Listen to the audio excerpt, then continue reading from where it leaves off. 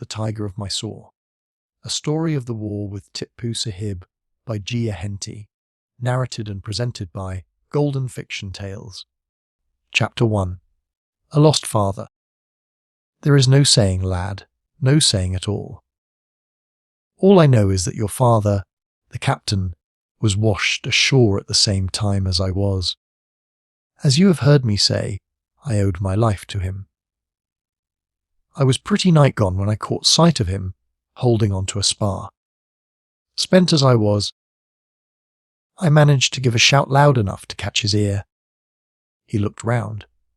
I waved my hand and shouted, "Goodbye, Captain!" Then I sank lower and lower, and felt that it was all over when, half in a dream, I heard your father's voice shout, "Hold on, Ben!" I gave one more struggle, and then I felt him catch me by the arm. I don't remember what happened until I found myself lashed to the spar beside him. "That is right, Ben," he said cheerily. "As I held up my head, you will do now. I had a sharp tussle to get you here, but it is all right. We are setting inshore fast. Pull yourself together, for we shall have a rough time of it in the surf. Anyhow, we will stick together, come what may." As the waves lifted us up, I saw the coast, with its groves of coconuts almost down to the water's edge, and white sheets of surf running up high on the sandy beach. It was not more than 100 yards away, and the captain sang out, "Hurrah! There are some natives coming down. They will give us a hand." "Next time we came up on a wave," he said. "When we get close, Ben. We must cut ourselves adrift from this spar, or it will crush the life out of us. But before we do that, I will tie the two of us together." He cut a bit of rope from the raffle hanging from the spar, and tied one end round my waist and the other round his own, leaving about 5 fathoms loose between us. There, he shouted in my ear, "If either of us gets chucked well up, and the natives get a hold of him, the other must come up too. Now mind, Ben. Keep broadside onto the wave if you can, and let it roll you up as far as it will take you.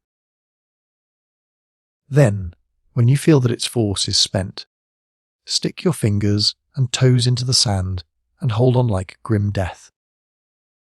Well, we drifted nearer and nearer until, just as we got to the point where the great waves tumbled over, the captain cut the lashings and swam a little away, so as to be clear of the spar. Then a big wave came towering up. I was carried along like a straw in a whirlpool. Then there was a crash that pretty nigh knocked the senses out of me. I do not know what happened afterwards. It was a confusion of white water rushing past and over me. Then for a moment I stopped, and at once made a clutch at the ground that I had been rolling over. There was a big strain, and I was hauled backwards as if a team of wild horses were pulling at me. Then there was a jerk, and I knew nothing more, till I woke up and found myself on the sands, out of reach of the surf. Your father did not come for half an hour.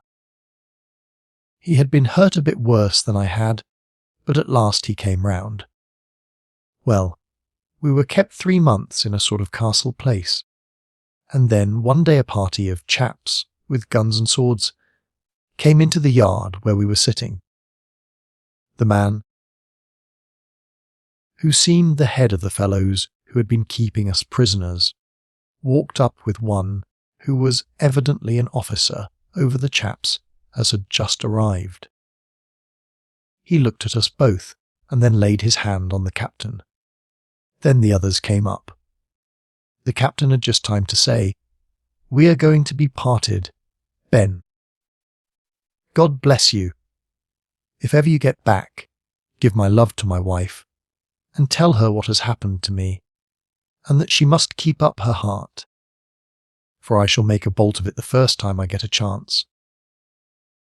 The next day, I was taken off to a place they call Calicut. There I stopped a year, and then the Rajah of the place joined the English against Tipu, who was lord of all the country, and I was released. I had got, by that time, to talk their lingo pretty well, though I have forgotten it all now. And I had found out that the chaps who had taken your father away were a party sent down by Tipu, who, having heard that 2 Englishmen had been cast on shore, had insisted upon one of them being handed over to him. It is known that a great many of the prisoners in Tipu's hands have been murdered in their dungeons. He has sworn, over and over again, that he has no European prisoners, but everyone knows that he has numbers of them in his hands. Whether the captain is one of those who have been murdered, or whether he is still in one of Tipu's dungeons, is more than I or anyone else can say. Well, as I have told you, Ben, that is what we mean to find out.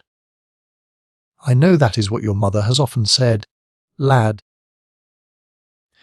but it seems to me that you have more chance of finding the man in the moon than you have of learning whether your father is alive or not. Well, we are going to try, anyhow, Ben. I know it's a difficult job, but Mother and I have talked it over ever since you came home with the news. 3 years ago, so I have made up my mind, and nothing can change me. You see, I have more chances than most people would have. Being a boy is all in my favour, and then, I talk the language just as well as English. Yes, of course that is a pull, and a big one.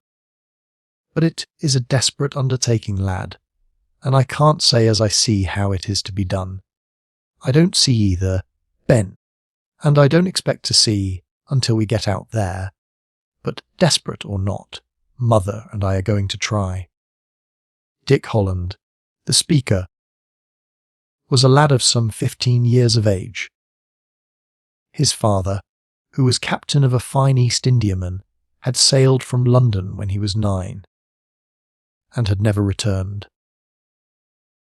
No news had been received of the ship after she touched at the Cape, and it was supposed that she had gone down with all hands, until, nearly 3 years later, her boatswain, Ben Burkitt, had entered the East India Company's office and reported that he himself and the captain had been cast ashore on the territories of the Rajah of Korg, the sole survivors, as far as he knew, of the Hoadley. After an interview with the directors, he had gone straight to the house at Shadwell inhabited by Mrs. Holland. She had left there, but had removed to a smaller one a short distance away, where she lived upon the interest of the sum that her husband had invested from his savings, and from a small pension granted to her by the company. Mrs. Holland was a half-caste, the daughter of an English woman who had married a young Rajah. Her mother's life had been a happy one, but when her daughter had reached the age of 16, she died, obtaining on her death the Rajah's consent that the girl should be sent to England to be educated, while her son, who was 3 years younger, should remain with his father. Over him she had exercised but little influence. He had been brought up like the sons of other native princes, and, save for his somewhat light complexion, the English blood in his veins would never have been suspected. Margaret, on the other hand, had been under her mother's care, and as the latter had always hoped that the girl would, at any rate for a time, go to her family in England. She had always conversed with her in that language, and had, until her decreasing strength rendered it no longer possible, given her an English education. In complexion and appearance, she took far more after her English mother than the boy had done, and, save for her soft, dark eyes and glossy, jet-black hair, might have passed as of pure English blood. When she sailed, it was with the intention of returning to India in the course of a few years, but this arrangement was overthrown by the fact that on the voyage, John Holland, the handsome young first mate of the Indiaman, completely won her heart, and they were married a fortnight after the vessel came up the Thames. The matter would not have been so hurried had not a letter she posted on landing to her mother's sister, who had promised her a home, received an answer written in a strain which determined her to yield, at once, to John Holland's pressing entreaties that they should be married without delay. Her aunt had replied that she had consented to overlook the conduct of her mother in uniting herself to a native, and to receive her for a year at the rectory, but that her behaviour, in so precipitately engaging herself to a rough sailor, rendered it impossible to countenance her. As she stated that she had come over with a sum sufficient to pay her expenses, while in England, she advised her to ask the captain, who, by the way, must have grossly neglected his duties by allowing an intimacy between her and his mate, to place her in some school where she would be well looked after until her return to India. The Indian blood in Margaret's veins boiled fiercely, and she wrote her aunt a letter which caused that lady to congratulate herself on the good fortune that had prevented her from having to receive, under her roof, a girl of so objectionable and violent a character. Although the language that John Holland used concerning this letter was strong. Indeed, he was well satisfied, as he had foreseen that it was not probable Margaret's friends would have allowed her to marry him without communicating with her father, and that the Rajah might have projects of his own for her disposal. He laid the case before the captain, who placed her in charge of his wife until the marriage took place. Except for the long absences of her husband, Margaret's life had been a very happy one, and she was looking forward to the time when, after another voyage, he would be able to give up his profession and settle down upon his savings. When months passed by, and no news came of the Hopefully having reached port, Mrs. Holland at once gave up her house and moved into a smaller one, for, although her income would have been sufficient to enable her to remain where she was, she determined to save every penny she was able for the sake of her boy. She was possessed of strong common sense and firmness of character, and when Ben Birkett returned with his tale, he was surprised at the composure with which she received it. "I have always," she said, "had a conviction that John was still alive, and have not allowed Dick to think of his father as dead.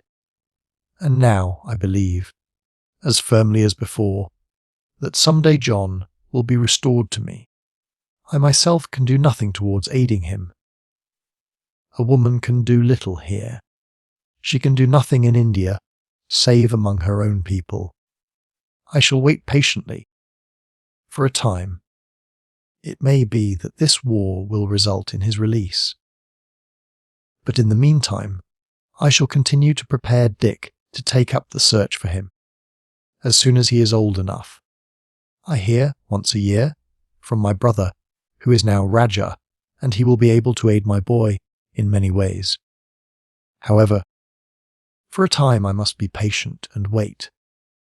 I have learnt to wait during my husband's long absences, and besides, I think that the women of India are a patient race.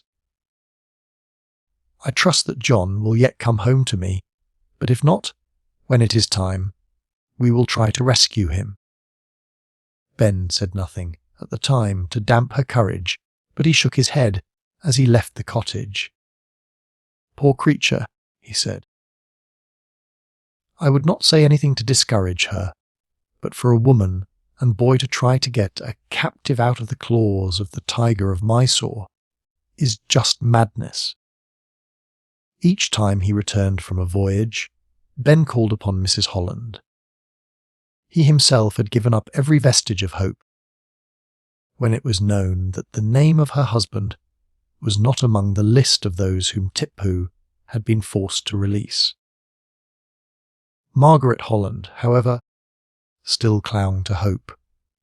Her face was paler, and there was a set, pathetic expression in it, so when she spoke of her husband as being still alive. Ben would sooner have cut out his tongue than allow the slightest word, indicative of his own feeling of certainty as to the captain's fate, to escape him, and he always made a pretence of entering warmly into her plans.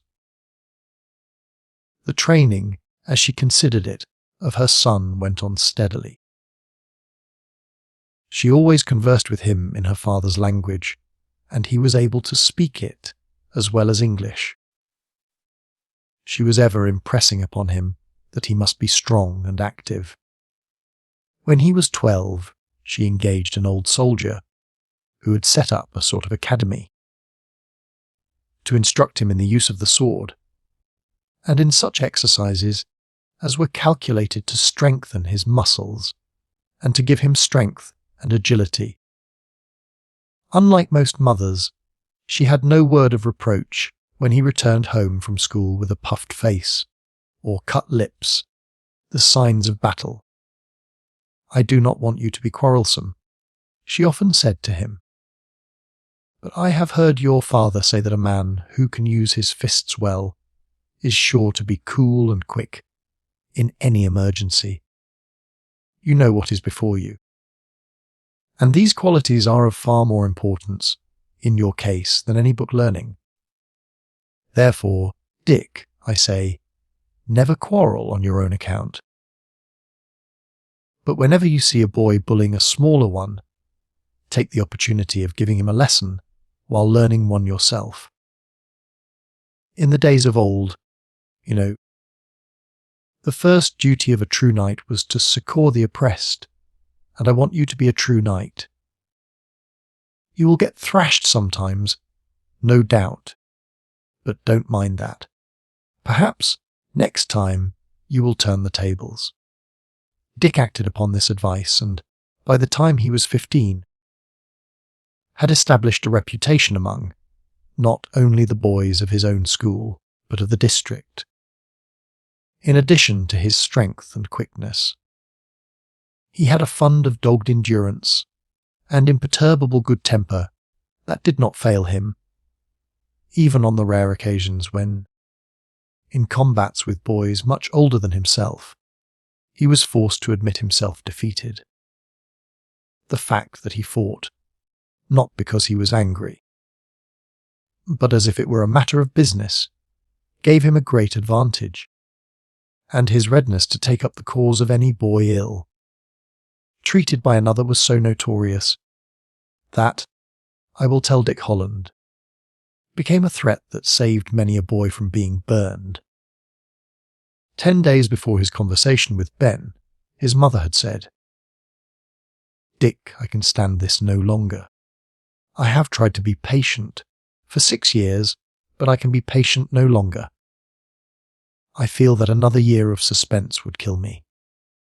Therefore, I have made up my mind to sail at once.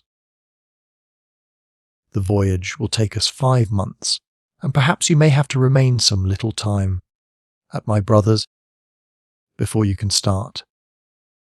Now that the time is come, I think that perhaps I am about to do wrong, and that it may cost your life.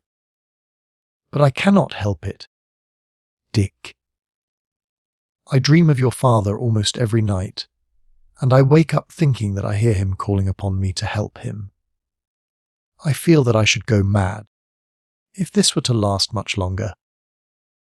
"I am ready, mother," the boy said earnestly. "I have been hoping for some time that you would say you would start soon. And though I have not, of course, the strength of a man, I think that will be more than made up by the advantage I should have, as a boy, in looking for my father, and at any rate, from what you tell me, I should think that I am quite as strong as an average native your country. Anyhow, mother, I am sure that it will be best for us to go now. It must have been awful for you, waiting all this time. And though you have never said anything about it, I have noticed for a long time that you were looking ill, and was sure that you were worrying terribly. What would be the use of staying any longer? I should not be very much stronger in another year than I am now, and a year would seem an age to father." And so it was settled, and Mrs. Holland at once began to make preparations for their departure. She had already, without saying anything to Dick, given notice that she should give up the house. She had, during the 6 years, saved a sum of money amply sufficient for the expenses of the journey and outfit, and she had now only to order clothes for herself and Dick, and to part with her furniture. Ben, on his return, had heard with grave apprehension that she was about to carry out her intention, but, as he saw that any remonstrance on his part would be worse than useless, he abstained from offering any, and warmly entered into her plans. After an hour's talk, he had proposed to Dick to go out for a stroll with him. "I am glad to have a talk with you, Ben," Dick said. "Of course, I have heard from Mother what you told her when you came home, but I shall be glad to hear it from you, so as to know exactly how it all was. You know she feels sure that Father is still alive. I should like to know what your opinion really is about it. Of course, it will make no difference, as I should never say anything to her. But I should like to know whether you think there is any possibility of his being alive." To this Ben had replied as already related. He was silent when Dick asserted that, desperate or not, he intended to carry out his mother's plan. "I would not say as I think it altogether desperate, as far as you are concerned," he said thoughtfully. "It don't seem to me as there is much chance of your ever getting news of your father, lad, and as to getting him out of prison, if you do come to hear of him, why, honest, what, I would not give a quid of Baxi for your chance. But I don't say as I think that it is an altogether desperate job, as far as you are concerned yourself. Talking their lingo as you do, it's just possible as you might be able to travel about, in disguise, without anyone finding you out, especially as the Rajah, your uncle, ought to be able to help you a bit, and put you in the way of things, and perhaps send some trusty chap along with you.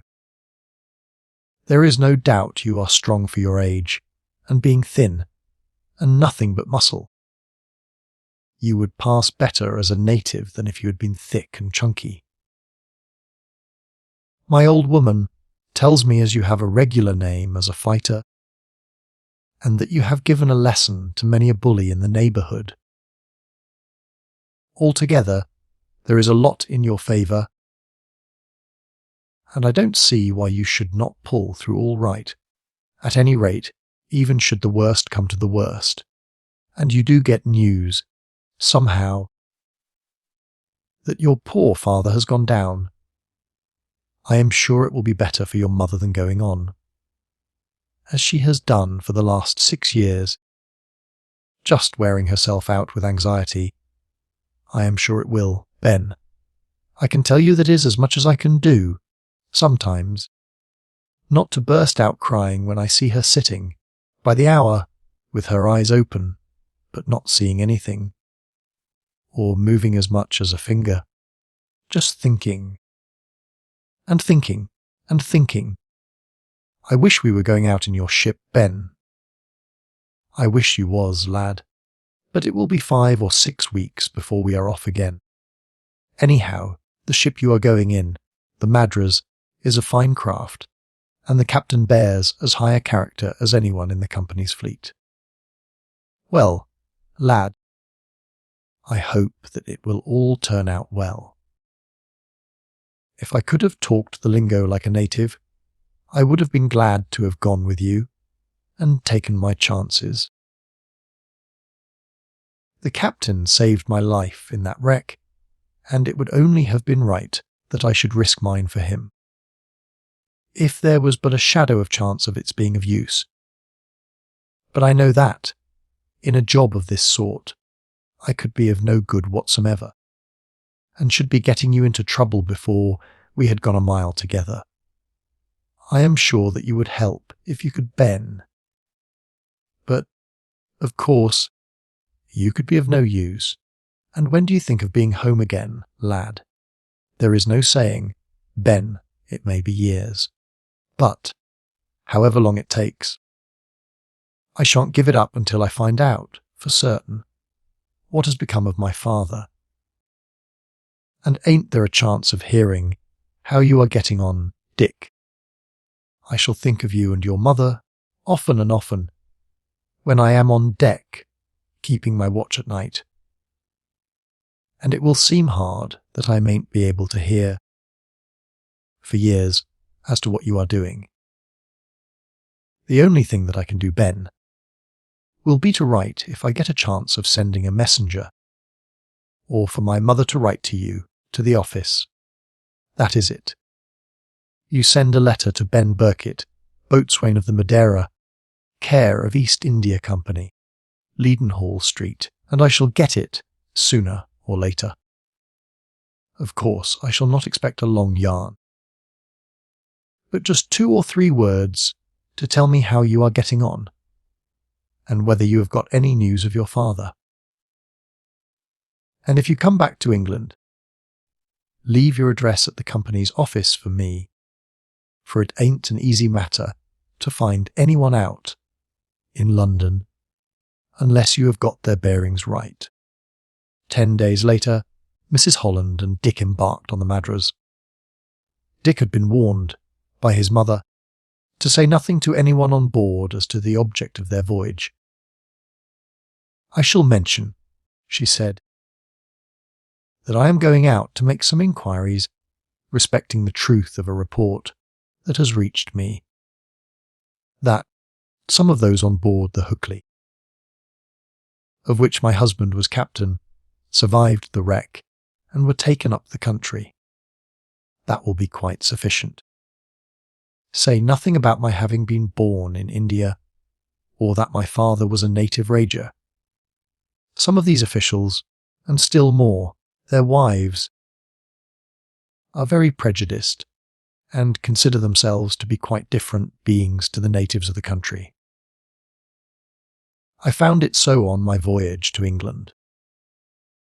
At any rate, we don't want our affairs talked about. It will be quite sufficient for people to know that we are, as I said, going out to make some inquiries about the truth of this rumour. All right, Mother. At any rate, the captain has told you that he will look after you and make things comfortable for you, so we need not care about anything else. We certainly need not care, Dick, but it is much more agreeable to get on nicely with everyone. I was very pleased when Captain Barstow called yesterday and said that, having heard at the office that the Mrs. Holland on the passenger list was the widow of his old shipmate, John Holland, he had come round to see if there was anything that he could do for her, and he promised to do all in his power to make us comfortable. Of course, I told him that I did not regard myself as Captain Holland's widow, that all we knew was that he had got safely ashore and had been taken up to Mysore, and as I had a strong conviction he was still alive, I was going out to endeavour to ascertain, from native sources, whether he was still living. "Well, ma'am, I hope that you will succeed," he said. "All this is new to me. I thought he was drowned when the Hufli went ashore. Anyhow, Mrs. Holland, I honour you for making this journey just on the off chance of hearing something of your husband, and you may be sure I will do all I can to make the voyage a pleasant one for you.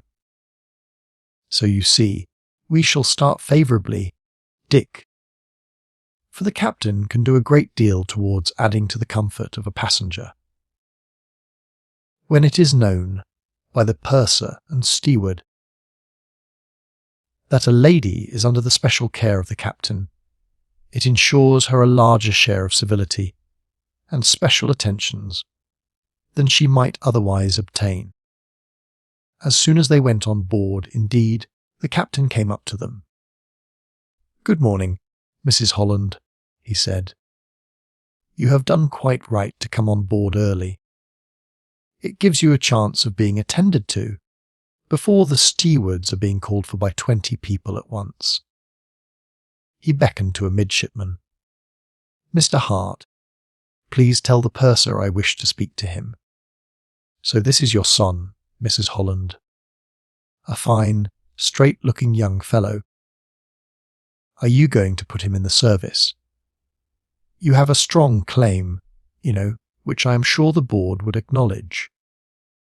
Do you know, Captain, it is a matter that I have hardly thought of. In fact, I have, for years, been so determined to go out and try and obtain some news of my husband. As soon as Dick was old enough to journey about as my protector, that I have not thought, as I ought to have done, what profession he should follow. However, he is only 15 yet, and there will be time enough when he gets back.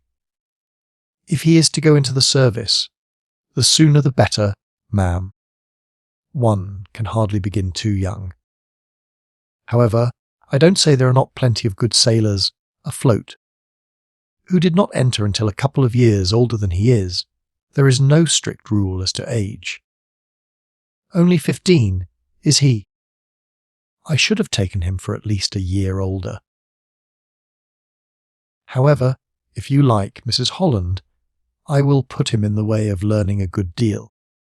During the voyage, he might as well be doing that as loafing about the deck all day. Much better, Captain. I am very much obliged to you, and I am sure that he will be too." "I should like it immensely, Captain," Dick exclaimed. At this moment, the purser came up.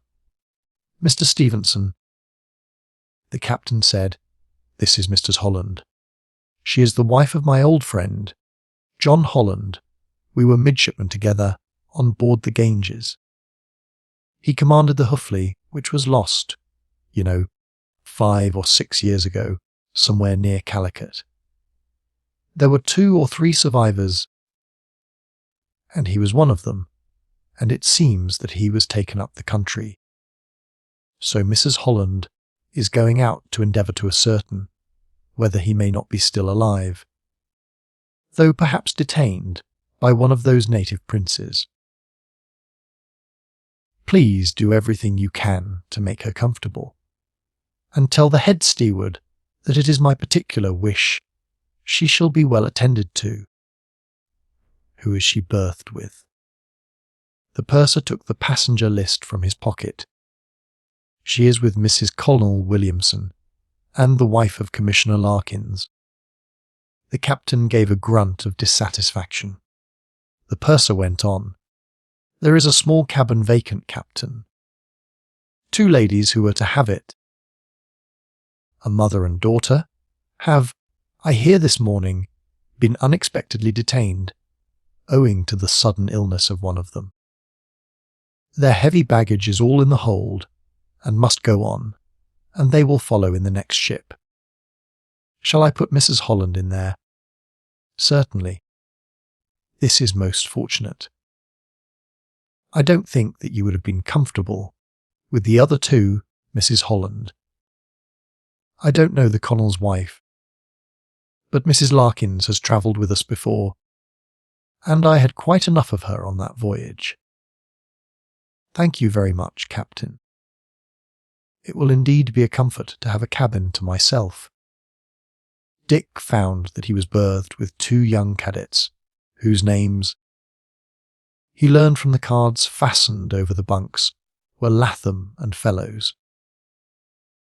Half an hour after the arrival of the Hollands on board, the passengers began to pour in rapidly, and the deck of the Madras was soon crowded with them, their friends, and their luggage. Below, all was bustle and confusion. Men shouted angrily to stewards, women, laden with parcels, blocked the gangway, and appealed helplessly to everyone for information and aid. Sailors carried down trunks and portmanteaus, and Mrs. Holland, when she emerged from her cabin, having stowed away her belongings and made things tidy, congratulated herself on having been the first on board, and so had not only avoided all this confusion, but obtained a separate cabin, which she might not otherwise have been able to do, as the captain would have been too busy to devote any special attention to her. After having handed her over to the care of the purser, a Captain Barstow had spoken to the second officer, who happened to be passing. "Mr. Rawlinson," he said, "this is the son of my old friend, Captain Holland. He is going out with his mother. I wish you would keep your eye upon him, and let him join the midshipmen in their studies with you. In the morning. Possibly he may enter the service, and it will be a great advantage to him to have got up navigation a bit before he does so. At any rate, it will occupy his mind and keep him out of mischief. A lad of his age would be like a fish out of water among the passengers on the quarterdeck. Sir, I will do what I can for him." And he hurried away. Dick saw that, for the present, there was nothing to be done but to look on, and it was not until the next morning, when the Madras was making her way south, outside the Goodwins, that the second officer spoke to him. "Ah, there you are, lad. I have been too busy to think of you, and it will be another day or two before we settle down to regular work. However, I will introduce you to one or two of the midshipmen, and they will make you free of the ship." Dick was, indeed, already beginning to feel at home. The long table, full from end to end, had presented such a contrast to his quiet dinner with his mother, that, as he sat down beside her and looked round, he thought he should never get to speak to anyone throughout the voyage. However, he had scarcely settled himself when a gentleman in a naval uniform, next to him, made the remark, "Well, youngster, what do you think of all this? I suppose it is all new to you." "It is, sir. It seems very strange at first, but I suppose I shall get accustomed to it." "Oh, yes. You will find it pleasant enough by and by. I am the ship's doctor. The purser has been telling me about you and your mother. I made one voyage with your father. It was my first, and a kinder captain I never sailed with. I heard from the purser that there seems to be a chance of his being still alive, and that your mother is going out to try and find out something about him. I hope, most sincerely, that she may succeed in doing so. but he has been missing a long time now. Still, that is no reason why she should not find him. There have been instances where men have been kept for years by some of these rascally natives. Why, goodness only knows, except, I suppose, because they fear and hate us, and think that, some time or other, an English prisoner may be useful to them. Your mother looks far from strong," he went on as he glanced across Dick to Mrs. Holland, who was talking to a lady on the other side of her. "Has she been ill?" "No, sir. I have never known her ill, yet. She has been worrying herself a great deal. She has waited so long, because she did not like to go out until she could take me with her. She has no friends in England with whom she could leave me. She looks a good deal better now than she did a month ago. I think directly she settled to come out and had something to do, she became better. That is quite natural, the doctor said. There is nothing so trying as inactivity. I have no doubt that the sea air will quite set her up again. It performs almost miracles on the homeward-bound passengers. They come on board looking pale and listless and washed out at the end of a month at sea. They are different creatures altogether. The purser had taken pains to seat Mrs. Holland at table, next to a person who would be a pleasant companion for her, and the lady she was now talking to was the wife of a chaplain in the army. She had, a year before, returned from India in the Madras, and he knew her to be a kind and pleasant woman. Dick did not care for his cabin mates. They were young fellows of about 18 years of age. One was a nephew of a director of the company, the other the son of a high Indian official.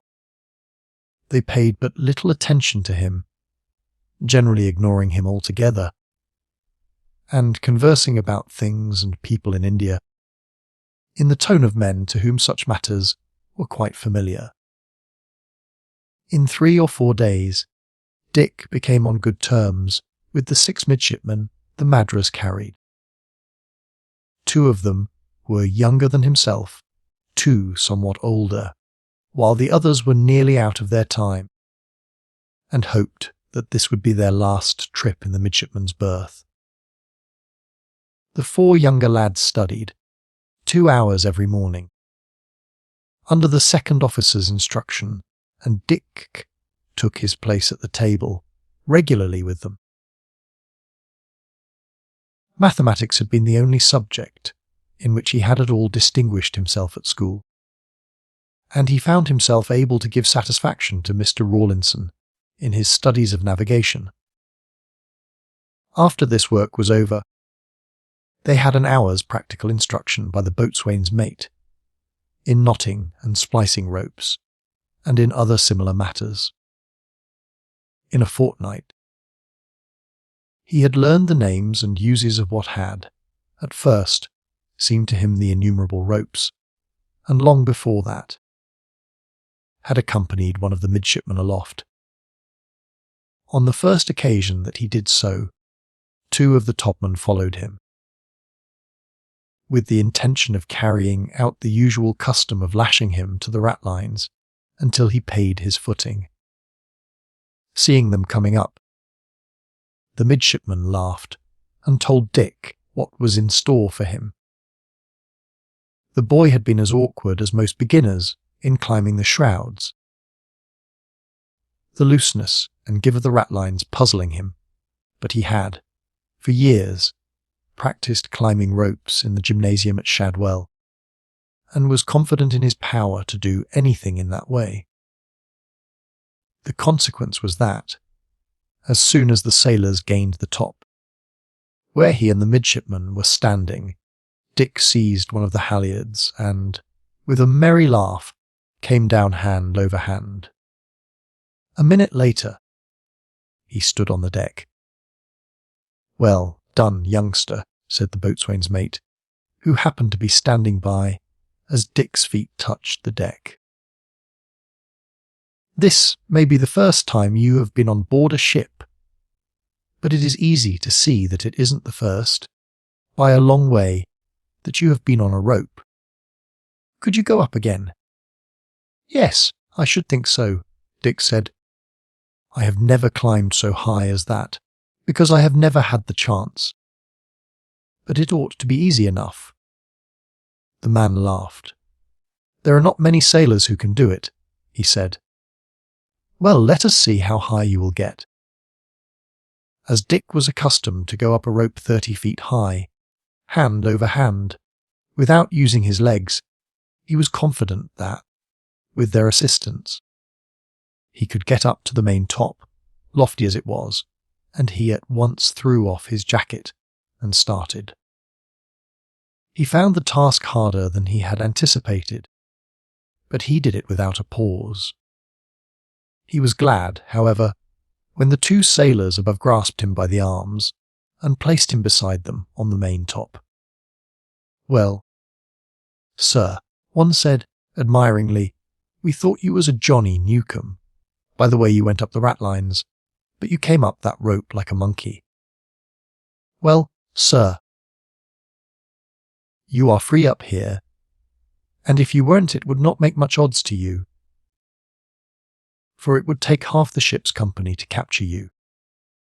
"I don't want to get off paying my footing," Dick said, pulling 5 shillings from his pocket and handing them to the sailors.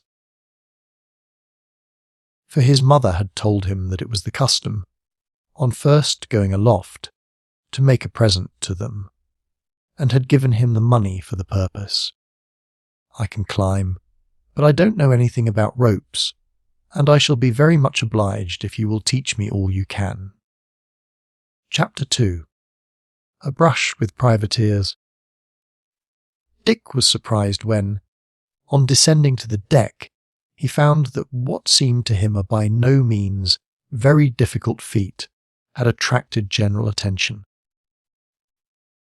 Not only did half a dozen of the sailors pat him on the back, with exclamations expressive of their surprise and admiration, but the other midshipmen spoke quite as warmly, the eldest saying, "I could have got up the rope, Holland, but I could not have gone up straight, as you did, without stopping for a bit to take breath.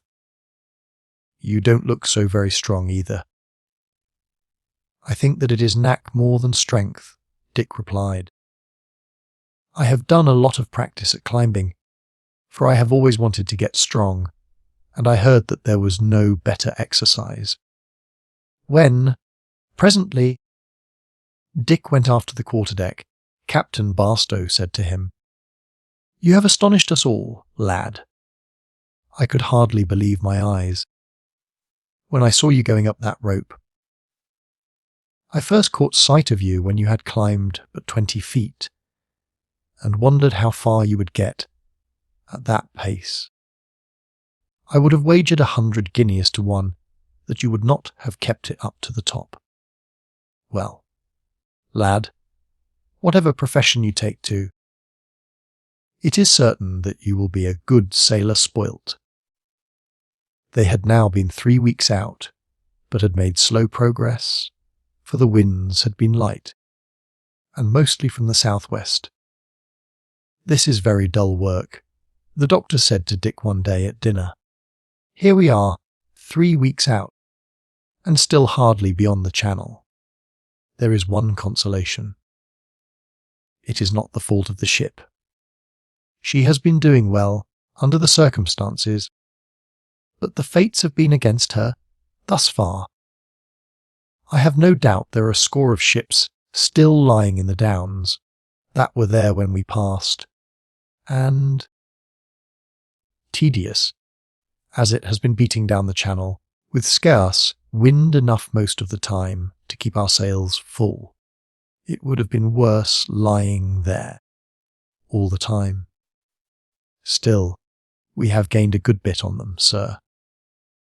If the wind were to change round, say to the northeast, and they brought it along with them, They would soon make up for lost time, for it would not take them 3 days to run here. However, we shall begin to do better soon. I heard the captain say that he should change his course tomorrow. We are somewhere off Cork, and when he makes a few miles more westing, he will bear away south. If we had had a favourable wind, we should have taken our departure from the start. But with it in this quarter, we are obliged to make more westing before we lay her head on her course. Or we should risk getting in too close to the French coast, and their privateers are as thick as peas there. But we should not be afraid of a French privateer, Doctor. Well, not altogether afraid of one, but they very often go in couples, and sometimes 3 of them will work together. I don't think one privateer alone would venture to attack us, though she might harass us a bit and keep up a distant fire in hopes that another might hear it and bear down to her aid. But it is always as well to keep free of them, if one can. You see, an unlucky shot might knock one of our sticks out of us, which would mean delay and trouble, if no worse. We had a sharp brush with 2 of them on the last voyage, but we beat them off. We were stronger then than we are now, for we had 200 troops on board, and should have astonished them if they had come close enough to try boarding. In fact, we were slackening our fire to tempt them to do so, when they made out that a large craft coming up Arston was an English frigate, and sheered off. I don't know what the end of it was, but I rather fancy they were taken. The frigate followed them, gaining fast, and, later on, we could hear guns in the distance. You did not join in the chase then, Doctor? Oh no. Our business is not fighting. If we are attacked, of course we defend ourselves. But we don't go a foot out of our way if we can help it. 3 weeks at sea had done wonders for Mrs. Holland. Now that she was fairly embarked upon her quest, the expression of anxiety gradually died out. The sea air braced up her nerves, and, what was of still greater benefit to her, she was able to sleep soundly and dreamlessly, a thing she had not done for years. Dick was delighted at the change in her. "You look quite a different woman, Mother," he said. "I don't think your friends at Shadwell would know you, if they were to see you now." "I feel a different woman, Dick. I have not felt so well and so bright since your father sailed on his last voyage. I am more convinced than ever that we shall succeed. I have been trying very hard, for years, to be hopeful, but now I feel so without trying. Of course, it is partly this lovely weather and the sea air and sleeping so well, and partly because everyone is so kind and pleasant." As soon as the Madras had been headed for the south, she began to make better way. The wind freshened somewhat, but continued in the same quarter. Grumbling ceased over the bad luck they were having, and hopeful anticipations that, after all, they would make a quick passage were freely indulged in. On the 4th day after changing her course, she was off the coast of Spain, which was but 150 miles distant. At noon that day the wind dropped suddenly, and, an hour later, it was a dead calm. "We are going to have a change, Dick," the doctor said, as he stopped by the lad, who was leaning against the bulwark, watching a flock of seabirds that were following a shoal of fish, dashing down among them with loud cries, and too intent upon their work to notice the ship lying motionless 100 yards away. "What sort of a change, Doctor?" "Most likely a strong blow, though from what quarter it is too soon to say. However, we have no reason to grumble. After nearly a month of light winds, we must expect a turn of bad weather. I hope it will come from the north. That will take us down to the latitude of Madeira, and beyond that we may calculate upon another spell of fine weather, until we cross the line. As the afternoon wore on, the weather became more dull. There were no clouds in the sky, but the deep blue was dimmed by a sort of haze. Presently, after a talk between the captain and the first officer, the latter gave the order, "All hands take in sail." The order had been expected, and the men at once swarmed up the rigging. In a quarter of an hour, all the upper sails were furled. The light spars were then sent down to the deck.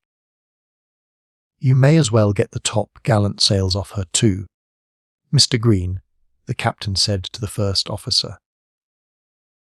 "It is as well to be prepared for the worst. It is sure to blow pretty hard when the change comes." The top gallant sails were got in, and when the courses had been brailed up and secured, the hands were called down. Presently the captain, after going to his cabin, rejoined Mr. Green. "The glass has gone up again," Dick heard him say. "That looks as if it were coming from the north, sir." "Yes, with some east in it." "It could not come from a better quarter." He turned and gazed steadily in that direction. "Yes, there is dark water over there." "So there is, sir." "That is all right. I don't mind how hard it blows, so that it does but come on gradually." "I agree with you. These hurricane bursts, when one is becalmed, are always dangerous, even when one is under bare poles." Gradually the dark line on the horizon crept up towards the ship. As it reached her, the sails bellied out, and she began to move through the water. The wind increased in strength rapidly, and in half an hour she was running south at 10 or 11 knots an hour.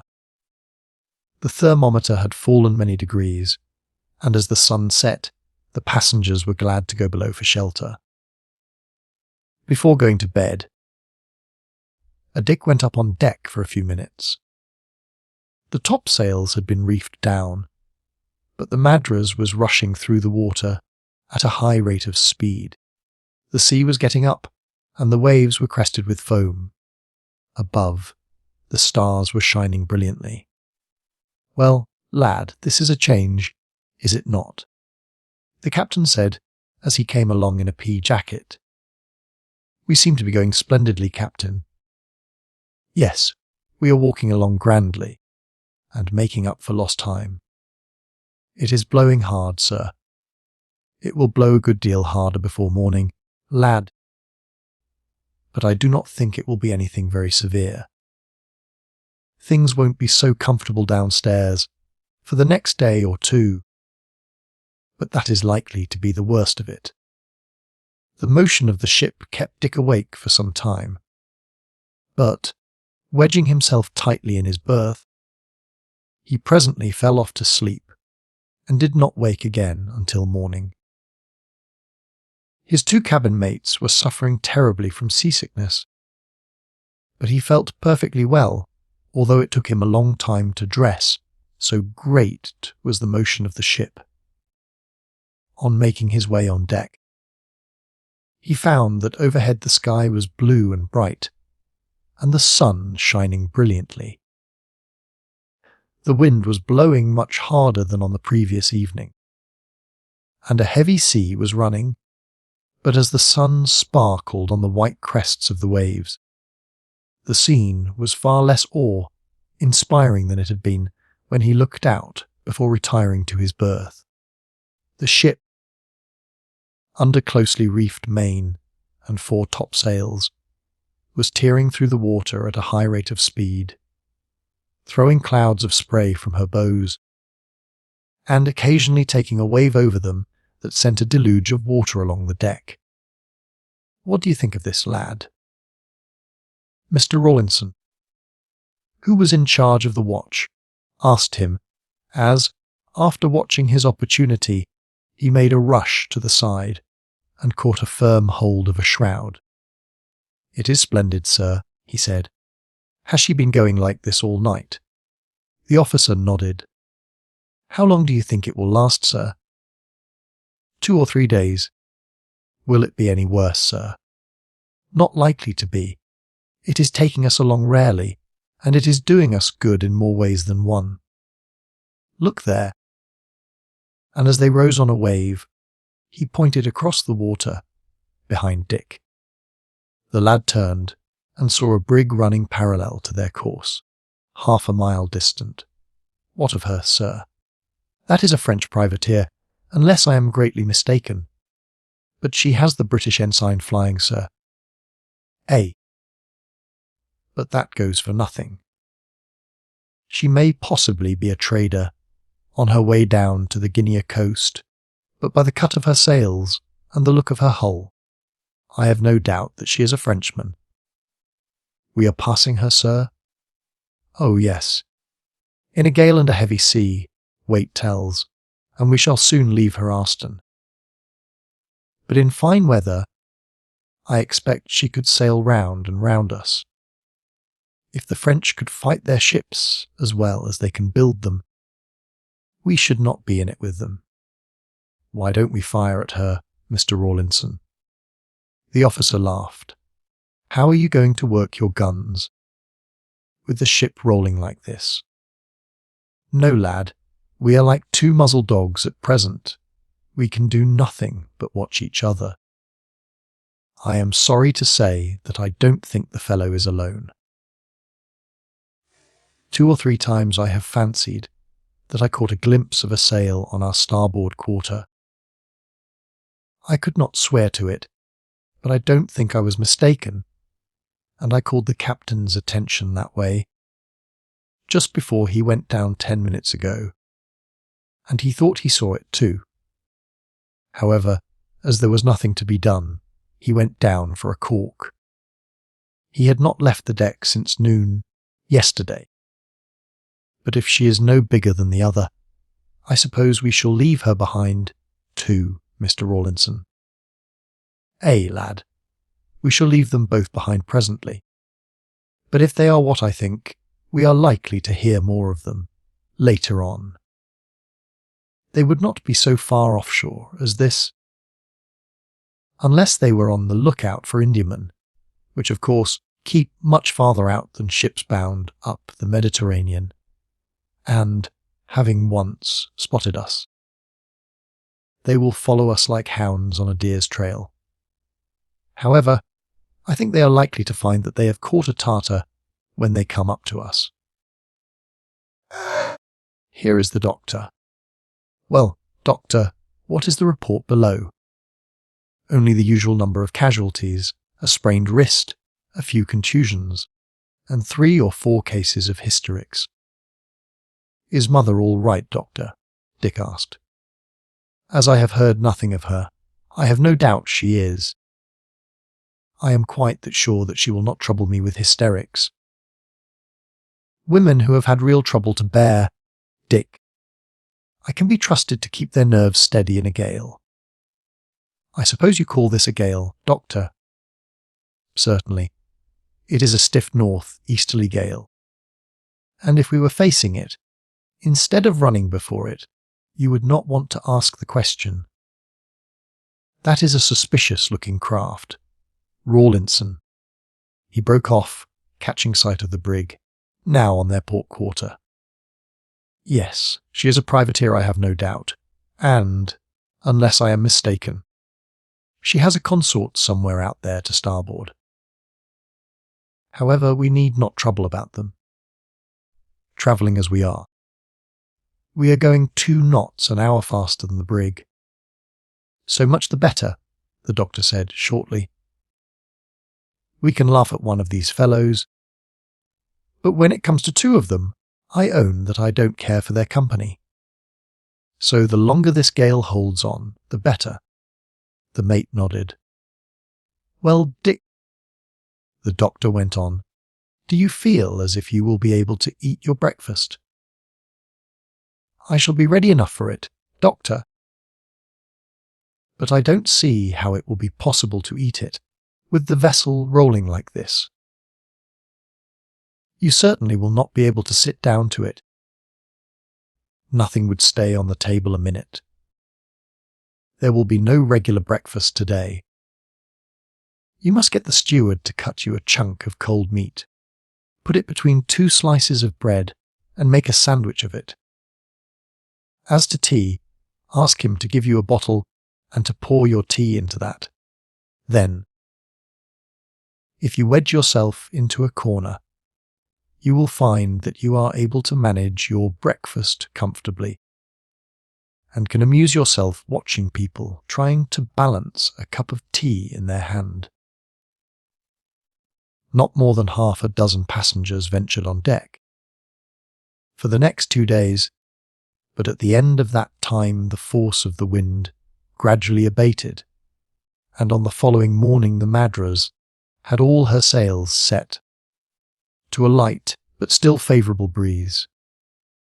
Madeira had been passed, to Dick's disappointment, but, except for a fresh supply of vegetables, there was no occasion to put in there, and the captain grudged the loss of a day, while so favourable a wind was taking them along. "Do you think we shall see anything of that brig again, doctor?" Dick asked, as, for the first time since the wind sprang up, the passengers sat down to a comfortable breakfast. "There is no saying, Dick.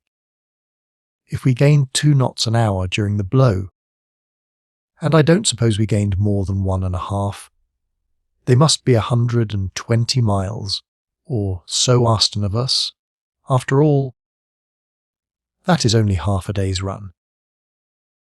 I think they are pretty sure to follow us for a bit, for they will know that, in light winds, they travel faster than we do. And if we get becalmed, while they still hold the breeze, they will come up hand over hand. It is likely enough that, in another 3 days or so, we may get a sight of them behind us." This was evidently the captain's opinion also, for during the day the guns were overhauled, and their carriages examined, and the muskets brought up on deck and cleaned. On the following day the men were practised at the guns, and then had pike and cutlass exercise. None of the passengers particularly noticed these proceedings, for Dick had been warned by the captain to say nothing about the brig, and as he was the only passenger on deck at the time, no whisper of the privateers had come to the ears of the others. The party were just going down to lunch, on the 3rd day, when a lookout in the maintop hailed the deck. A sail, Aston. "How does she bear?" "She is dead astern of us, sir, and I can only make out her upper sails. I should say that they are her royals." Mr. Green ran up with his telescope slung over his shoulder. "I cannot make much out of her, sir," he shouted to the captain. "She may be anything. She must be nearly 30 miles astern.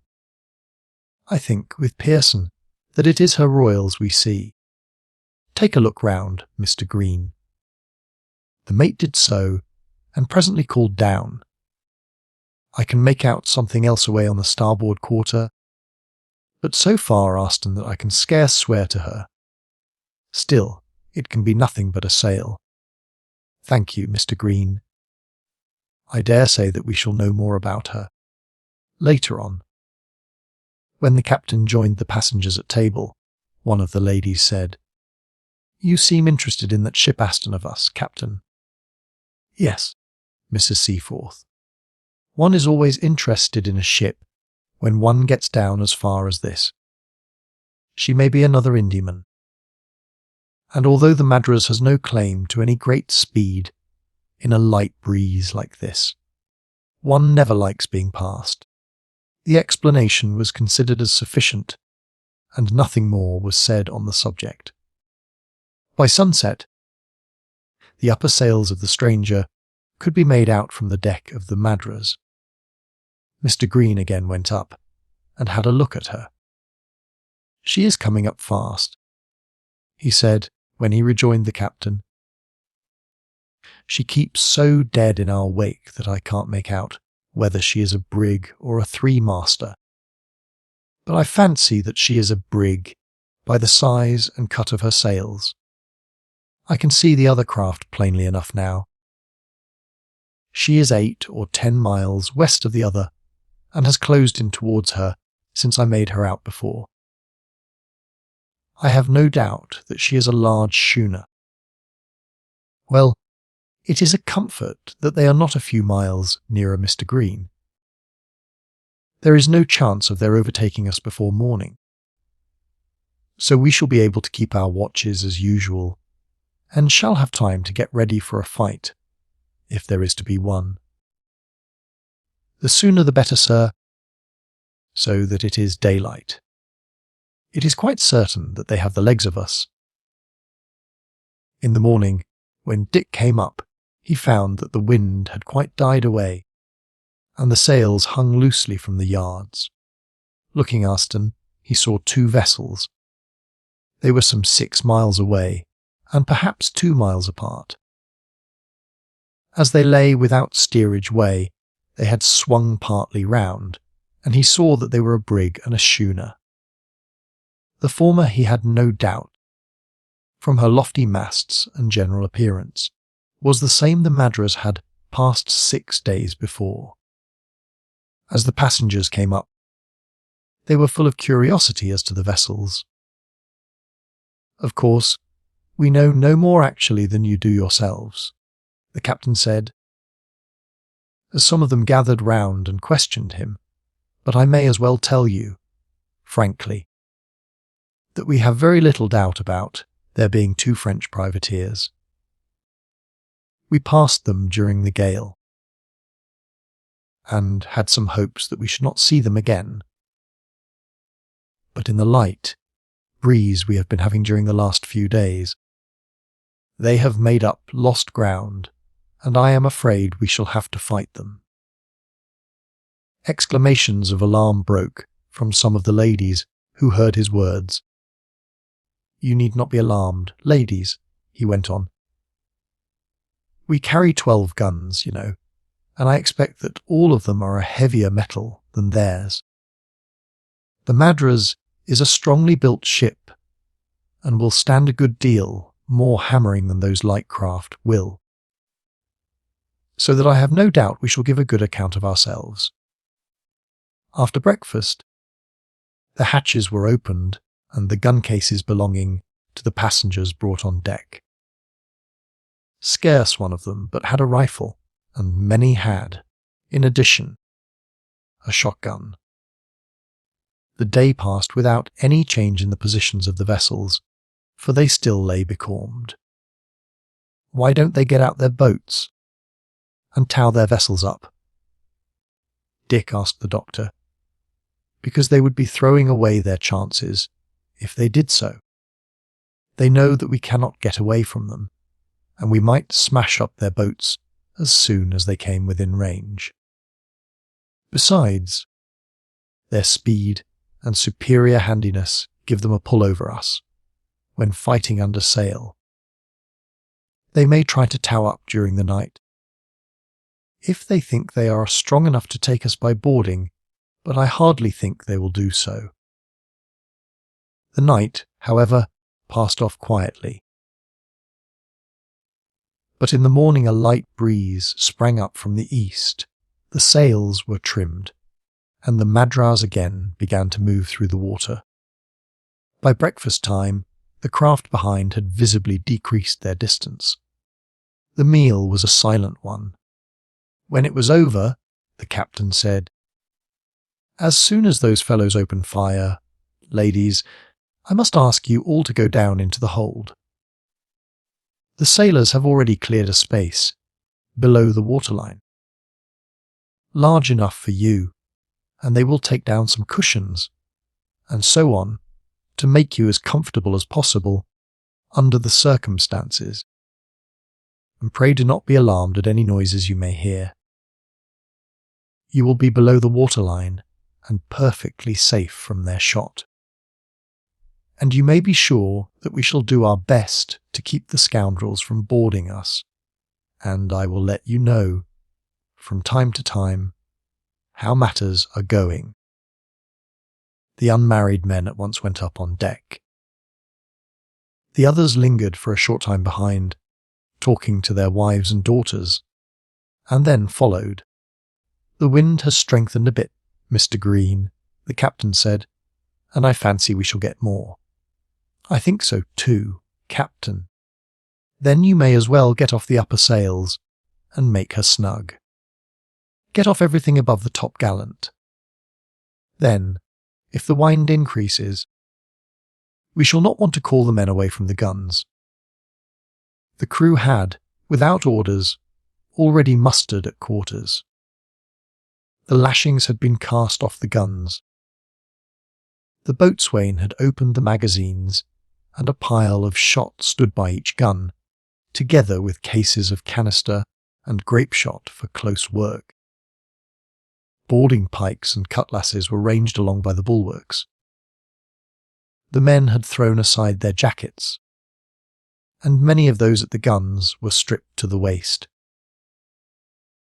Some of them were laughing and talking, and Dick saw, by their air of confidence, that they had no doubt of their ability to beat off the assault of the privateers. The latter were the first to open the ball. A puff of smoke burst out from the brig's bows, followed almost instantly by one from the schooner. Both shots fell short, and, for a quarter of an hour, the three vessels kept on their way. "We have heavier metal than that," the captain said, cheerfully, "and I have no doubt we could reach them. But it is not our game to play at long bowls, for it is probable that both of them carry a long pivot gun. And if they were to draw off a bit, they could annoy us amazingly, while we could not reach them." Presently the privateers opened fire again. They were now about a mile away, and the same distance from each other. Their shot fell close to the Indiaman, and 2 or 3 passed through her sails. Still no reply was made. The men at the guns fidgeted, and kept casting glances towards the poop, in expectation of an order. It came at last, but was not what they had expected. "A double shot your guns, men," the captain said. Scarcely was the order obeyed when the brig, which was now on the port quarter, luffed up a little into the wind and fired a broadside of 8 guns. There was a crashing of wood. The Madras was hulled in 3 places. 2 more holes appeared in her sails, while the other shot passed harmlessly just astern of her. There was an angry growl among the sailors. As the schooner bore away a little, and also fired her broadside, except that a man was struck down by a splinter from the bulwarks, no damage was done. "Bear up a little," the captain said to the second officer, who was standing by the helmsman.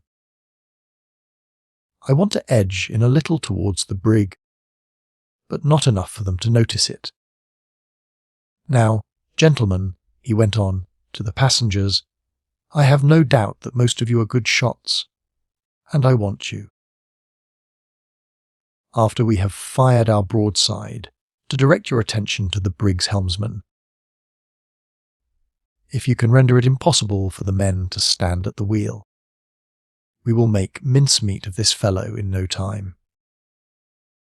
Directly I have fired our port broadside, I am going to bring her up into the wind on the opposite tack, and give him the starboard broadside at close quarters. Don't fire until we have gone about, and then pick off the helmsman, if you can. Get ready, men." The brig was now but a little more than a quarter of a mile distant. aim at the foot of his mainmast, he went on.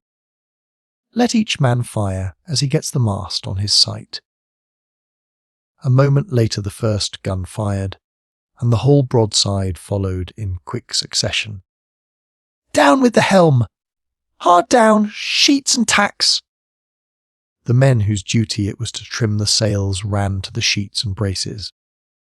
The Madras swept up into the wind, and, as her sails drew on the other tack, she came along on a course that would take her within 100 yards of the brig. As she approached, 3 rifles cracked out on her poop. One of the men at the helm of the brig fell, and as he did so, 6 more shots were fired, and as his companion dropped beside him, the brig, deprived of her helm, flew up into the wind.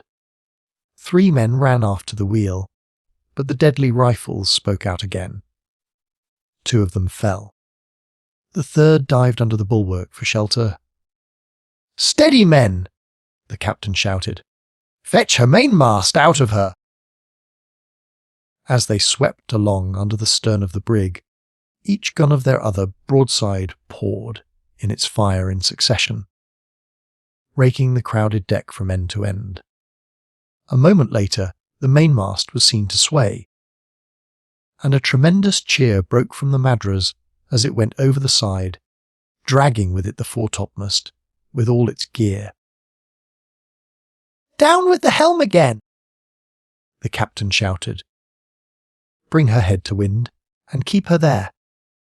The first officer sprang forward to see that the order was carried into effect, and a minute later the Indiaman lay, with her sails aback, at a distance of 100 yards, on the quarter of the brig. "Grape and canister!"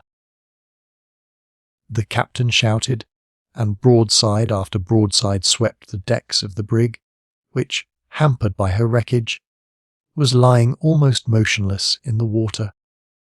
So terrible was the fire that the privateer's men threw down the axes with which they were striving to cut away the floating spars and ran below. "Double shot your guns, and give her one broadside between wind and water," the captain ordered. "Haul on the sheets and braces, Mr. Green, and get her on her course again. The schooner won't trouble us now." That craft had indeed, at first, luffed up to come to the assistance of her consort. But on seeing the fall of the latter's mast, and that she was incapable of rendering any assistance, had again altered her course, feeling her incapacity to engage so redoubtable an opponent single-handed. 3 hearty cheers broke from all on board the Madras as, after pouring in a broadside at a distance of 50 yards, she left the brig behind her and proceeded on her way. "Then you don't care about taking prizes, Captain?" one of the passengers said, as they crowded round to congratulate him upon his easy, and almost bloodless, victory. "No, taking prizes is not my business, and were I to weaken my crew, by sending some of them off in a prize, I might find myself short-handed if we met another of these gentlemen, or fell in with bad weather. Besides, she would not be worth sending home. The brig is signalling to her consort, sir," Mr. Green said, coming up. "Ay, I expect she wants help badly enough. I saw the chips fly close to her waterline as we gave her that last broadside. They are lowering a boat," one of the passengers said. "So they are. I expect they haven't got more than one that can swim." "I think she is settling down," the captain said, as he looked earnestly at the wreck Aston. "See how they are crowding into that boat, and how some of the others are cutting and slashing to get the wreckage clear of her. She is certainly a good bit lower in the water than she was," the first officer agreed. "The schooner has come round, and won't be long before she is alongside of her." There was no doubt that the brig was settling down fast.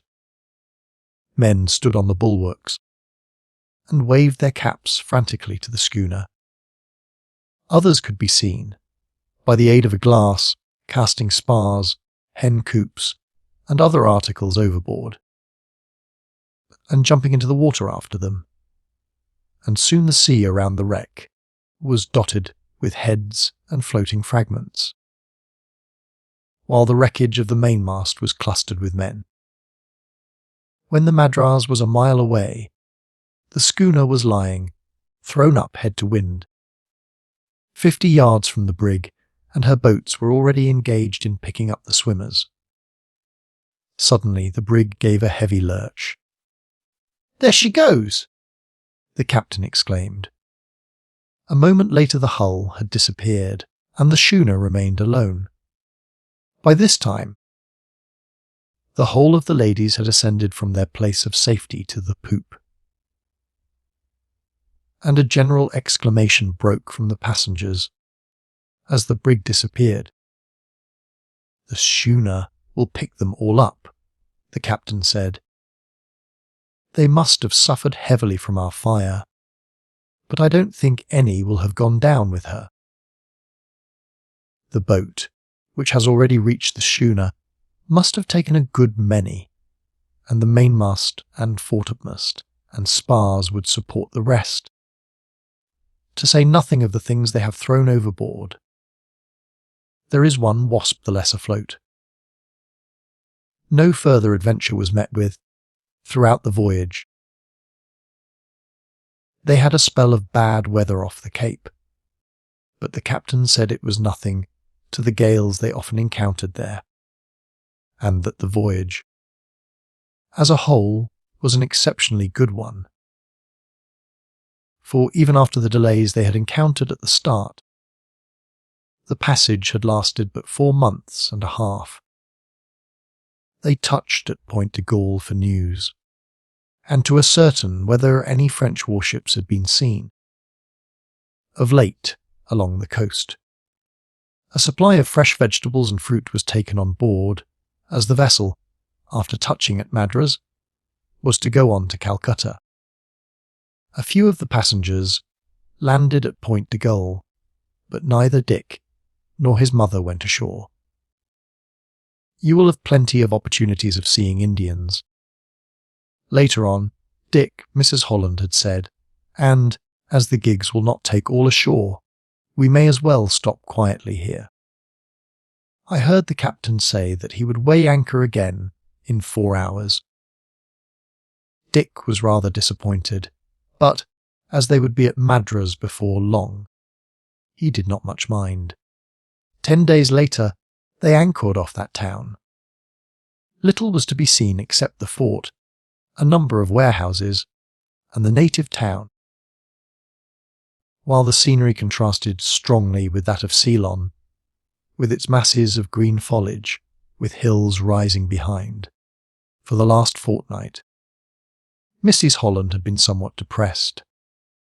Now that the voyage was nearly over, the difficulties of the task before her seemed greater than they had done when viewed from a distance, and she asked herself whether, after all, it would not have been wiser to have waited another 2 or 3 years until Dick had attained greater strength and manhood.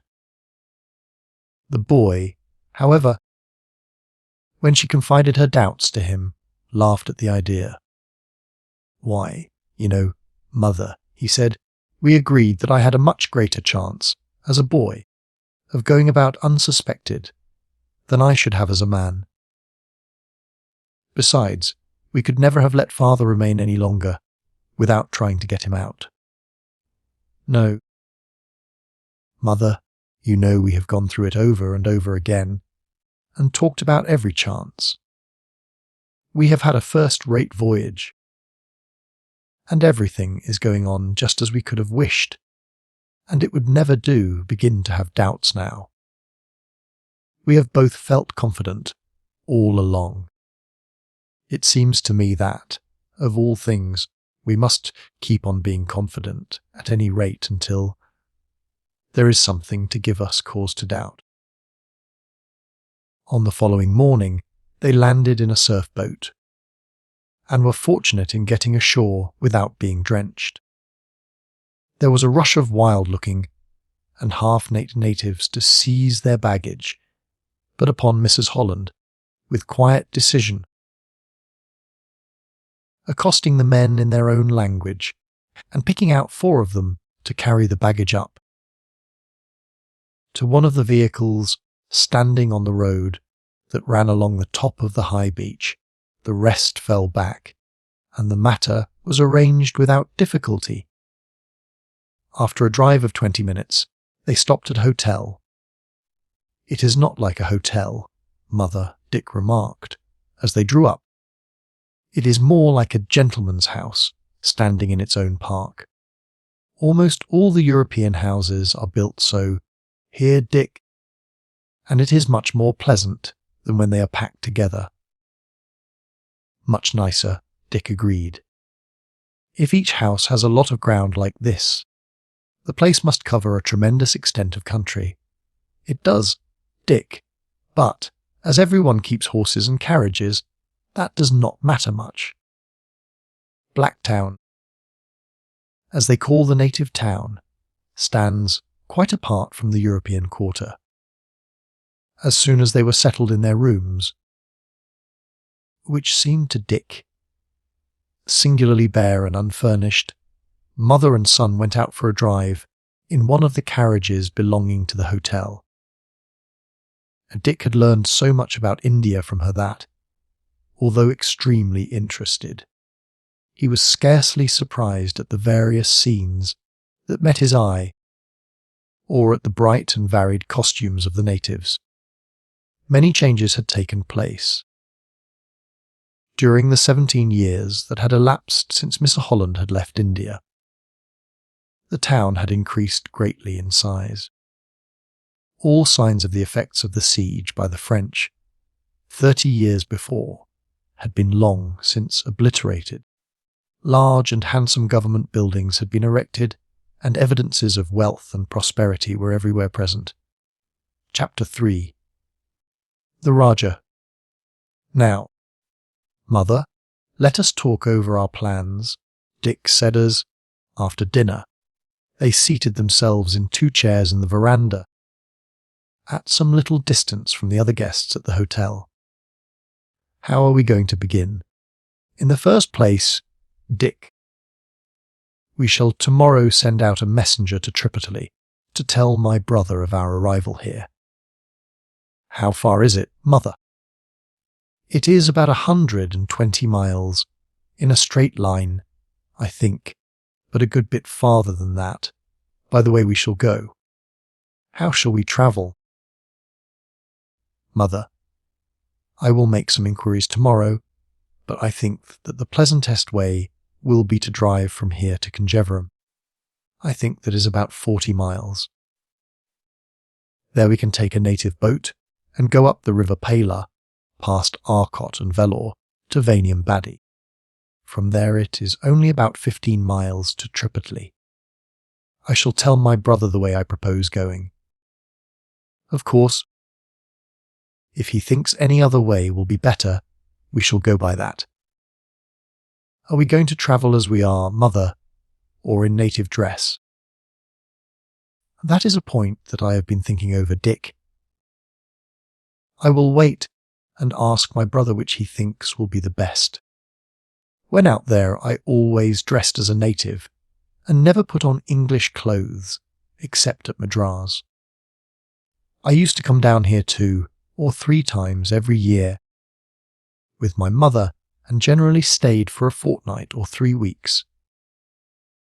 During that time, we always dressed in English fashion, as by so doing we could live at the hotel and take our meals at public tables without exciting comment. My mother knew several families here, and liked getting back to English ways occasionally. Of course, I shall dress in Indian fashion while I stay at my brother's, so it is only the question of how we shall journey there, and I think I should prefer going as we are, we shall excite no special observation, travelling as English, as it will only be supposed that we are on our way to pay a visit to some of our officers at Arcot. At Conjeveram, which is a large place, there is sure to be a hotel of some sort or other, for it is on the main road from Madras south. On the way up, by water, we shall of course sleep on board, and we shall go direct from the boat Tripataly. However, we need not decide until we get an answer to my letter, for it will take a very short time to get the necessary dresses for us both.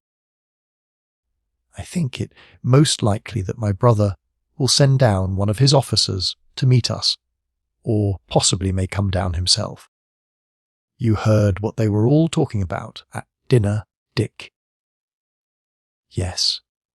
Mother, it was something about Tipu attacking the Rajah of Travancore, but I did not pay much attention to it. I was looking at the servants in their curious dresses. It is very important, Dick, and will probably change all our plans. Travancore is in alliance with us, and everyone thinks that Tipu's attack on it will end in our being engaged in war with him.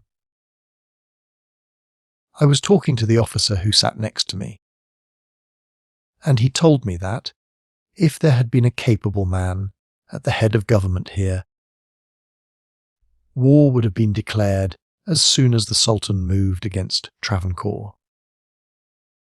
Now that General Meadows had been appointed governor and commander-in-chief, there was no doubt, he said, that an army would move against Tipu in a very short time, that it was already being collected, and that a force was marching down here from Bengal. So you see, my boy, if this war really breaks out, the English may march to Seringapatam and compel Tipu to give up all the captives he has in his hands. That would be splendid, Mother. At any rate, Dick, as long as there is a hope of your father being rescued, in that way our plans must be put aside. Well, Mother, that will be better in some respects. For of course, if father is not rescued by our army, I can try afterwards as we arranged. It would be an advantage in one way, as I should then be quite accustomed to the country and more fit to make my way about. A week later, an old officer arrived from Tripataly. Ah, Rajah, Mrs. Holland exclaimed, as he came up with a deep salam. I am, indeed, glad to see you again. I knew you were alive, for my brother mentioned you when he wrote last year. Rajah was evidently greatly pleased at the recognition. I think I should have known you, lady, he said, but 18 years makes more changes in the young than in the old. Truly I am glad to see you again. There was great joy among us, who knew you as a child, when the Rajah told us that you were here. He has sent me on to say that he will arrive tomorrow. I am to see to his apartments, and to have all in readiness. He intends to stay here some days before returning to Tripataly. Will he come to this hotel? No, lady. He will take the house he always has when he is here. It is kept for the use of our princes when they come down to Madras. He bade me say that he hopes you will remain here, for that none of the rooms could be got ready at such a short notice. He has not written, for he hates writing, which is a thing that he has small occasion for. I was to tell you that his heart rejoiced at the thought of seeing you again, and that his love for you is as warm as it was when you were a boy and girl together. This is my son, Rajah. He has often heard me speak of you. Yes, indeed, Dick said, warmly. I heard how you saved her from being bitten by a cobra when she was a little girl. Ah, the young lord speaks our tongue. Rajbulub said, with great pleasure. We wondered whether you would have taught it to him, if it had not been that you always wrote to my lord in our language. We should have thought that you, yourself, would surely have forgotten it, after dwelling so long among the white sahibs. No, we always speak it when together, Rajbulub. I thought that he might, some day, come out here, and that he would find it very useful, and I, too, have been looking forward to returning, for a time, to the home where I was born. There were many questions to ask about her brother, his wife and 2 sons. They were younger than Dick, for Mrs. Holland was 3 years senior to the Rajah. At last, she said, I will not detain you longer, Rajbulub. I know that you will have a great deal to do to get ready for my brother's coming. At what time will he arrive? He hopes to be here by 10 in the morning. Before the heat of the day sets in, I shall, of course, be there to meet him. So he hoped, lady. He said that he would have come straight here first, but he thought it would be more pleasant for you to meet him in privacy. Assuredly it would, she agreed. I will bring a carriage for you, here, at 9 o'clock, and take you and my young lord to the Rajah's house. At the appointed time, a handsome carriage and pair drove up to the door of the hotel. And in 10 minutes Mrs. Holland and Dick alighted in the courtyard of a large house. 4 native servants were at the door, and the old officer led the way to a spacious room. This was carpeted with handsome rugs. Soft cushions were piled on the divan, running round the room. The divan itself being covered with velvet and silk rugs. Looking glasses were ranged upon the walls. A handsome chandelier hung from the roof. Draperies of gaze, lightly embroidered with gold, hung across the windows. Why, Rajbulub, you have done wonders, that is, if the house was unfurnished. Yesterday. It is simple, the Hindu said. My lord your brother, like other Rajahs who use the house when they come down here, has a room upstairs, in which are kept, locked up, everything required for furnishing the rooms he uses. 4 of his servants came down here, with me. We had but to call in sweepers, to clear the house from dust, and wash down the marble floors, and then everything was put into its place. The cook, who also came down, has hired assistants, and all will be ready for my lord when he arrives. In half an hour, one of the servants ran in, and announced that the Rajah was in the courtyard. There was a great trampling of hoofs, and a minute later he ascended the stairs, and was met by his sister and Dick at the door of the room. Mrs. Holland had attired herself handsomely, not so much for the sake of her brother, but that, as his sister, those within would expect to see in her an English lady of position, and Dick thought that he had never seen her looking so well as when, in a dress of rich brocade, and with a flush of pleasure and expectation on her cheeks, she advanced to the door. She was still but a little over 33 years old, and although the long years of anxiety and sorrow had left their traces on her face, the rest and quiet of the sea voyage had done much to restore the fullness of her cheeks and to soften the outline of her figure. The Rajah, a young and handsome-looking man of 30, ascended the stairs with an eagerness and speed that were somewhat at variance with Dick's preconceived ideas of the stateliness of an Eastern prince. "My sister Margaret," he exclaimed, in English, and embraced her with a warmth that showed that his affection for her was unimpaired by the years that had passed since. he last saw her. Then he stood with his hands on her shoulders, looking earnestly at her. "I know you again," he said. "You are changed, but I can recall your face well. You are welcome, Margaret, most welcome. And this is my nephew." He went on, turning to Dick and holding out both his hands to him. "You are taller than I expected, well, nigh as tall as I am. You are like your mother and my mother, and you are bold and active and strong. She writes me. My boys are longing to see you, and you will be most welcome at Tripataly. I have almost forgotten my English, Margaret, and, indeed—" He spoke with some difficulty, evidently choosing his words.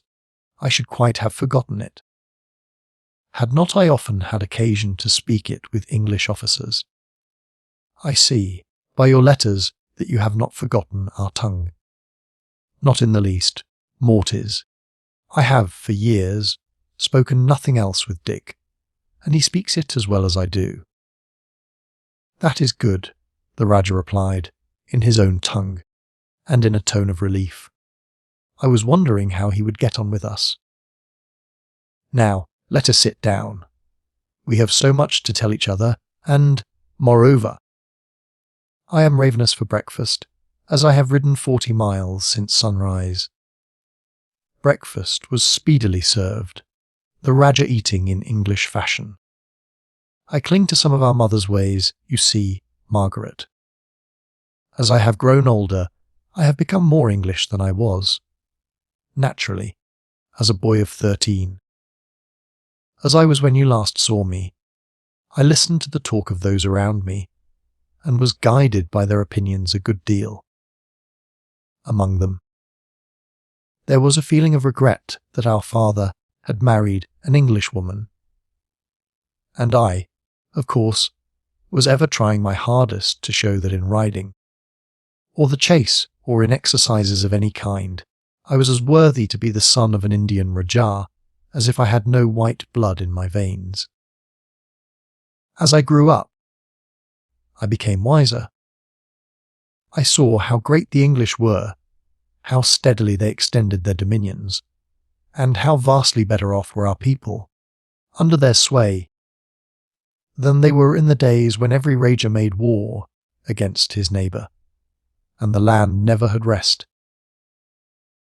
Then I grew proud of my English blood, and although I am, to my people, Rajah of Tripataly, a native prince and lord of their destinies, keeping up the same state as my father, and ruling them in native fashion, in my inner house I have adopted many English ways. My wife has no rival in the Zenana.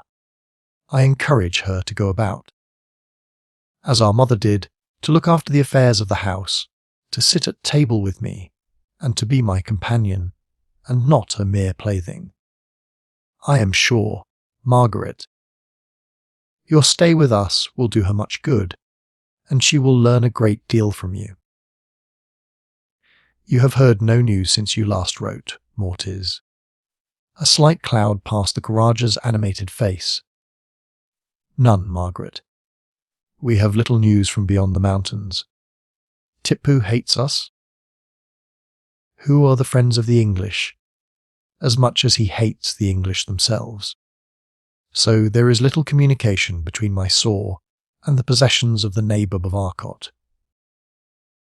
We will talk, later on, of the plans you wrote of in your last letter to me. You do not think that they are hopeless, Mortis?" Mrs. Holland asked, anxiously. "I would not say that they are hopeless," he said gently, "although it seems to me that, after all these years, the chances are slight, indeed, that your husband can be alive, and the peril and danger of the enterprise that, so far as I understood you, you intend your son to undertake, would be terrible indeed. We see that, Mortis. Dick and I have talked it over 1,000 times. But so long as there is but a shadow of a chance of his finding his father, he is ready to undertake the search, He is a boy in years, but he has been trained for the undertaking, and will, when the trial comes, bear himself as well as a man. Well, Margaret, I shall have plenty of opportunities for forming my own judgment, because, of course, he will stay with us a long time before he starts on the quest, and it will be better to say no more of this now. Now, tell me about London. Is it so much a greater city than Madras? Mrs. Holland sighed. She saw, by his manner, that he was wholly opposed to her plan. And although she was quite prepared for opposition, she could not help feeling disappointed. However, she perceived that, as he said, it would be better to drop the subject for a time, and she accordingly put it aside and answered his questions. A Madras is large, that is, it spreads over a wide extent, but if it were packed with houses as closely as they could stand, it would not approach London the number of its population. How is it that the English do not send more troops out here, Margaret? Because they can raise troops here, and English soldiers cannot stand the heat as well as those born to it.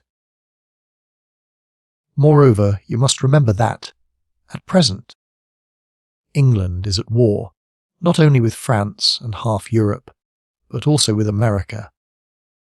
She is also obliged to keep an army in Ireland, which is greatly disaffected. With all this on her hands, she cannot send a large army so far across the seas, especially when her force here is sufficient for all that can be required of it. That is true, he said. It is wonderful what they have done out here, with such small forces. But they will have harder work before they conquer all India, as I believe they will do, than they have yet encountered. In spite of Tipu's vauntings, they will have Mysore before many years are over. The Sultans seems to have forgotten the lesson they taught him 6 or 7 years back. But the next time will be the last, and Tipu, tiger as he is, will meet the fate he seems bent on provoking. But beyond Mysore lies the Maratha country, and the Marathis alone can put 30,000 horsemen into the field. They are not like the people of Bengal, who have ever fallen, with scarce an attempt at resistance, under the yoke of one tyrant after another. The Marathis are a nation of warriors. They are plunderers, if you will, but they are brave and fearless soldiers, and might, had they been united, have had all India under their feet before the coming of the English. That chance has slipped from them.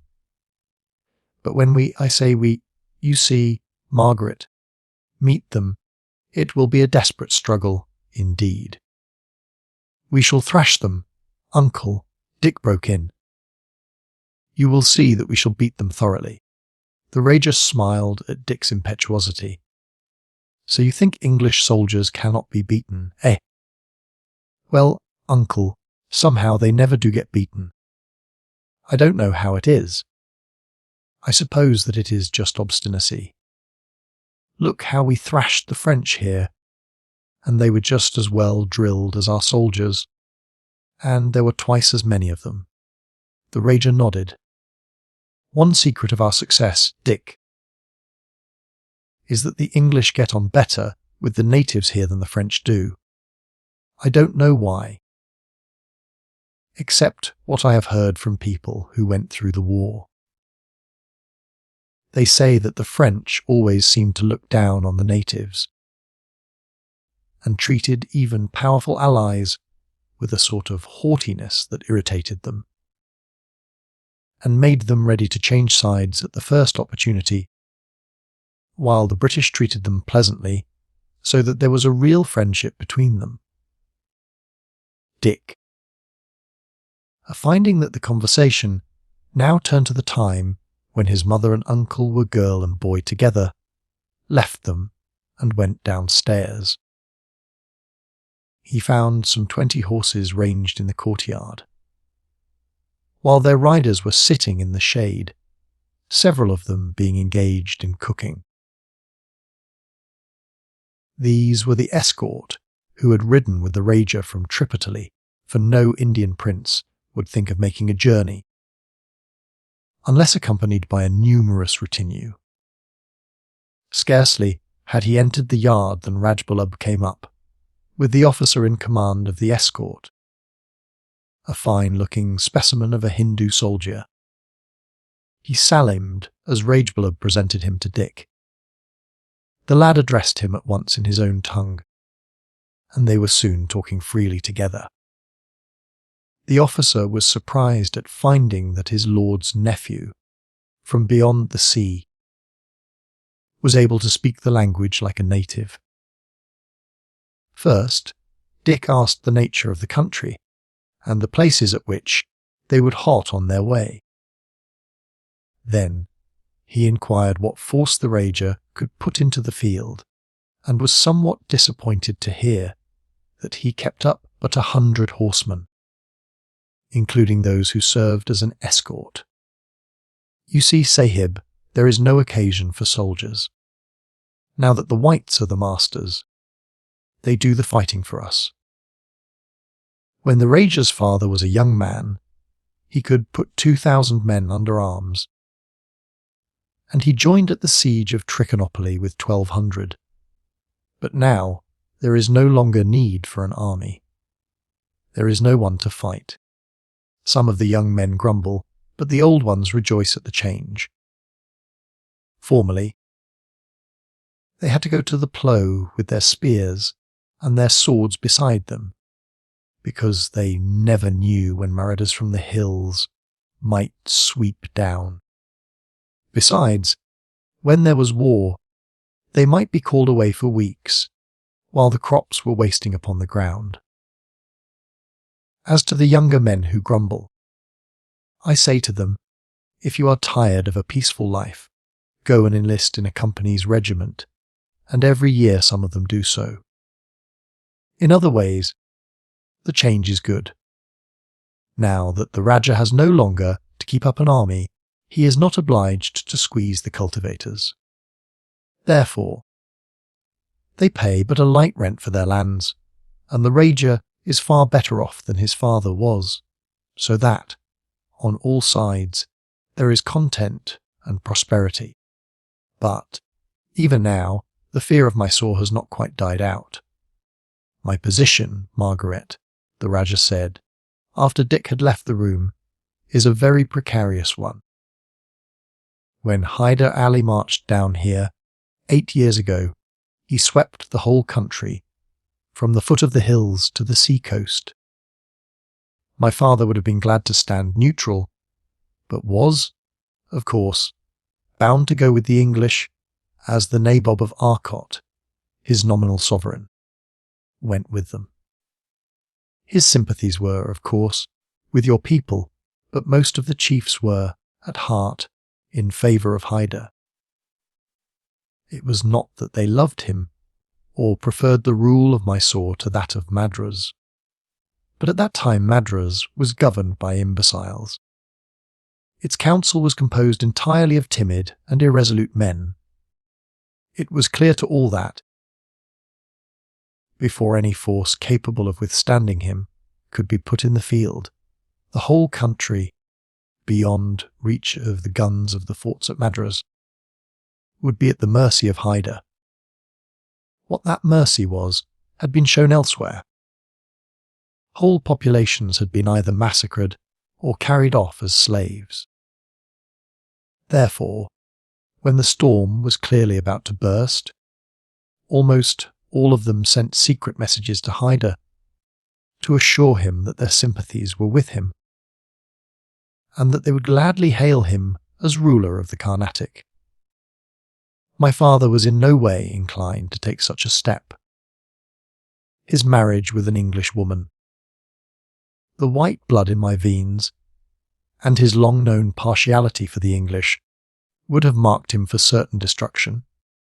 And, As soon as he received news that Hyder's troops were in movement, he rode with me to Madras.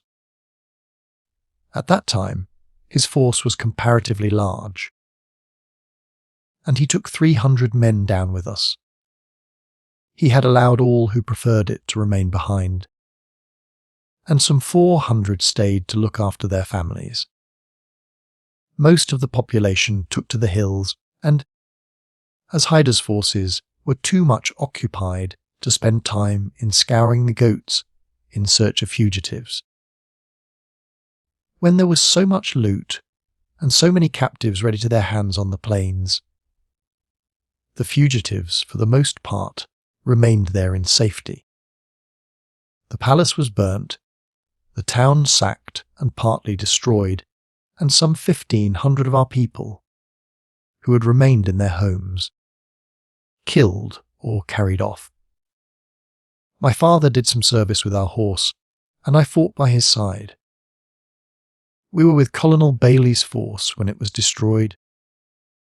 After for 2 days resisting the whole of Hyder's army, being mounted, we escaped and reached Madras in safety, after losing half our number.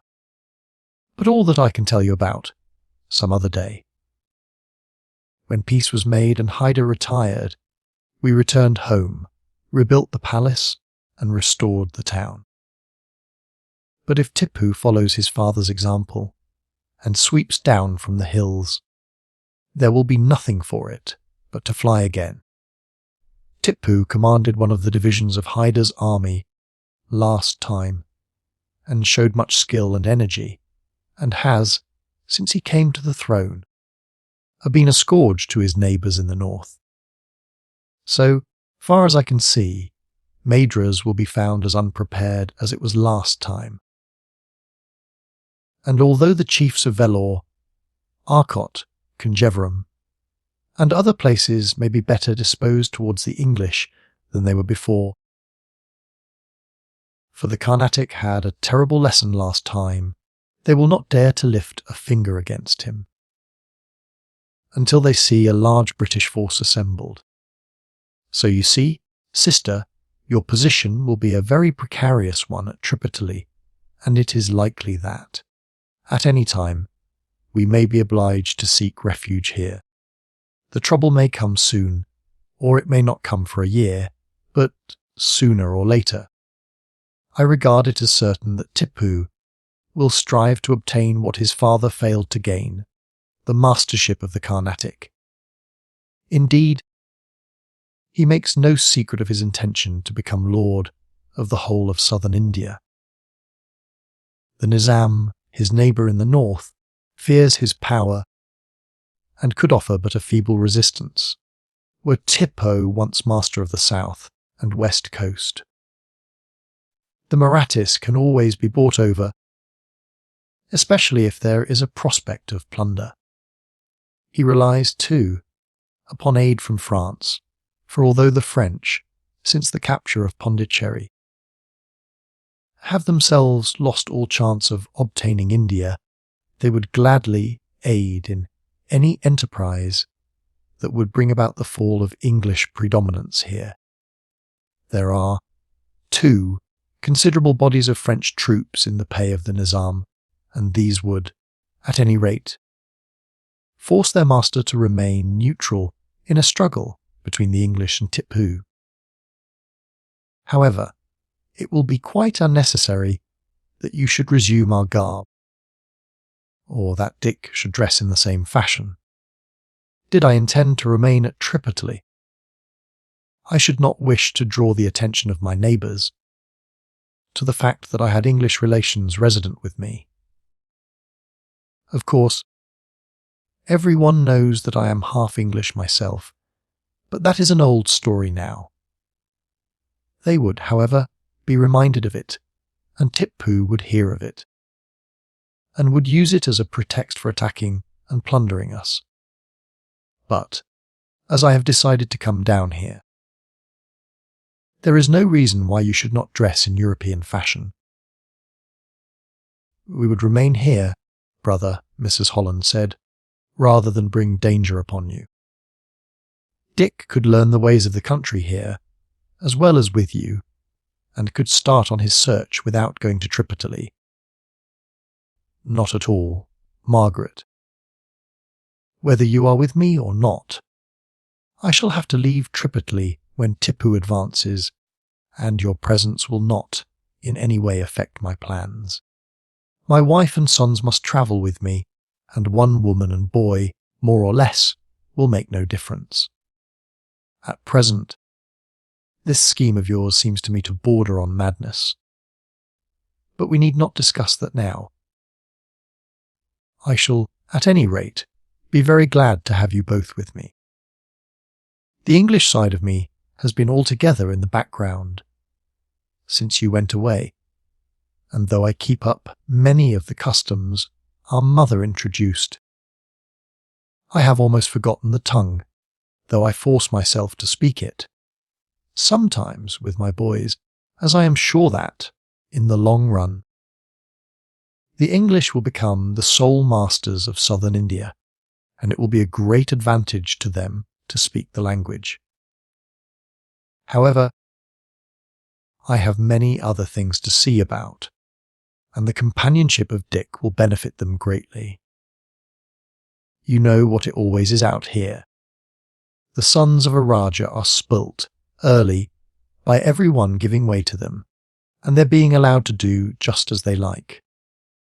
Naturally, they get into habits of indolence and self-indulgence, and never have occasion to exert themselves, or to obtain the strength and activity that make our mothers' countrymen irresistible in battle.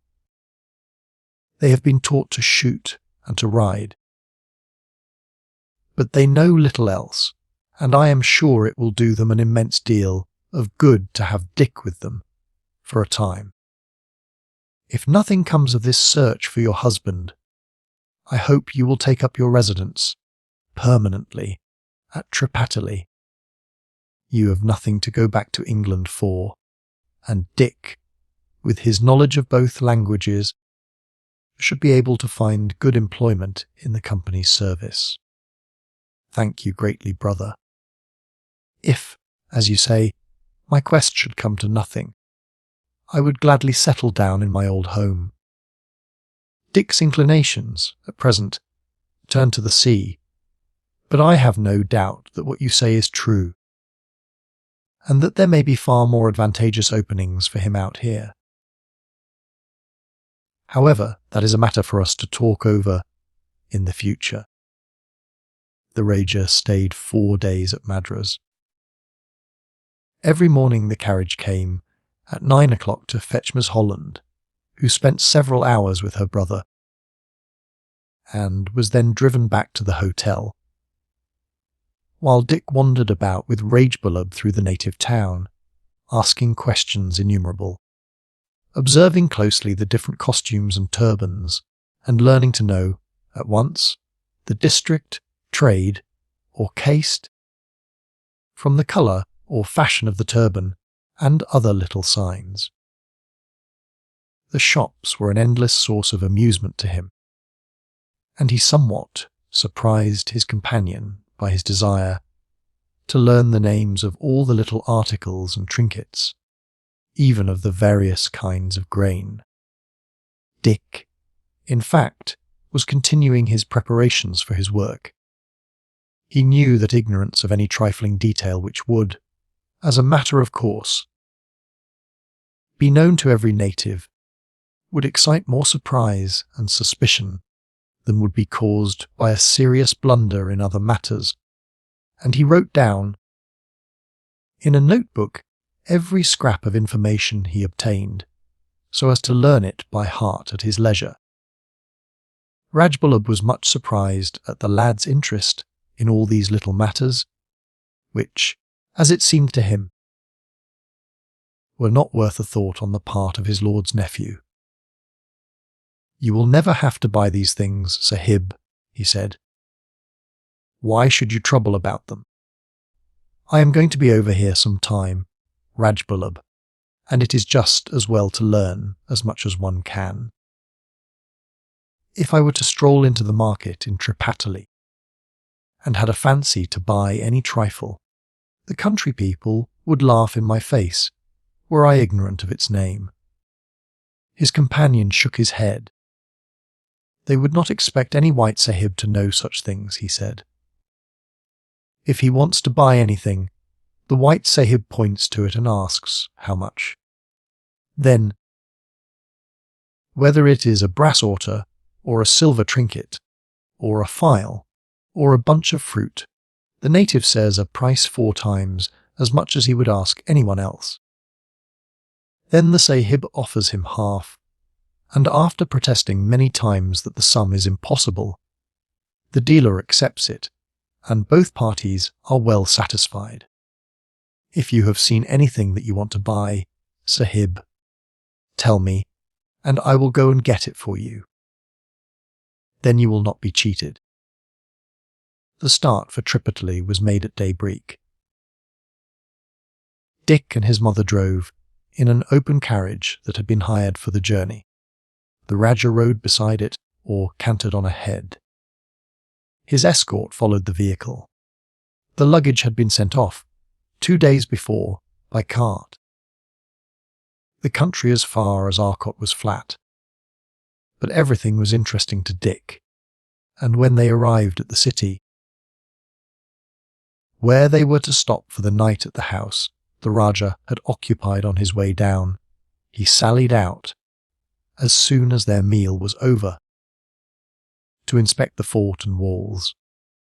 He had, during his outward voyage, eagerly studied the history of Clive's military exploits, and the campaigns by which that portion of India had been wrested from the French, and he was eager to visit the fort, whose memorable defence, by Clive, had first turned the scale in favour of the British. These had previously been regarded, by the natives, as a far less warlike people than the French, who were expected to drive them, in a very short time, out of the country. Rajbullub was able to point out to him every spot associated with the stirring events of that time. 'Tis 46 years back, and I was but a boy of 12, but 6 years later I was here, for our Rajah was on the side of the English, although Tripataly was, and is now, under the nabob of Arcot. But my lord had many causes of complaint against him, and when he declared for the French, our lord, who was not then a Rajah, although chief of a considerable district, threw in his lot with the English, and, when they triumphed, was appointed Rajah by them. And Tripataly was made almost wholly independent of the nabob of Arcot.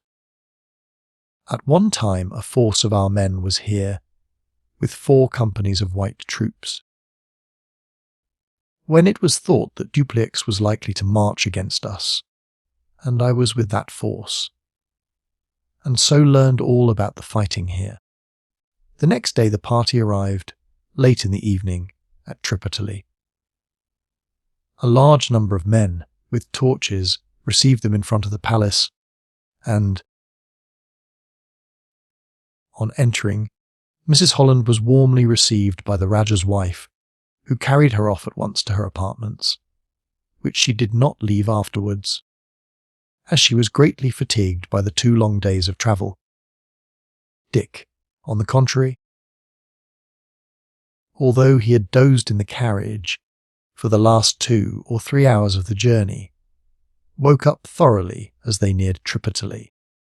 As soon as they entered the house, the Rajah called his 2 sons, handsome, dark-faced lads of 12 and 13. "This is your cousin, boys," he said.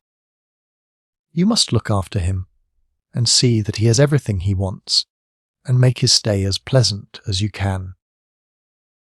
Although a little awed by the, to them, tall figure, they evinced neither shyness or awkwardness, but, advancing to Dick, held out their hands one after the other, with grave courtesy. Their faces both brightened, as he said in their own language, "I hope we shall be great friends, cousins." I am older and bigger than you are. But everything is new and strange to me, and I shall have to depend upon you to teach me everything. We did not think that you would be able to talk to us. The elder, whose name was Dost Asud, said, smiling, we have been wondering how we should make you understand. Many of the white officers, who come here sometimes, speak our language, but none of them as well as you do. You see, they only learn it after they come out here, while I learnt it from my mother, who has talked to me in it since I was quite a little boy, so it comes as naturally to me as to you. In a few minutes, supper was announced. The two boys sat down with their father and Dick, and the meal was served in English fashion. Dick had already become accustomed to the white-robed servants at the hotel at Madras, and everything seemed to him pleasant and homelike. Tomorrow, Dick, his uncle said, you must have your first lesson in riding. The two boys looked up in surprise. They had been accustomed to horses from their earliest remembrance, and it seemed to them incredible that their tall cousin should require to be taught. Dick smiled at their look of astonishment. It is not with us in England, as it is here, he said. Boys who live in the country learn to ride. But in London, which is a very great town, with nothing but houses for miles and miles everywhere, few people keep horses to ride. The streets are so crowded, with vehicles of all sorts, and with people on foot, that it is no pleasure to ride in them, and everyone who can afford it goes about in a carriage. Those who cannot go in hired vehicles or on foot. You would hardly see a person on horseback once in a week. I do not like walking, Dost said gravely. Well, you see, you have no occasion to walk, as you always have your horses. Besides, the weather here is very hot. But in England it is colder, and walking is a pleasure. I have walked over 20 miles a day, many times, not because I had to do it, but as a day's pleasure with a friend. Can you shoot, cousin? No. Dick laughed. There is nothing to shoot at. There are no wild beasts in England, and no game birds anywhere near London. Dick saw, at once, that he had descended many steps in his cousin's estimation. Then what can you find to do? The younger boy asked. Oh, there is plenty to do, Dick said. In the first place, there is school. That takes the best part of the day. Then there are all sorts of games. Then I used to take lessons in sword exercise, and did all sorts of things to improve my muscles and to make me strong. Then, on holidays, 3 or 4 of us would go for a long walk, and sometimes we went out on the river in a boat, and every morning, early, we used to go for a swim. Oh, I can tell you, there was plenty to do, and I was busy from morning till night. But I want very much to learn to shoot, both with gun and pistol, as well as to ride. We have got English guns and pistols, Dost said. We will lend them to you. We have a place where we practice. Our father says everyone ought to be able to shoot, don't you, father? The Rajah nodded. Everyone out here ought to, Dost, because, you see, every man here may be called upon to fight, and everyone carries arms. But it is different in England. Nobody fights there, except those who go into the army, and nobody carries weapons. What? Not swords, pistols, and daggers, father? Dost exclaimed, in surprise, for to him it seemed that arms were as necessary a part of attire as a turban, and much more necessary than shoes.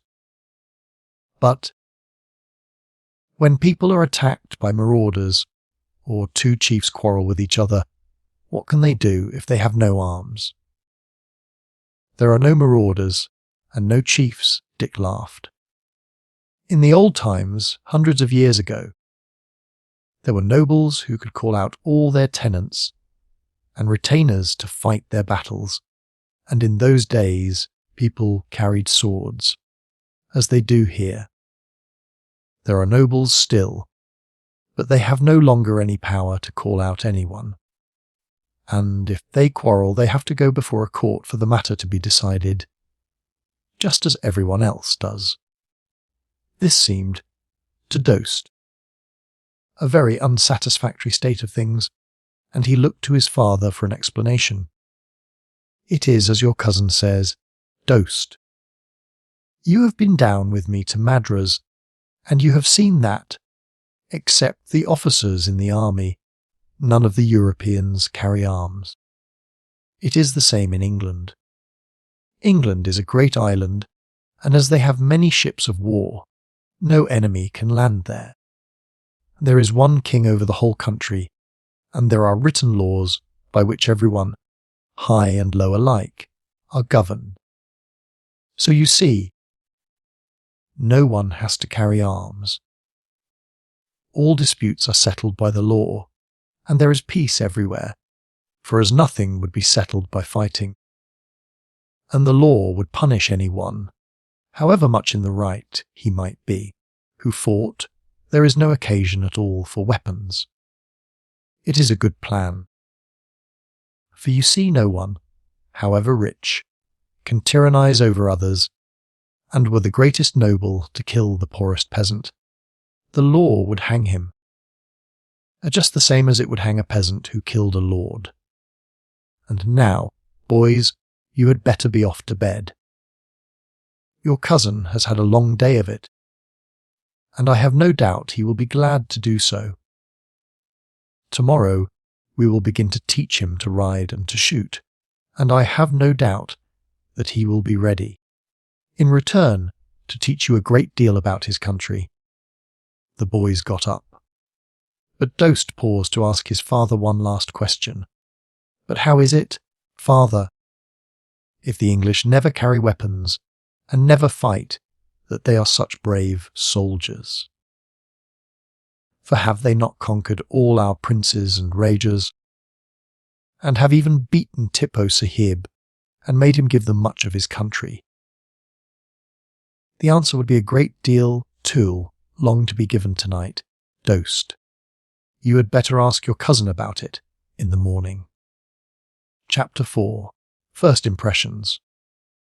The next morning Dick was up early, eager to investigate the palace, of which he had seen little the night before. The house was large and handsome, the Rajah having added to it gradually, every year. On passing the doors, the great hall was at once entered. Its roof, of elaborately carved stones, was supported by 2 rows of pillars with sculptured capitals. The floor was made of inlaid marble, and at one end was raised a foot above the general level.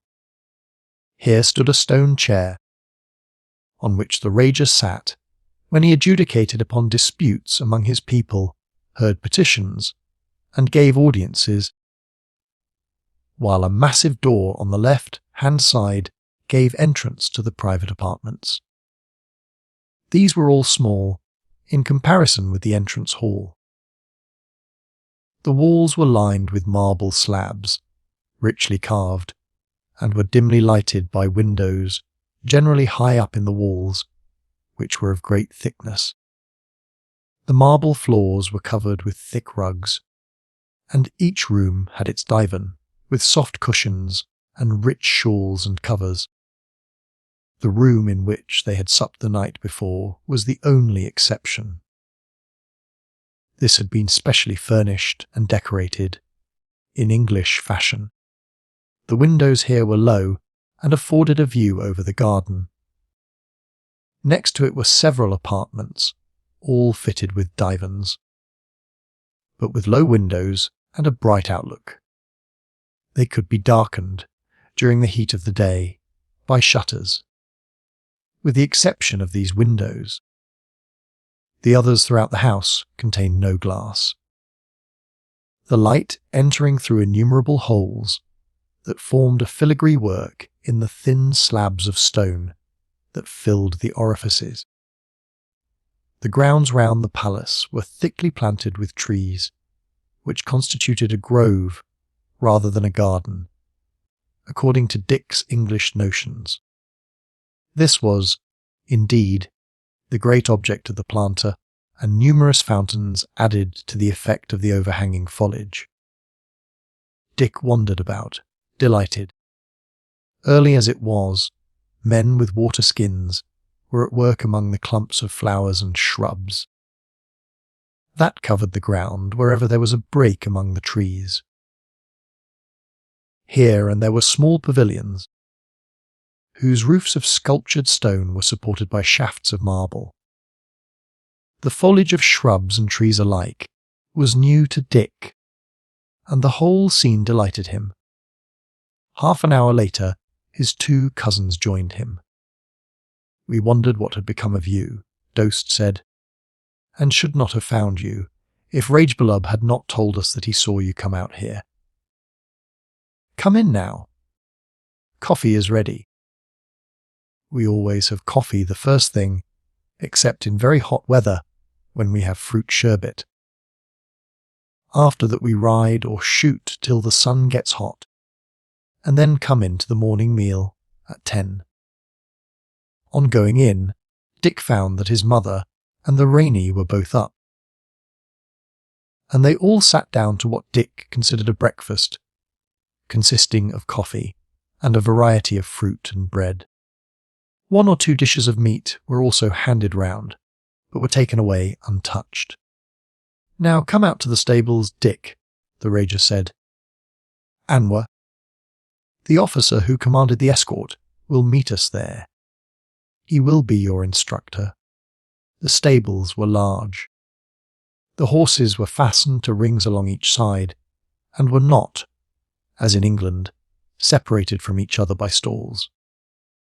A small stone trough, with running water, was fixed against each wall at a convenient height, and beneath this was a pile of fodder before each horse. "This is the one that I have chosen for you," the Rajah said, stopping before a pretty creature that possessed a considerable proportion of Arab blood, as was shown by its small head. "It is very gentle and well trained, and is very fast. When you have got perfectly at ease upon it, you shall have something more difficult to sit, until you are able to ride any horse in the stable, bare-backed. Murad is to be your own property, as long as you are out here." A syce led the horse out.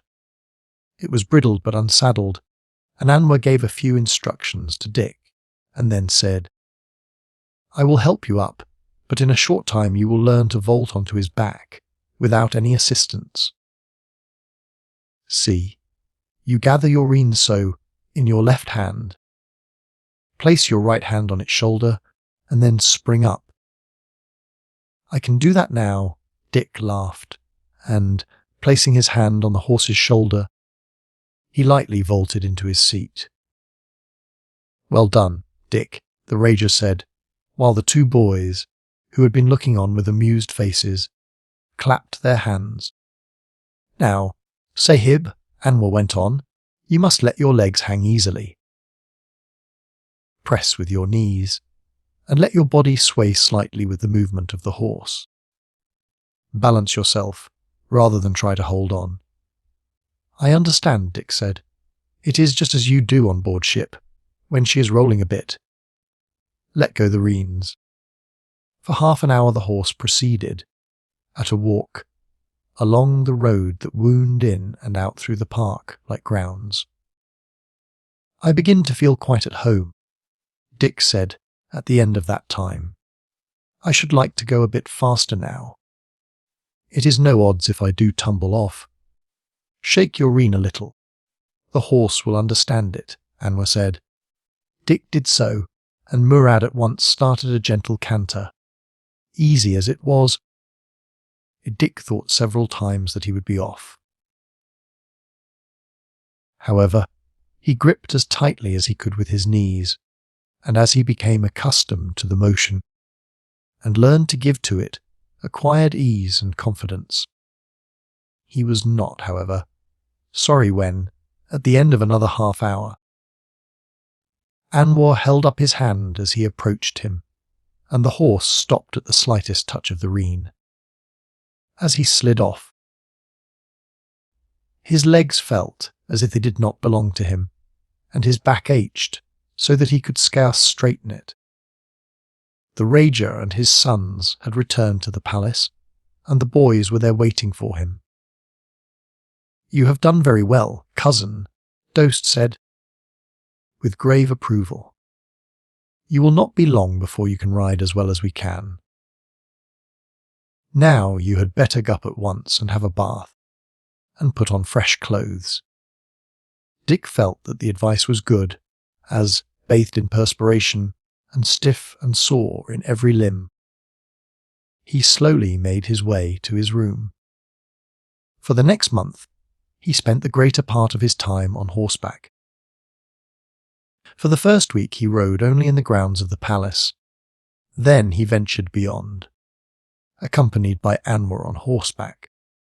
Then his two cousins joined the party, and, by the end of the month, he was perfectly at home on Murad's back. So far, he had not begun to practice shooting. "It would be of no use," the Rajah said, when he one day spoke of it. "You want your nerves in good order for that, and it requires an old horseman to have his hand steady enough for shooting straight, after a hard ride. Your rides are not severe for a horseman, but they are trying for you. Leave the shooting alone, lad. There is no hurry for it." By this time, the Rajah had become convinced that it was useless to try and dissuade either his sister or Dick from attempting the enterprise for which they had come over. Possibly, the earnest conviction of the former that her husband was still alive influenced him to some extent, and the strength and activity of Dick showed him that he was able to play the part of a man. He said little, but watched the boy closely, and made him go through trials of strength with some of his troopers, and saw him practice with blunted swords with others. Dick did well in both trials, and the Rajah then requested Anwar, who was celebrated for his skill with the tulwar, to give him, daily, half an hour's sword play. After his riding lesson, he himself undertook to teach him to use the rifle and pistol.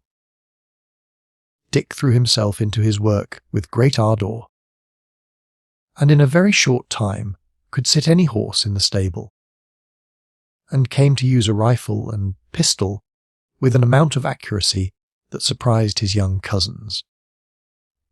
"The boy is getting on wonderfully well," the Rajah said one day to his sister. "His exercises have given him so much nerve, and so steady a hand, that he already shoots very fairly. I should expect him to grow up into a fine man, Margaret, were it not that I have the gravest fears as to this mad enterprise, which I cannot help telling you, both for your good and his, is, in my opinion, absolutely hopeless.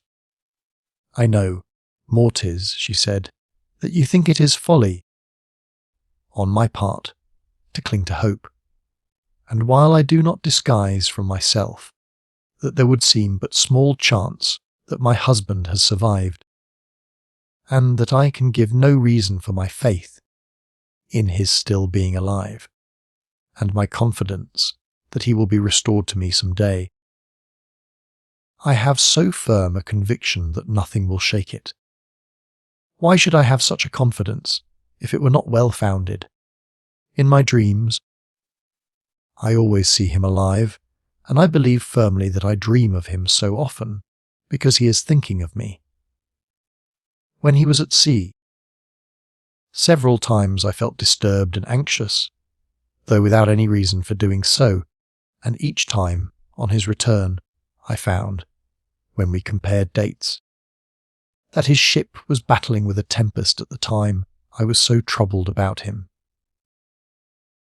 I remember that, the first time this happened, he laughed at me, but when, upon 2 other occasions, it turned out so, he said, "There are things we do not understand, Margaret. You know that, in Scotland, there are many who believe in second sight, as it is called, and that there are families there, and they say in Ireland, also, where a sort of warning is given of the death of a member of the family. We sailors are a superstitious people, and believe in things that landsmen laugh at. It does not seem to me impossible that, when 2 people love each other dearly, as we do, one may feel when the other is in danger, or may be conscious of his death. It may be said that such things seldom happen, but that is no proof that they never do so, for some people may be more sensitive to such feelings or impressions than others, and you may be one of them. There is one thing, Margaret. The fact that you have somehow felt when I was in trouble should cheer you. When I am away, for if mere danger should so affect you, surely you will know should death befall me. And as long as you do not feel that, you may be sure that I shall return safe and sound to you. Now, I believe that firmly. I was once troubled, so troubled that, for 2 or 3 days, I was ill, and so convinced was I that something had happened to Jack, and yet that he was not dead, that when, night 2 years afterwards, Ben came home, and I learned that it was on the day of the wreck of his ship that I had so suffered, I was not in the least surprised.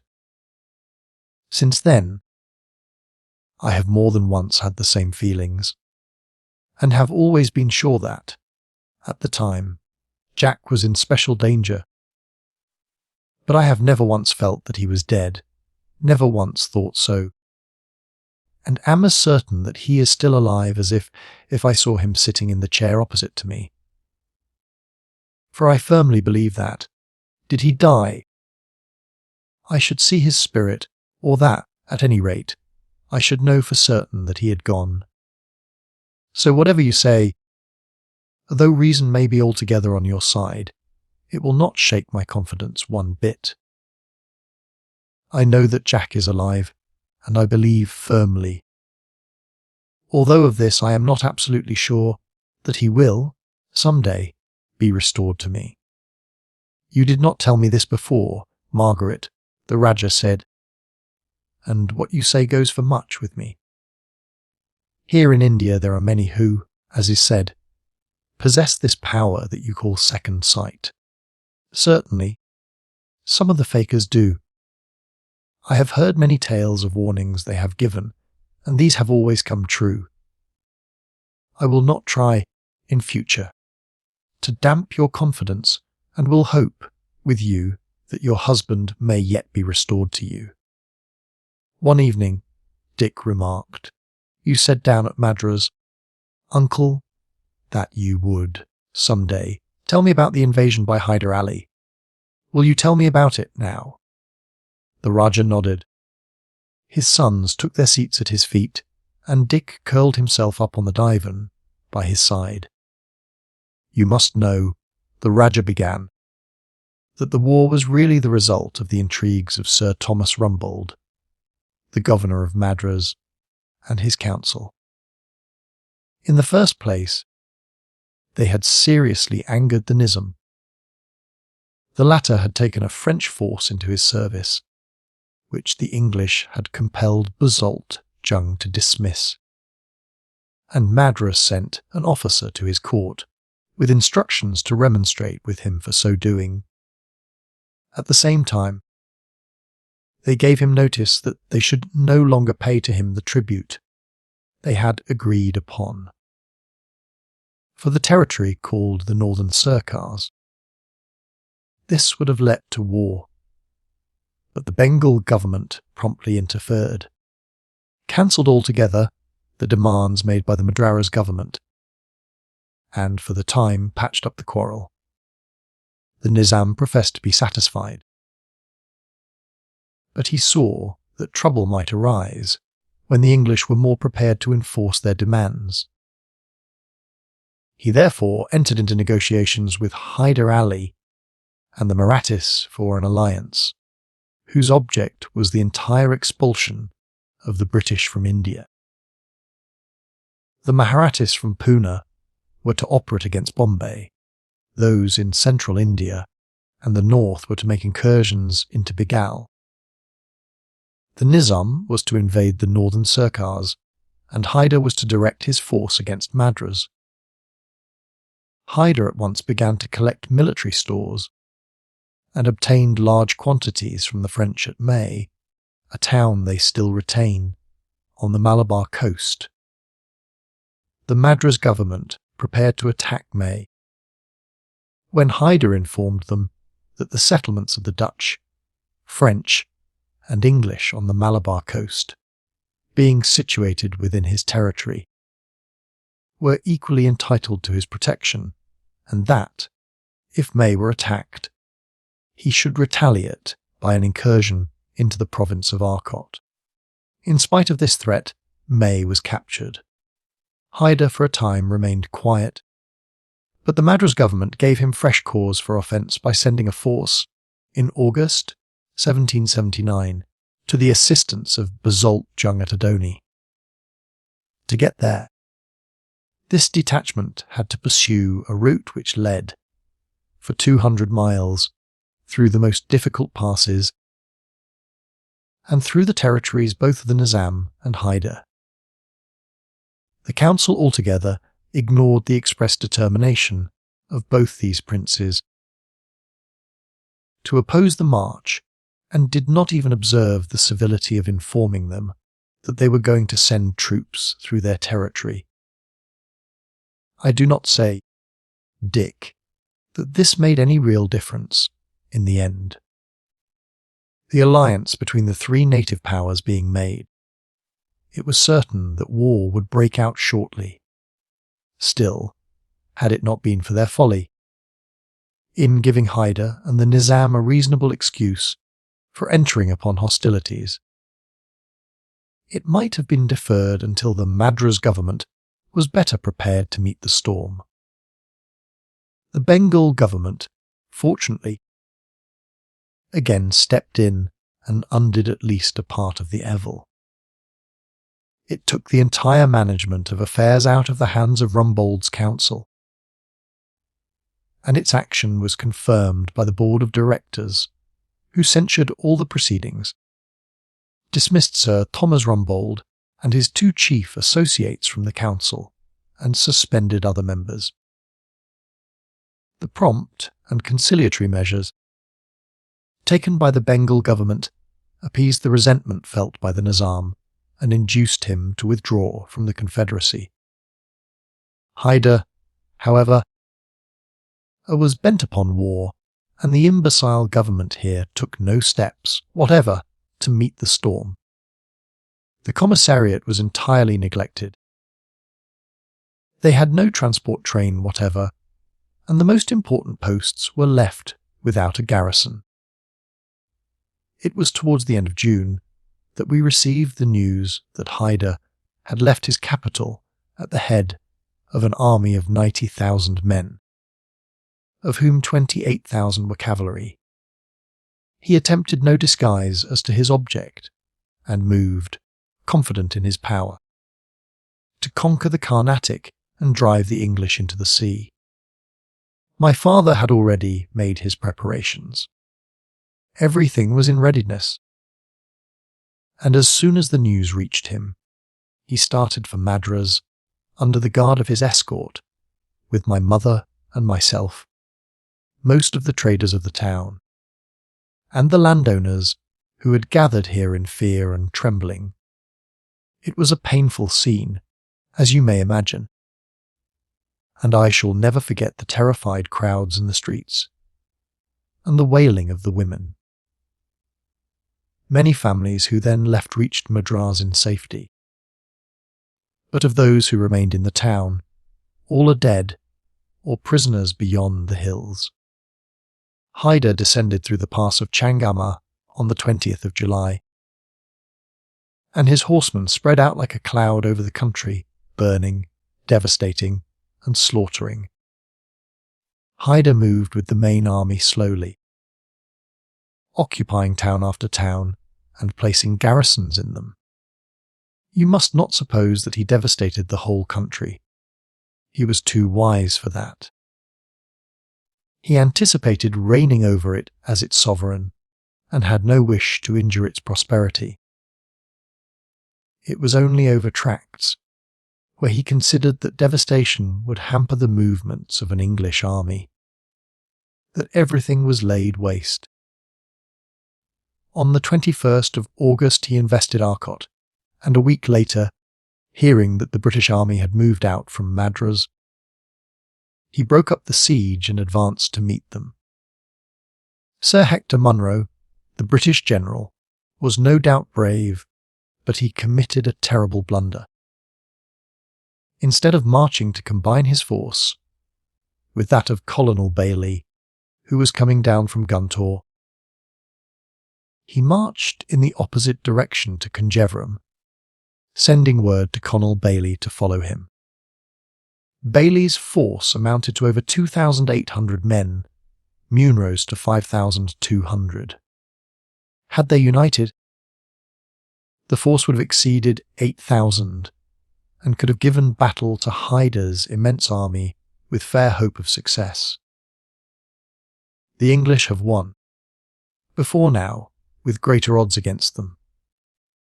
My father had marched out with his cavalry, 150 strong, with Munro.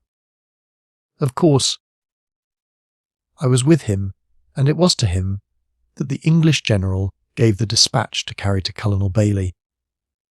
We rode hard, for at any moment Hyder's cavalry might swoop down and bar the road, but we got through safely, and the next morning, the 24th, Bailey started. The encampment was within 25 miles of Madras, and with one long forced march, we could have effected a junction with Munro. The heat was tremendous, and Bailey halted that night on the bank of the river Cortella. The bed was dry, and my father urged him to cross before halting. The colonel replied that the men were too exhausted to move farther, and that, as he would the next day be able to join Munro, it mattered not on which side of the river he encamped. That night the river rose, and for 10 days we were unable to cross. On the 4th of September we got over, but by that time Tipu, with 5,000 picked infantry, 6,000 horse, 6 heavy guns, and a large body of irregulars, detached by Hyder to watch us, barred the way. Colonel Bailey, finding that there was no possibility of reaching Conjeveram without fighting, took up a position at a village, and on the 6th was attacked by Tipu. The action lasted 3 hours, and although the enemy were 4 times more numerous than we were, the English beat off the attacks.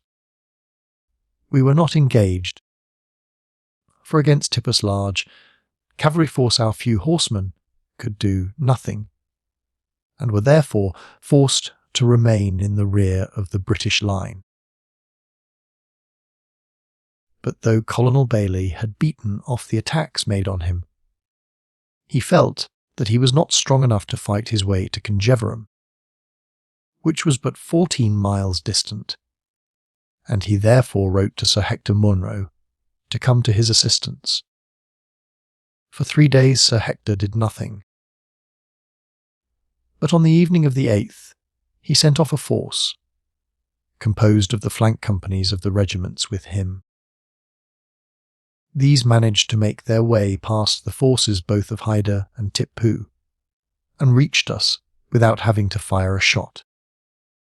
Their arrival brought our force up to over 3,700 men. Had Munro made a feigned attack upon Hyder, and so prevented him from moving to reinforce Tipu, we could have got through without much difficulty. But he did nothing, and Hyder, seeing the utter incapacity of the man opposed to him, moved off with his whole army and guns to join his son. Our force set out as soon as it was dark, on the evening of the 9th, but the moment we started, we were harassed by the enemy's irregulars. The march was continued for 5 or 6 miles, our position becoming more and more serious, and at last Colonel Bailey took the fatal resolution of halting till morning, instead of taking advantage of the darkness to press forward. At daybreak, 50 guns opened on us. Our 10 field pieces returned the fire, until our ammunition was exhausted. No orders were issued by the Colonel, who had completely lost his head, so that our men were mowed down by hundreds, until at last the enemy poured down and slaughtered them relentlessly. We did not see the end of the conflict.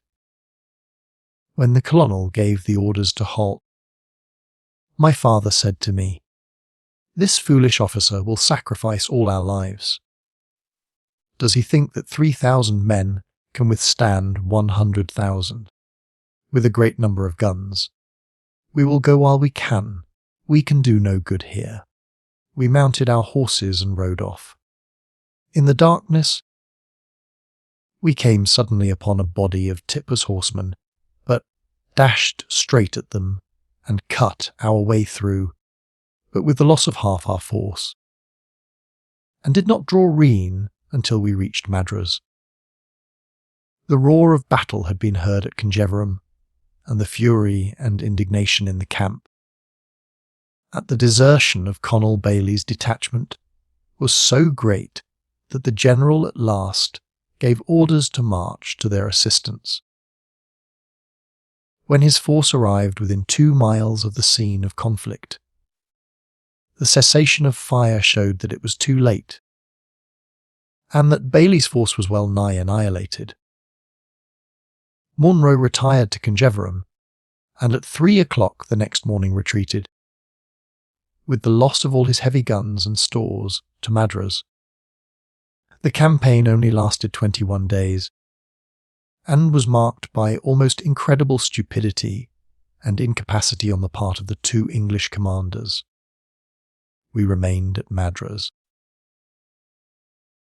My father determined that he would take no more share in the fighting until some English general, possessing the courage and ability that had always before distinguished them, took the command.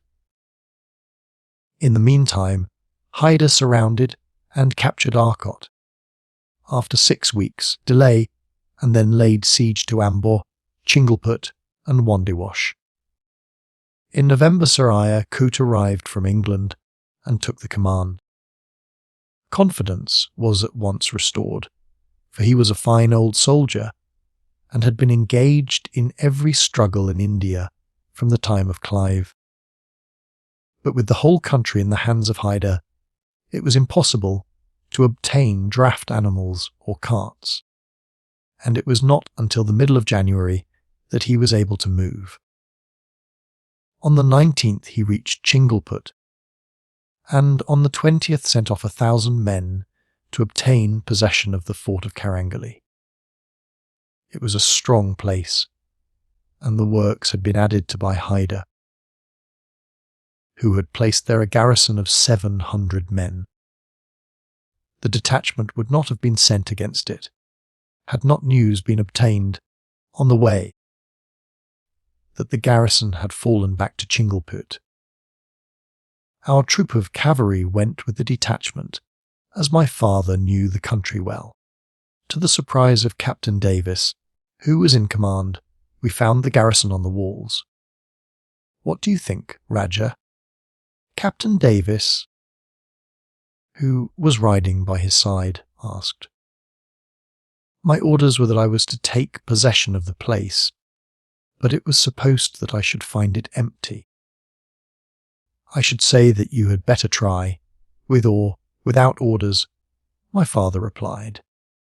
The annihilation of Bailey's force and the miserable retreat of Munro have made a terribly bad impression through the country, and a success is sorely needed to raise the spirits of our friends. We will do it, Captain Davis said, and called up a few English engineers and a company of white troops he had with him, and ordered them to blow in the gate. My father volunteered to follow close behind them with his dismounted cavalry, and, when the word was given, forward we went.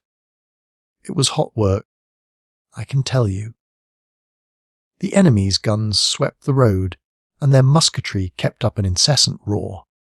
Many fell, but we kept on until close to the gate, and then the white troops opened fire upon Hyder's men on the walls, so as to cover the sappers who were fixing the powder bags. They soon ran back to us. There was a great explosion, and the gates fell. With loud shouts we rushed forward into the fort, and close behind us came the sepoys, led by Captain Davies.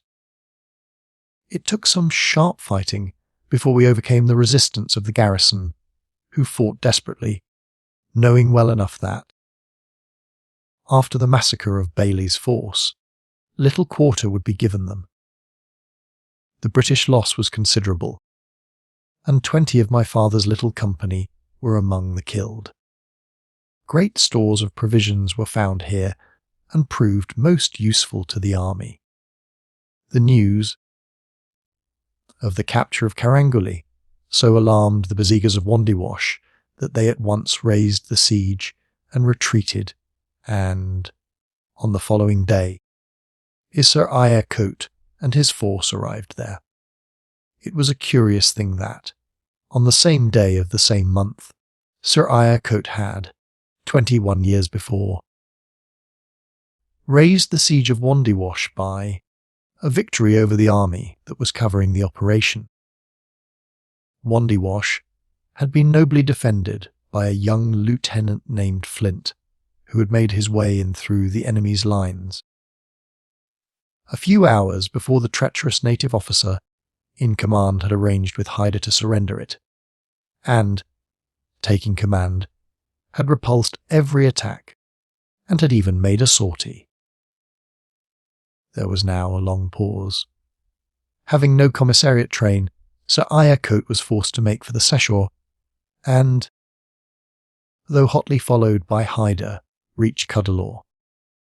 A French fleet off the coast, however, prevented provisions being sent to him, and, even after the French had retired, the Madras government was so dilatory in forwarding supplies that the army was reduced to the verge of starvation. It was not until the middle of June that a movement was possible, owing to the want of carriage. The country inland had been swept bare by Hyder, and, on leaving Cuddalore, Sir Eyre Cote was obliged to follow the sea-coast. When he arrived at Porto Novo, the army was delighted to find a British fleet there, and scarcely less pleased to hear that Lord Macartney had arrived as governor of Madras. Hyder's army had taken up a strong position between the camp and Cuddalore, and Sir Eyre Cote determined to give him battle. 4 days, rice was landed from the fleet, and with this scanty supply in their knapsacks, the troops marched out to attack Hyder. We formed part of the baggage guard and had, therefore, an excellent opportunity of seeing the fight. The march was by the sea. The infantry moved in order of battle in 2 lines. After going for some distance, we could see the enemy's position plainly. It was a very strong one.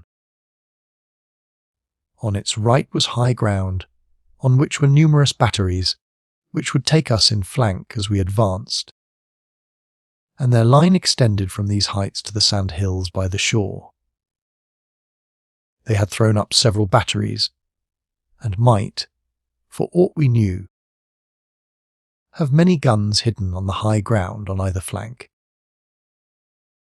An hour was spent in reconnoitring the enemy's position, during which they kept up an incessant cannonade, to which the English field guns attempted no reply. To me, and the officers of this troop, it seemed impossible that any force could advance to the attack of Hyder's position without being literally swept away by the crossfire that would be opened upon it. But when I expressed my fears, my father said, "No, you will see no repetition of that terrible affair with Bailey's column.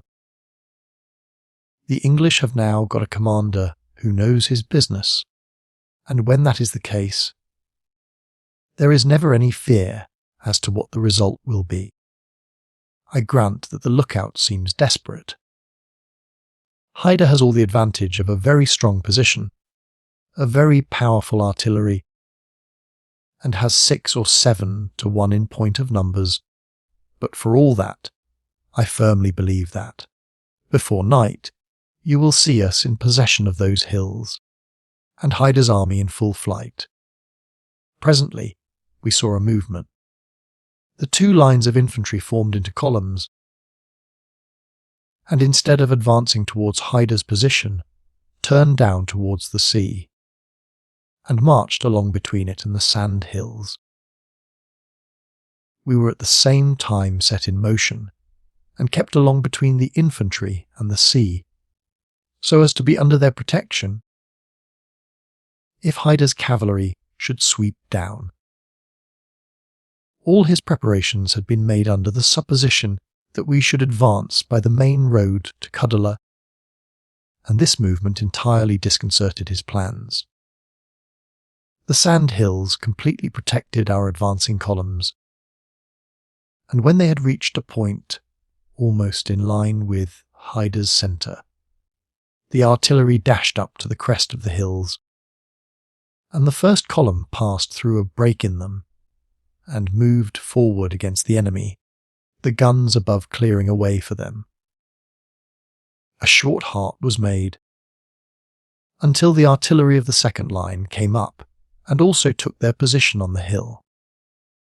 Then the first column, with its guns, moved forward again.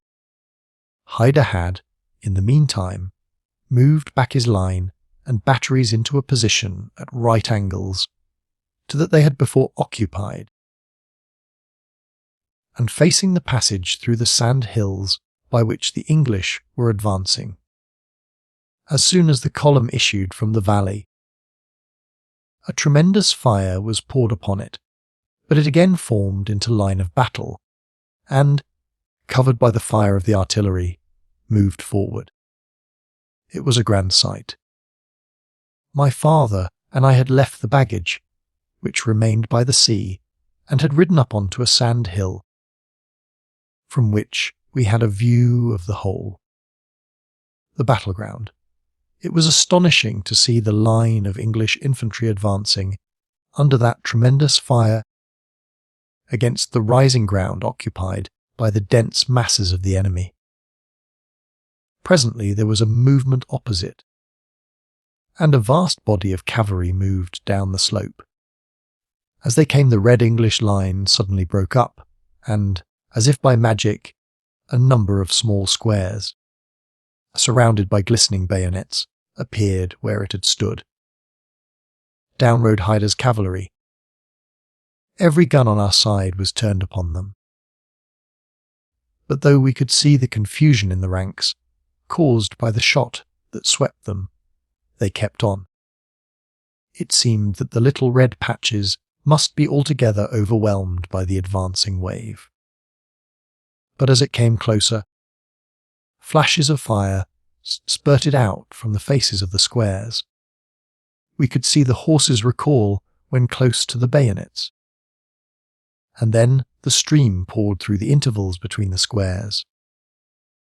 As they did so, crackling volleys broke out, while from the batteries on the sand hills an incessant fire was kept up upon them. Then, following the volleys, came the incessant rattle of musketry.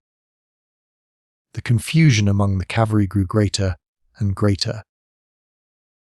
Regiments were mixed up together, and their very numbers impeded their action. Many gallant fellows, detaching themselves from the mass, rode bravely at the squares and died on the bayonets.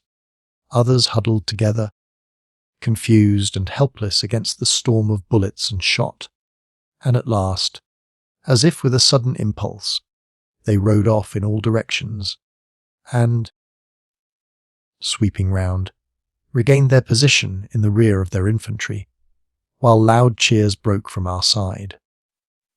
The squares again fell into line, which, advancing steadily, drove Hyder's infantry before it. As this was going on, a strong force of infantry and cavalry, with guns, was moved round by Hyder to fall on the British rear. These, however, were met by the second line, which had hitherto remained in reserve, and after fierce fighting were driven back along the sand hills. But, as they were retiring, the main body of Hyder's cavalry moved round to support the attack. Fortunately, a British schooner, which had sailed from Porto Novo when the troops started, had anchored near the shore to give what protection she could to the baggage, and now opened fire with her guns upon the cavalry as they rode along between the sand hills and the sea, and with such effect that they halted and wavered, and when two of the batteries on the sand hills also opened fire upon them, they fell back in haste. This was Hyder's last effort. The British line continued to advance until it had gained all the positions occupied by the enemy, and these were soon in headlong flight, Hyder himself, who had been almost forced by his attendants to leave the ground, being with them. It was a wonderful victory. The English numbered but 8,476 men, of whom 306 were killed or wounded. Hyder's force was about 65,000, and his loss was not less than 10,000. The victory had an immense effect in restoring the confidence of the English troops, which had been greatly shaken by the misfortunes caused by the incapacity of Monro and Bailey. But it had no other consequences for want of carriage, and a deficiency of provisions and equipment prevented Sir Eyre Cote from taking the offensive, and he was obliged to confine himself to capturing a few forts near the coast. On the 27th of August the armies met again, Hyder having chosen the scene of his victory over Bailey's force to give battle, believing the position to be a fortunate one for himself. Hyder had now been joined by Tipu, who had not been present at the last battle, and his force numbered 80,000 men, while the English were 11,000 strong. I did not see the battle, as we were, at the time, occupied in escorting a convoy of provisions from Madras. The fight was much better contested than the previous battle had been. Hyder was well acquainted with the ground, and made skilful use of his opportunities by fortifying all the points at which he could be attacked. The fight lasted 8 hours. At last Sir Eyre Cote's 1st Division turned the enemy's left flank by the capture of the village of Perilous, while his 2nd turned their right, and Hyder was obliged to fall back. But this was done in good order, and the enemy claimed that it was a drawn battle. This, however, was not the case, as the English, at night, encamped on the position occupied by Hyder in the morning. Still, the scandalous mismanagement at Madras continued to cripple us. But, learning from the commandant at Vellore that, unless he were relieved, he would be driven to surrender for want of provisions, Sir Ayacoot marched to his help. He met the enemy on the way. Hyder was taken by surprise and was moving off when the English arrived. In order to give his infantry time to march away, he hurled the whole of his cavalry against the English. Again and again they charged down, with the greatest bravery, and although the batteries swept their ranks with grape, and the squares received them with deadly volleys, they persevered until Tipu had carried off his infantry and guns, and then, having lost 5,000 men, followed him. The English then moved on towards Vellore. Hyder avoided another encounter, and Vellore was relieved. Sir Ayacoot handed over, to its commandant, almost the whole of the provisions carried by the army, and, having thus supplied the garrison with sufficient food, for 6 weeks, marched back to Madras, his troops suffering greatly from famine on the way. Nothing took place during the winter, except that Sir Ayacoot again advanced and revictualled Vellore. In March a French fleet arrived off the coast, landed a force of 3,000 men to assist Hyder, and informed him that a much larger division was on its way. Fortunately, this did not arrive, many of the ships being captured by the English on their way out. In the course of the year there were several fights, but none of any consequence, and things remained in the same state until the end of the year, when, on the 7th of December, Hyder died, and Tipu was proclaimed his successor. Bussy arrived, with fresh reinforcements from France in April, and took the command of Hyder's French contingent. And in June there was a battle between him and a force commanded by General Start, the successor to Sir Ayacoot, who had been obliged to resign from ill health and who had died in the spring. The French position was a very strong one, and was protected by numerous field works. The battle was the most sanguinary fought during the war, considering the numbers engaged. The English carried a portion of the works and captured 14 guns, and, as the French retired during the night, were able to claim a victory. Their loss, however, was over 1,000, while that of the French was not more than a third of that number. During that year there was little fighting down here. A Bombay force, however, under the command of General Matthews, captured Bednore. But Tipu hastened against him with a great force, besieged Bednore, and forced it to surrender after a desperate defence. Tipu violated the terms of capitulation and made the defenders prisoners. Bangalore was next besieged by him, but resisted for nearly 9 months, and only surrendered in January 1784. Tipu had, by this time, lost the services of his French auxiliaries, as England and France had made peace at home. Negotiations between Tipu and the English went on till March, when a treaty was signed.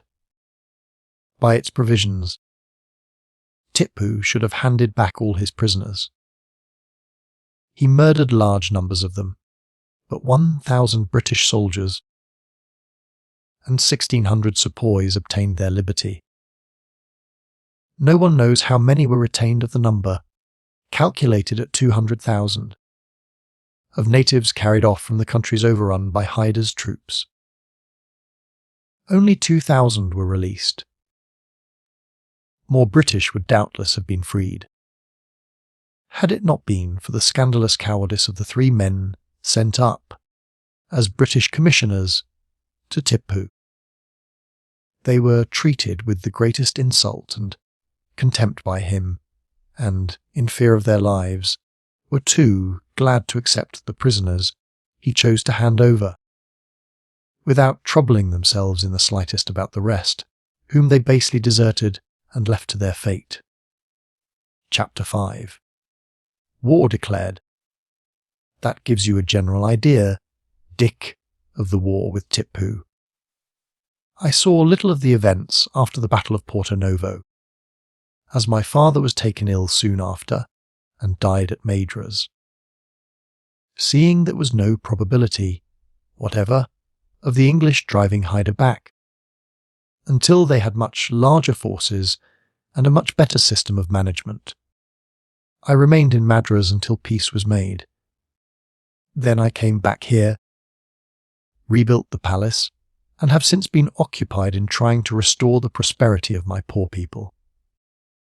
It is, I feel, a useless task, for it is certain that, ere long, the English will again be engaged with Mysore, and if they are, it is well nigh certain that Tipu's hordes will again sweep down from the hills and carry ruin and desolation everywhere.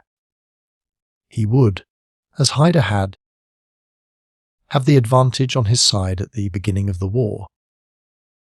He has a score of passes to choose from, and can descend onto the plain by any one he may select. And, even were there a force here capable of giving battle to the whole Mysorean army, it could not watch all the passes, as to do so the army would have to be broken up into a dozen commands. Tipu will therefore again be able to ravage the plains for weeks, perhaps, before the English can force him to give battle. But there is no army at present in existence of sufficient strength to meet him. The Madras force would have to wait until reinforcements arrived from Calcutta. It was bad before, but it will be worse now. Hyder, no doubt, slaughtered many, but he was not cruel by nature.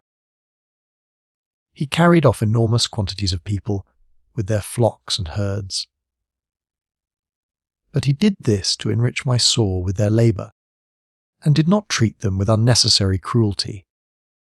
Tipu, on the other hand, is a human tiger. He delights in torturing his victims, and slays his prisoners from pure love of bloodshed. He is proud of the title of tiger. His footstool is a tiger's head, and the uniforms of his infantry are a sort of imitation of a tiger's stripes. He has military talent, and showed great judgment in command of his division. Indeed, most of the successes gained during the last war were his work. Since then, he has laboured incessantly to improve his army. Numbers of regiments have been raised, composed of the captives carried off from here and from the west coast. They are drilled in European fashion by the English captives he still holds in his hands. But why, uncle, instead of giving time to Tipu to come down here, should we not march up the passes and compel him to keep his army up there to defend Seringapatam?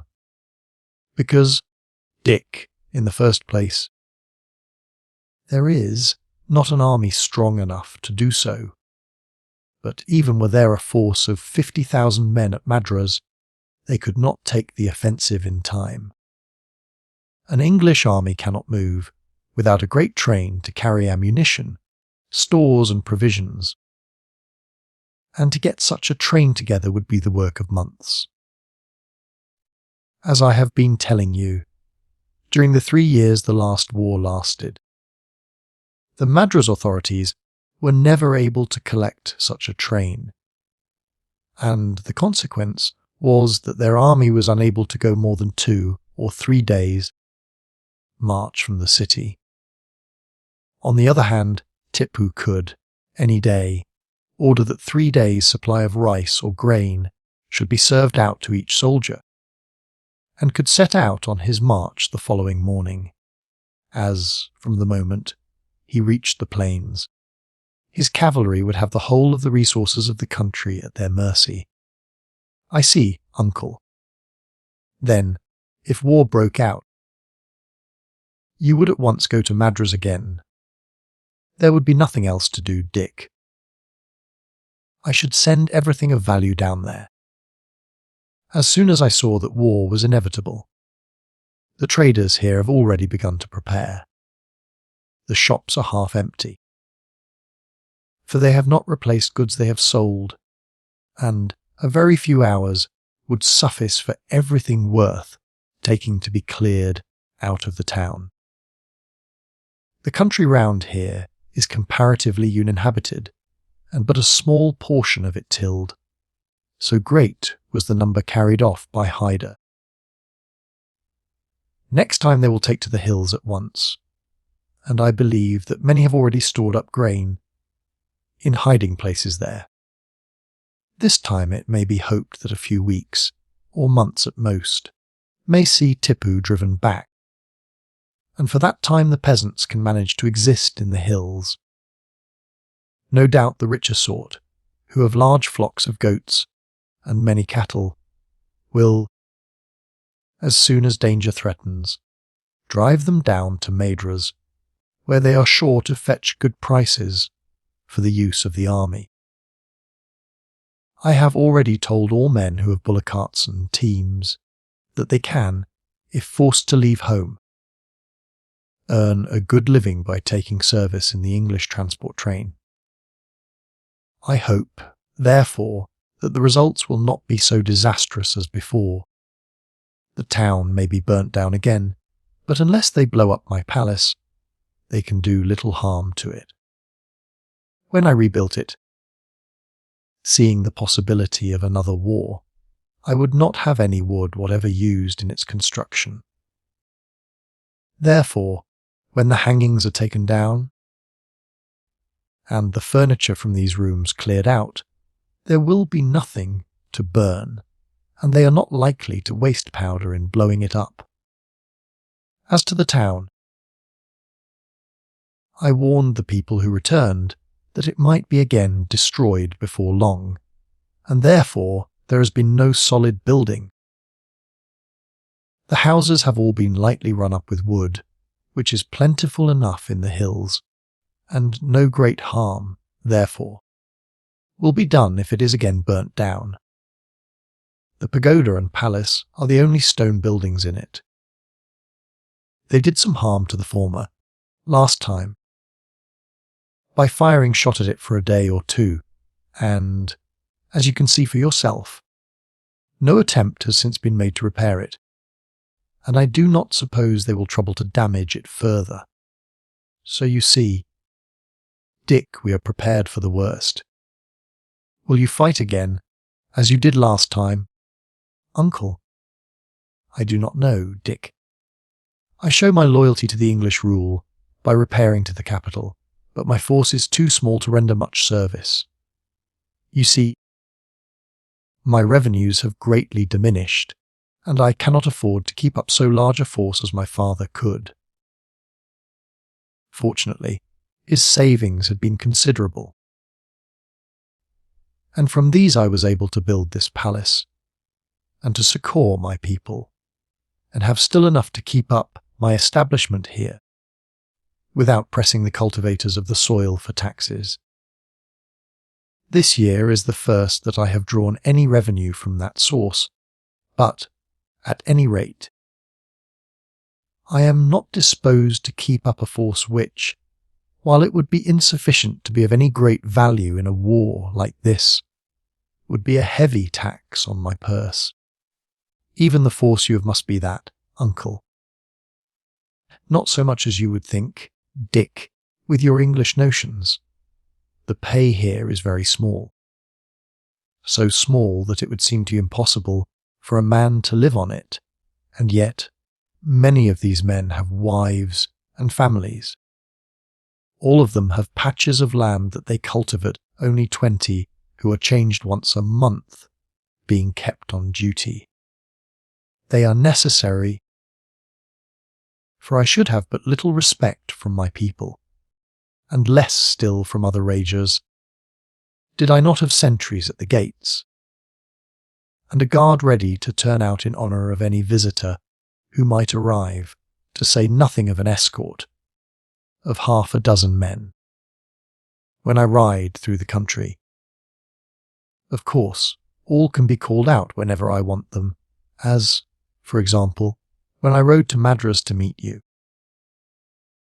The men think themselves well off upon the pay of 3 rupees a month, as they are practically only on duty 2 months each year, and have the rest of the time to cultivate their fields. Therefore, with the pay of the officers, my troop only costs me about 400 rupees a month, which is, equivalent to 40 English pounds, so that you cannot call it an expensive army, even if it is kept for show rather than use. No, indeed, uncle. It seems ridiculous that a troop of 100 men can be kept up for £500 a year.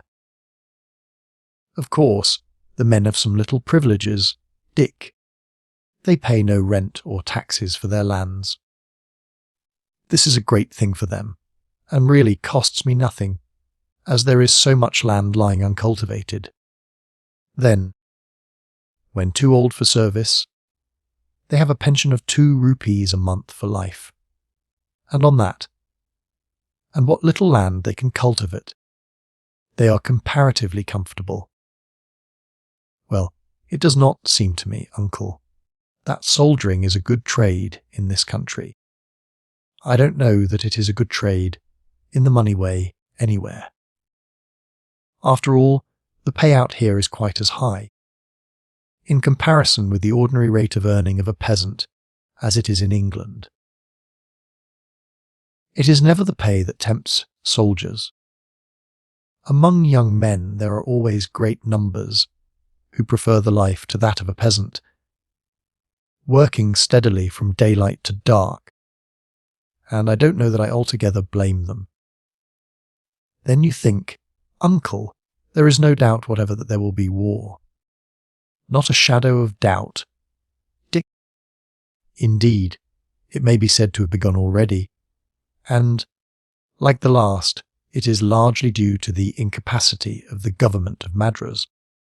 I have just received a message from Arcot. The Rajah said, 2 months later, and I must go over and see the Nabob.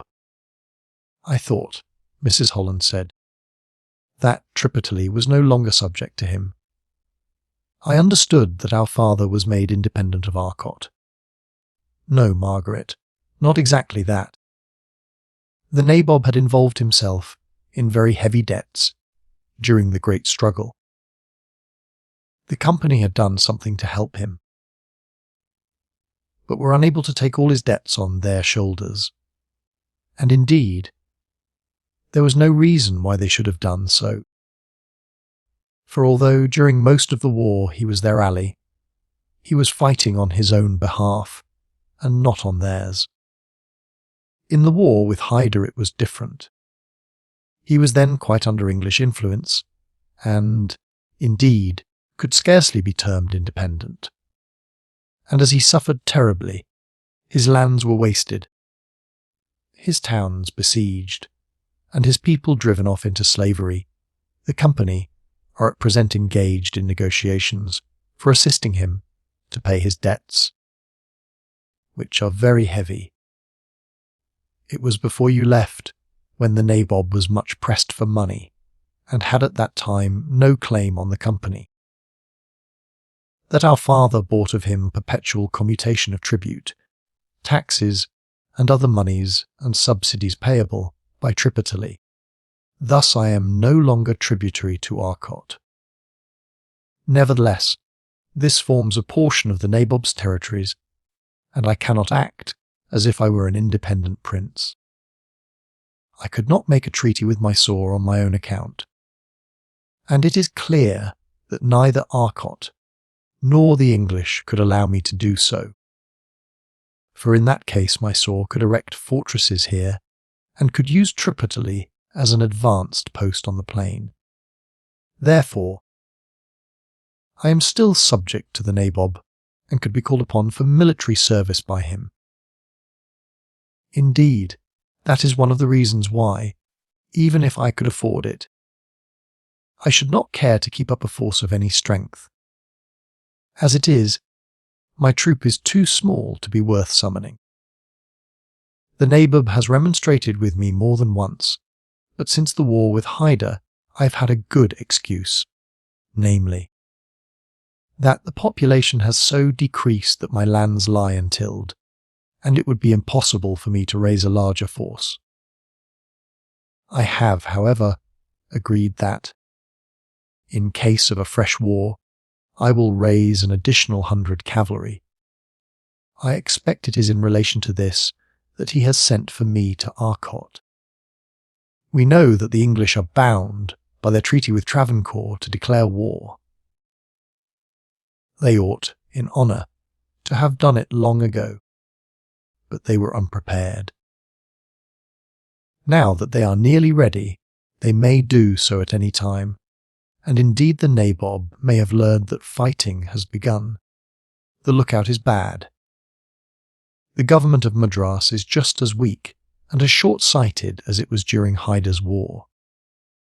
There is but one comfort, and that is that Lord Cornwallis, at Calcutta, has far greater power than his predecessors, and as he is an experienced soldier, and is said to be an energetic man, he may bring up reinforcements from Calcutta without loss of time, and also set the troops of Bombay in motion. I expect that, as before, things will go badly at first, but hope that, this time, we shall end by giving my source so heavy a lesson that she will be powerless for mischief in future. And release all the captives, Mrs. Holland exclaimed, clasping her hands. I sincerely trust so, Margaret, her brother said gravely, but, after what happened last time, we must not be sanguine. Scattered about as they may be, in the scores of little hill forts that dot the whole country, we can, unhappily, never be sure that all are delivered. When we have only the word of a treacherous tyrant like Tipu. We know that, last time, he kept back hundreds of prisoners, among whom, as we may hope, was your husband, and it may be that, however completely he may be defeated, he may yet retain some of them, knowing full well it is impossible that all these hill forts and their dungeons can be searched. However, doubtless if an English army marches to Seringapatam, many will be recovered, though we have reason to fear that many will, as before, be murdered before our arrival. When the Rajah returned from Arcot on the following day, he brought back the news that General Meadows had moved to the frontier at Kara, 50 miles beyond Tripataly, and that the war was really about to begin. You know, he said, how matters stand up to now. Tipu, after making peace with the Nizam and the Marathis, with whom he had been engaged in hostilities for some time, turned his attention to the western coast, where Corn and Malabar had risen in rebellion.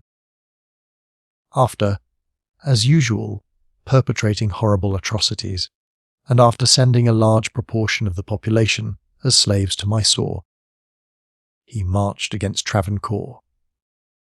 Now, Travancore was specially mentioned in the Treaty of Mangalore as one of the allies of the English, with whom Tiplo bound himself not to make war, and had he not been prepared to fight the English, he would not have attacked their ally.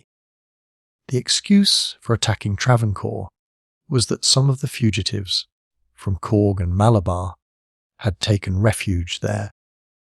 Seeing that Tipu was bent upon hostilities, Lord Cornwallis and his council at Calcutta directed, as I learnt from an official at Madras, the authorities there to begin at once to make preparations for war. Instead of doing so, Mr. Holland, the governor, gave the Rajah the shameful and cowardly advice to withdraw his protection from the fugitives. The Rajah refused to comply with such counsel, and after some months spent in negotiations, Tipu attacked the wall that runs along the northern frontier of Travancore. That was about 6 months ago. Yes, it was on the 28th of December, so it is just 6 months. His troops, 14,000 strong, made their way without difficulty through a breach. But they were suddenly attacked by a small body of Travancore men. A panic seized them. They rushed back to the breach, and in the wild struggle to pass through it, no less than 2,000 were either killed or crushed to death. It was nearly 3 months before Tipu renewed his attack. The lines were weak, and his army so strong that resistance was impossible. A breach, 3/4 of a mile in length, was made in the wall, and marching through this, he devastated Travancore from end to end. His unaccountable delay before assaulting the position has been of great advantage to us. Had he attacked us at once, instead of wasting his time before Travancore, he would have found the Carnatic as defenceless and as completely at his mercy as Hyder did. He would still have done so, had it depended upon Madras. But as the authorities here did nothing, Lord Cornwallis took the matter into his own hands.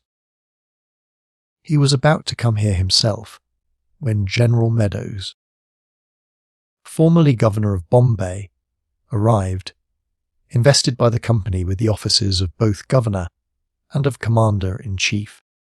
He landed here late in February and at once set to work to prepare for war.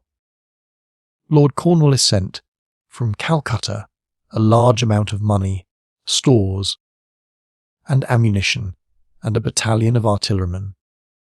The sepoys objected to travel by sea, as their caste rules forbade them to do so, and he therefore sent off 6 battalions of infantry by land. And the Nabob tells me they are expected to arrive in 4 or 5 weeks' time.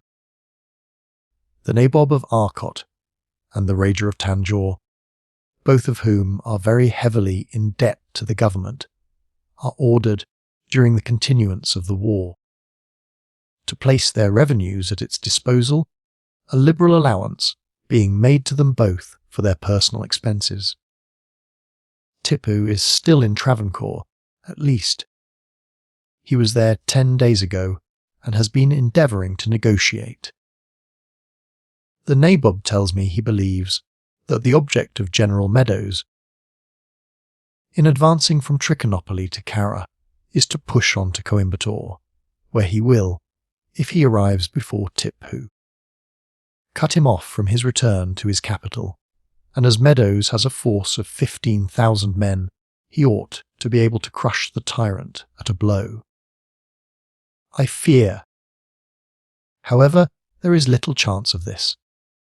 The Mysore troops move with great rapidity, and as soon as Tipu hears that the English army is marching towards Kara, he is sure to take the alarm, and by this time has probably passed Coimbatore on his way back. With all his faults, Tipu is a good general, and the Nabob's opinion, and I quite agree with him, is that, as soon as he regains the tableland of Mysore, he will take advantage of the English army being far away to the south, and will pour down through the passes into this part of the Carnatic, which is at present absolutely defenceless. This being the case, I shall at once get ready to leave for Madras, and shall move as soon as I learn, for certain, that Tipu has slipped past the English. The Nabob has called upon me to join him with my little body of cavalry, and as soon as the news comes that Tipu is descending the passes, I shall either join him or the English army. That will be a matter to decide afterwards. You will take me with you, of course, uncle? Dick asked eagerly. Certainly, Dick. If you are old enough to undertake the really perilous adventure of going up in disguise to Mysore. You are certainly old enough to ride with me. Besides, we may hope that, this time, the war is not going to be as one-sided as it was the last time, and that we may end by reaching Seringapatam, in which case we may rescue your father, if he is still alive, very much more easily than it could be managed in the way you propose. The news that the English army had marched to Kara, and that there was no force left to prevent the Mysoreans from pouring down from the hills, spread quickly, and when Dick went out with the two boys into the town, groups of people were talking earnestly in the streets. Some of them came up and asked respectfully if there was any later news. "Nothing later than you have heard," Dick said. "The Rajah is not going away yet, Sahib." "No, he will not leave unless he hears that Tipu has returned, with his army, to Seringapatam. Then he will go at once. For the Sultan might come down through the passes at any moment, and can get here a fortnight before the English army can return from Kara." "Yes, it will be no use waiting here to be eaten up, Sahib." "Do you think Conjeveram would be safe?" "Because it is easy to go down there by boat." "I should think so. Hyder could not take it last time, and the English army is much stronger than it was then. Besides, there will be 6,000 men arriving from Bengal in a month's time, so I should think there is no fear of Conjeveram being taken." "It is little trouble getting there," the trader said, "but it is a long journey to Madras. We could go down with our families and goods in 2 days. In a boat, but there would not be boats enough for all, and it will be best, therefore, that some should go at once. For if all wait until there is news that Tipu is coming, many will not be able to get away in time." "No, not in boats," Dick agreed, "but in 3 days a bullock cart would get you there." Next day, several of the shops containing the most valuable goods were shut up, and, day by day, the number remaining open grew smaller. "It is as I expected," the Rajah said, one morning, as he came into the room where the family was sitting. "A messenger has just come in from the Nabob with the news that sickness broke out among the army as soon as they arrived at Kara, and in 24 hours 1,000 men were in hospital. This delayed the movement, and when they arrived at Coimbatore they were too late. Tiplo and his army had already passed, moving by forced marches back to Mysore. Finish your packing, ladies. We will start at daybreak tomorrow morning. I secured 3 boats 4 days ago and have been holding them in readiness. Rajbullah will go in charge of you. There is not the least fear of Tipu being here for another fortnight, at the earliest. I shall ride with the troop. Dick and the boys will go with me. We shall meet you at Conjeveram. I have already arranged with some of our people, who have gone on in their bullock carts, with their belongings, and will unload them there to be in readiness to take our goods on to Madras, so there will be no delay in getting forward. By nightfall, the apartments were completely dismantled. The furniture was all stowed away in a vault which the Rajah had constructed for the purpose. When the palace was rebuilt, access was obtained to it through the floor in one of the private apartments. The floor was of tessellated marble, but some 10 squares of it lifted up in a mass, forming together a trapdoor, from which steps led down into the vault. When the block was lowered again, the fit was so accurate that, after sweeping a little dust over the joint, the opening was quite imperceptible to anyone not aware of the hiding place. The cushions of the divans were taken down here, as well as the furniture, and all the less valuable carpets, rugs, and hangings, while the costlier articles were rolled up into bales for transport. The silver cups and other valuables were packed in boxes and were, during the night, carried by coolies down to the boats, over which a guard was placed until morning. Provisions for the journey down the river were also placed on board. The palace was asked long before daybreak. The cushions that had been slept on during the night were carried down to the boats. The boxes of wearing apparel closed and fastened, and a hasty meal was taken. The sun was just rising when they started. One boat had been fitted up with a bower of green boughs, for the use of the 2 ladies and their 4 attendants. The other 2 carried the baggage. After seeing them push off, the Rajah, his sons, and Dick returned to the palace. Here, for a couple of hours, he held a sort of audience, and gave his advice to the townspeople and others who came, in considerable numbers, to consult with him. When this was done, they went into the courtyard, where all was ready for their departure.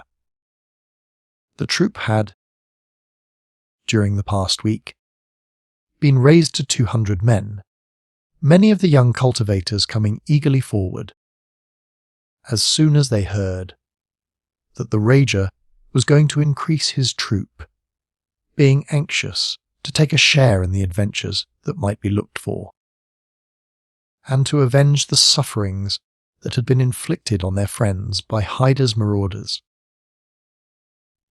They were a somewhat motley troop, but this mattered little, as uniformity was unknown among the forces of the native princes.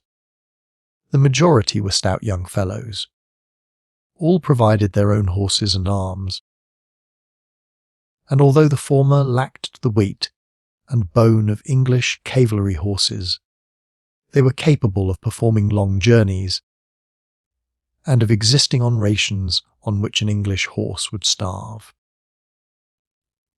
All were well armed, for any deficiency had been made up from the Rajah's store, and from this a large number of guns had, 3 days before, been distributed among such of the ryots as intended to take to the hills on the approach of the enemy. Ammunition had also been distributed among them. Every man in the troop carried a shield and tulwar, and on his back was slung a musket or spear, and there were few without pistols in their girdles. They rode halfway to Conjeveram, and stopped for the night at a village, the men sleeping in the open air, while the Rajah, his sons, and Dick were entertained by the chief man of the place. The next afternoon they rode into Conjeveram, where, just at sunset, the boats also arrived. The troop encamped outside the town, while the Rajah and his party occupied some rooms that had been secured beforehand for them. In the morning, the ladies proceeded in a native carriage, with the troop, an officer and 10 men following, in charge of the bullock carts containing the baggage. On reaching Madras, they encamped on the Maiden, a large, open space used as a drill ground for the troops garrisoned there, and the Rajah and his party established themselves in the house occupied by him on the occasion of his last visit.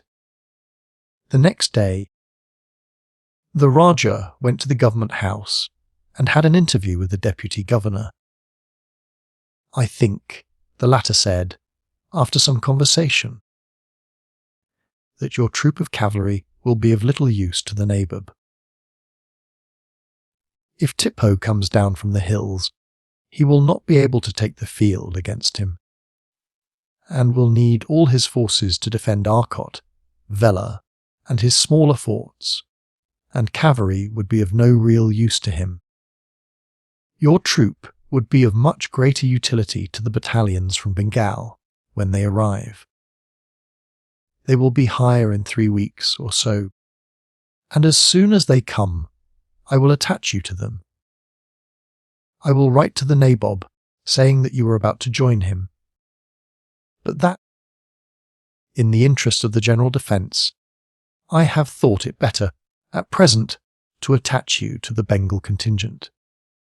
You see, they will be entirely new to the country, and it will be a great advantage to them to have a troop like yours, many of whom are well acquainted with the roads and general geography of the country.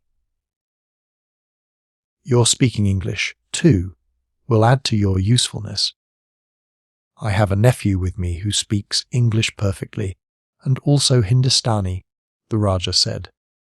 He is a smart young fellow, and I have no doubt that the officer in command would be able to make him very useful. He is eager to be of service. His father, who was an Englishman, was wrecked some years ago on the west coast and sent up a prisoner to Mysore. He was not one of those handed over at the time of the peace, but whether he has been murdered or is still a prisoner in Tipu's hands, we do not know. My sister came out with the boy 3 or 4 months ago to endeavour to obtain some news of him. I will make a note of it, Rajah. I have no doubt that he will be of great use to Colonel Cockerell. In the last week in July, the Rajah moved with his troop to Conjeveram, and on the 1st of August the Bengal forces arrived there. They were joined at once by 3 regiments of Europeans, 1 of native cavalry, and a strong force of artillery, raising their numbers to 9,500 men.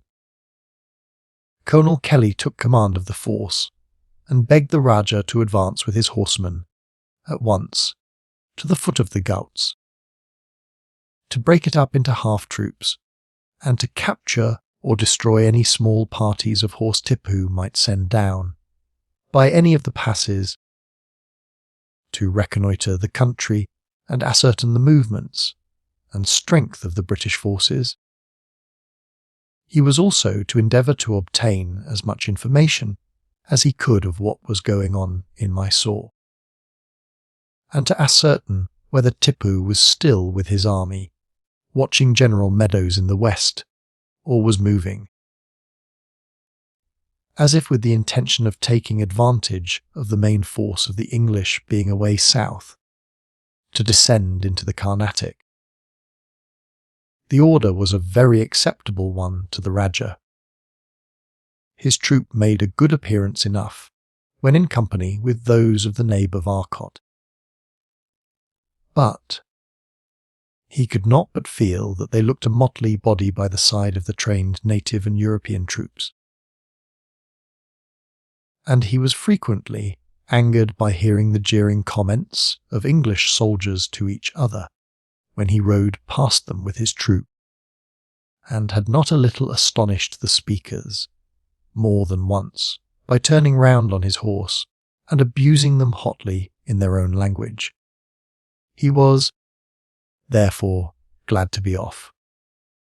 For such work, his men were far better fitted than were even the native cavalry in the company's service. They were stout, active fellows, accustomed to the hills, and speaking the dialect used by the shepherds and villagers among the goats. Proceeding northward through Vellore, he there divided his force into 4 bodies. He himself, with 50 men, took up a position at the mouth of the pass of Amber. Another 50 were sent to the pass of Mugni, to the west of Chitta, under the command of Anwar, the captain of the troop. The rest were distributed among the minor passes. Dick remained with his uncle, who established himself in a village 7 miles up the pass. He was well satisfied with the arrangement.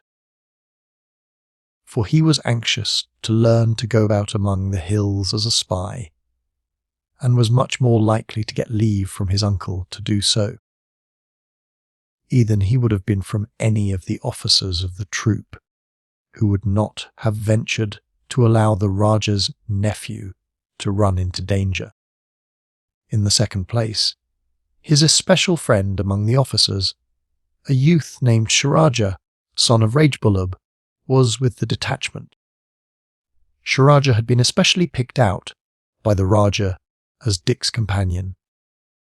He generally joined him in his rides, and they had often gone on shooting excursions among the hills.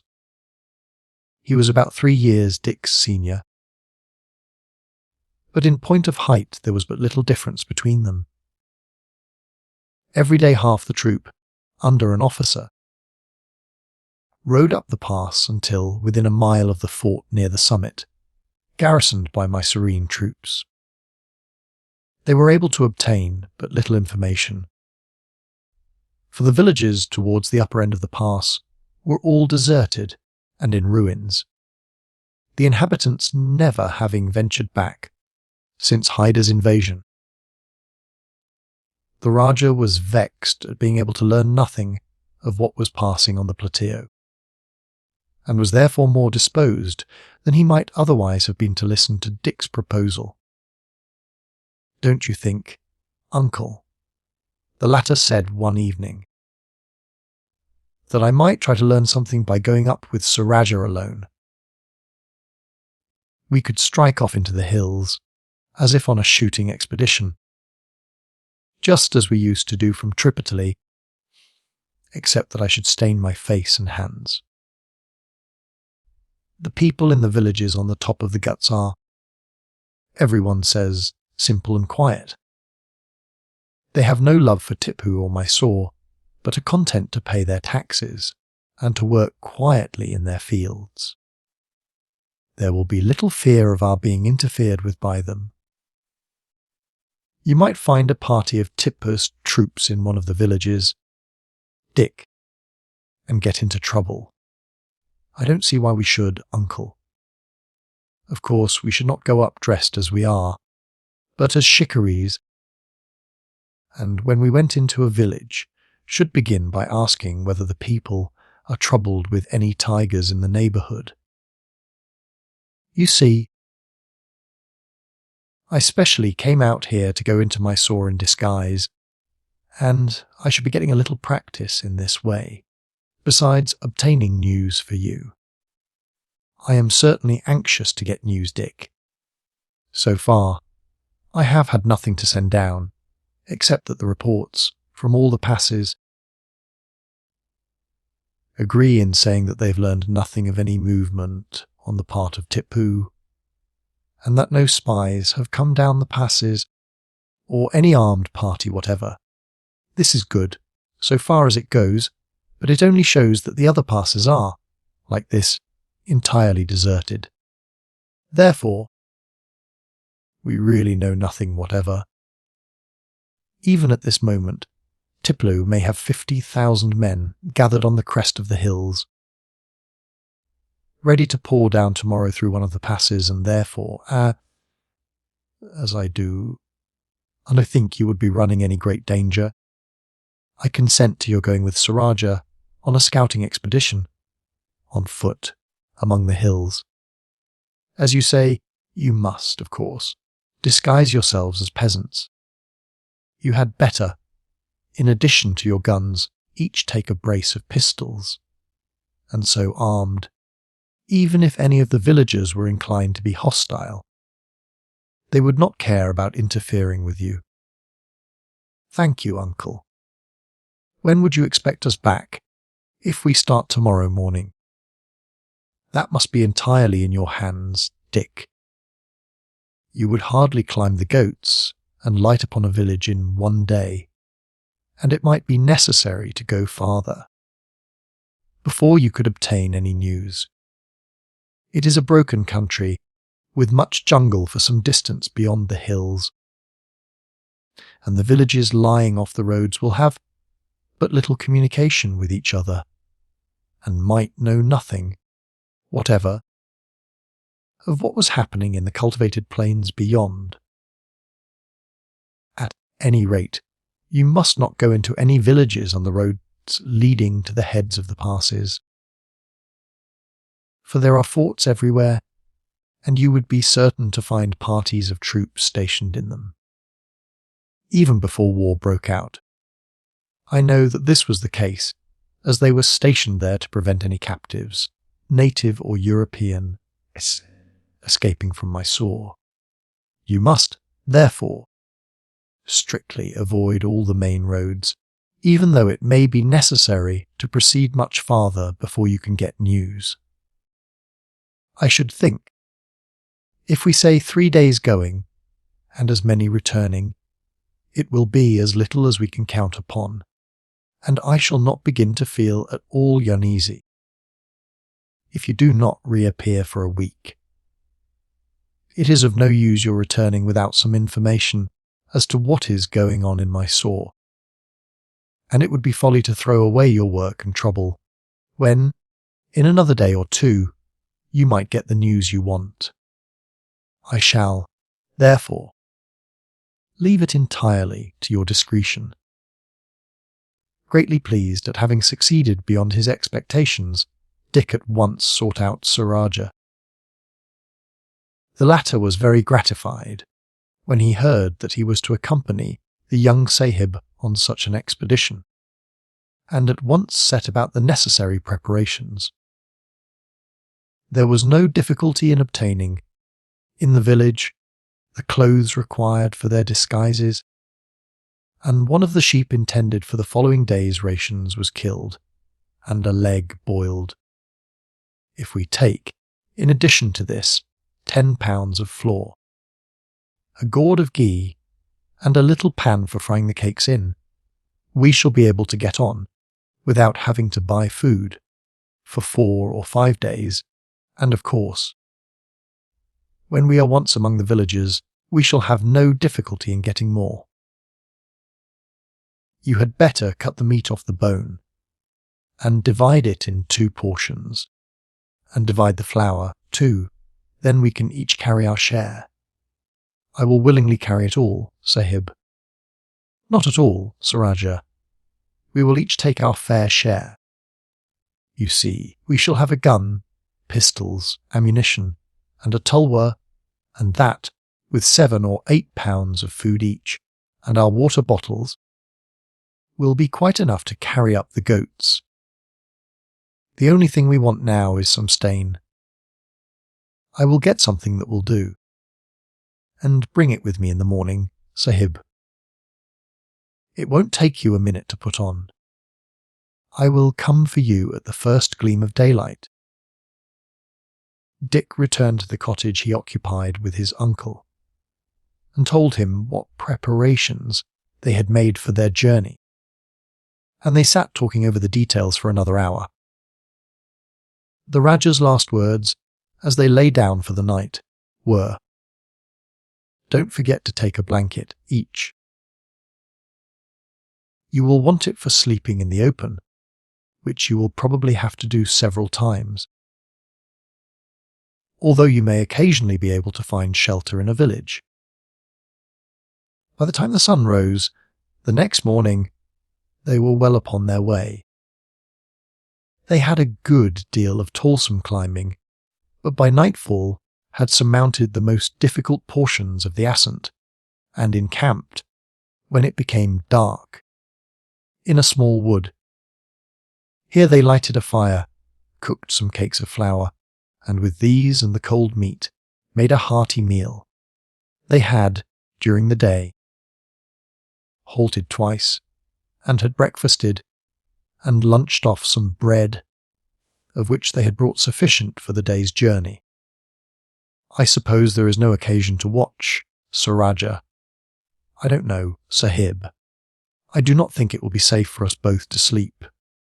There are, as you know, many tigers among these hills, and though they would not approach us, as long as the fire is burning brightly, they might steal up and carry one of us off when the fire gets low.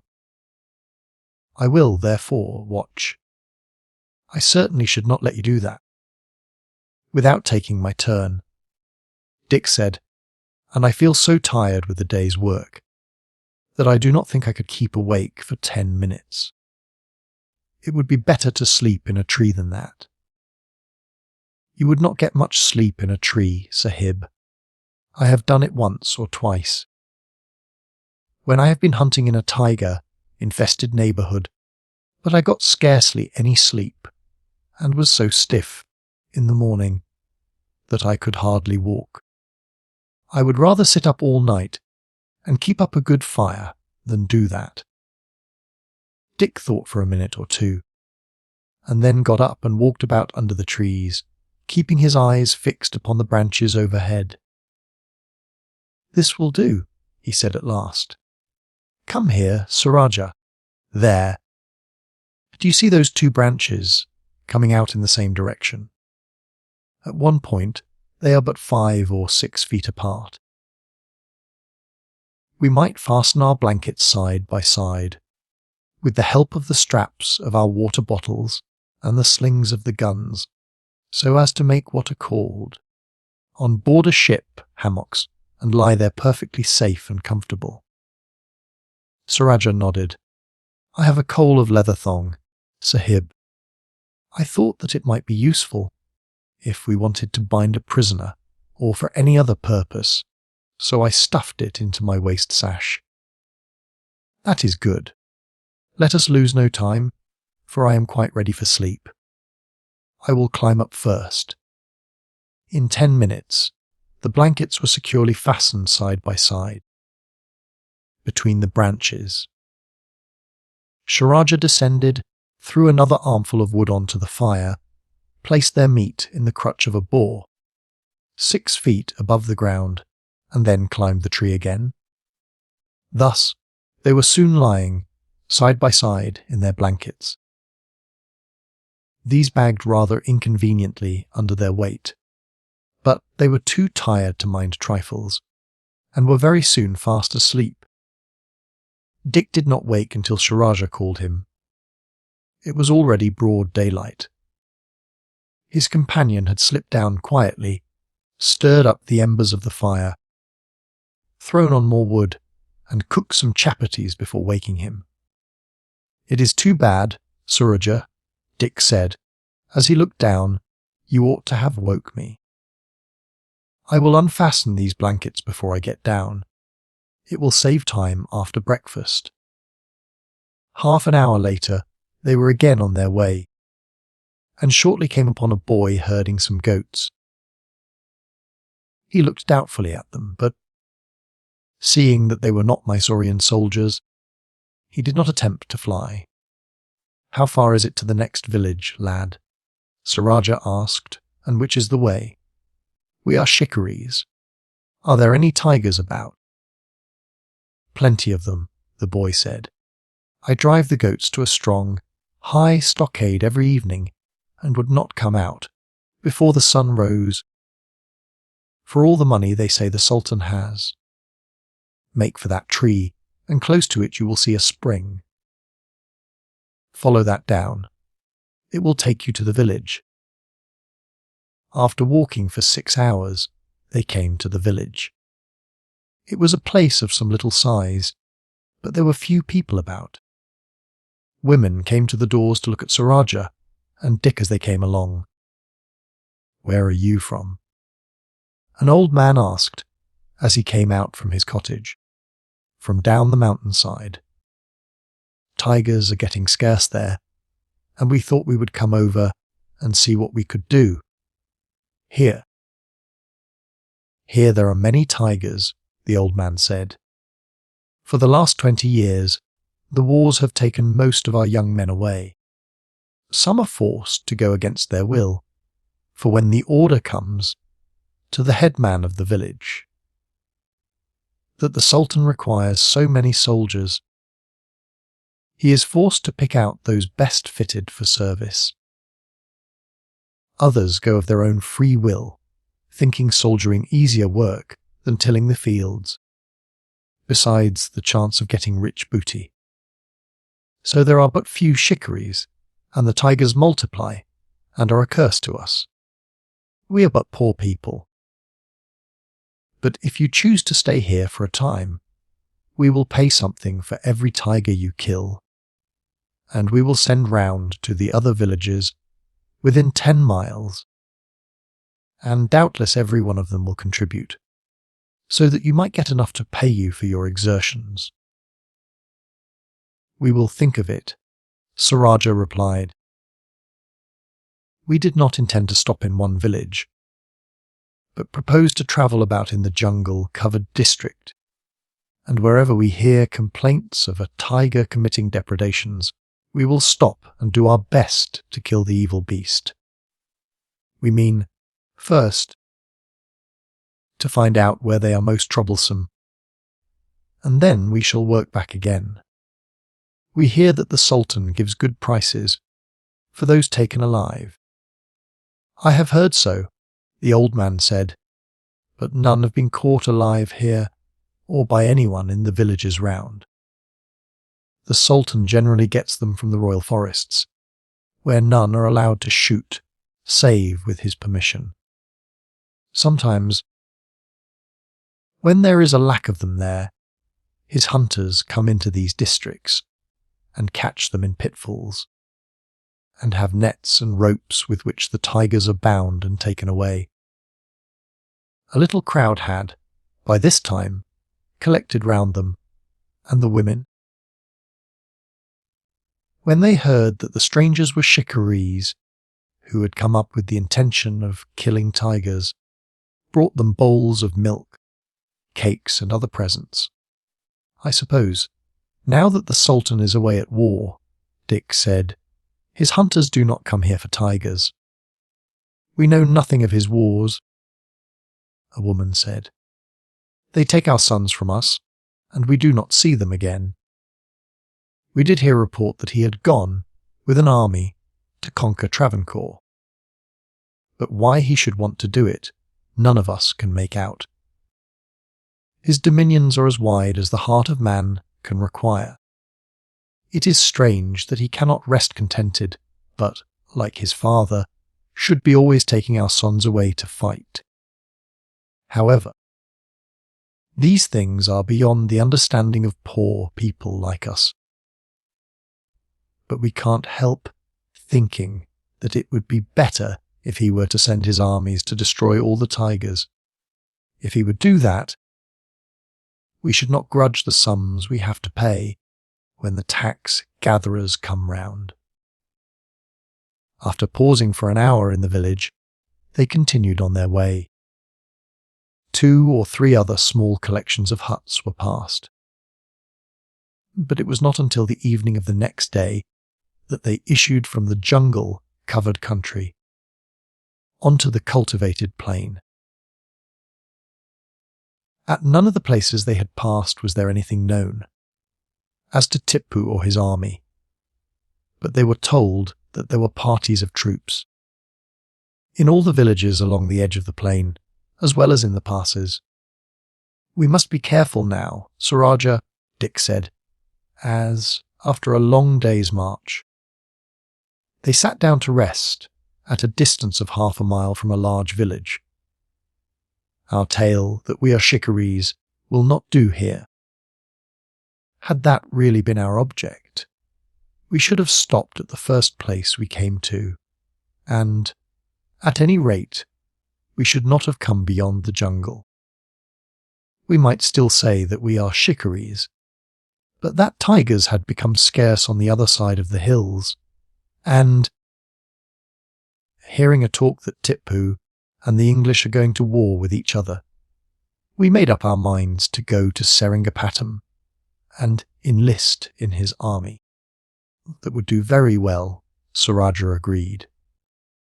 They would have no reason for doubting us, and even if the officer here were to suggest that we should enlist under him, we could do so, as there would be no difficulty in slipping away and making off into the jungle again. They waited until the sun set and then walked on into the village. They had scarcely entered when two armed men stopped them and questioned them whence they came. Rajah repeated the story they had agreed upon, and the men appeared quite satisfied. "You will be just in time," one said. "We have news that the Sultan has just moved, with his army, to Seringapatam. Officers came here, only yesterday, to buy up cattle and grain. These are to be retained here, until orders are received when they are to be sent. So I should say that he is coming this way, and will be going down the passes, as Hyder did. We shall be very glad, for I suppose we shall join, as he passes along. It has been dull work here, and we are looking forward to gaining our share of the loot. It would be just as well for you to join us here now as to go on to Seringapatam." "It would save us a long tramp," Rajah agreed. "We will think it over, and maybe we will have a talk with your officer tomorrow morning." They sauntered along with the men, talking as they went, and so escaped being questioned by other soldiers. Presently, they made the excuse that they wanted to buy some flour, and he before the shops were closed, and, with a friendly nod to the two soldiers, stopped before the stall of a peasant who had, on a little stand in front of him, a large jar of ghee. Having purchased some, they went a little farther and laid in a fresh supply of flour. "Things are very dear," Rajah remarked. "There is very little left in the village," the man said. "All the flour was bought up yesterday for the Sultan's army, which, they say, is coming in this direction, and I have only got what you see here. It has been pounded by my wife and some other women since morning." "That is good enough," Dick said, as they walked away. "Our work is done, Rajah, and it is not likely that we should learn anything more if we were to stop here for a week.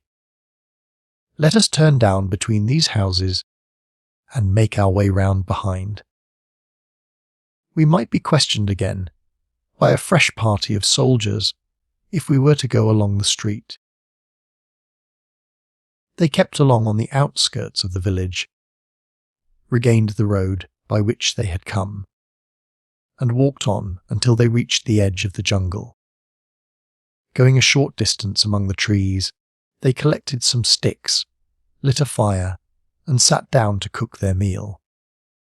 At the last village or two, they had heard but little of tigers, and now agreed that they could safely lie down, and that it would not be necessary for them to rig up their blankets as hammocks, as they had done on the first 2 nights.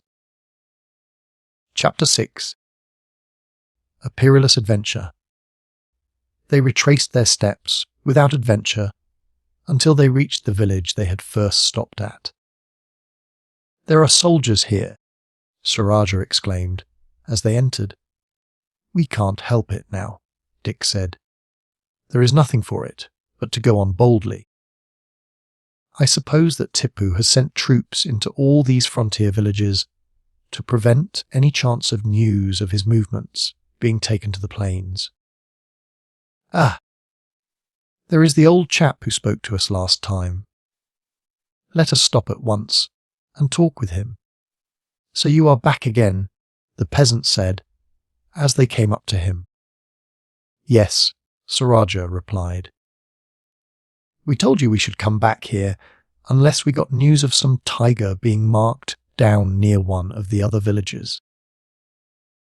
We have been as far as the edge of the jungle, and although we have heard of several, not one of them seems to be in the habit of coming back regularly to the same spot. So we thought we could not do better than return here at once and make it our headquarters. I see you have got some soldiers here." "Yes," the old man said, discontentedly, "and a rough lot they are. They demand food, and instead of paying for it in money, their officer gives us bits of paper with some writing on them. He says that, when they go, we are to take them to him, and he will give us an order equal to the whole of them, for which we can receive money from the treasury at Seringapatam. A nice thing, that! None of us have ever been to Seringapatam, and should not know what to do when we got there. Moreover, there would be no saying whether one would ever come back again. It is terrible. Besides, we have only grain enough for ourselves, and shall have to send down to the plains to buy more. And where the money is to come from, nobody can tell. I think I could tell you how you had better proceed, if you will take us into your house, Sir Rajah said. This is not a place for talking. There are 4 or 5 soldiers there watching us. The old man entered the house and closed the door behind them. How would you counsel us to proceed? He asked, as soon as they had seated themselves on a divan, formed of a low bank of beaten earth with a thick covering of straw. It is simple enough, Sir Rajah said. One of you would take the order on the Sultan's treasury to a large village down in the plain. You would go to a trader and say that you wished to purchase so much grain and other goods, and would pay for them with an order on the Sultan's treasury. It would probably be accepted as readily as cash, for the trader would send it to a merchant or banker at Seringapatam to get it cashed for him, to pay for goods he had obtained there, and either to send him any balance there might be, or to retain it for further purchases. An order of that kind is better than money, for trading purposes, for there would be no fear of its being stolen on the way, as it could be hidden in the hair or shoe, or anywhere among the clothes of the messenger. Wonderful, the old peasant said. Your words are a relief, indeed, to me, and will be to all the village when they hear them. And now, Dick broke in, let us talk about tigers. While you have been speaking, those soldiers have passed the door twice, and have been looking suspiciously at the house. If they take it into their heads to come here, and to ask who we are, and what is our business, it would not do to tell them that we have been discussing the value of the orders on the Sultan's treasury. Now, if our advice has been of any assistance to you in this matter, you, in turn, can render us aid in our business of killing tigers. We want you to find out, for us, when a tiger was last seen near the village, where its lair is supposed to be, and whether, according to its situation. We should have the best chance of killing it by digging a pitfall on the path by which it usually comes from the jungle, or by getting a kid and tying it up to attract the tiger to a spot where we shall be stationed in a tree. I will assuredly do that, and everyone here will be glad to assist when I tell them the advice I have received from you, and would, indeed, do so in any case. For it will be a blessing to the village if you can kill the tiger that so often carries off some of our sheep and goats. At this moment, there was a loud knocking at the door. On the peasant opening it, a group of soldiers demanded to see the men who had entered. We are here, Sir Rajah said, coming forward. What do you want? We want to know who you are, and where you come from. Anyone in the village could have told you that, Sir Rajah said. We are shikaris, and have come here to destroy tigers. We were arranging, with this old man, to find us guides who can point out the tracks of the one which has, for some time, been preying on their animals. Yes, and our children." The old man put in, for 3 of them were carried off from the street here within the last month. The soldiers looked doubtful, but one of them said, "This is for our officer to inquire about. The men are strangers to the village, and he will want to question them." "We are quite ready to be questioned," Rajah said. "Our host here will bear me out in what I say, and there are others in the village who will tell you that we have been arranging with them to kill tigers in this neighbourhood, though as yet we have not settled what they will pay us for each beast we destroy." Accompanied by the peasant, they went with the soldiers to the guardhouse, with which each of the frontier villages was provided. It consisted of a group of huts, surrounded by a thick wall of sunburnt bricks. They were taken into the largest hut, where the officer of the party was seated on a rough divan. "Who have you here?" he asked irritably, for he had been awakened from a doze by their entry. "They are 2 young fellows who are strangers here. They say they are shikaris, who have come into the village to gain a reward for killing a tiger that has been troublesome. They were here 3 days ago, Sahib," the villager said, "and asked us many questions about the tigers, and were, when the soldiers came to the door, questioning me as to the tiger's place of retreat, and whether a pitfall or a kid as a decoy would be most suitable. Where do you come from?" The officer asked Rajah. "We live in a little village, some distance down the goats. We heard that tigers were more abundant in the jungle country up here than they are below, and thought that we would, for a time, follow our calling here. We can get good prices for the skins down below, and with that, and what we get from the villages for freeing from the tigers, we hope, in a few months, to take back a good store of money." "Your story is a doubtful one," the officer said harshly. "You may be what you say, and you may be spies."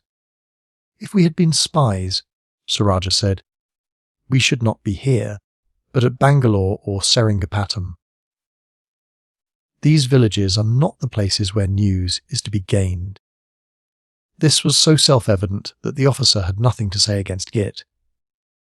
"At any rate," he said, after a pause, "there is no confirmation to your story, and, as I have orders to put all suspicious persons under arrest, I shall detain you." "It is very hard," Rajah began. But the officer made an impatient gesture, while 2 of the soldiers put their hands on the shoulders of the prisoners and led them from the hut. "You need not look so downcast," one of them said good-naturedly. "I don't suppose you will be kept here long, and will, no doubt, be released when the Sultan has gone down the passes with his army. A week or 2 here will do you no harm. The tigers can wait for a bit. There, I give us your weapons. I dare say you will get them back again when we go on, as I hope we shall do. For there is nothing to eat and nothing to do in this miserable place." The arms were taken into the officer's hut, and as there was a sentry at the gate, no further attention was paid to them. "I will get you some provisions and bring them in," the old man said. "It is hard, indeed, that men cannot go about their business without being interfered with. Thank you, but we have enough for 2 or 3 days. When that is gone, we will give you some money to buy more, for we have a few rupees with us, as we knew it might be some time before we should be able to kill a tiger." As soon as the old man had left them, they seated themselves on a large faggot of wood that had been brought in by the villagers. for fuel. We cannot stay here, Rajah. It is most important that we should get back with the news. And I have no doubt that Pig, headed brute in there, will do as he says, and will hold us prisoners until Tipu has gone down the passes. We must get off tonight, if possible. We are not likely to be looked after very sharply. I don't think that fellow really suspects us, but is simply keeping us to show his authority. There ought to be no difficulty in getting out. I suppose we shall be put into one of the soldiers' huts tonight, and if we crawl out when they are asleep, we have only to make our way up those narrow steps to the top of the wall, and then let ourselves down the other side. It is not above 15 feet high, and even if we dropped, we should not be likely to hurt ourselves. There will, most likely, be a sentry at the gate, Rajah observed, and there is a moon tonight.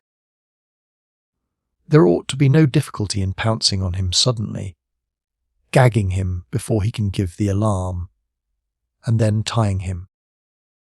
We will walk round and see if there is any rope lying about. If not, I will tear my sash into strips. We can use yours to lower ourselves over the wall. I should like to get our weapons, if we could. The guns do not matter, but the pistols are good ones. And, if there is an alarm given, we may have to fight. Besides, it is not impossible that we may come across a tiger as we go along. I vote that, when we have secured the sentry, we pay the officer a visit. Rajah nodded. He was quite ready to agree to anything that Dick might suggest, and felt a strong desire to repossess himself of his arms, for it seemed to him that it would be a humiliation to go back without them. Of course, Dick went on, if the sentry gives the alarm, before we can secure him, we must give up part of our plan, for, in that case, we should have to bolt. Once over the wall, we should be all right. They may fire away at us as we run, but there is no fear of their hitting us, half asleep as they will be, and not quite sure what it is all about. If we get a fair start of them, we need not have much fear of their catching us. Not as long as it is straight running, Sahib, but if they follow us far, they may come up within range of us as we are making our way down some of those nasty places where we came up the face of the Gout. If we once get well away from them, we will hide up somewhere and then strike off on another line. We might do that, Rajah agreed, but you know, the place where we came up was the only one that seemed to us climbable, and it would be certainly better to make for it again, if we can find our way. I quite agree with you there, Rajah. It would never do to go and find ourselves on the edge of a precipice that we could not get down, with the soldiers anywhere near us. Besides, it is of the greatest importance that we should take the news back as soon as possible, as every hour may be of importance. I only wish we could find out which pass Tipu means to go by, but I don't suppose that will be known until he starts for it. Anyhow, our news will be very valuable, for at present he is supposed to be over on the other side, and he would have taken our troops entirely by surprise if he had suddenly poured out onto the plain. So we must give up my idea of hiding up, for if we did, so we should have to lie there all day. And it would mean the loss of 24 hours, for I would not go down those Gouts for any money, except in daylight. It is a very different thing going downhill to going up, and if we were to attempt it in the dark, we should break our necks for a certainty. If we can get away early, tonight, we shall be at the edge of that steep place by 9 o'clock in the morning, and if we strike the right point, we might be back to the Rajah by nightfall. It will be difficult to find our way back in the dark, Rajah said. No doubt. Still, we can keep in the general direction, and even if we do not hit upon the stream tonight, we shall find it in the morning. It was late in the afternoon when they reached the village, and it was now growing dark. 2 soldiers came up to them and bade them follow them into one of the huts, and there pointed to the farther corner as their place. They wrapped themselves in their blankets and at once lay down. If they take it into their heads, Dick whispered to Rajah, to put a sentry on guard at the door, it will upset all our plans. It would not be very difficult to cut our way through the mud wall behind us. But in the first place, they have taken away our knives. And even if we had them, it would be risky work trying it. The chances are that they will sit and talk all night. Of course, we might surprise the sentry. But it would be a great risk with those fellows close at hand, and we should have to run straight for the steps, and might get a dozen balls after us. Before we were over the wall, I don't think there would be much chance of their hitting us, Rajah said, jumping up from their sleep in confusion. They would be a minute or so before they could find out what had happened, and we should be at the foot of the steps before they saw us, and then they would fire almost at random. But in that case, we should lose our weapons, he added regretfully. We cannot help that. The arms are of no consequence at all, compared to our getting away, unless, of course, any of them happen to overtake us.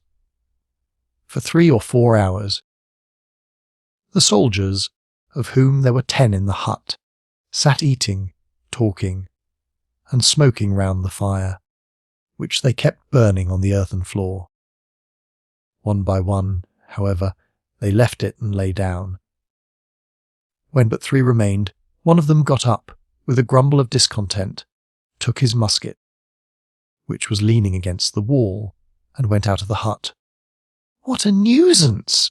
Dick whispered. "He is evidently going on sentry duty. Perhaps he has gone to the gate," Rajah suggested. "I am afraid not. I expect the other hut is furnishing the sentry there. Listen." During the pauses of the low conversation of the 2 men, still sitting by the fire, they could hear a footfall outside. "That settles the question," Dick said. "Now, the sooner those fellows go to sleep, the better. We had better wait for some time. After they do," Rajah replied. 1 or 2 of the men, who lay down first, are sure to get up and go to the door and look out.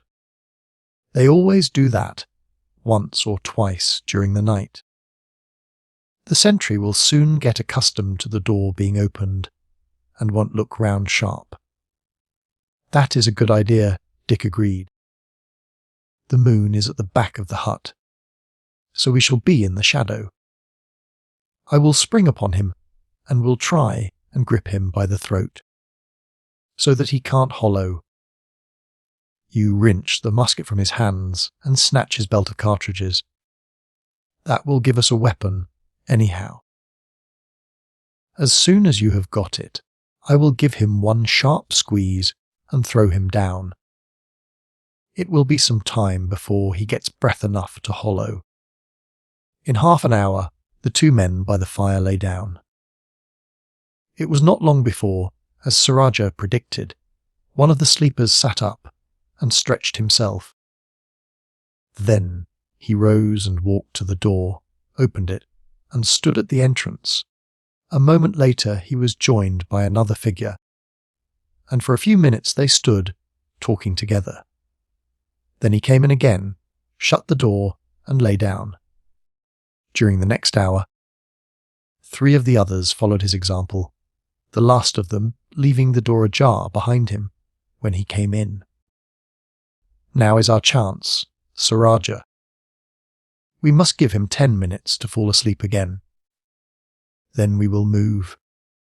Should one of them be lying awake and notice us, which is not likely, for it is too dark in here to see figures distinctly, and ask where we are going, say to the door, to get cool. They won't imagine that we are thinking of escape, with one sentry at the door and another at the gate. Don't you think, Sahib, that it would be safer to kill the sentries? Safer or not, Sir Rajah, we will not do it. At present, they have done us no harm. They are only acting as their officer ordered, and we have no grudge against them. When they take to shooting at us, we must shoot at them. But to kill this sentry would be nothing short of murder. After waiting a few minutes longer, Dick said, "We had better be off, now. If we were to wait longer, we should have another fellow getting up." They rose quietly to their feet, made their way to the door, and opened it noiselessly. The sentry was standing, leaning on his long matchlock, a few feet away. Suddenly a voice behind exclaimed, "Who is that?" The sentry was in the act of turning round, when Dick sprang upon him and grasped him by the throat.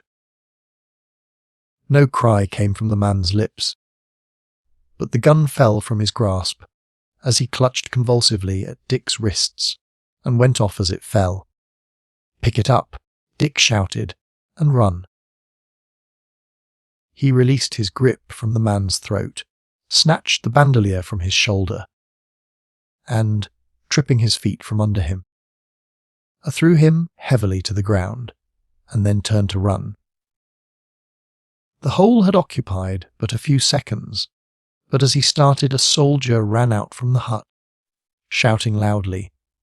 He had a gun in his hand. Dick changed his mind, turned, threw himself upon him, wrenched the gun from his hold, and, as the man staggered back, struck him with his right hand under the chin.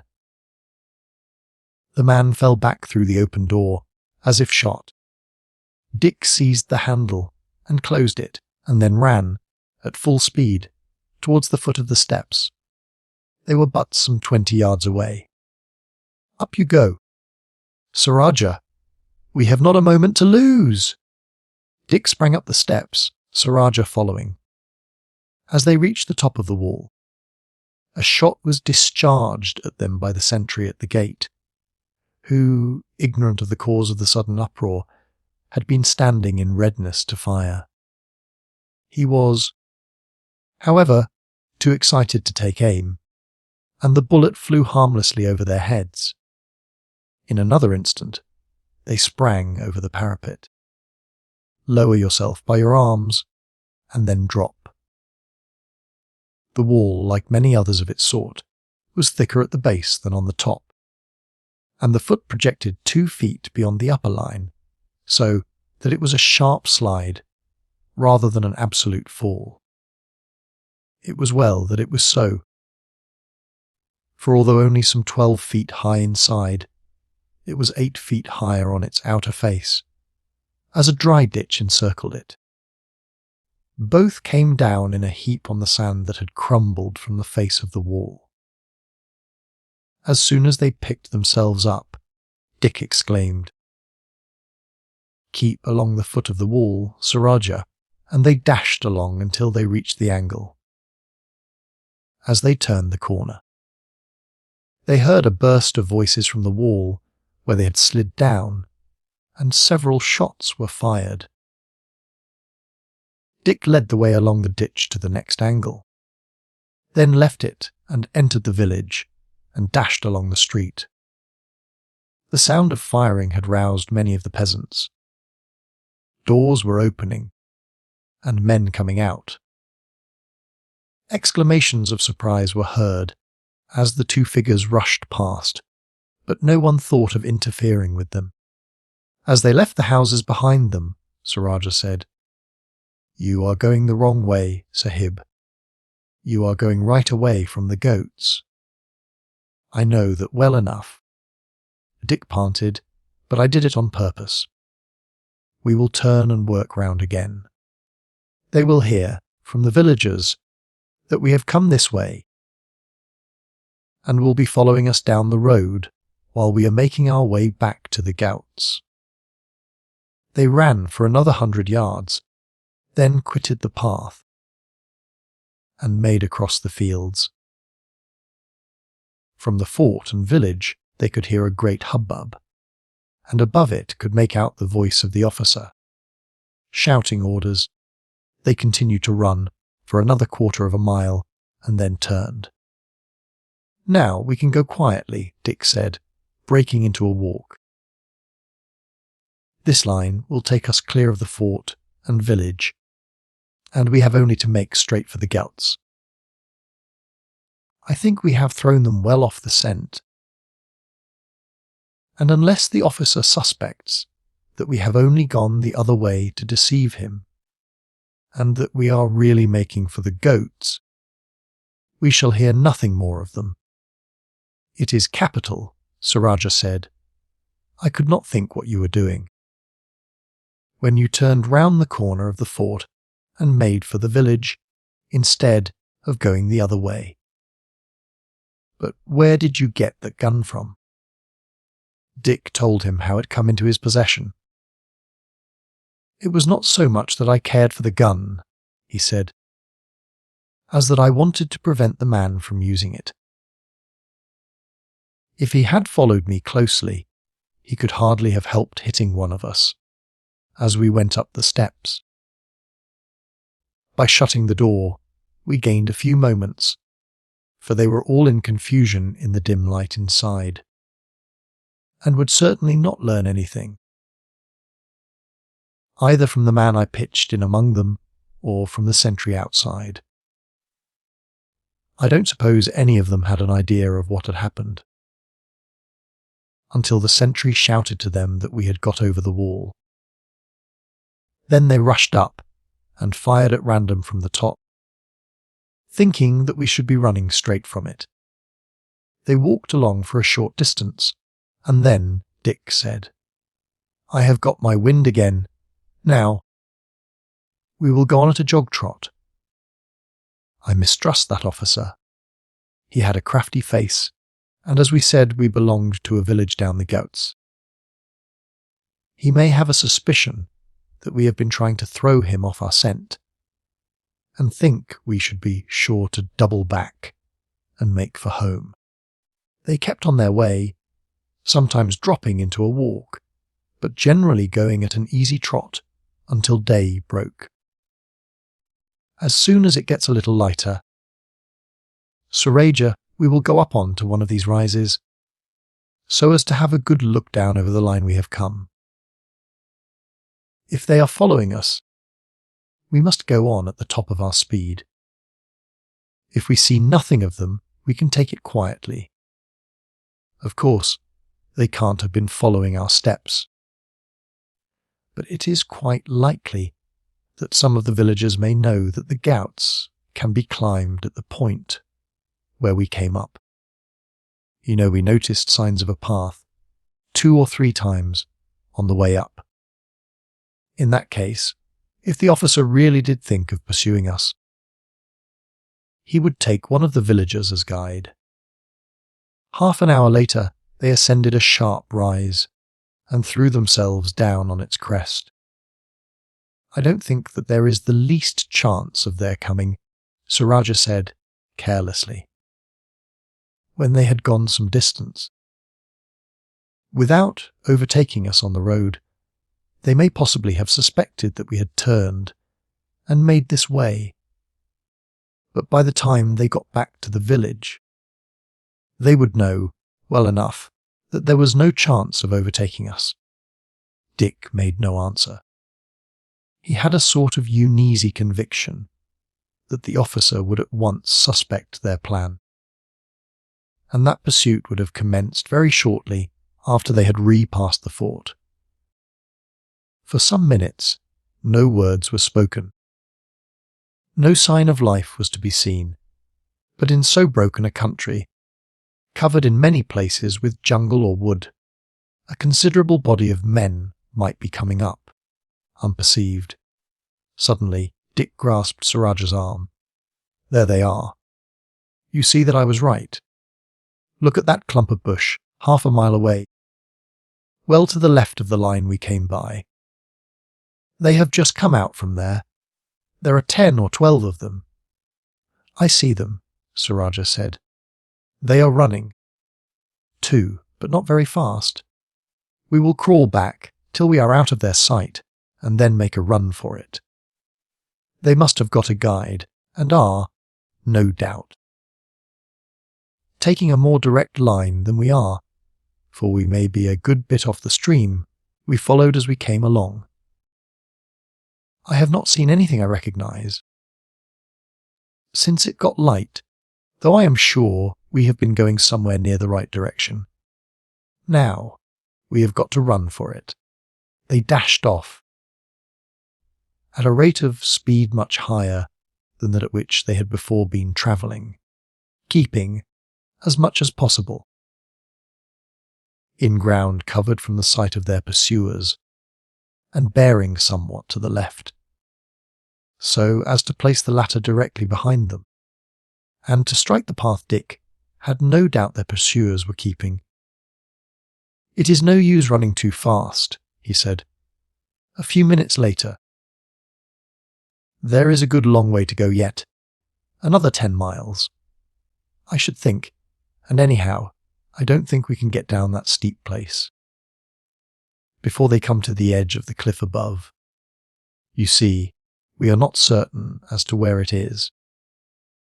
We might strike the cliffs a mile or 2 on either side of it, and I have no doubt they will go straight to the spot.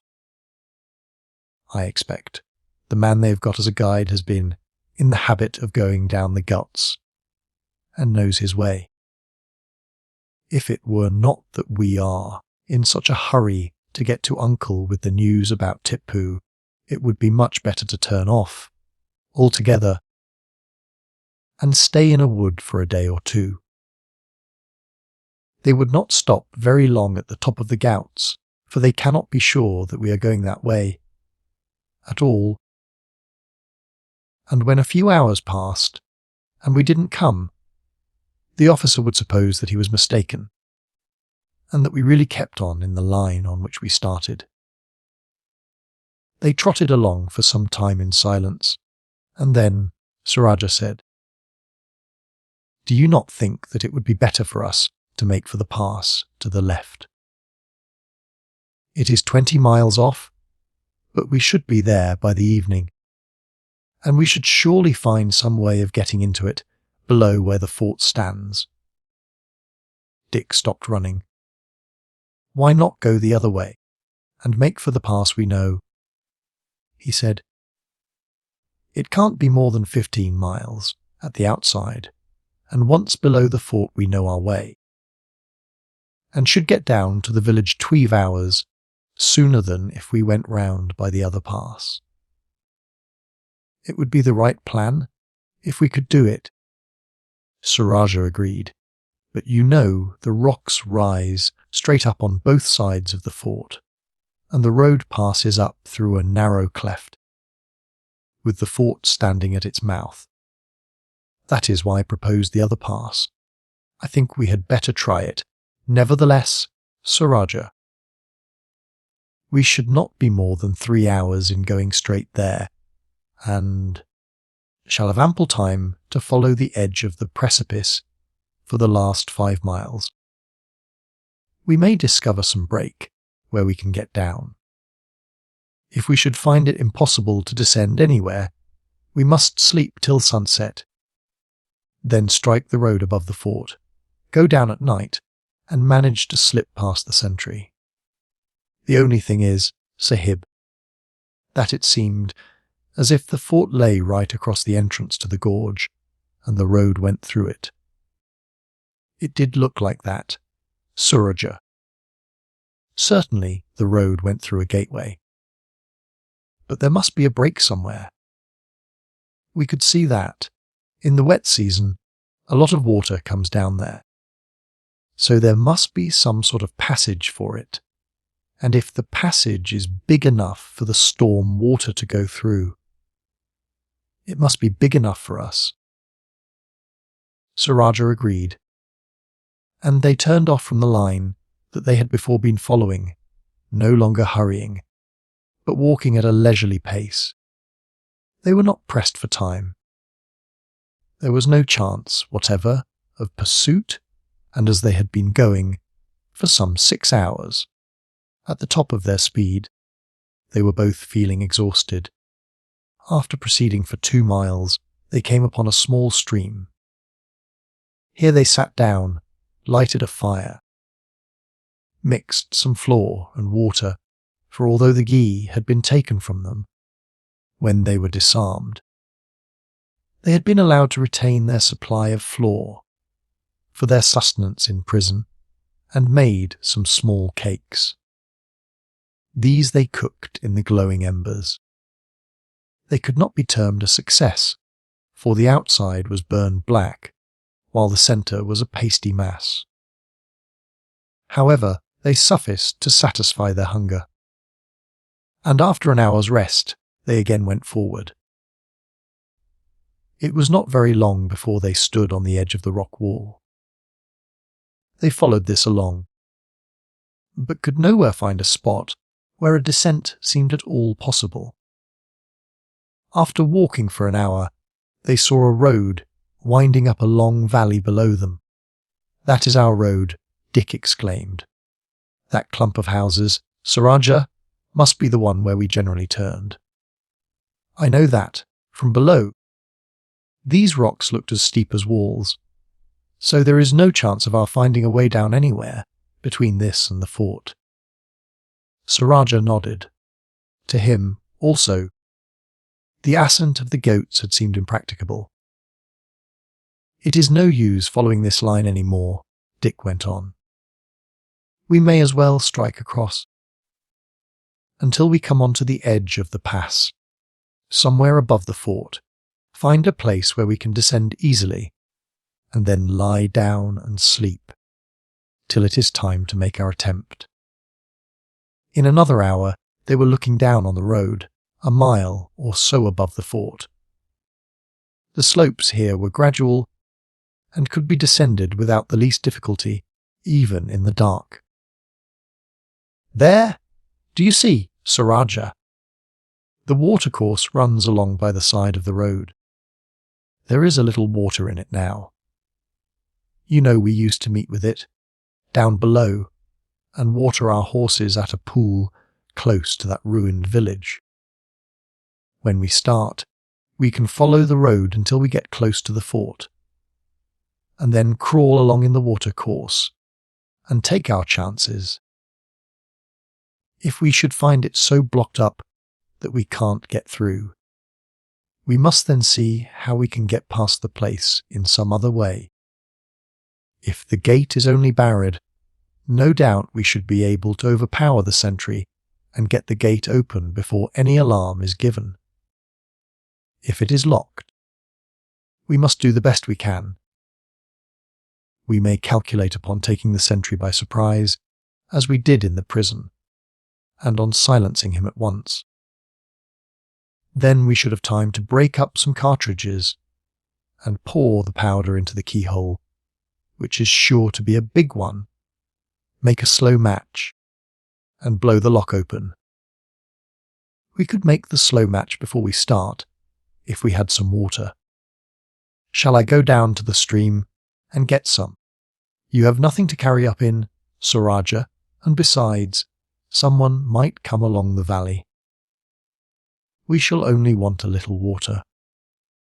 I will take off my sash and dip it in the stream that will give us plenty when it is wrung out. At any rate, Rajah, we will do nothing until it is getting dusk. See, there are some peasants with 3 bullocks coming down the valley, and there are 4 armed horsemen riding behind them. We will go back to those bushes 100 yards behind us and sleep there until sunset. Then we will make our way down to that heap of boulders close to the stream, manufacture our slow match, and hide up there until it is time to start. We want a rest, badly.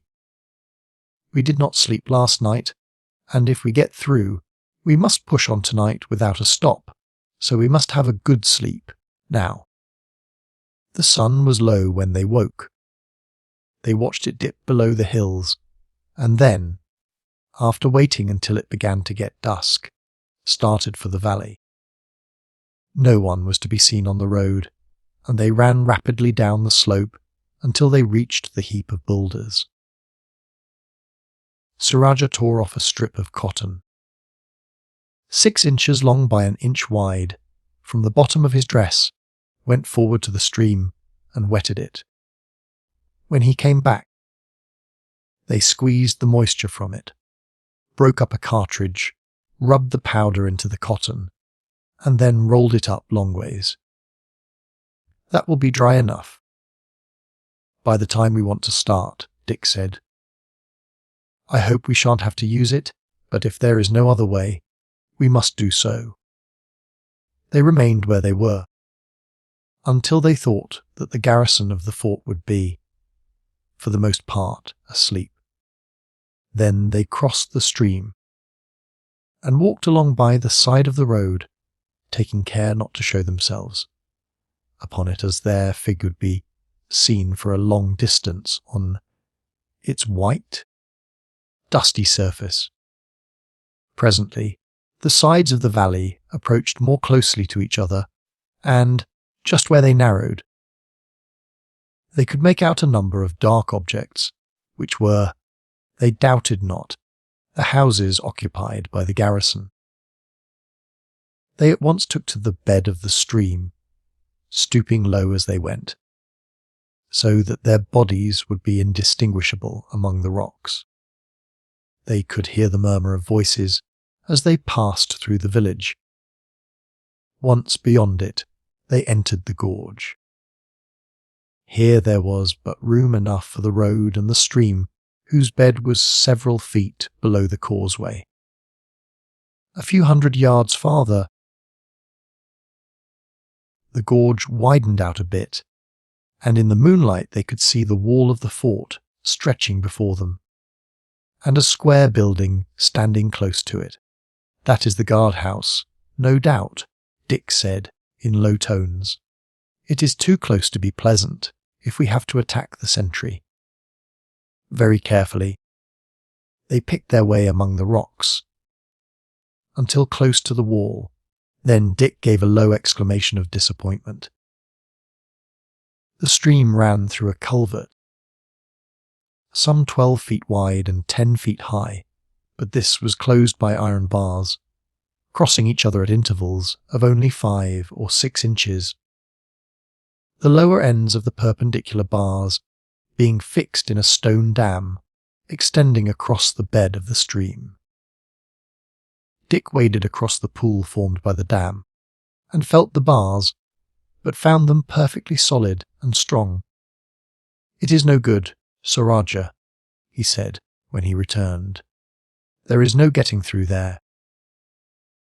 There is nothing for it but the gate, unless we can find the steps up to the top of the wall and get up unnoticed. Then we might tear up our sashes long ways, knot them together, and slip down. The first thing to do is to have a look round. I will get up close to the wall. It is in shadow there. Entering the pool again, he climbed up the steep bank, which was here faced with stones. He stopped when his eyes were above the level and looked round. There was the gate 12 feet away, and to his delight no sentry was to be seen. He was about to whisper Sir Rajah to join him when he heard voices. They came from above, and he at once understood that, instead of a man being posted behind the gate, Two were on guard on the wall above it. He beckoned to Rajah to join him, and when he did so, whispered what he had discovered. "If the gate is only barred, we are all right now, Rajah, except that we shall have to run the risk of being shot by those fellows on the wall. We shall be a pretty easy mark on that white road by moonlight. Our only plan will be to keep close to the wall. When we are through the gate, get down into the bed of the stream again, and then crawl along among the rocks. The bottom will be in shadow, and we may get off without being noticed. The only fear is that we shall make a noise in opening the gate. Now, let us try it." Keeping close to the wall, they crept to the gateway. This projected 2 feet beyond the gate itself, and standing against the latter, they could not be seen, even in the unlikely event of one of the sentries looking down. The only risk was of anyone in the guardhouse coming out. This, however, could not be avoided, and they at once began to examine the fastenings of the gate, which consisted of 2 massive bars of wood running across it. These, by their united strength, they removed one after another. But when they tried it, they found the gate still immovable. "The beastly thing is locked," Dick said. "There is nothing to do but to blow it open." He broke off the ends of 3 cartridges, poured the powder in at the keyhole, and then inserted the slow match. "Stand in the corner there, Rajah. I will go down to the stream again to light the tinder. The noise is less likely to be heard there." He stole back again, sat down at the edge of the water, placed his tinder box in his lap, took his turban off and put it over his hands, so as to deaden the sound, and then struck the steel sharply against the flint. The first blow was successful. The spark fell on the tinder and at once began to extend. He listened intently. The men on the wall were still talking, and the sound had evidently not reached their ears.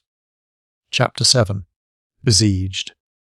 Dick hastily clambered up the wall, ran to the gate, blew the tinder, and then applied it to the slow match. A moment later, this began to fizz. Round the corner of the wall, "Rajah!" he exclaimed, running back himself. A few anxious seconds passed, then came a sharp explosion.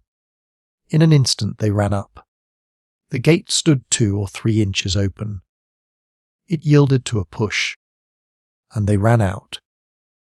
Loud shouts were heard from the men above, and a hubbub of cries from the guardhouse. "Run, Rajah! We must risk it. Keep on the edge of the road, and dodge as you go. The chances are they will run down below to see what has happened."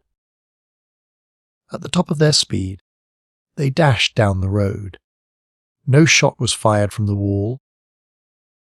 Dick's conjecture that the first impulse of the sentries would be to run down below having been justified. They were a couple of 100 yards away before 2 shots were fired from the gate. The bullets whistled by harmlessly. "We are all right now," Dick cried. "They can scarcely see us, and we shall soon be out of sight altogether." 5 or 6 more shots were fired a few seconds later, as the men from the guardhouse reached the gate. On looking back, when they had gone another 100 yards, they saw a number of figures on the road. "Not quite so fast, Rajah," Dick said. "It is going to be a long chase now. We have got 300 yards start, and they won't be able to load again, running at full speed." For a time, their pursuers gained somewhat upon them.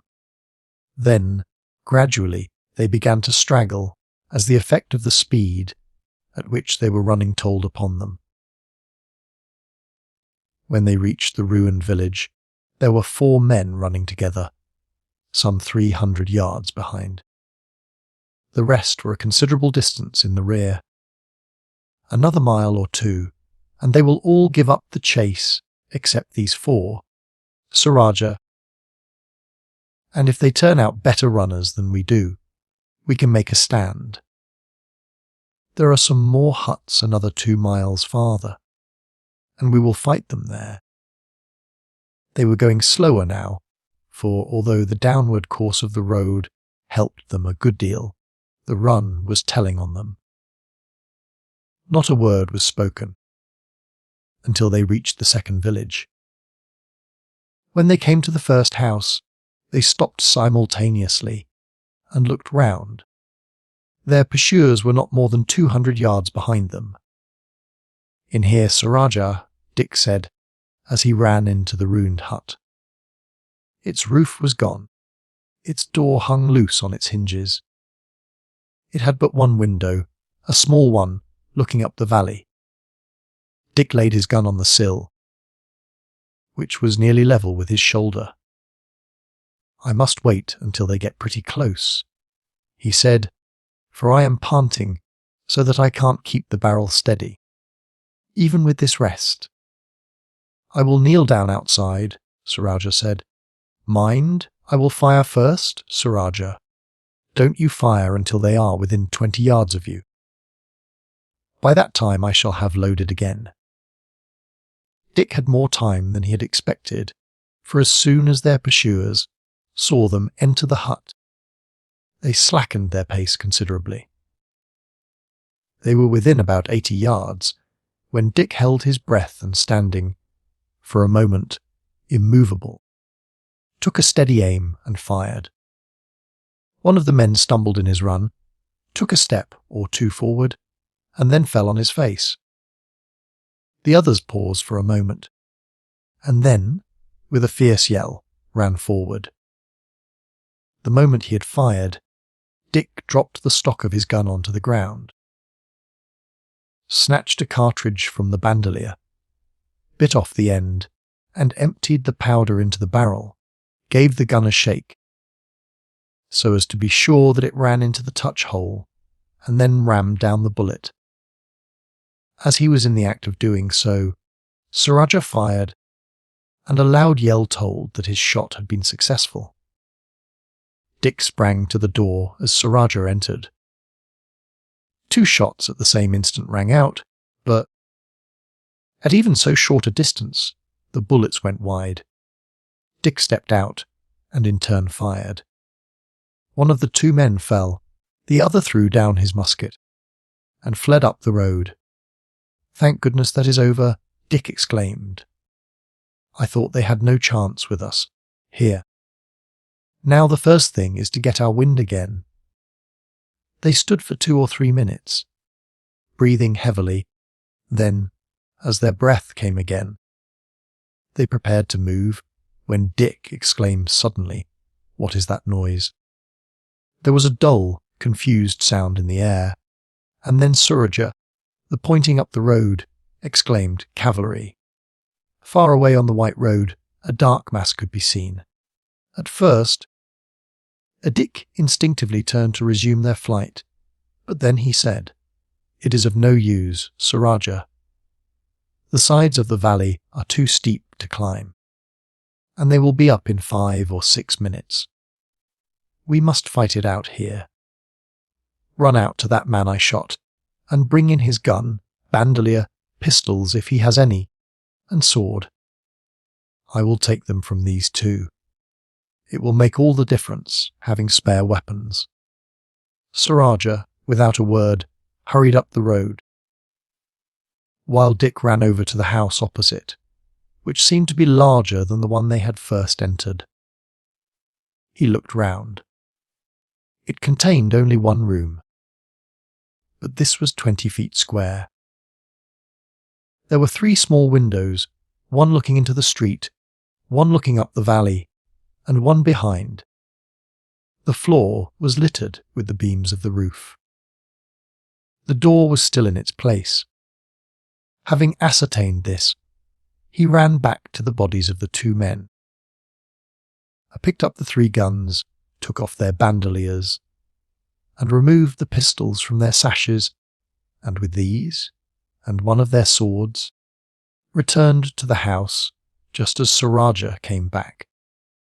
This is the best house to defend Sir Rajah. There are some beams with which we can block up the door. Laying down the arms inside, they set to work with the beams, and barricaded the door so firmly that, short of its being splintered to pieces, no entry could be effected. This done, they recharged the 6 guns, examined the pistols, and finding that they were loaded, I placed 3 of them in each of their sashes, and hung the swords by their sides. Then they went to the window looking up the valley. The horsemen, some 20 in number, were but a short quarter of a mile away, and were coming along at a gallop. "Don't fire, Sir Rajah," Dick said. "They will have heard from the man who has got away that we are in the house opposite, and if they don't find us there, they will think that we have gone on, and will ride down the valley till they are sure they must be ahead of us. Then they will search the ground carefully as they come back, and altogether we may gain an hour, and every moment is of use. It must be 2 o'clock now, and our troop generally gets here soon after 7. As he spoke, the horseman drew up in front of the opposite hut. There was a momentary pause, and then a voice said, "It is empty." Then followed the command, "Ride on, men. They can't have got very far. We shall overtake them in 10 minutes. As soon as they started, Dick said, "Take a ramrod, Sir Rajah, and make some holes through the walls to fire through. If we were to show ourselves at the windows, we might get shot."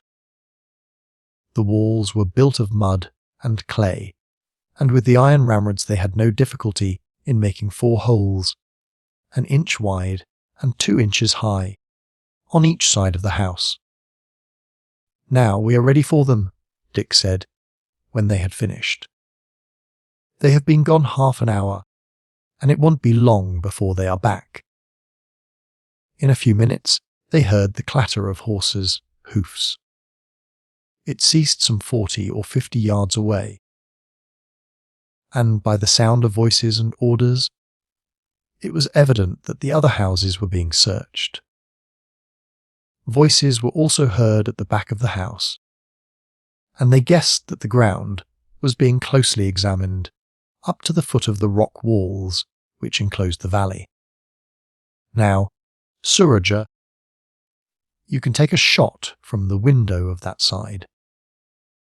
The others will be here in a minute, and it is just as well to let them know where we are, before they get close up to our door." Sir Rajah went to the window at the back. 4 horsemen were making their way, at a walk, along the level ground between the rocks and the huts. The nearest was some 40 yards away. Sir Rajah fired, and the man at once fell from his horse. The others instantly galloped on, at full speed up the valley, and from the window at the end. Sir Rajah saw them gather on the road 300 or 400 yards away, and then, after a short consultation, crossed to the other side of the valley, with the intention, he had no doubt, of rejoining their comrades. The sound of the gun had been followed by shouts and exclamations from the party in the village. Dick could hear a conference in low tones. Then all was silent.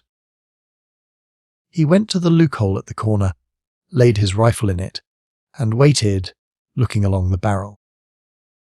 2 or 3 minutes later the hole was darkened, and he fired at once. There was a sound of a heavy fall, followed by cries of rage, and a moment later there was a rush of men against the door. Sir Rajah ran across. 2 spare guns were pushed through the loopholes, 1 on each side of it. These had not been bored straight through the wall, but at angles that would enable them to fire at anyone attacking it. Looking along the barrels, each could see one of the group in front and fired at the same moment. With a yell of rage and surprise, the assailants of the door sprang back and ran down the street.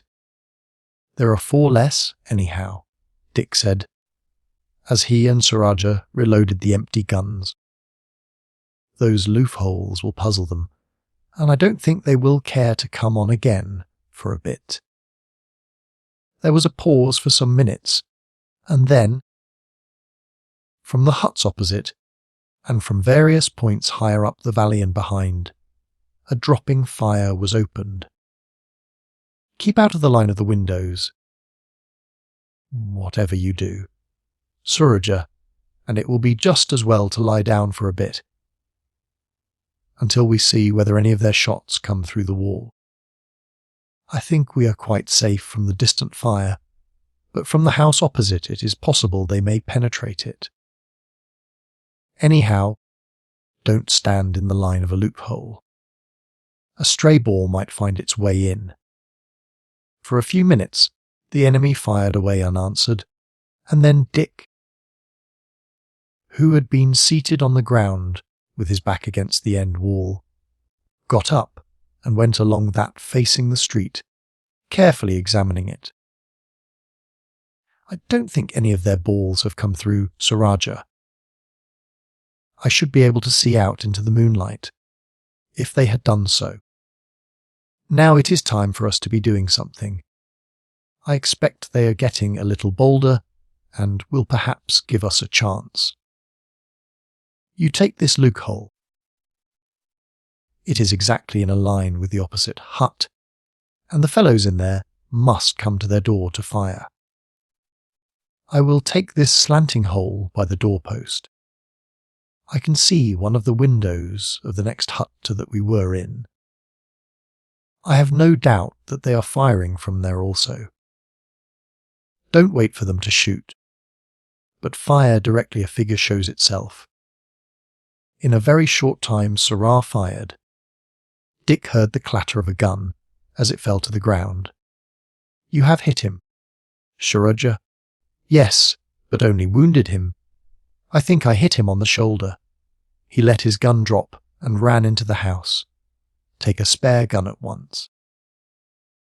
If there are others there, they will think that you are loading, and may show themselves again." A moment later, Dick saw a gun thrust out through the window he was watching. Then the head and shoulders of a man appeared behind it. He fired, and the figure disappeared. Almost at the same instant, Rajah fired again. "I had won that time, Sahib." It was now quiet for some little time. Then a horseman dashed suddenly past and galloped up the valley at full speed. "The end window, Rajah! Bring him down, if you can." Rajah ran there and fired. "I have missed him," he said, in a tone of deep disappointment. "It does not make much difference. If you had hit him, they could have sent another off close to the opposite side of the valley. There is no doubt as to what he has gone for. You see, they have lost 6 killed and 1 wounded, and they must know that they have not the slightest chance of taking this hut. I have no doubt that he has ridden back to bring down the infantry from the fort.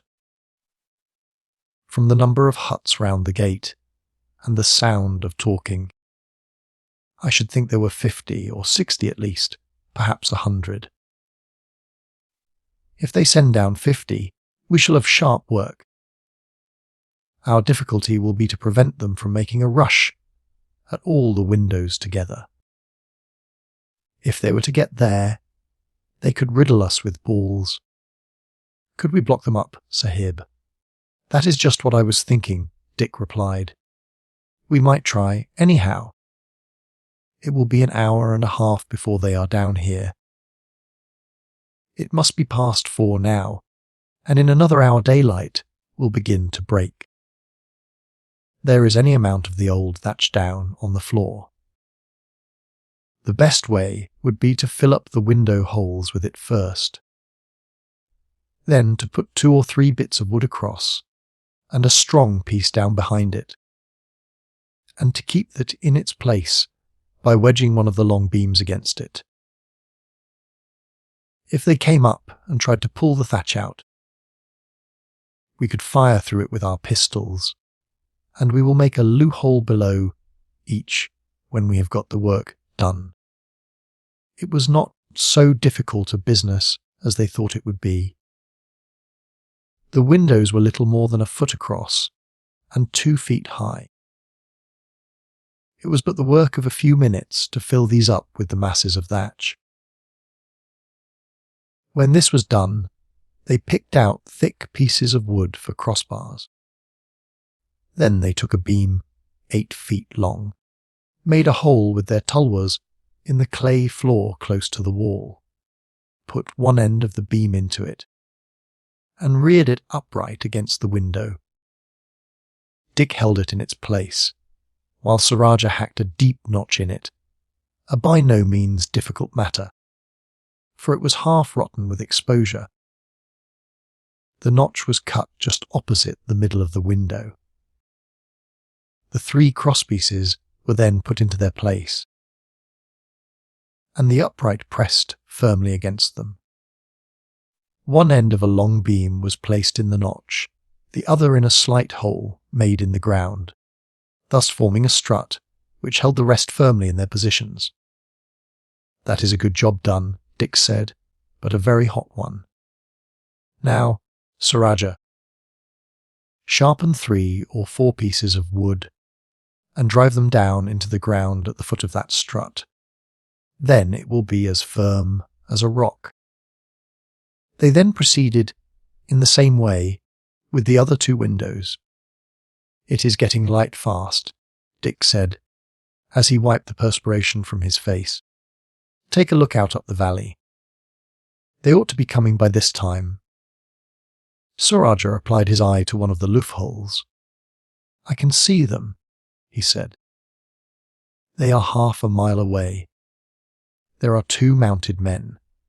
I expect one is their officer, and the other the man who rode back to fetch them. Let us set to work at the loopholes under the windows, Sir Rajah. It is most important to get them done. You make the one at the end. I will do that one looking into the street. Put it as close to the beam as you can." They worked hard, and it was not long before the walls were pierced. "Now, Sir Rajah, you do the one at the back. The fellows will soon be within range, and I will give them a lesson to be careful.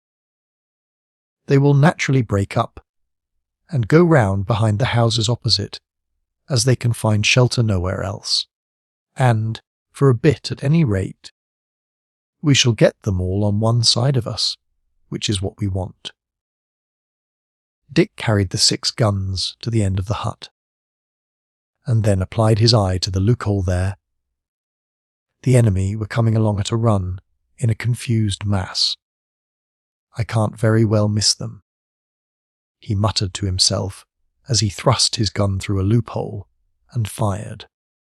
Without waiting to see the result, he thrust another gun out, aimed, and fired.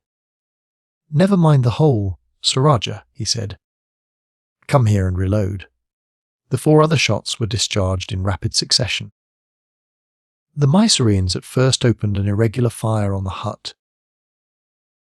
When the 6th shot was fired, they left the road in a body and ran across the valley, leaving 4 of their number on the ground behind them. As soon as the guns were reloaded, Sir Rajah returned to his work. It was now broad daylight, and the sun was shining upon the hilltops. A quarter of an hour passed, without a movement from the enemy. Dick and his companion occupied the time in further strengthening the door with crossbeams, kept in their place by struts, if they break it to splinters. Dick said, When they had finished, they will hardly be able to force their way in. For if they were to try to crawl in between those crossbeams, they would be completely at our mercy. Now, we must get ready for a rush. I expect they will come all together. There are the 6 guns, and 3 pistols each. Keep one of the latter in reserve. We ought not to waste a shot, and if they lose 10 men, I should think they will give up the attack on the door. Stand clear of it, Sir Rajah. They will probably fire into it before they charge. Keep down below the level of the loopholes. Presently a volley of musketry was fired, and the door was riddled by bullets. Then a number of figures sprang from between the 2 opposite houses and rushed at the door. 2 of them carried a long, heavy beam. 2 shots flashed out in return from the hut. One of the men carrying the beam fell, as did an officer who was leading them. But instantly another caught up the end of the timber, and in a moment a crowd were clustered round the door. Several caught hold of the beam, and swung it as though they meant to use it as a battering ram. 2 more puffs of smoke spurted out from the loopholes, and again 2 of the men fell. The others, however, swung it forward with a crash against the door. The end of the beam went right through the rotten woodwork. Dick and Sir Rajah fired their last musket shots with as deadly effect as before. The next blow dashed the door from its hinges, and, split and shattered by the former shocks, it fell forward into the road, while a yell of triumph broke from the Mysoreans. This died away, however, when they saw the 3 crossbars blocking their entrance. Again 2 pistol shots carried death among them. Load your guns, Sir Rajah. But before Sir Rajah had time to do so, the Mysoreans made a rush at the door. The defenders stepped forward and fired between the crossbars, and then, drawing their tulwars, ran the 2 men in front through the body. As they dropped, those behind them drew back. "The last pistols!" Dick shouted, and they fired 2 shots into the crowd. This completed the consternation of the enemy. It seemed to them that the defenders possessed an unlimited supply of firearms. Already 12 shots had been fired, and not one had failed to take effect. With a cry of consternation, they fled down the street, leaving the ground in front of the fatal door strewn with bodies. The defenders instantly set about the work of recharging their firearms. They were not interrupted, but presently an irregular fire opened upon them. From the jungle that had taken the place of the garden between the opposite houses. "We may as well lie down at full length," Dick said, setting the example. "There is no use in running risks. You keep that side and listen attentively. It is likely enough that they will work round behind. Next time, and try the windows. By the way they are firing, I fancy there are not more than 5 or 6 of them opposite." Another half-hour passed. Then Sir Rajah exclaimed, "I can hear them on this side." Dick got up and crossed at once. "I will take the loophole under this window. You go to the one at the end. I expect they will try both windows at once." Dick placed the muzzle of his gun in the loophole, and, glancing along, saw that something dark barred his view. He fired at once. There was a loud cry and a fall, then a rush to the window, and a moment later a hole appeared in the thatch. Dick discharged 2 pistols through it, and as he did so Sir Rajah fired. The thatch was speedily pulled down, as the enemy had learned to avoid the loopholes. A yell of rage rose, as the fallen thatch showed them that the window was defended with crossbars. in the same way as the door. Immediately afterwards, Dick had a narrow escape from a shot fired through a loophole close to him. "Stoop down," he cried, and, crouching below the level of the loopholes, made his way to the end of the hut. "Recharge the guns first, Sir Rajah. They may fire away through the loopholes as long as they like. It is lucky we made them so high, except the 3 under the windows. We must be careful in keeping out of the line of those. You sit down where you can command the end window, and the one behind, I will watch the front window and door. A bold fellow might put his musket through and pick one of us off, and that is what we have to prevent. So keep your gun in readiness, and if you see a head appear, don't miss it." The enemy now kept up a constant fire through the loopholes at the end and back of the house, but as these were shoulder high, and there was no altering the elevation of the guns, the shots flew harmlessly over the heads of the defenders. Several times, Dick went to one or other of the loopholes, pistol in hand, and, standing close beside it, waited until a shot was fired, and then, thrusting the barrel into the loophole, fired before another gun could be inserted, the discharge being generally followed by a sharp cry of pain. After this had gone on for nearly an hour, the assailants evidently became discouraged. The shots came from the loopholes less frequently, and presently ceased altogether. "I would give a good deal to know what they are up to," Dick said, after a long pause. "Shall I look through the loophole?" Sir Rajah asked. "Certainly not. There will be a man standing at each of them, waiting in expectation of our taking a look out." "But there are none in front," Sir Rajah said. "That is more than we can say. They have not been firing on that side, but they may have men there now. No, we will leave well alone, Sir Rajah. The longer they delay, the better for us. Keep your eye on the top of the wall as well as on the window. They may have made some ladders by this time and may intend to try a shot. Perhaps they are gone," Sir Rajah suggested. "It is quite possible. They must know that our troop comes up here early, and as they have 4 miles to walk back to the fort, and several wounded to carry with them, they certainly won't stay much longer, if, as you say, they have not gone already." It was indeed well that Sir Rajah had not attempted to look out at one of the loopholes, for, at the time he asked the question, a dark figure was standing at each, looking along the barrel of his gun, in readiness to fire the moment the light was obscured. A few minutes later Dick exclaimed, "How stupid! We can easily test whether there is anyone there, Sir Rajah," and, taking up a piece of thatch, he pushed it suddenly across one of the loopholes. No shot followed the action, and he went round the hut and repeated the experiment at each of them.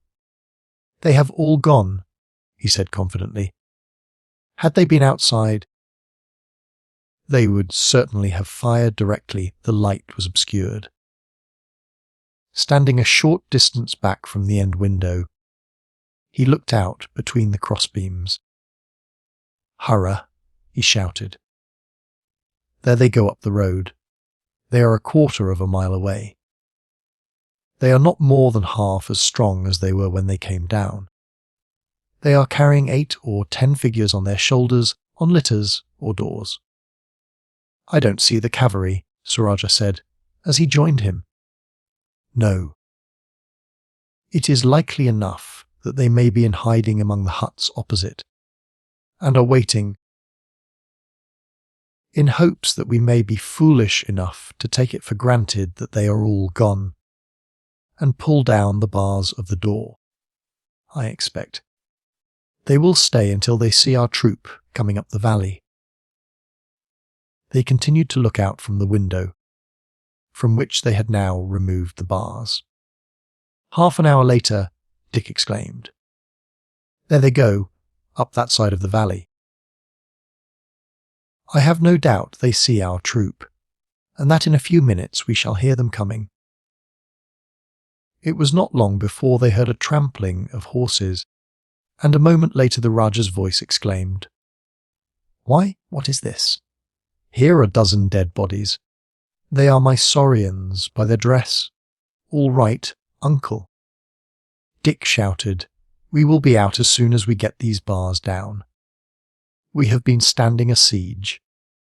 It did not take long to remove the bars. The Rajah and his men had dismounted as soon as some of the latter had gone round the hut, and had brought back the report that there were 5 more dead on that side. As Dick and his companion stepped out, the Rajah exclaimed, "What? Are you alone?" "Yes, there is no one with us, uncle." "Do you mean to say that you too have defended this place alone, and killed 16 of the enemy? Besides some I see lying farther up the road." "Yes, uncle. You see, it was a pretty strong position, and we had time to block up the doors and windows, and to make loopholes to fire through. What think you of that, Anwar?" The Rajah exclaimed to the captain of the troop, "My nephew and Rajbulab's son have shown themselves brave fighters, have they not?" "It is wonderful," the captain said, and exclamations of admiration broke from the men standing round. "Tell us all about it, Dick," the Rajah went on. "It is a long story, uncle. But the real news is that Tipu, with his army, has left the head of the western passes and has gone to Seringapatam. He is going to march down one of the passes this side at once. Provisions have been collected for his army to consume on the march. No one knows yet which pass he will come down by, but it will not be far from here, for they are buying up cattle in the villages at the top of the Ghauts. That is important, indeed, Dick, and we must ride off without delay. But first, I must have a look at this fortress of yours." He entered the hut, the soldiers crowding in after him, and examined the defences at the windows and the loopholes, while Dick explained how the bars had been arranged to defend the door. "We began on the other side, uncle. We had a fight with 4 men who came up with us there. Only one of them got away, and he left his gun behind. It was lucky, for their guns and pistols were of immense use to us. We could not have held out with only our own weapons. About 20 of their cavalry came up a few minutes afterwards. We beat them off, and then they sent up the fort for infantry, and about 50 men came down and attacked us just at sunrise.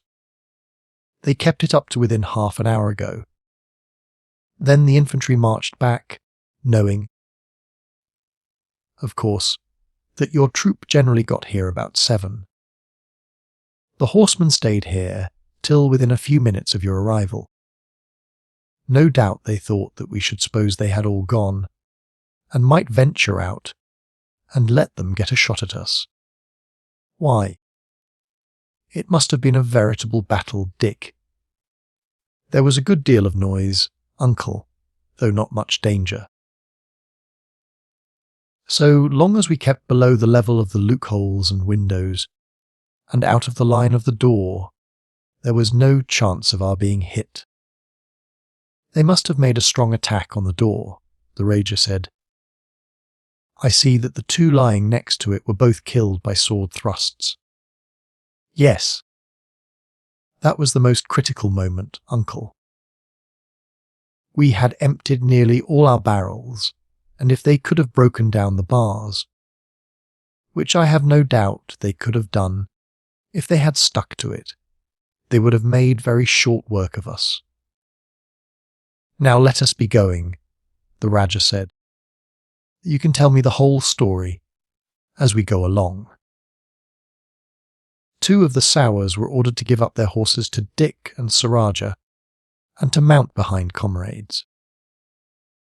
Then they started down the valley, Dick riding between his uncle and the captain, while Rajah took his place with the 2 other officers of the troop.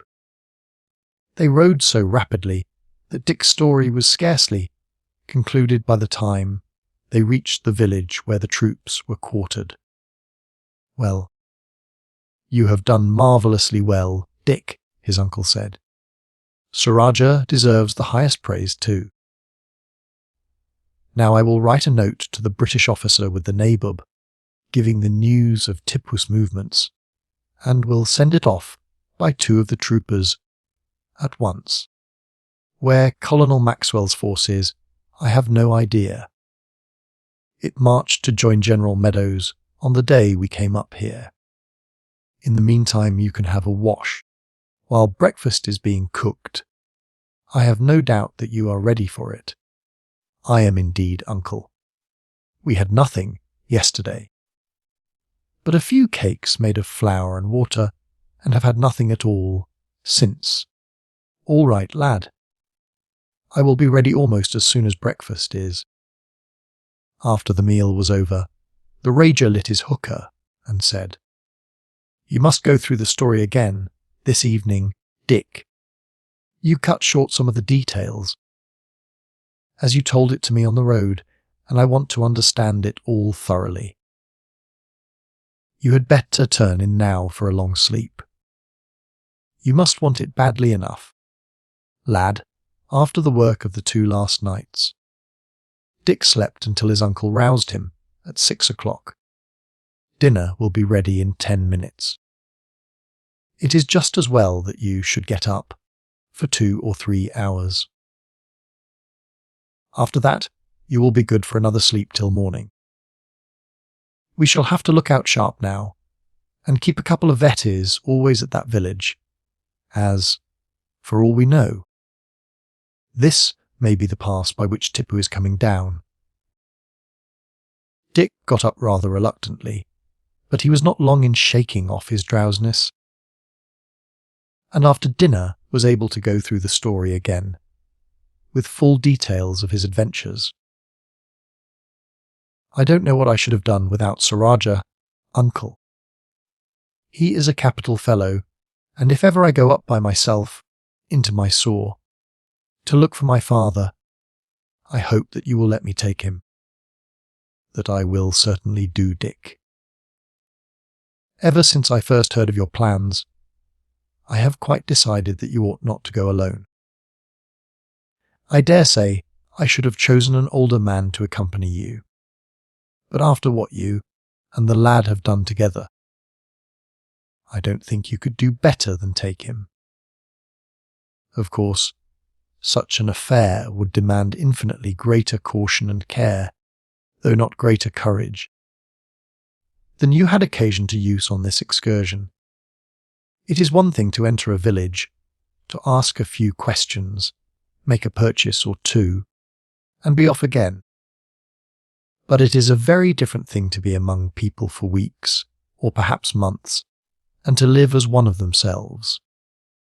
However, we may hope that this war will end in our army marching to Seringapatam, when we shall recover many of the prisoners in Tipu's hands. I do not say all.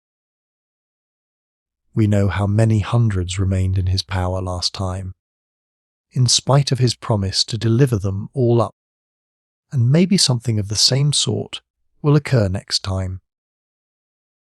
Numbers may be sent away by him to the hill fortresses dotted all over the country, and we should never be able to obtain news of them. However, we must hope for the best. The next morning, the troopers arrived with a letter from the English resident Arcot. The Rajah glanced through it and handed it to Dick with the remark, "You will not get the honour you deserve, Dick, The letter ran, "Dear Rajah, your news would be extremely valuable were it correct. But unfortunately it is not so, and doubtless the reports brought down by your nephew were spread by Tipu for the purpose of deceiving us. Or possibly he may have intended to have come that way, but afterwards changed his mind.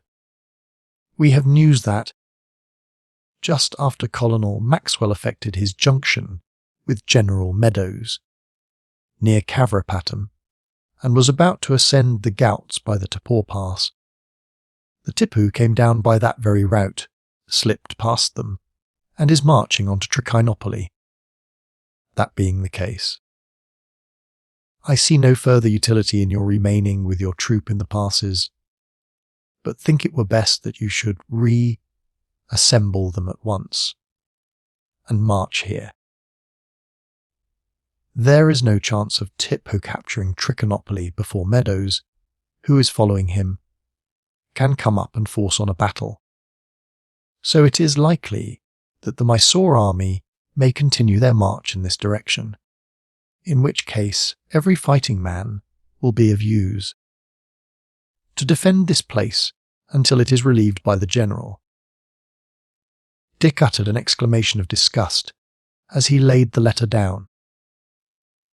"It does not matter about my news turning out wrong," he said, "but it is very bad that General Meadows should have allowed Tipu to pass him, as he may do frightful damage to the country before he can be overtaken.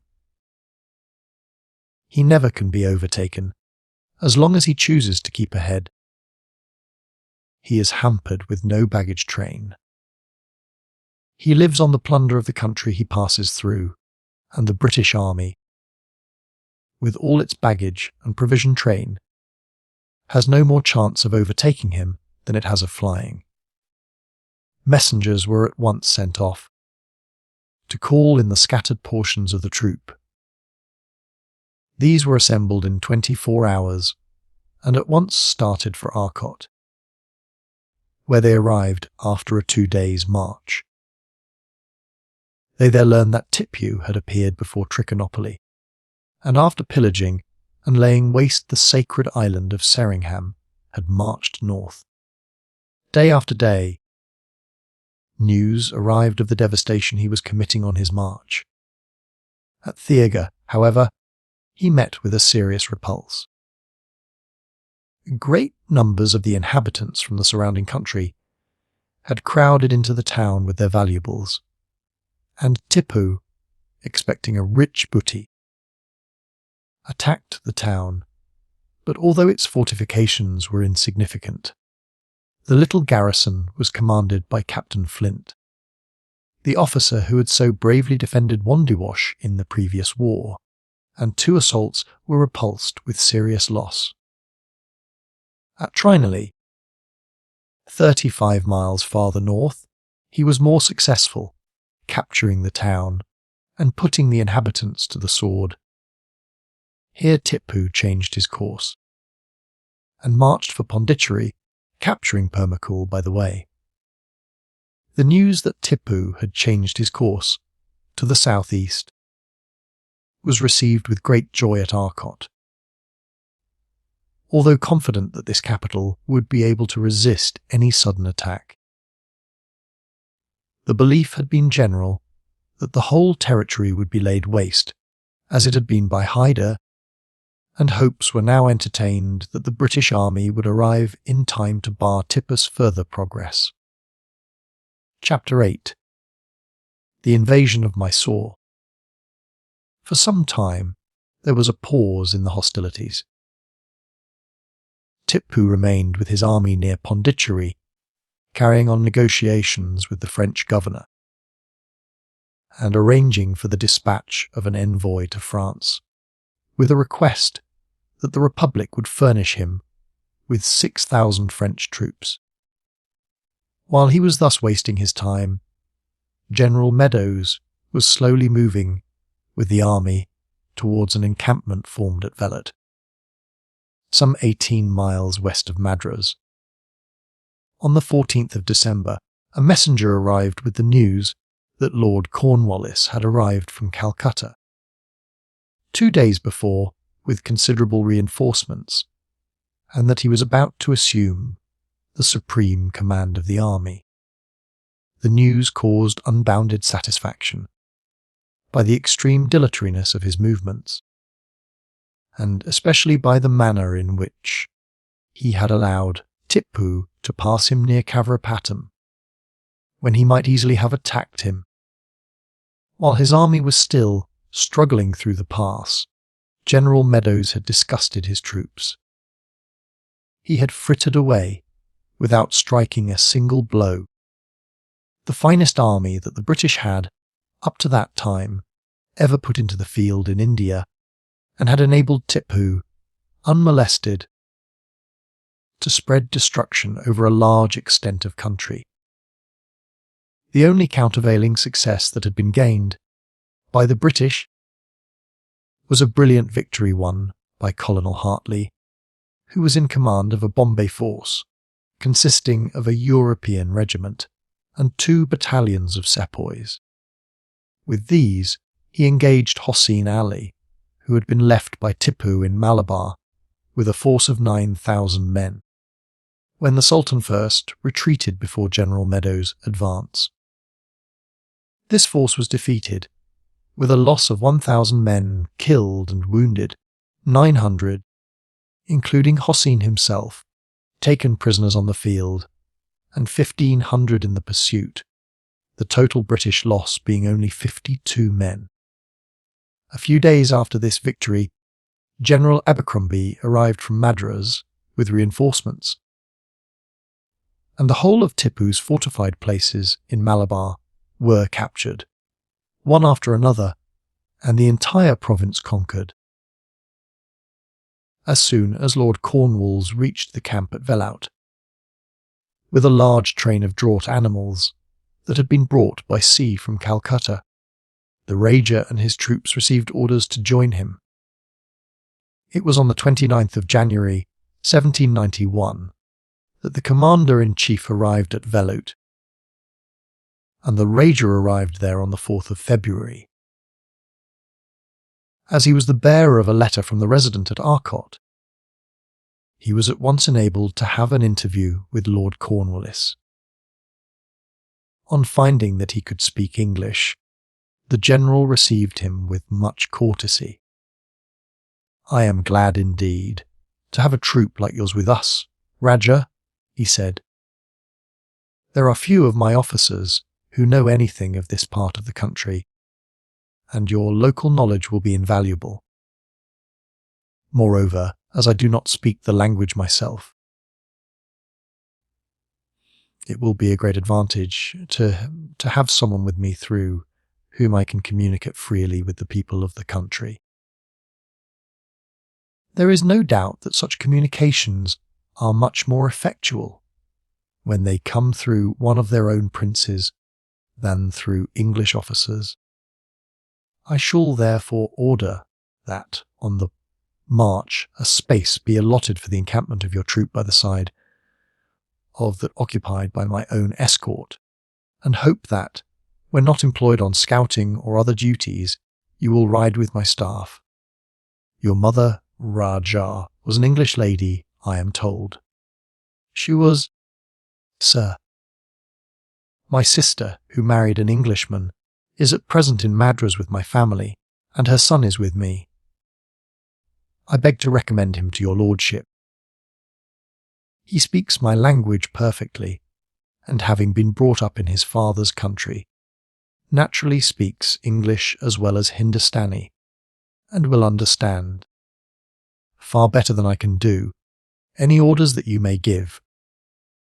He has come out with his mother in the hopes of finding his father, who has, if alive, been a prisoner for several years in the hands of Tipu.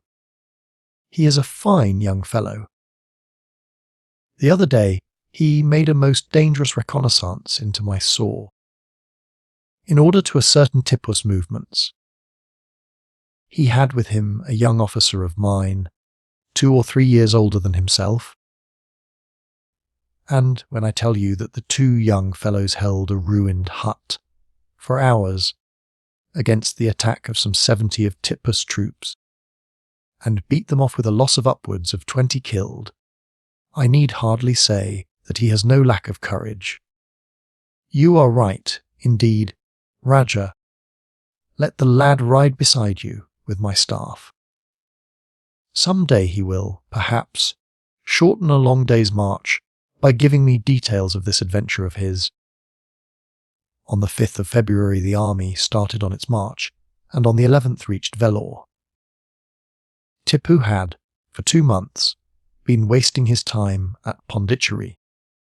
But, upon hearing news that instead of, as he expected, the English general having marched south from Velut to meet him, he had turned westward, and that Mysore itself was threatened with invasion, he hastily broke up his camp and marched at full speed for the goats, and, reaching the tableland, hurried to oppose the British army, as it endeavoured to ascend the pass going from Vellore through Ambor, by which he made sure he would come. Lord Cornwallis encouraged him in the idea by sending a battalion a considerable distance up the pass, while he started north and entered the easy pass of Mugli, leading west from Chitta to Molagal. He pushed rapidly up the pass and gained the summit before Tipu could reach the spot and oppose him. It took 4 days longer for the battering train, baggage, and provisions to reach the top of the pass. After a delay of a day or two, to rest the animals, which included 7 elephants which had been brought from Bengal, the army set out for Bangalore, the second largest town in Mysore. The Rajah's troops had been busily employed from the time the army moved from Velut. The men, on their tireless little horses, carried his messages to the various divisions and brigades, brought up news of the progress of the train, or rode on ahead with the officers of the quartermaster's department, whose duty it was to precede the army, to decide on the camping ground, and to mark off the spots to be occupied by the various corps.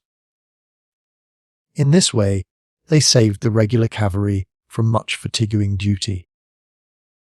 Sir Rajah and Dick were generally with the party that went on with the quartermasters, and, as soon as the camping ground was fixed upon,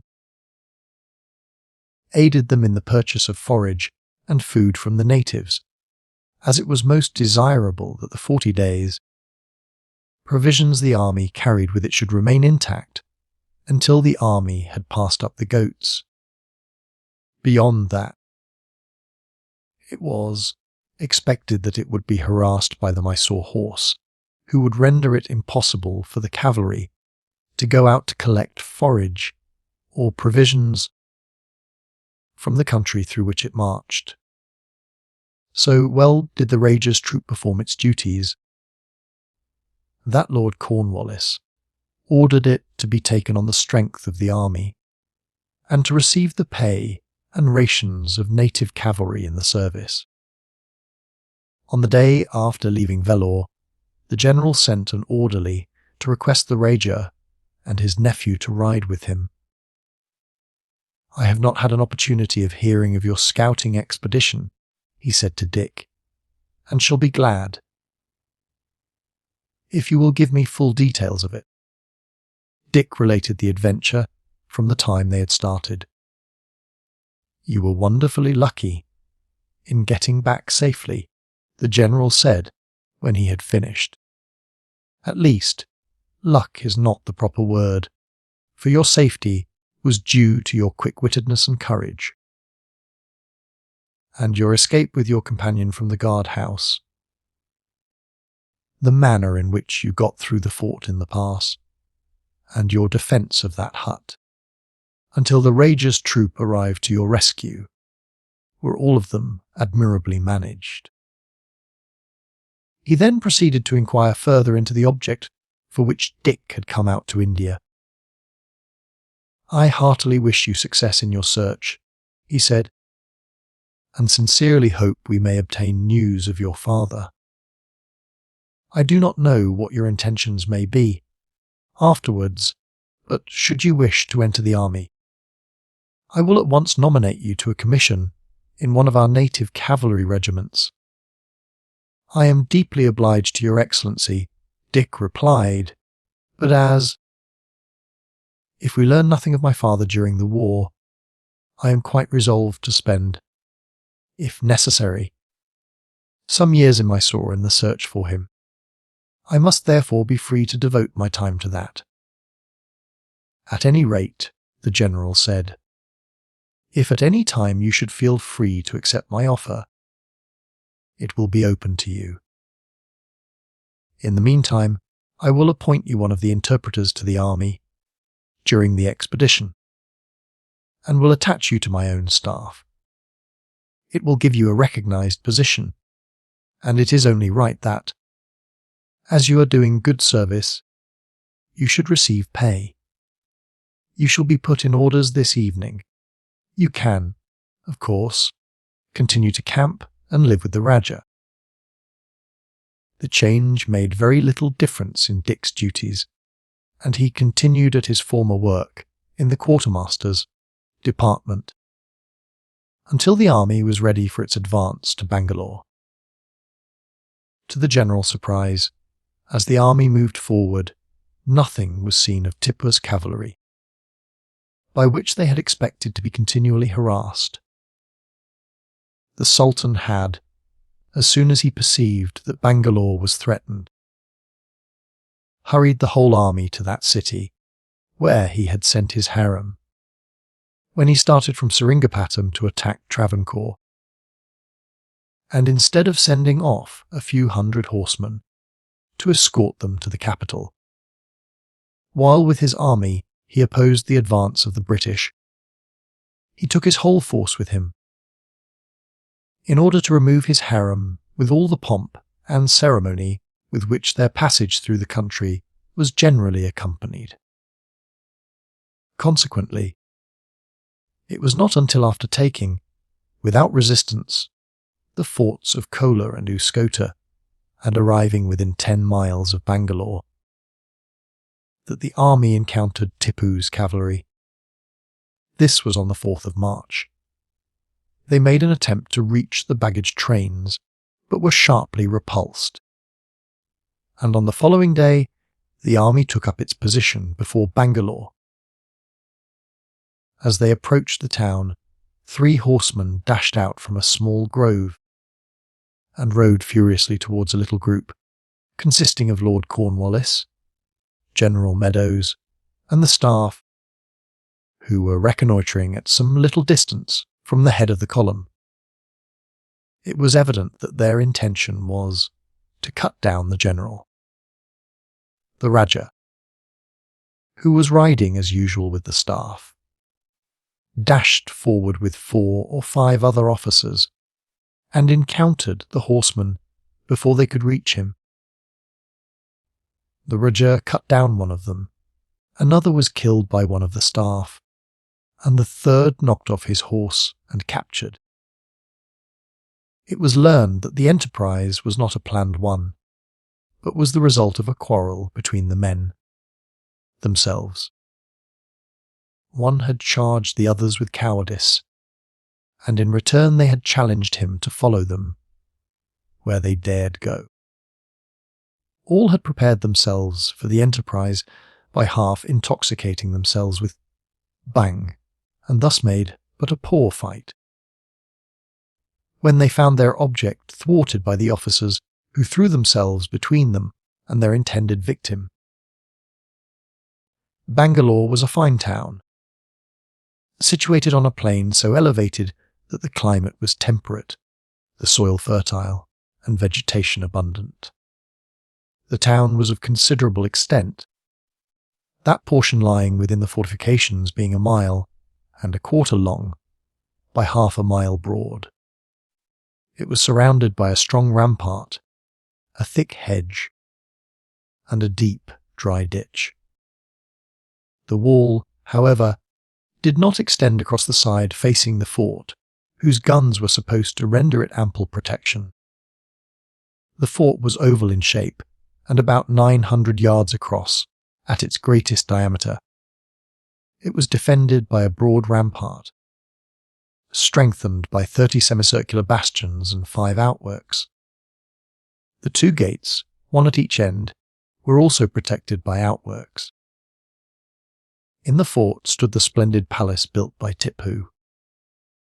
Here also were immense foundries of cannon, factories for muskets, the arsenal, and large magazines of grain and ammunition. The position taken up by the army lay to the northeast of the Peta, or town, and the next morning a reconnoitring party, escorted by Colonel Floyd, with the whole of the cavalry and a brigade of infantry, went out to examine the defences of the town and fort. Seeing a large body of laden elephants and camels, escorted by a strong body of horsemen, Colonel Floyd rode with the cavalry to attack them. The movement was a rash one, as the guns on the fort opened fire, and although at first he defeated the Mysore horse, a heavy fire was poured upon him when entangled in broken ground. He himself was shot by a musket ball which, striking him in the face, passed through both jaws. It was at first believed that he was dead, but he was carried back to camp and ultimately recovered. This rash attack cost the lives of 71 men and of 4 times as many horses. As Tipu's army was lying at a distance of only 6 miles away, the general determined that it would be best, in the first place, to capture the town without delay and to assault the fort on that side, as he could then do so without any fear of an attack by Tipu, who would be able to harass him constantly were he to approach the fort from any other direction. Orders were therefore issued for the 36th Regiment, supported by the 26th Bengal Sepoys and a party of artillery under Colonel Morehouse, to prepare to storm the north gate of the town at daybreak the next morning. As soon as dawn broke, the troops rushed forward against the gate. The outside work was speedily stormed, but as they issued from it, towards the gate itself, they were received with a very heavy fire from the walls, together with a storm of hand grenades. Colonel Morehouse brought forward a 6-pounder, receiving 2 wounds as the piece was run up to the gate. The first time it was fired, it had no effect beyond making a small hole, and the next shot had no greater success. Colonel Morehouse ordered a 12-pounder to be brought up, but as he was aiding to put it into position, another ball struck him, and he fell dead. While the artillerymen were pouring shot after shot into the gate, the roar of musketry was unceasing, the 36th keeping up an incessant fire upon the enemy upon the wall, in order to cover, as much as possible, the operations of the gunners. At last, the gate gave way. The troops poured in, cheering loudly, and the enemy at once fled. Many, however, took up their positions in the houses and kept up a galling fire until their places of refuge were stormed by detachments of troops scattered through the town. By 9 o'clock all was over, and the town completely in the possession of the British. Tipu, furious at its having been so speedily captured, moved down early in the afternoon with a strong force of infantry, and, marching along by the side of the fort, endeavoured to force his way into the town through the open space at that end. He was aided by the guns of the fort,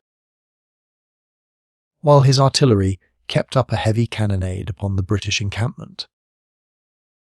when the Sultan was seen marching towards the town, with the evident intention of endeavouring to retake it, the 76th Regiment was sent in to reinforce the garrison.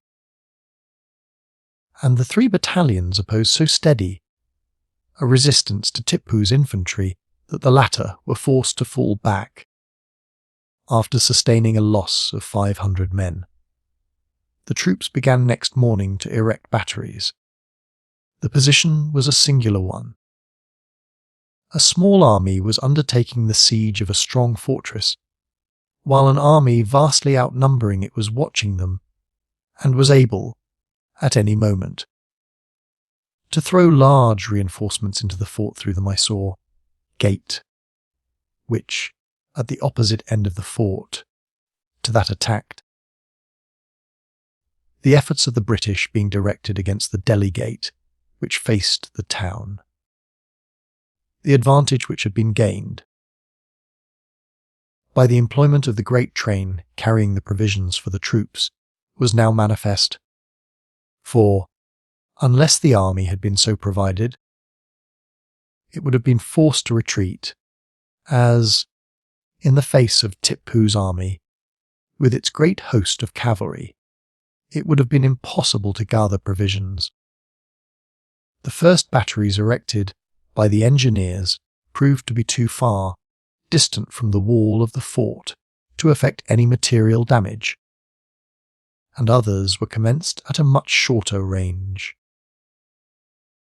The work was performed with great difficulty, for the guns of the defenders were well served, and a storm of missiles were poured, night and day, into the town and against the batteries.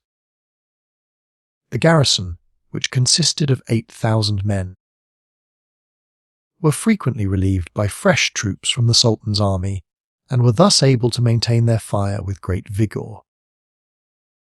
On the 17th, Tipu cannonaded the British camp from a distance, but without doing great damage. In the meantime, the fire of our siege guns was steadily doing its work, in spite of the heavy fire kept up on them. The stone facing of the bastion next to the gateway was soon knocked away, but the earth banks behind, which were very thick and constructed of a tough red clay, crumbled but slowly. Still, the breach was day by day becoming more practicable, and Tipu, alarmed at the progress that had been made, moved his army down towards the east side of the fort, and seemed to meditate an attack upon our batteries. He placed some heavy guns behind a bank surrounding a large tank, and opened some embrasures through which their fire would have taken our trenches, which were now pushed up close to the fort in flank.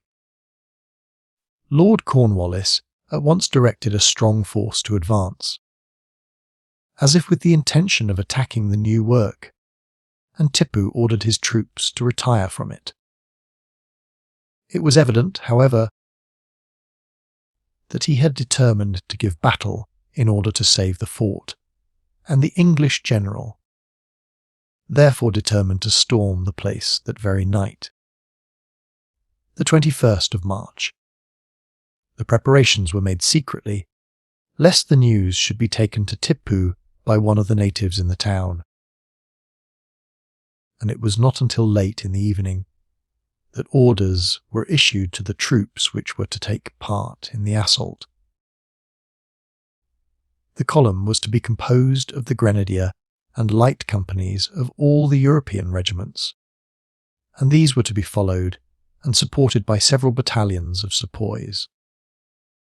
The force, commanded by Colonel Maxwell, at 11 o'clock issued from the town and advanced through the trenches.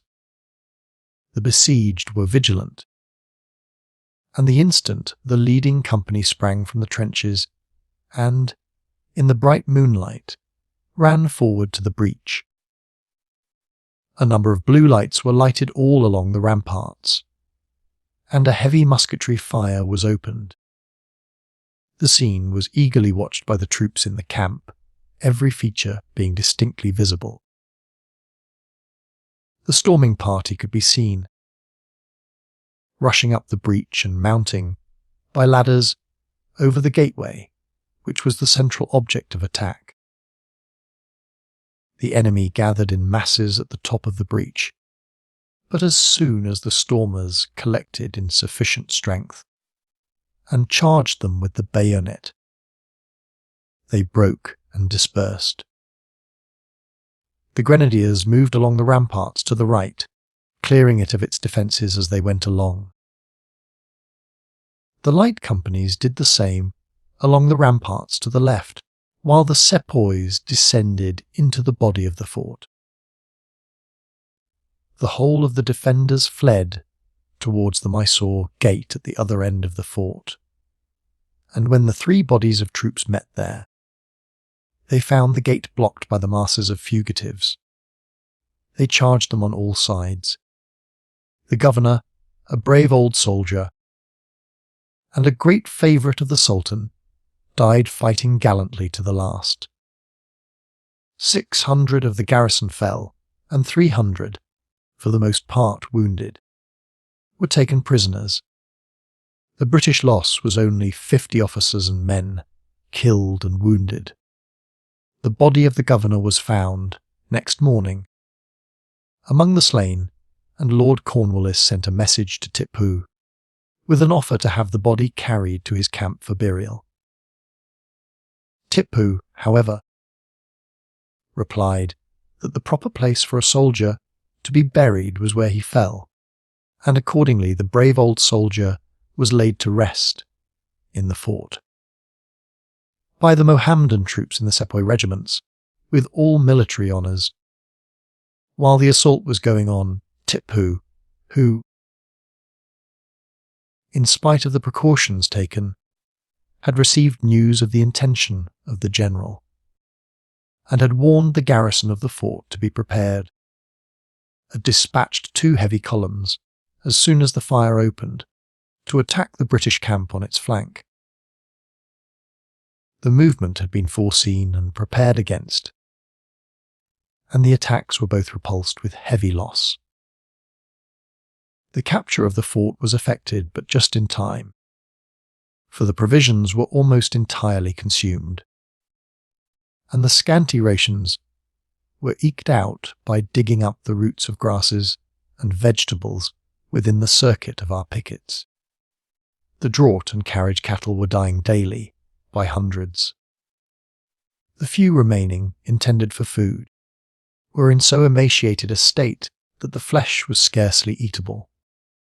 And, worst of all, the supply of ammunition was almost exhausted. The news of the fall of the fortress, considered by the natives to be almost impregnable, under the very eyes of the Sultan himself and his great army, produced a widespread effect, greatly depressing the spirit of Tipu's adherents, while it proportionately raised those of the British troops, and excited the hopes of the peoples conquered by Tipu and his father. One result was that the polygars, or chiefs, of a tribe that had but recently fallen under the yoke of Mysore, were at once emboldened to bring in provisions to the town. As great stores were found in the magazines in the fort, the starving animals regained some of their condition during the 10 days that the troops were occupied in repairing the breaches, burying the dead, and placing the fort in a condition to stand a siege should Tipu return during the absence of the army.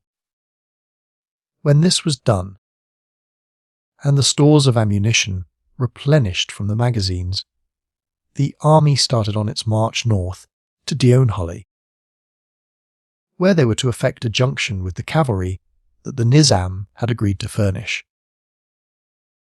As it marched, it passed within 3 miles of Tipu's army, which was proceeding in a westerly direction. Tipu could here have brought on a general engagement, had he wished it, but the capture of Bangalore had for the time cowed his spirit, and he continued his march. at a rate that soon placed him beyond the reach of the British. At Diawhullia Junction was effected with the Nizam's horse, 10,000 in number. These proved, however, of no real utility, being a mere undisciplined herd, who displayed no energy whatever, except in plundering the villagers.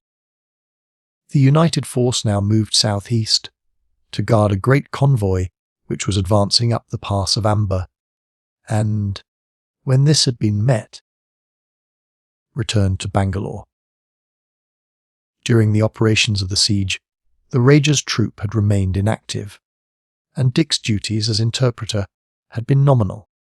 At Bangalore, no English prisoners had been found, and he was heartily glad when he heard that it was the intention of Lord Cornwallis to march directly upon Seringapatam. It was, indeed, a necessity for the English general to bring the campaign to a speedy termination. The war was entailing a tremendous strain upon the resources of the company. The Nizam and Mahrattis were not to be depended upon in the slightest degree, and might at any moment change sides. The French Revolution had broken out, and all Europe was alarmed, and many of the English regiments might, at any moment, be ordered to return home. Therefore, anything like a thorough conquest of Mysore was impossible, and there was only time to march to Seringapatam, to capture Tipu's capital, and to dictate terms to him. Immense exertions were made to restore the efficiency of the baggage train, and on the 3rd of May, the army marched from Bangalore. Tipu, devoured alike by rage and fear, had taken no efficient steps to meet the coming storm. His first thought was to prevent the English from discovering the brutal cruelty with which his white captives had been treated. He had, over and over again, given the most solemn assurances that he had no white prisoners in his hands, and he now endeavoured to prevent their obtaining evidence of his falsehood and cruelty by murdering the whole of those who remained in his hands at Seringapatam. Having effected this massacre, he next ordered all the pictures that he had caused to be painted on the walls of his palace and other buildings, holding up the English to the contempt and hatred of his subjects, to be obliterated, and he also ordered the bridge over the northern loop of the Kaveri to be destroyed. He then set out with his army to bar the passage of the British to Seringapatam. The weather was extremely bad when the British started. Rainstorms had deluged the country and rendered the roads well nigh impassable, and the movement was, in consequence, very slow. Tipu had taken up a strong position on the direct road, and, in order to avoid him, Lord Cornwallis took a more circuitous route, and Tipu was obliged to fall back. The whole country through which the English passed had been wasted. The villages were deserted, and not an inhabitant was to be met with. Suffering much from wet, and the immense difficulties of bringing on the transport, the army, on the 13th of May, arrived on the Kaveri, 9 miles east of Seringapatam. Here it had been intended to cross the river, but the rains had so swollen the stream that it was found impossible to ford it. It was, therefore, determined to march to a point on the river, 10 miles above Seringapatam, where it was hoped that a better ford could be found, and where a junction might be effected with General Abercrombie's Bombay army, which was moving up from the Malabar coast and was but 30 or 40 miles distant. To effect this movement, it was necessary to pass within sight of the capital. Tipu came out and took up a strong position on a rugged and almost inaccessible height. In front was a swamp stretching to the river, while batteries had been thrown up to sweep the approaches. By a night march, accomplished in the midst of a tremendous thunder and rainstorm, Lord Cornwallis turned Tipu's position. The confusion occasioned by the storm, however, and the fact that several of the corps lost their way, prevented the full success hoped from being attained and gave Tipu time to take up a fresh position. Colonel Maxwell led 5 battalions up a rocky ledge, held by a strong body of the Mysore troops, carried it at the point of the bayonet, and captured some guns. Tipu immediately began to fall back, but would have lost the greater portion of his artillery, had not the Nizam's horse moved forward across the line by which the British were advancing. Here they remained in an inert mass, powerless to follow Tipu, and a complete barrier to the British advance. So unaccountable was their conduct, that it was generally believed in the army that it was the result of treachery. And it was with difficulty that the British troops could be restrained from firing into the horde of horsemen, who had, from the time they joined the force, been worse than useless. As soon as the British could make their way through, or round, the obstacle to their advance, they pursued the retreating force of Tipu until it took refuge under the guns of the works round Seringapatam. Their loss had been 2,000, that of the British 500, but the success was of little benefit to the latter. The terrible state of the roads and the want of food had caused the death of great numbers of draught animals, and the rest were so debilitated as to be absolutely useless.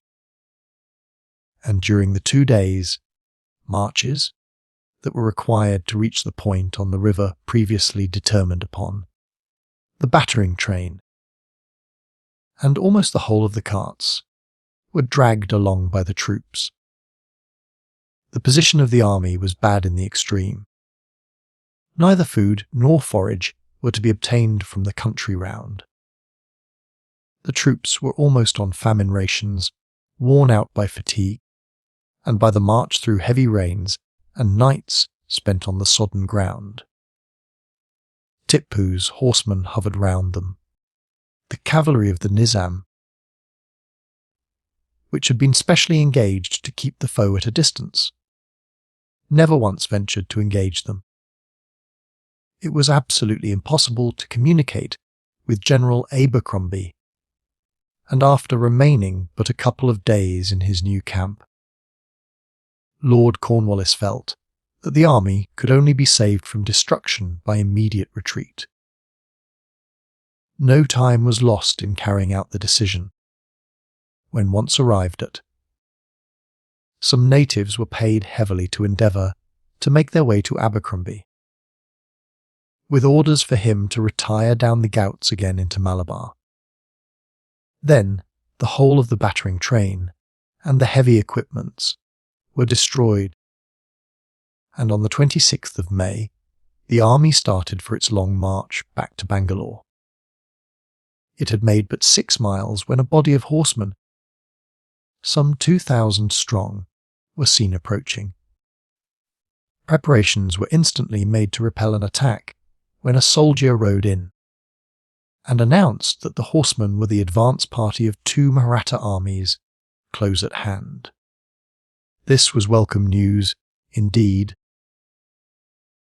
for Lord Cornwallis had no idea that the Marathis were within 200 miles of him, and had come to believe that they had no intention whatever of carrying out their engagements. They had, it appeared, sent off a messenger every day to inform him of their movements, but so vigilant were Tipu's cavalry that not one of them ever reached the British. In a few hours the junction was completed, and the sufferings of the army were at an end. Stores of every kind were abundant with the Marathis, and not only food, but clothing, and every necessary of life could be purchased in the great bazaars, occupied by the Maratha traders who accompanied the army. Had the two Maratha armies arrived a couple of days earlier, the destruction of the siege train would have been avoided. Seringapatam would have been besieged. Abercrombie's army of 8,000 men have joined, and the war brought at once to a conclusion. It was now, however, too late. The means for prosecuting the siege of so powerful a fortress were altogether wanting, and the united armies returned, by easy marches, to Bangalore. On the march, the future plan of operations was decided upon. Lord Cornwallis sent orders for the sum of 1,500,000 rupees that had been intended for China, to be at once dispatched to Bangalore for the use of the army and the Allies.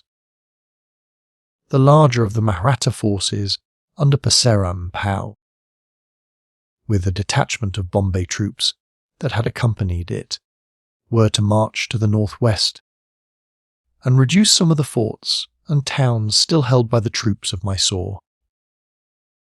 The other Maratha force, consisting chiefly of cavalry, under Hurry Point, were to remain at Bangalore.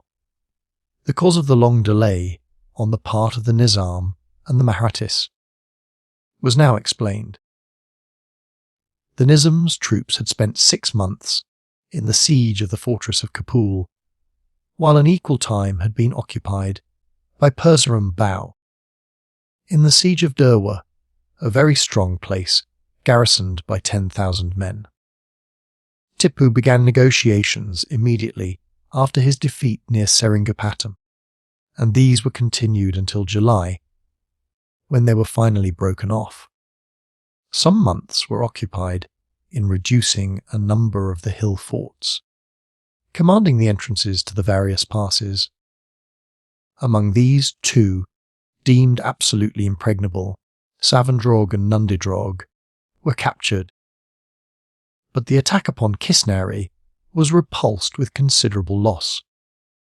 By the capture of these places, Lord Cornwallis obtained access to supplies from the Malabar and Carnatic coasts, and was thus free from the risk of any recurrence of the misfortunes that had marred his previous attempt to lay siege to Seringapatam.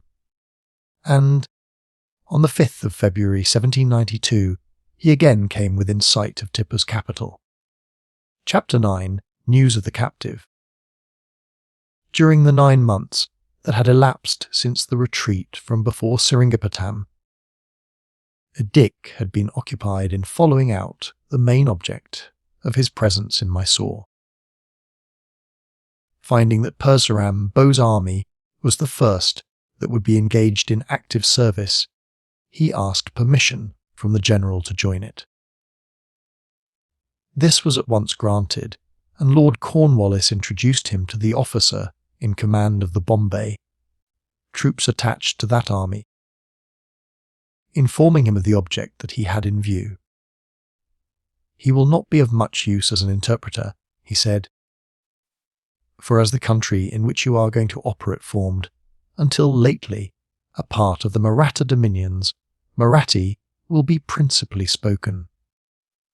He will, therefore, go simply as an officer of my staff, attached for the present to your command.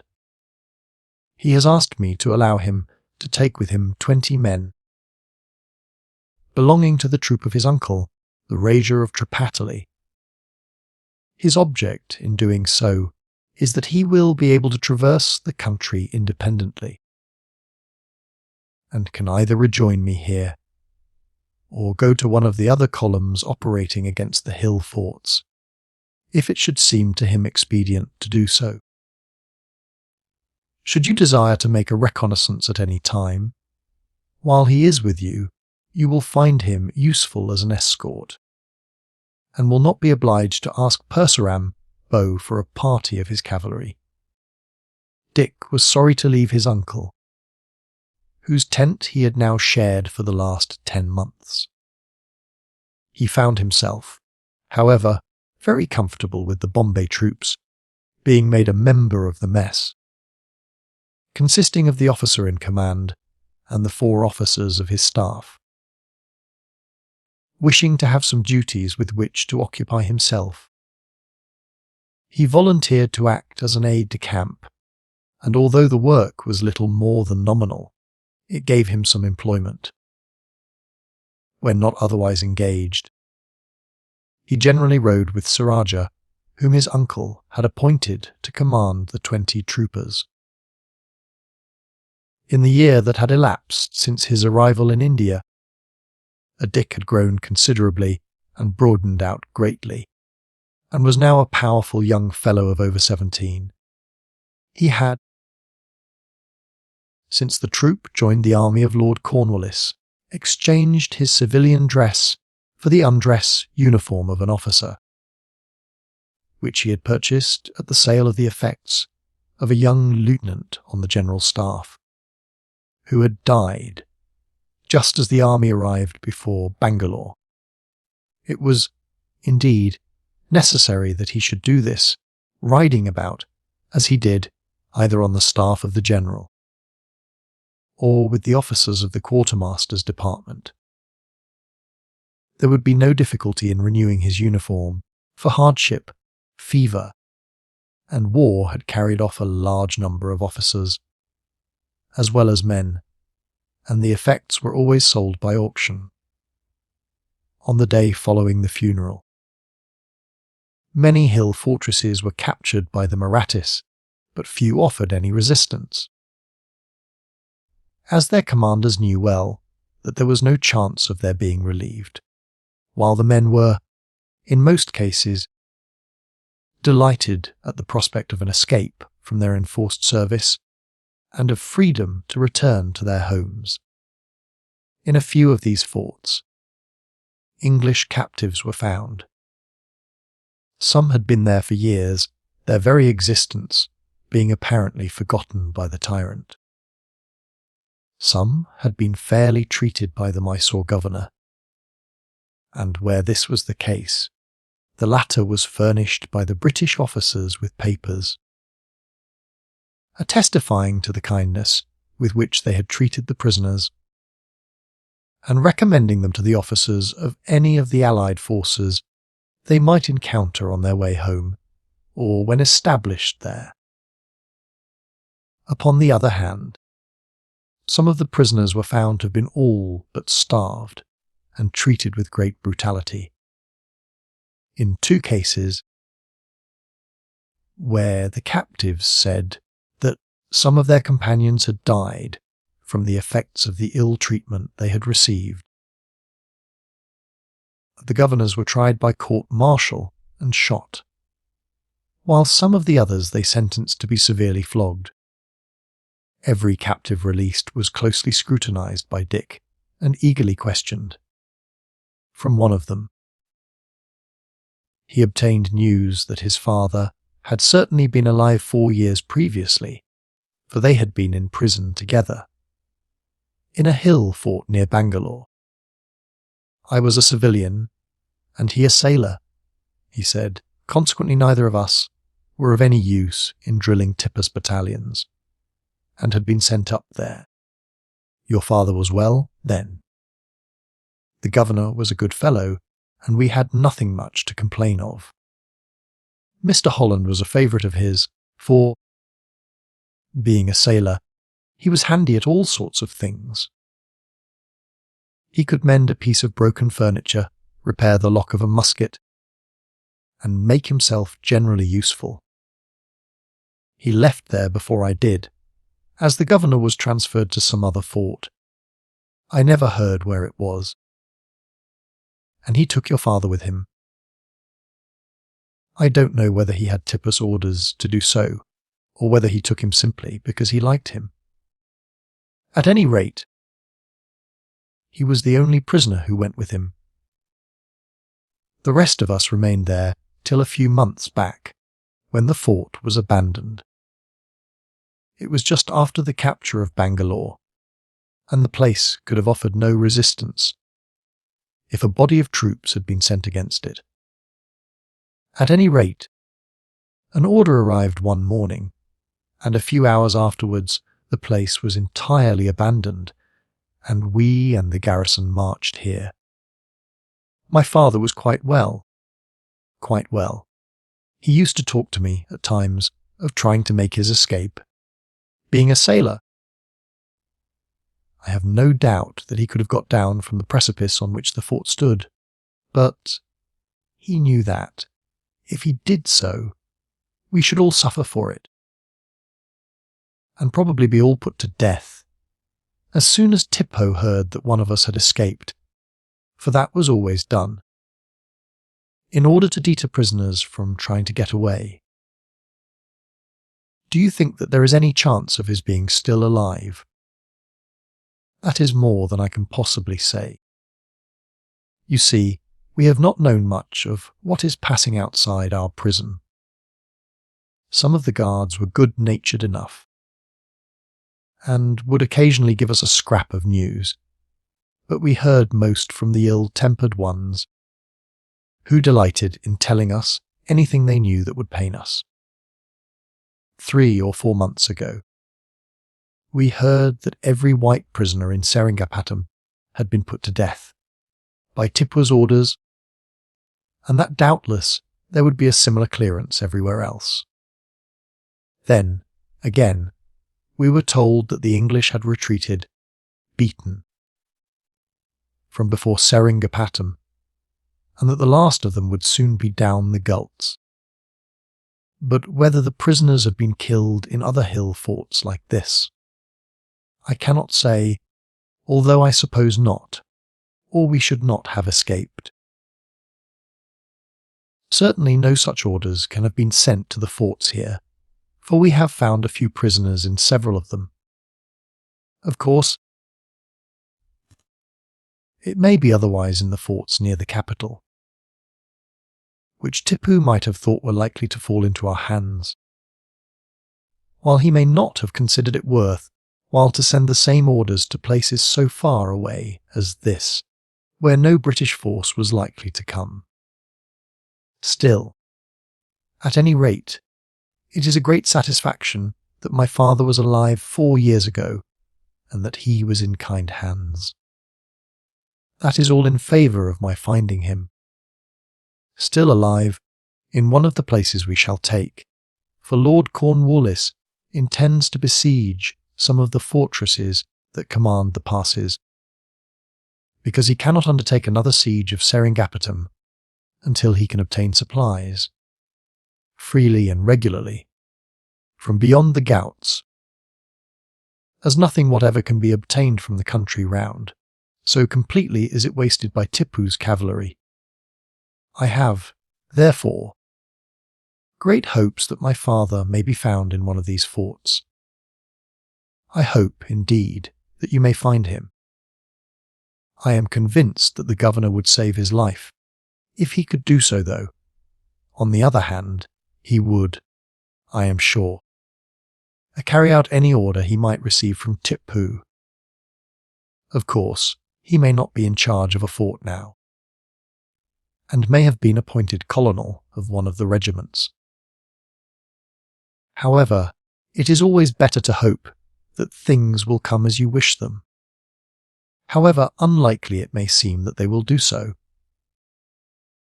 We have been living on hope here, though the chances of our ever being released were small, indeed.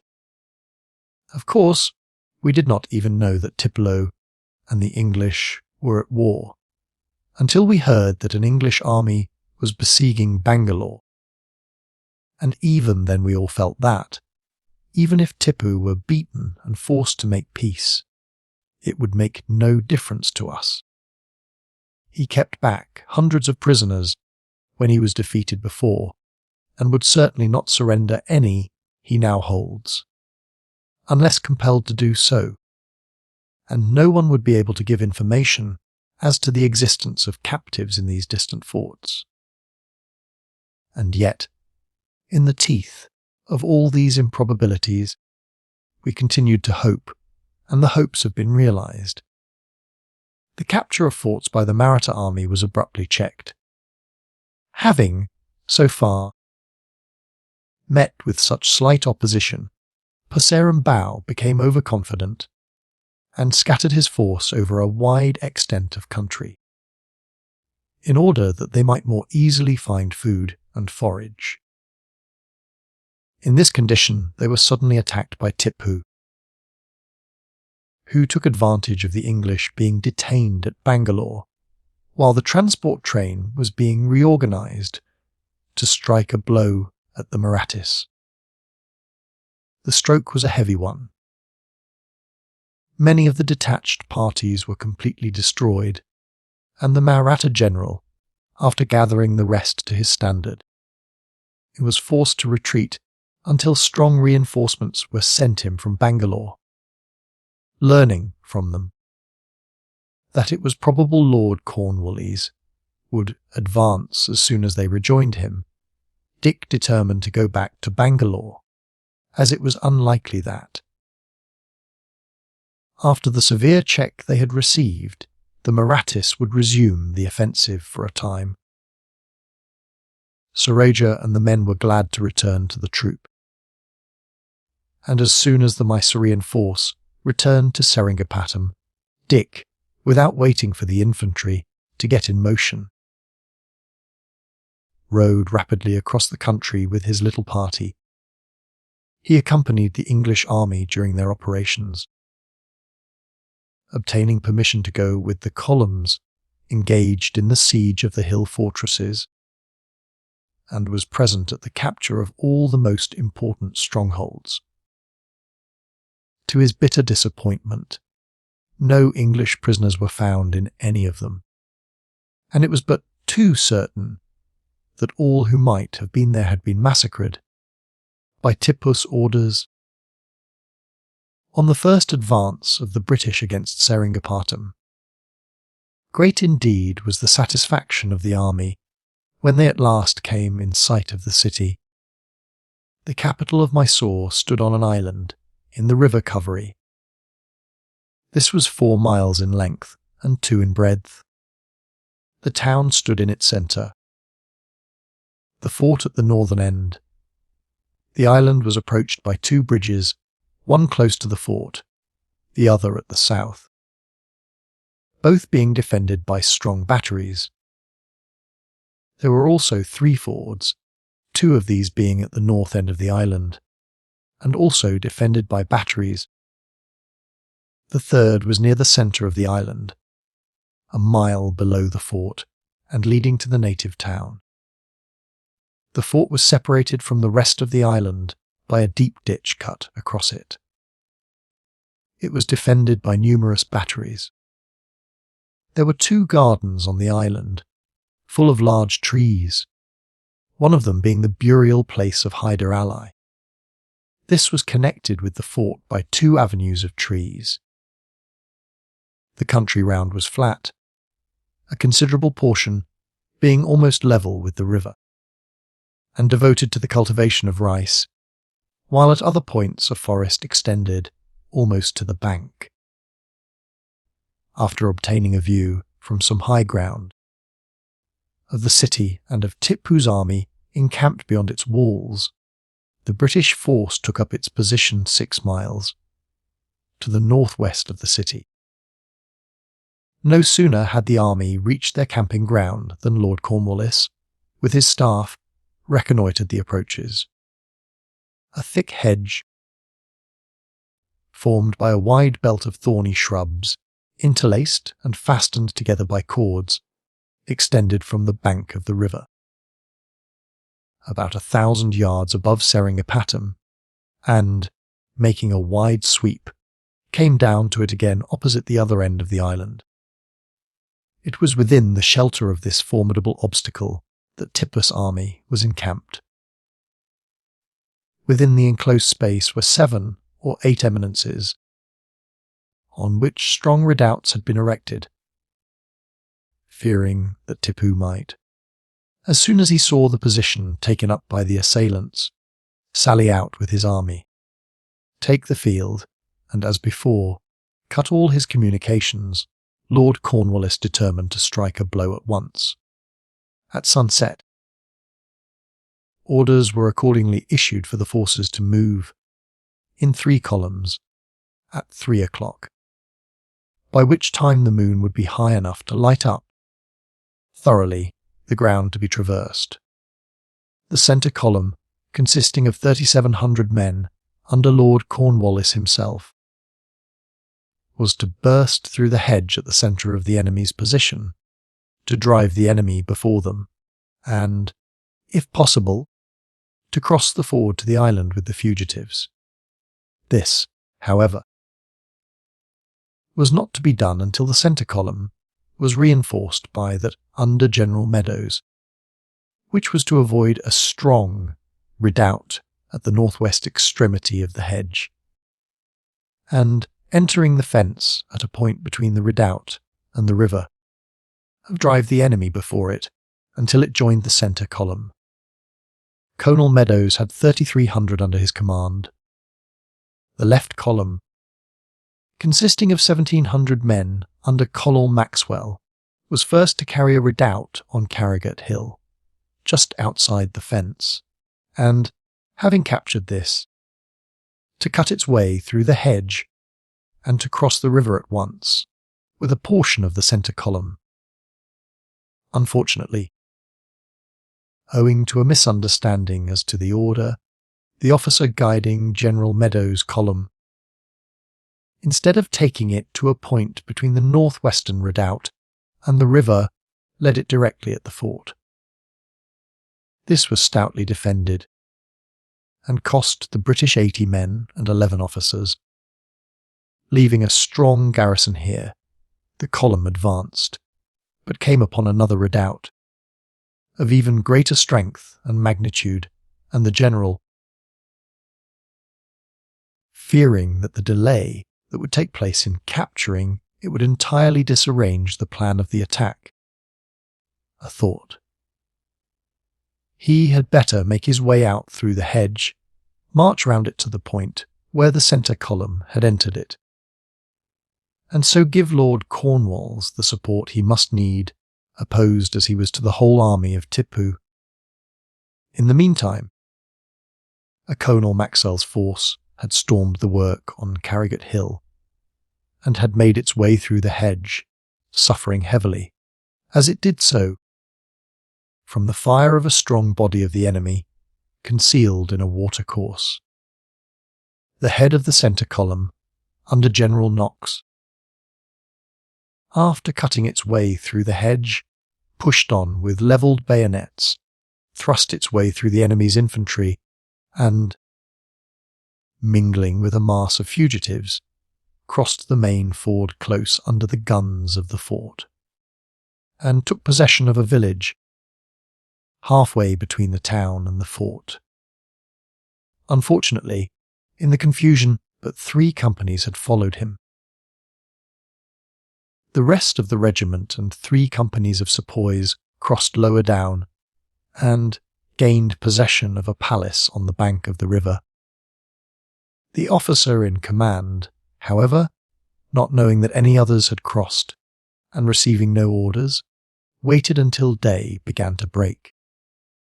He then recrossed the river and joined Lord Cornwallis, a portion of whose column, having been reinforced by Maxwell's column, across the river nearly opposite the town. As they were crossing, a battery of the enemy's artillery opened a heavy fire upon them, but Colonel Knox, with his 3 companies, charged it in the rear, drove out the defenders, and silenced the guns. All this time Lord Cornwallis was with the reserve of the central column, eagerly waiting the arrival of General Meadows' division.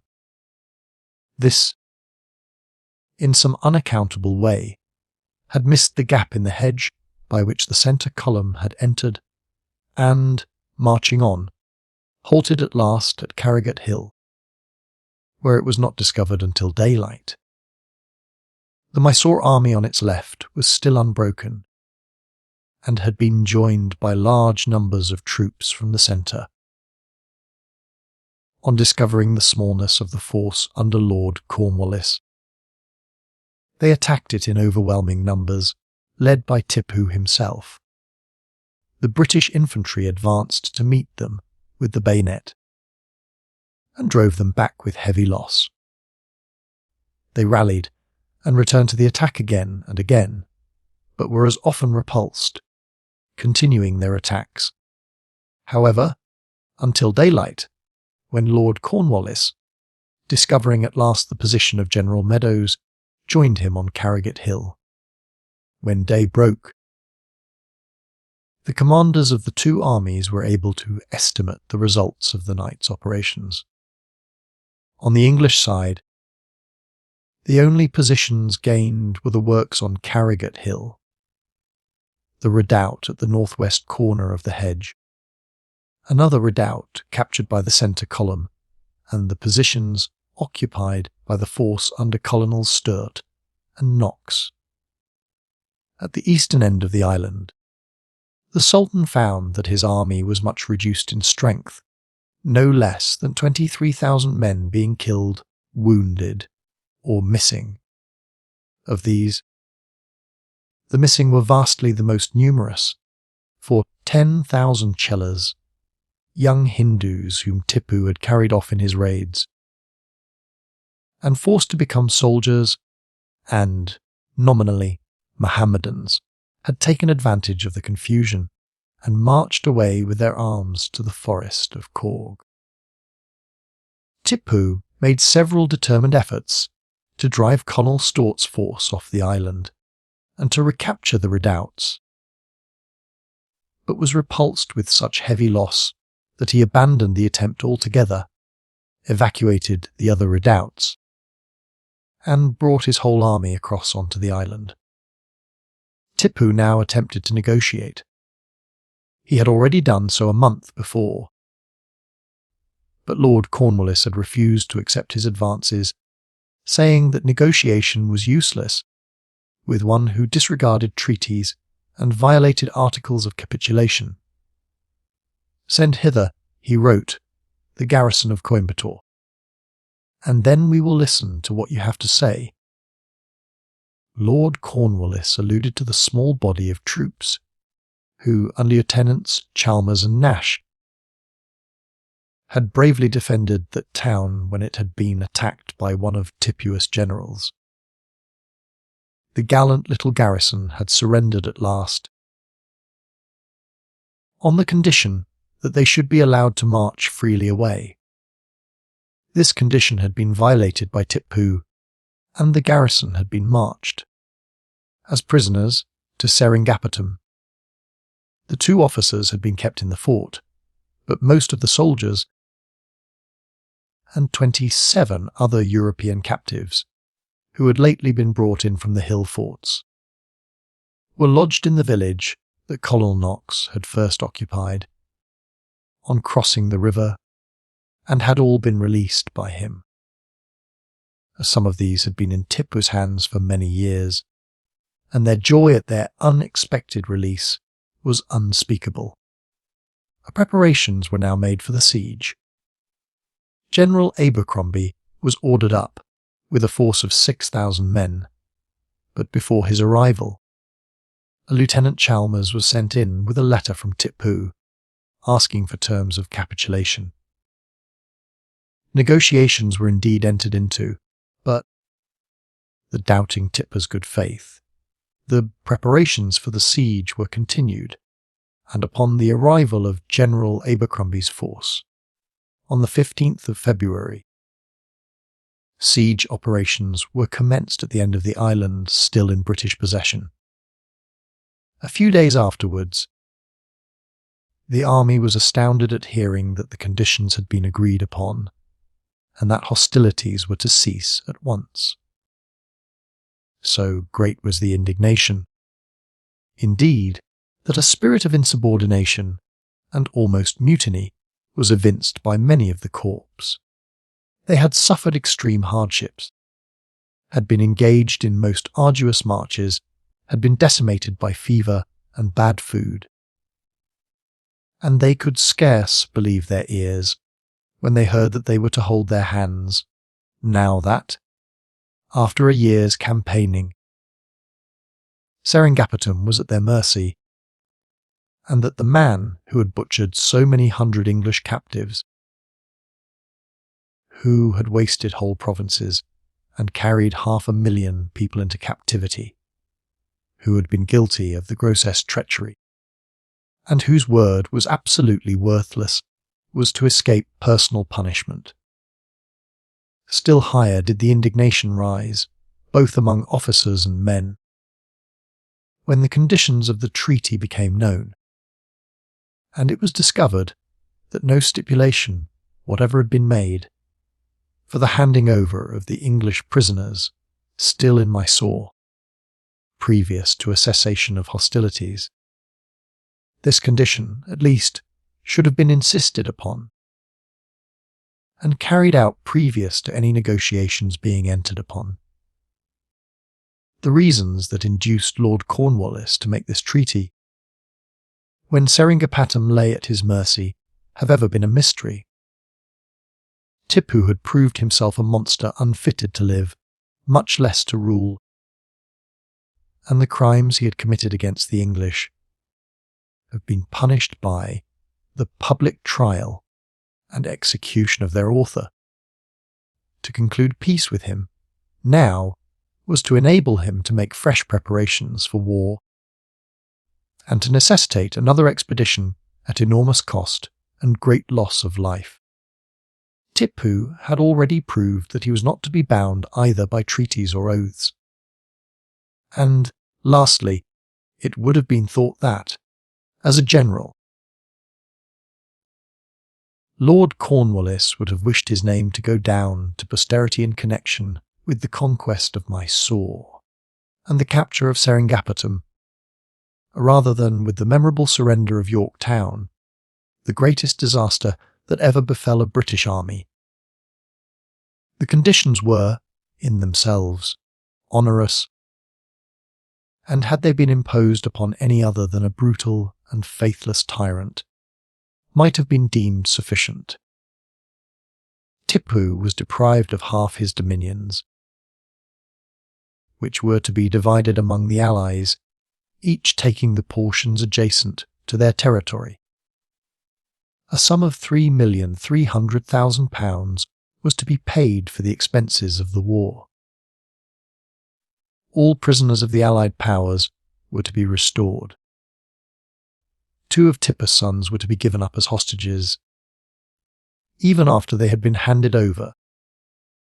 There were considerable delays before Tipu's signature was obtained, and it was not until Lord Cornwallis threatened to resume hostilities that, on the 18th of March, a treaty was finally sealed. Of the ceded territory, the Marathis and the Nizam each took a third as their share, although the assistance they had rendered in the struggle had been but of comparatively slight utility. It may, indeed, be almost said that it was given to them as a reward for not accepting the offers Tipu had made them of joining with him against the British. The British share included a large part of the Malabar coast, with the forts of Calicut and Cannanore, and the territory of our ally, the Rajah of Coorg. These cessions gave us the passes leading into Mysore from the west. On the south we gained possession of the fort of Dindigul and the districts surrounding it, while on the east we acquired the tract from Amba to Kara, and so obtained possession of several important fortresses, together with the chief passes by which Hyder had made his incursions into the Carnatic.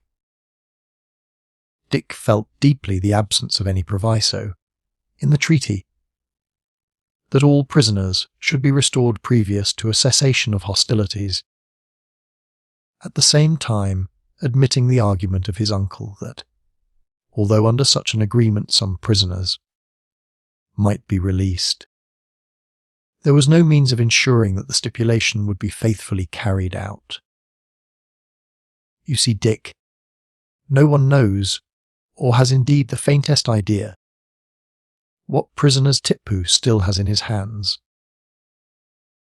We do not know how many have been murdered during the years Tipu has reigned.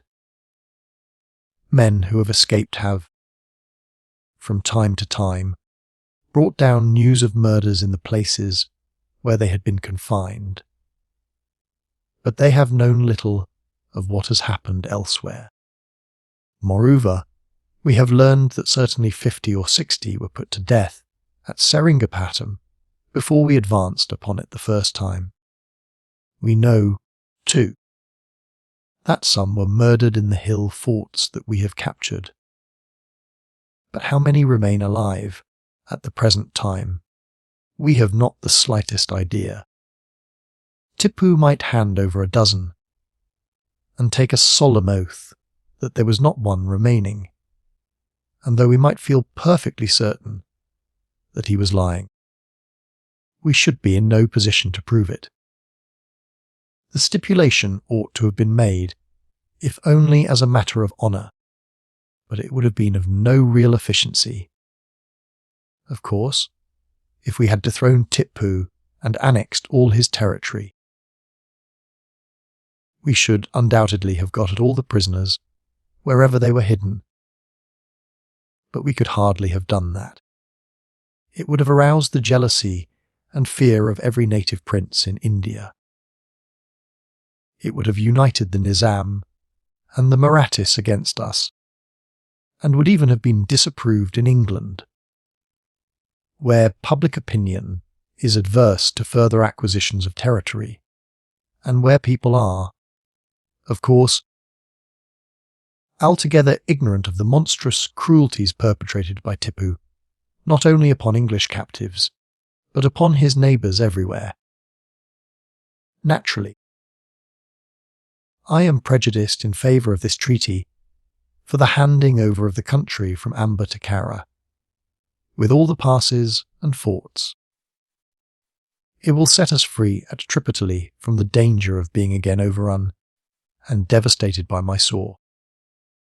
My people will be able to go about their work peacefully and in security, free alike from fear of wholesale invasion, or incursions of robber bands from the Ghauts.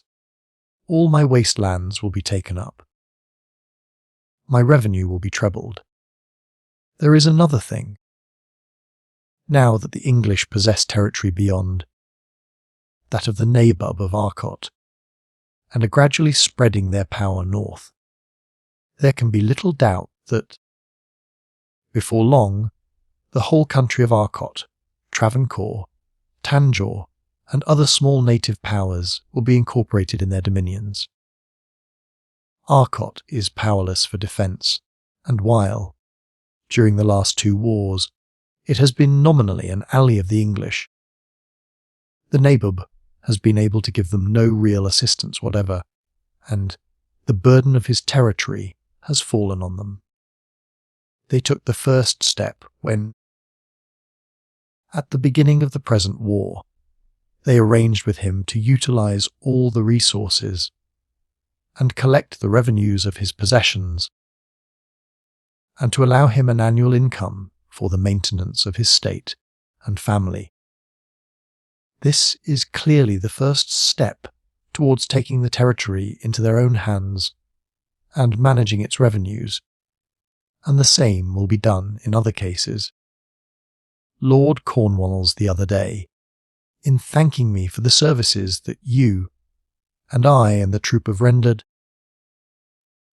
promised me that an early arrangement should be made, by which I should rule Tripataly under the government of Madras, instead of under the Nabob.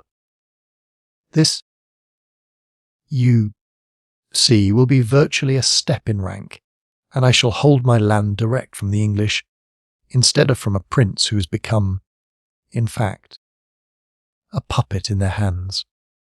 A few days later, the army set off on its march from Mysore, and the same day the Rajah, after making his adieux to Lord Cornwallis, started with his troop for Tripataly, making his way by long marches, instead of following the slow progress of the army. After a couple of days at Tripataly, they went down to Madras and brought back the Rajah's household. The meeting between Dick and his mother was one of mixed feeling. It was 20 months since the former had left with his uncle, and he was now nearly 18. He had written whenever there was an opportunity of sending any letters, and although his position as interpreter on the staff of the general had relieved her from any anxiety on his account, she was glad, indeed, to see him again. Upon the other hand, the fact that, as the war went on, and fortress after fortress had been captured, no news came to her that her hopes had been realized, and that the war had now come to a termination, without the mystery that hung over her husband being in any way cleared up, had profoundly depressed Mrs. Holland, and it was with mingled tears of pleasure and sorrow that she fell on his neck on his return to Madras. "You must not give way, mother," Dick said, as she sobbed out her fears that all hope was at an end. "Remember that you have never doubted he was alive, and that you have always said you would know, if any evil fate had befallen him. And I have always felt confident that you were right. There is nothing changed. I certainly have not succeeded in finding him, but we have found many prisoners in some of the little out-of-the-way forts. Now, some of them have been captives quite as long as he has. Therefore there is no reason, whatever, why he should not also be alive. I have no thought of giving up the search as hopeless. I mean to carry out our old plans, and certainly I am much better fitted to do so than I was when I first landed here. I know a great deal about Mysore, and although I don't say I speak the dialect like a native, I have learnt a good deal of it, and can speak it quite as well as the natives of the Goats and outlying provinces. Sir Rajah, who is a great friend of mine, has told me that if I go he will go too, and that will be a tremendous help. Anyhow, as long as you continue to believe firmly that father is still alive, I mean to continue the search for him. I do believe that he is alive, Dick, as firmly as ever. I have not lost hope in that respect. It is only that I doubt now whether he will ever be found. Well, that is my business, mother. As long as you continue to believe that he is still alive, I shall continue to search for him.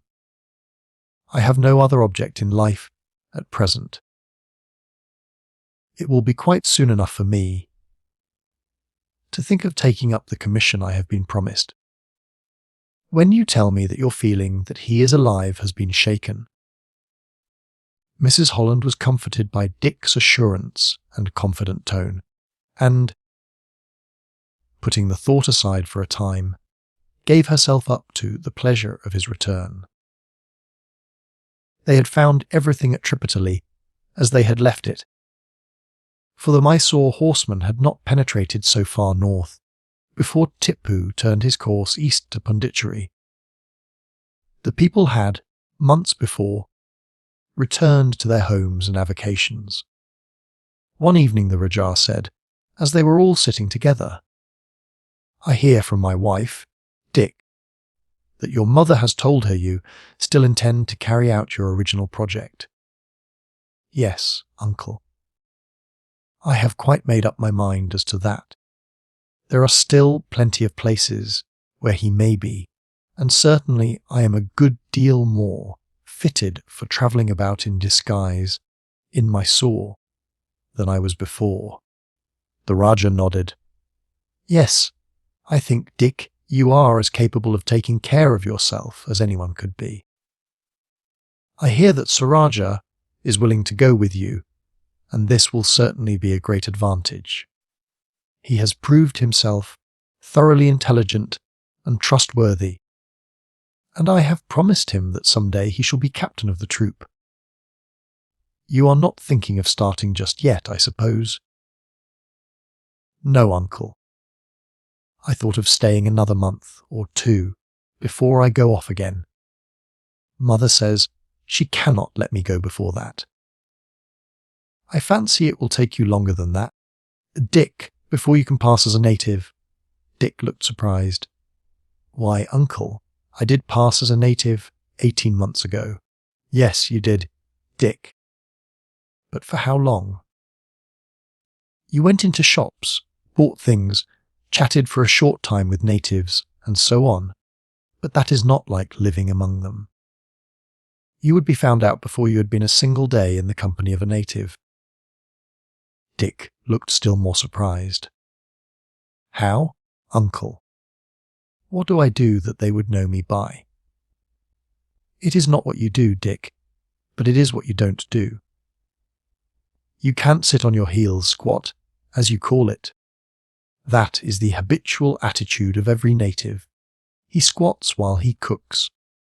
He squats for hours by the fire, smoking and talking. He never stands for any length of time and, except upon a divan or something of that sort, he never sits down.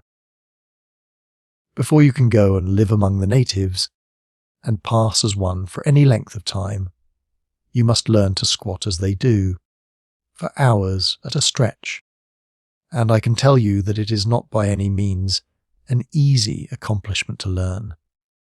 I myself have quite lost the power. I used to be able to do it as a boy, but from always sitting on divans or chairs in European fashion, I have got out of the way of it, and I don't think I could squat for a quarter of an hour to save my life. Dick's mother and cousins laughed heartily, but he said, seriously, you are quite right, uncle. I wonder I never thought of it before. It was stupid of me not to do so. Of course, when I have been talking with Sir Rajah or other officers, by a campfire, I have sat on the ground, but I see that it would never do in native dress. I will begin at once. Wait a moment, Dick, the Rajah said. There are other things which you will have to practice. You may have to move in several disguises, and must learn to comport yourself in accordance with them. You must remember that your motions are quicker and more energetic than are those of people here.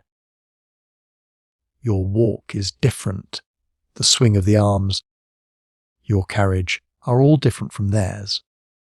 You are unaccustomed to walk either barefooted or in native shoes. Now, all these things have to be practiced before you can really pass muster. Therefore I propose that you shall at once accustom yourself to the attire, which you can do in our apartments of an evening.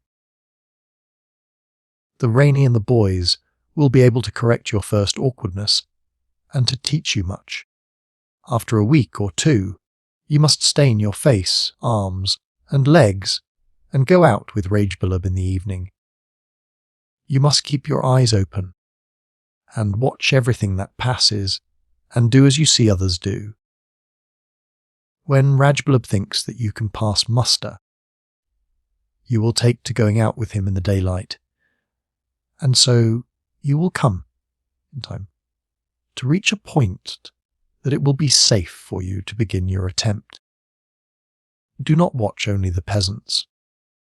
There is no saying that it may not be necessary to take to other disguises. Observe the traders, the soldiers, and even the fakers. You will see that they walk each with a different mien. The trader is slow and sober. The man who wears a sword walks with a certain swagger. The faker is everything by turns. He whines and threatens. He sometimes mumbles his prayers, and sometimes shrieks at the top of his voice. When you are not riding or shooting, lad, Do not spend your time in the garden or with the women. Go into the town and keep your eyes open. Bear in mind that you are learning a lesson, and that your life depends upon your being perfect in every respect.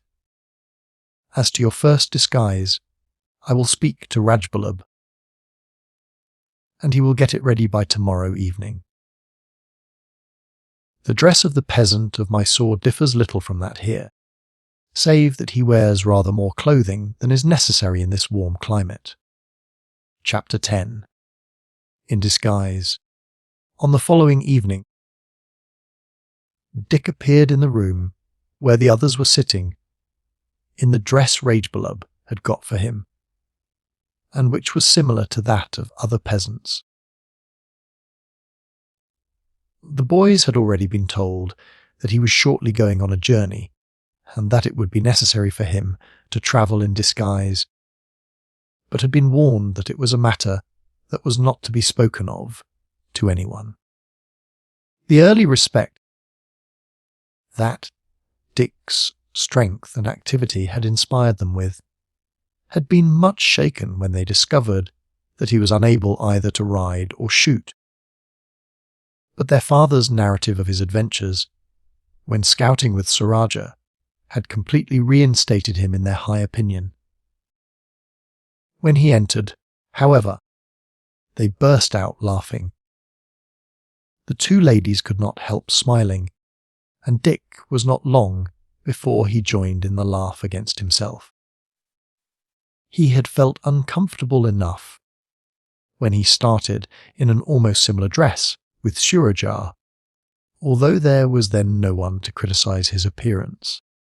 But now, in the presence of his mother and aunt, he felt strangely uncomfortable. "Never mind, Dick," his uncle said, encouragingly. "The boys would feel just as uncomfortable as you do now, if they were dressed up in European fashion. Now, while we are talking, make your first attempt at sitting on your heels." Dick squatted down until his knees nearly touched his chest, and a moment later lost his balance and toppled over amid a roar of laughter. Next time he balanced himself more carefully. "That is right, Dick. You will get accustomed to it in time. But you must see, already, that there is a good deal more to be done than you thought of before you can pass as a native. Remember, you must not only be able to balance yourself while sitting still, but must be able to use your hands. For cooking purposes, for example, for eating, or for doing anything there may be to do, not only without losing your balance, but without showing that you are balancing yourself. It is much more difficult than I thought, uncle. Of course, I have always seen the natives squatting like this, but it seemed so natural that it never struck me it was difficult at all. I say, it is beginning to hurt already. My shin bones are aching horribly. Yes, that is where the strain comes, my boy. But you have got to stick to it until your muscles there, which have never been called into play in this way before, get accustomed to the work. I understand that, uncle. It was just the same with my arms when I began to climb. But I can't stand this any longer. I can no more get up than I can fly. And Dick rolled over onto his side. Again and again he tried, after a short rest between each trial. As he gave it up and limped stiffly to the divan, he said, "I feel as if someone had been kicking me on the shins, until he had nearly broken them, mother. I have been kicked pretty badly several times, in fights by rough fellows at home in Shadwell, but it never hurt like this," and he rubbed his aching legs ruefully. "Well, uncle, I am very much obliged to you for putting me up to practicing this position. It seemed to me that it would be quite a simple thing to walk along quietly, and to move my arms about as they do, but I never thought of this. I wonder, Mother, you never told me that, above all things. I should have to learn to squat on my heels for any time. It would not have been so difficult to learn it. 5 or 6 years ago, when I was not anything like so heavy as I am now. It never once occurred to me, Dick. I wish it had. I thought I had foreseen every difficulty. But it never once came into my mind that, in order to pass as a native, you must be able to sit like one. Ah, well, I shall learn in time, Mother, Dick replied cheerfully. Every exercise is hard at first, but one soon gets accustomed to it. Dick threw himself with his usual energy into his new work. Although of a morning, when he first woke, his shins caused him the most acute pain, he always spent half an hour in practice. Afterwards he would sit for some time, allowing the water from the tap at the side of the bath to flow upon the aching muscles. Then he would dress and, as soon as breakfast was over, go for a run in the garden. At first it was but a shamble, but gradually the terrible stiffness would wear off, and he would return to the house comparatively well. Of an evening the practice was longer, and was kept up until the aching pain became unendurable. At the end of 4 or 5 days, he was scarcely able to walk at all, but after that time matters improved, and 3 weeks later he could preserve the attitude for half an hour at a time. In other respects, his training had gone on uninterruptedly every day. He went out into the town, accompanied sometimes by Rajah, sometimes by Sir Rajah, in the disguises of either a peasant, a soldier, or a trader, and learnt to walk and carry himself in accordance with his dress. Before putting on these disguises, he painted himself with a solution that could easily be washed off on his return to the palace, where he now always wore a European dress. You cannot be too careful, the Rajah said. There are, of course, Mohammedans here, and, for aught we know, some may act as agents or spies of Tipu, just as the English have agents and spies in Mysore. Were one of them to send word that you had taken to Indian attire, and that it was believed that you were about to undertake some mission or other, it would add considerably to your difficulties and dangers.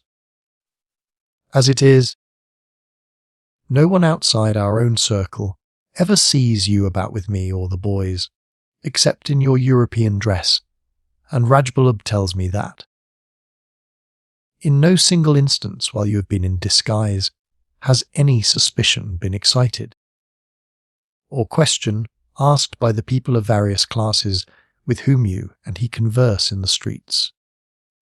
Another month passed, and by this time Dick could, without any great fatigue, squat on his heels for an hour at a time. As the date for his departure drew near, his mother became more and more nervous and anxious. "I shall never forgive myself if you do not come back," she said one day, when they were alone. "I cannot but feel that I have been selfish, and that really, on the strength of a conviction which most people would laugh at as whimsical and absurd. I am risking the substance for a shadow, and am imperilling the life of my only boy, upon the faint chance that he may find my husband. I know that even your uncle, although he has always been most kind about it, and assisted in every way in his power, has but little belief in the success of your search, although, as he sees how bent I am upon it, he says nothing that might dash my hopes. If evil comes of it, Dick, I shall never forgive myself. I shall feel that I have sacrificed you to a sort of hallucination. I can only say, Mother, Dick replied, "that I came out here and entered into your plans only because I had the most implicit faith that you were right. I should now continue it on my own account, even if tomorrow you should be taken from me. Of course, I see plainly enough that the chances are greatly against my ever hearing anything of father, but from what has taken place during the campaign, I have seen that there must be many British captives still hidden away among the hill forts, and it is quite possible he may be among them. I do not even say that it is probable, but the chances are not so very greatly against it, and even if I thought they were smaller, much smaller than I believe them to be, I should still consider it my duty to go up and try and find him. So, even if it should happen that I never come back again, you will not have yourself to blame, for it is not you that are sending me, but I who am going of my free will, and indeed, I feel it so much my duty that, even were you to turn round now and ask me to stay, I should still think it right to undertake this mission. But indeed, mother, I see no great danger in it. In fact, scarcely any danger at all. At any rate, unless I find father.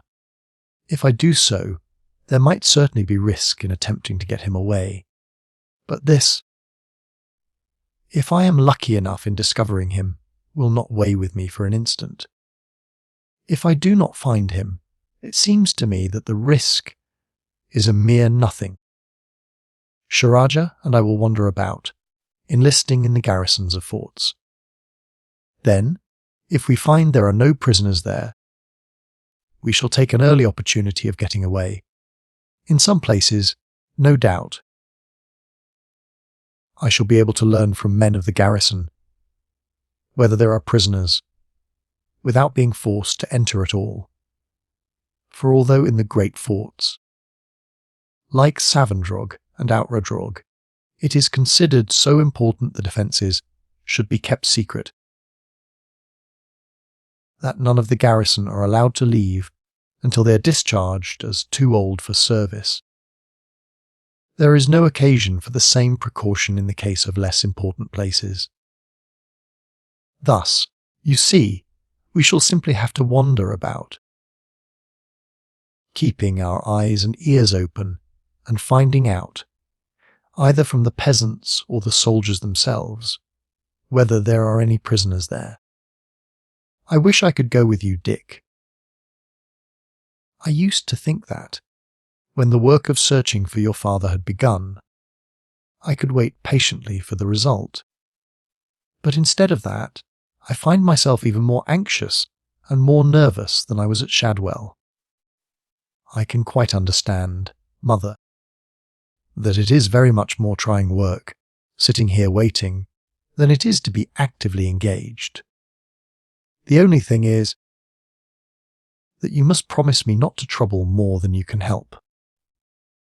For if I think of you as sitting here, fretting about me, I shall worry infinitely more than I otherwise should over any difficulties we may have to encounter. You must remember that I shall have Sir Rajah with me. He is a capital companion and will always be able to advise me upon native business. He is as plucky as a fellow can be, and I can trust him to do anything, just as I would myself. The preparations for departure now began in earnest.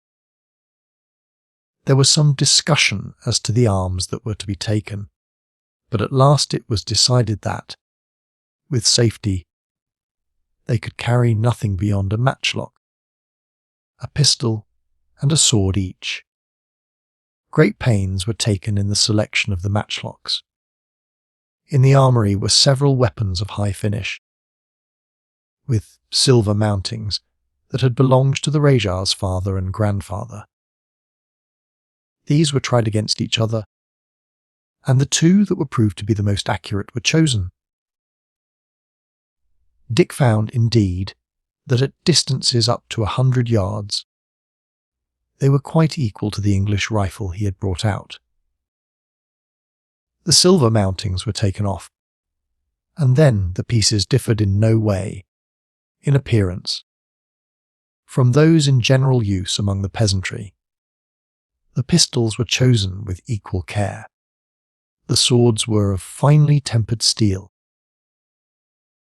the blades being removed from their jewelled handles, for which were substituted rough handles of ordinary metal.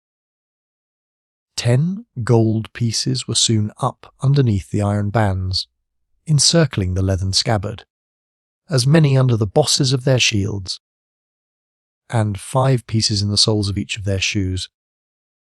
In their waist sashes, the ordinary receptacle of money.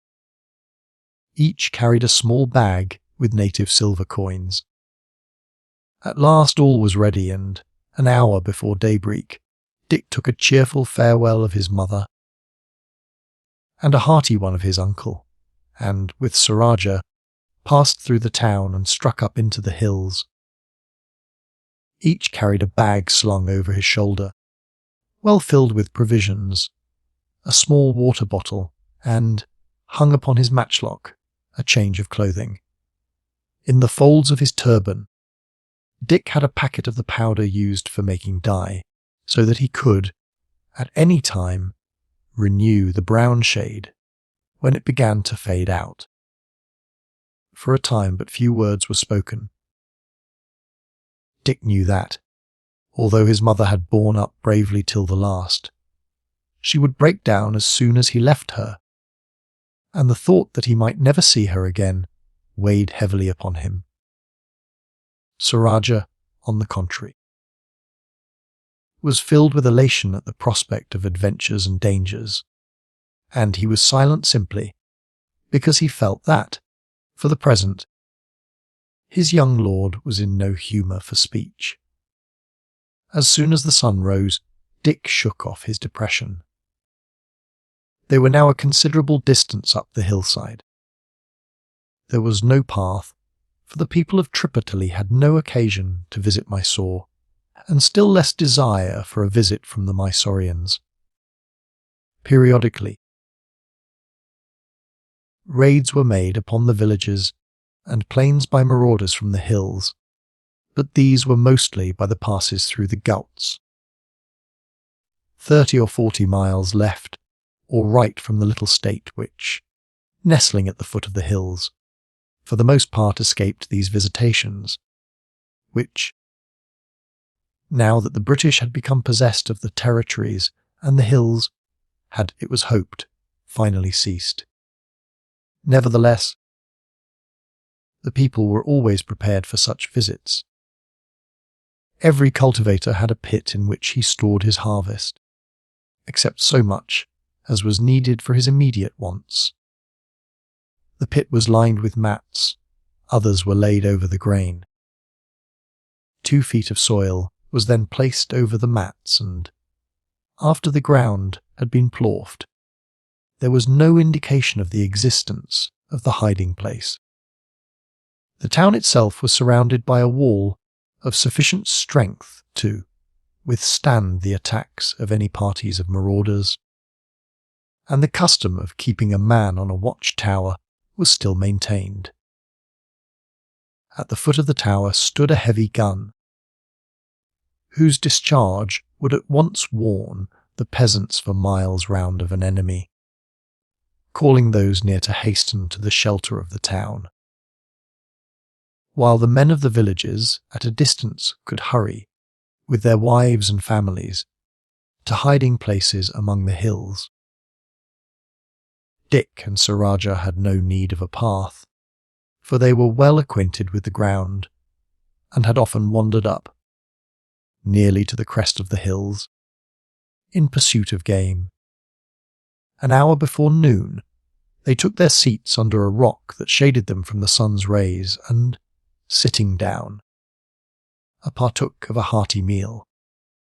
There was no occasion for haste, and they prepared for rest until heat of the day was past. "We are fairly off now. Sir Rajah," Dick said, as he stretched himself out comfortably.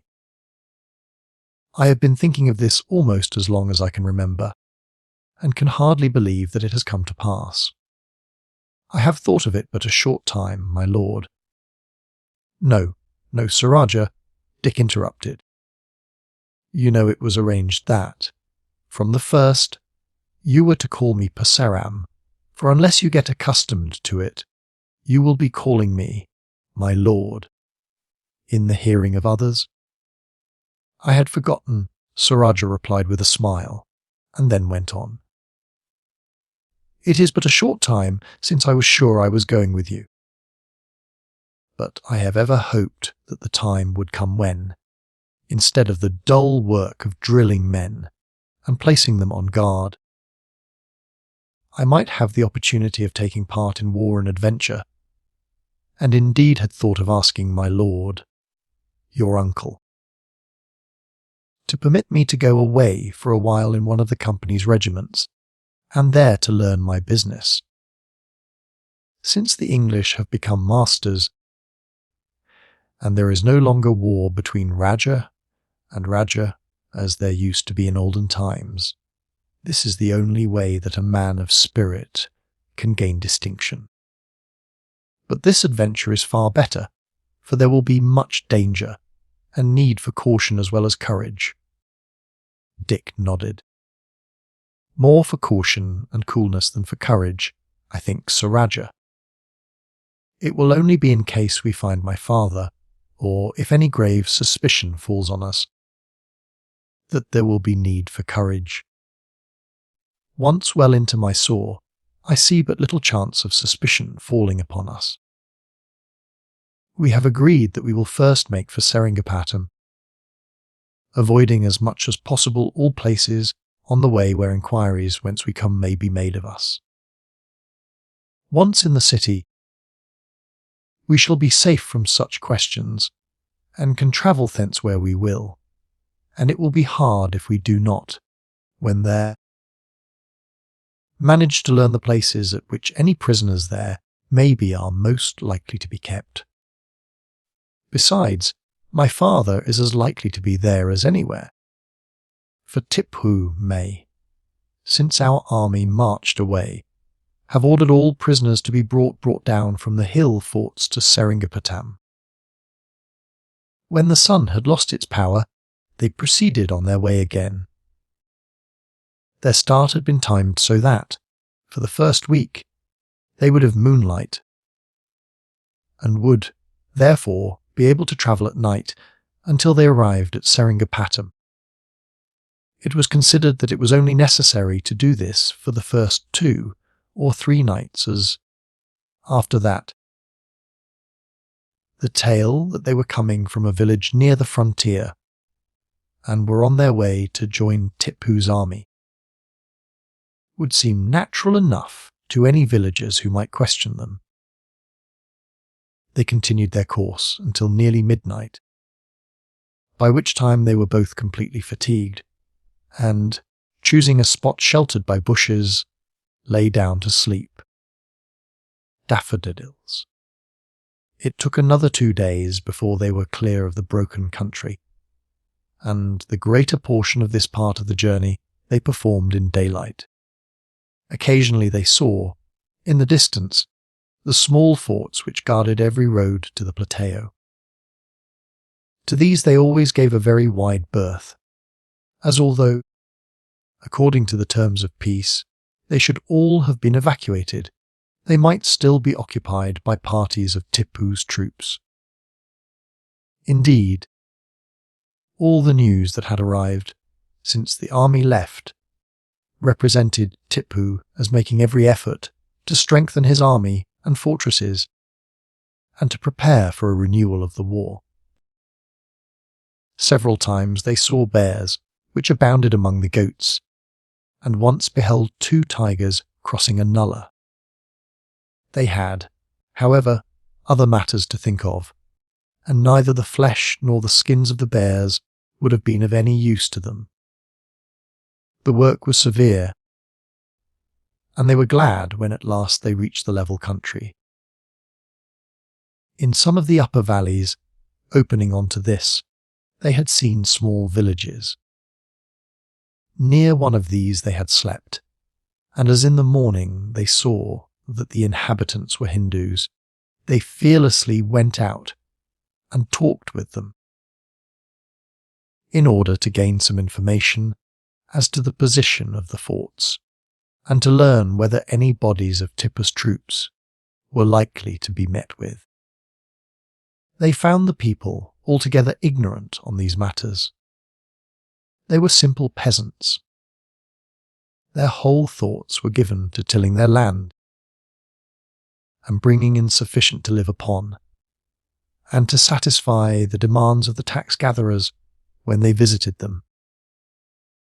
They had little communication with other villages and knew nothing of what was passing outside their own. They evinced no curiosity whatever concerning their visitors, who bought from them some cakes of ground Rajah, which formed the chief article of their food. The country through which they passed, on emerging from the hills, was largely covered with bush and jungle, and was very thinly populated. It was an almost unbroken flat, save that here and there isolated masses of rock rose above it. These were extremely steep and inaccessible, and on their summits were the hill forts that formed so prominent a feature in the warfare of both Mysore and the Nizam's dominions to the north. These forts were, for the most part, considered absolutely impregnable, but the last war with the British had proved that they were not so, as several of the strongest had been captured with comparatively slight loss.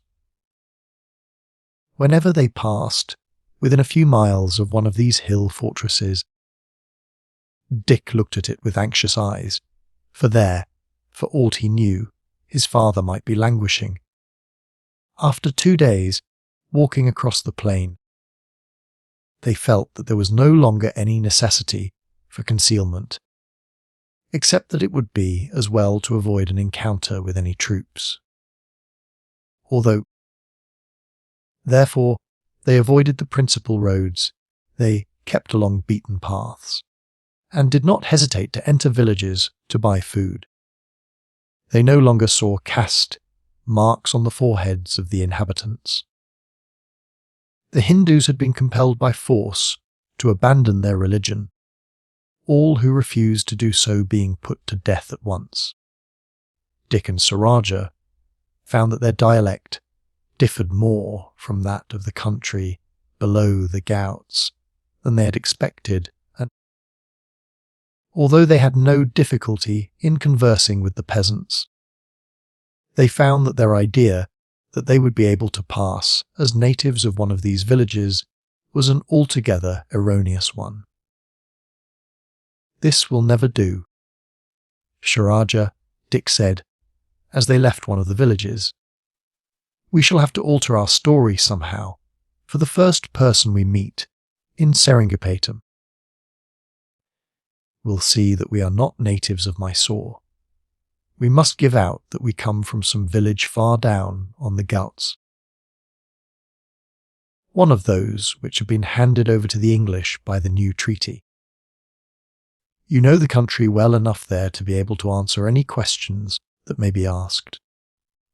We must say that, desiring to be soldiers and hating the English rage, we have crossed the hills to take service of some sort in Mysore. This will be natural enough, and of course there are many Mohammedans down in the plains, especially among the villages on the Ghauts.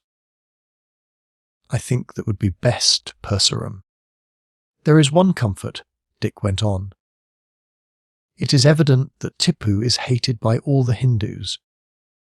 He has forced them to change their religion, and we need have no fear of being betrayed by any of them, except from pressure or from a desire to win Tipu's goodwill.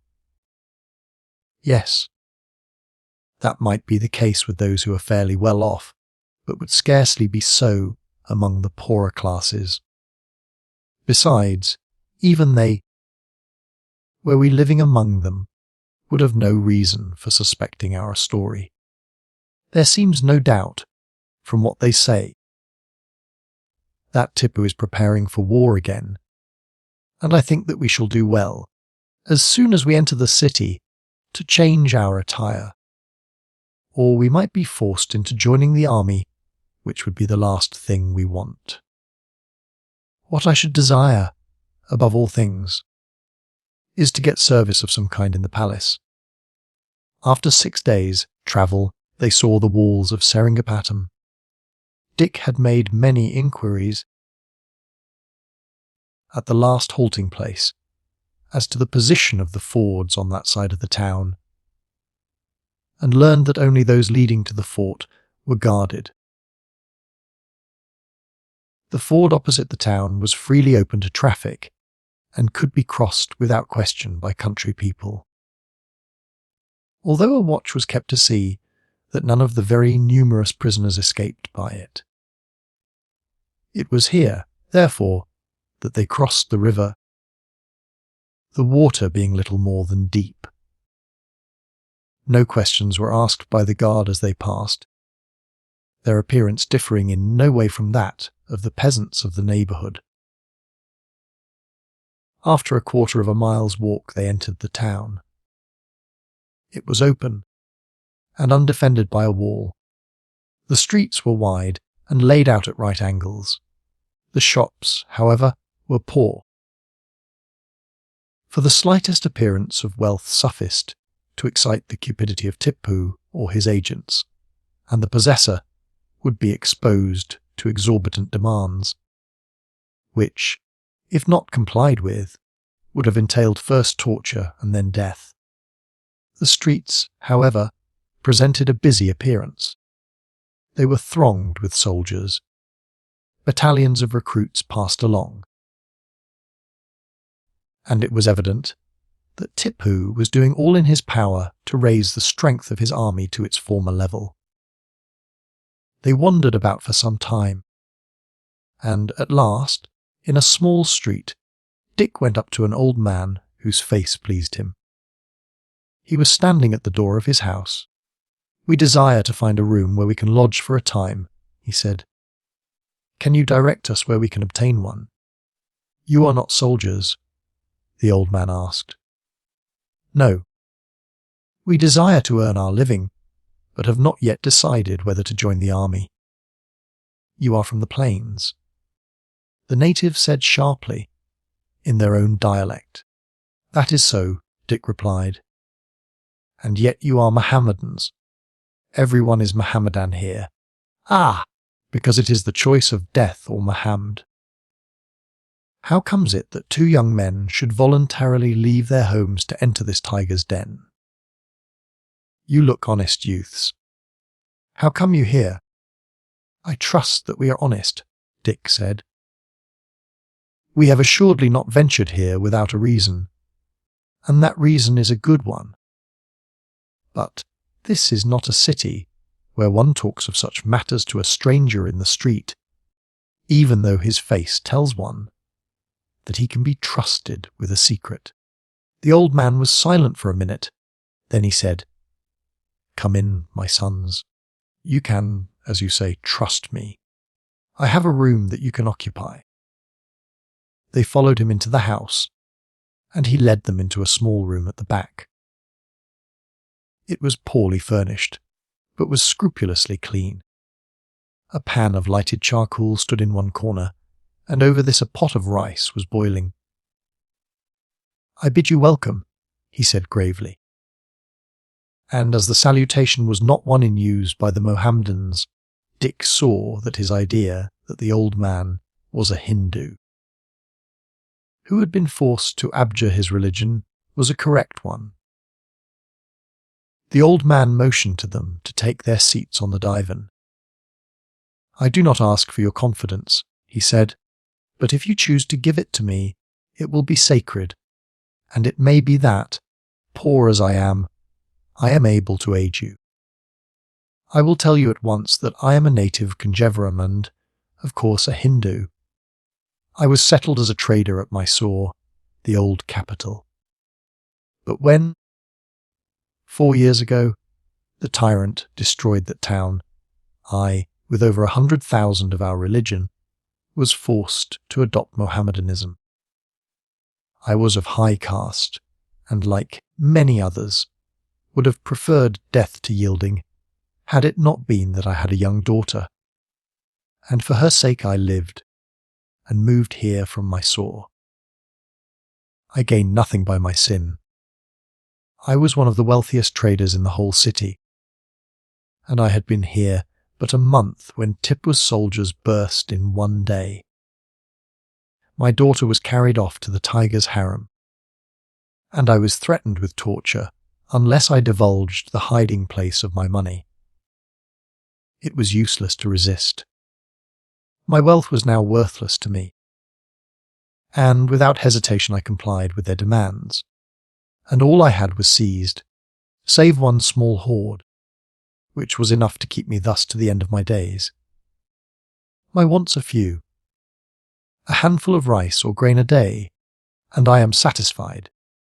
I should have put an end to my life, were it not that, according to our religion, the suicide is accursed, and, moreover, I would fain live to see the vengeance that must some day fall upon the tyrant. After what I have said, it is for you to decide whether you think I can be trusted with your secret, for I am sure it is for no slight reason that you have come to this accursed city. Dick felt that he could safely speak, and that he would find in this native a very valuable ally. He therefore told his story without concealment, except that an exclamation of surprise broke from his lips when Dick said that he was English. The old man listened without a remark until he had finished. "Your tale is indeed a strange one," he said, when he had heard the story. "I had looked for something out of the ordinary, but assuredly for nothing so strange as this. Truly you English are a wonderful people. It is marvellous that one should come, all the way from beyond the black water, to seek for a father lost so many years ago. Methinks that a blessing will surely alight upon such filial piety, and that you will find your father yet alive. Were it not for that, I should deem your search a useless one. Thousands of Englishmen have been massacred during the last 10 years. Hundreds have died of disease and suffering. Many have been poisoned. Many officers have also been murdered, some of them here, but more in the hill forts, for it was there they were generally sent when their deaths were determined upon. Still, he may live. There are men who have been here as many years and who yet survive. Then this is where the main body of the prisoners were kept?" Dick asked. "Yes. All were brought here, native and English. Tens of thousands of boys and youths, swept up by Tipu's armies from the Malabar coast and the Carnatic, were brought up here and formed into battalions, and these English prisoners were forced to drill them. It was but a poor drill. I have seen them drilling their recruits at Conjeveram, and the difference between the quick, sharp order there and the listless command here was great indeed. Consequently, the Englishmen were punished by being heavily ironed, and kept at starvation point for the slackness with which they obeyed the tyrant's orders. Sometimes they were set to sweep the streets. Sometimes they were beaten till they well nigh expired under the lash. Often would they have died of hunger, were it not that Tipu's own troops took pity on them and supplied them from their store. Some of the boys, drummer boys, or ship's boys, or little ship's officers, were kept in the palace and trained as singers and dancers for Tipu's amusement. Very many of the white prisoners were handed over to Tipu by Admiral Suffren, though how a Christian could have brought himself to hand over Christians to this tiger, I cannot imagine. Others were captured in forays, and there were, till lately, many survivors of the force that surrendered in Hyder's time. There are certainly some in other towns, for it was the policy of Hyder, as it is of Tipu, always to break up parties of prisoners. Many were sent to Bangalore, some to Burrampore, and very many to the fort of Chilambroom. But I heard that nearly all these died of famine and disease very quickly, while Tipu at times considers himself strong enough to fight the English, and is said to aim at the conquest of all southern India. He has yet a fear of Englishmen, and he thus separates his captives, lest, if they were together, they should plot against him and bring about a rising. He knows that all the old Hindu population are against him, and that even among the Mohammedans he is very unpopular. The Kela battalions, who numbered 12 or 14,000, made up entirely of those he has dragged from their homes in districts devastated by him, would assuredly have joined against him, were there a prospect of success, just as they seized the opportunity to desert 6 months ago, when the English attacked the camp across the river. Now, if you will tell me in what way I can best serve you, I will do so. In the first place, sturdy young peasants are wanted for the army, and assuredly you will not be here many days before you will find yourselves in the ranks, whether you like it or not. For Tipu is in no way particular how he gets recruits. Chapter 11. A useful friend. I agree with you that it would be a disadvantage to go as a soldier, Dick said after a pause, but what disguise would you recommend us to choose? That I must think over. You both look too straight and active to be employed as the assistants of a trader, or I could have got some of my friends to take you in that capacity. The best disguise will be a gayer attire, such as would be worn by the retainers of some of the chiefs, and were it not that, if questioned, you could not say who was your employer, that is what I should recommend. I saw a number of men working at a battery they are erecting by the riverside. Could we not take service there until something better presents itself? I should not advise that, the native replied, for the work is very hard, and the pay poor. Deed.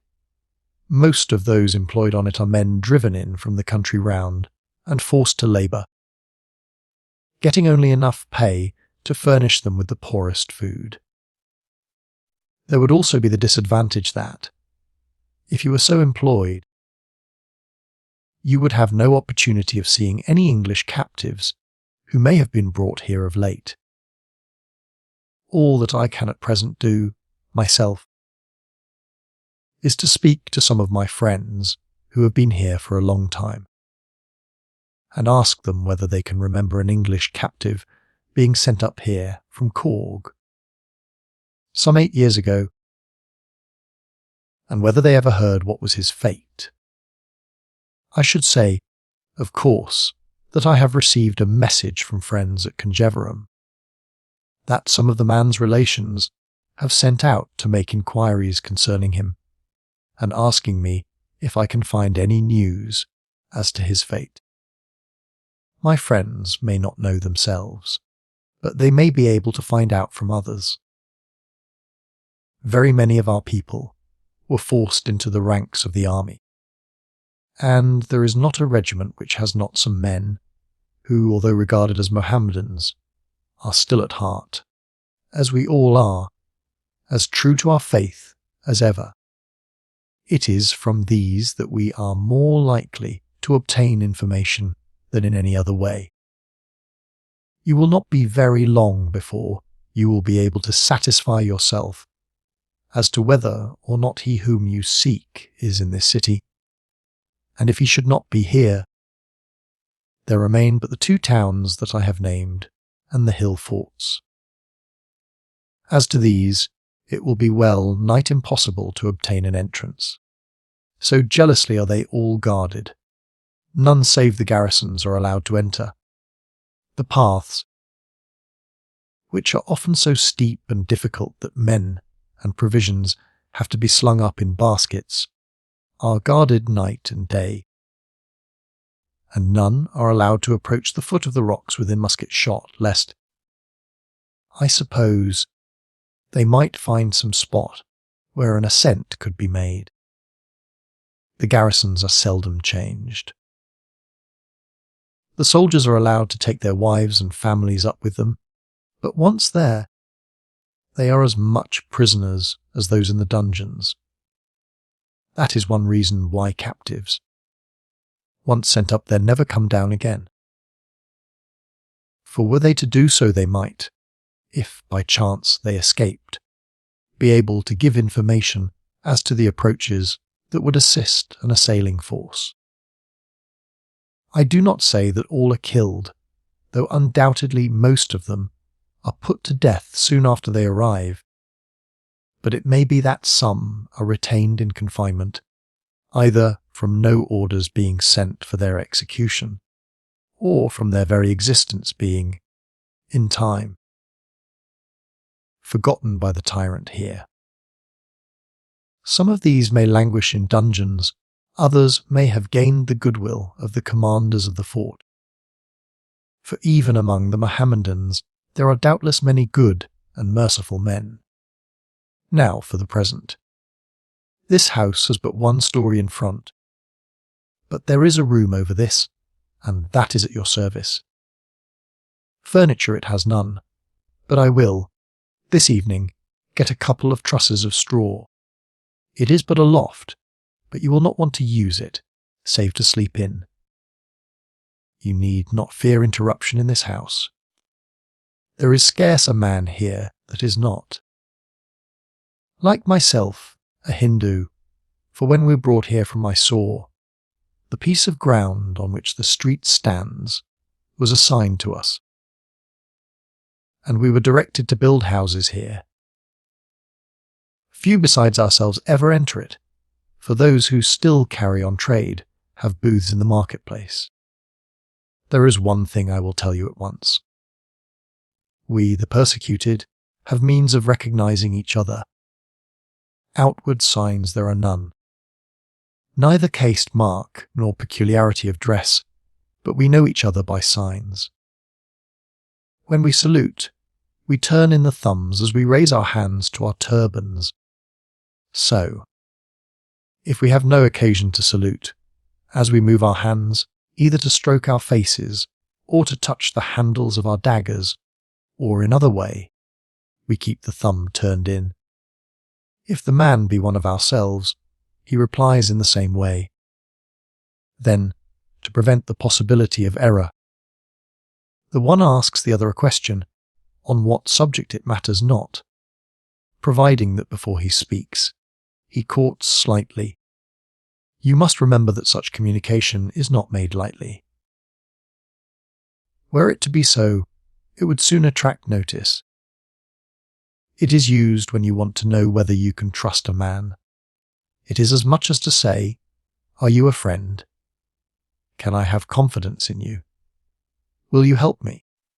And you can see that there are many occasions on which such knowledge may be most useful, even to the saving of life.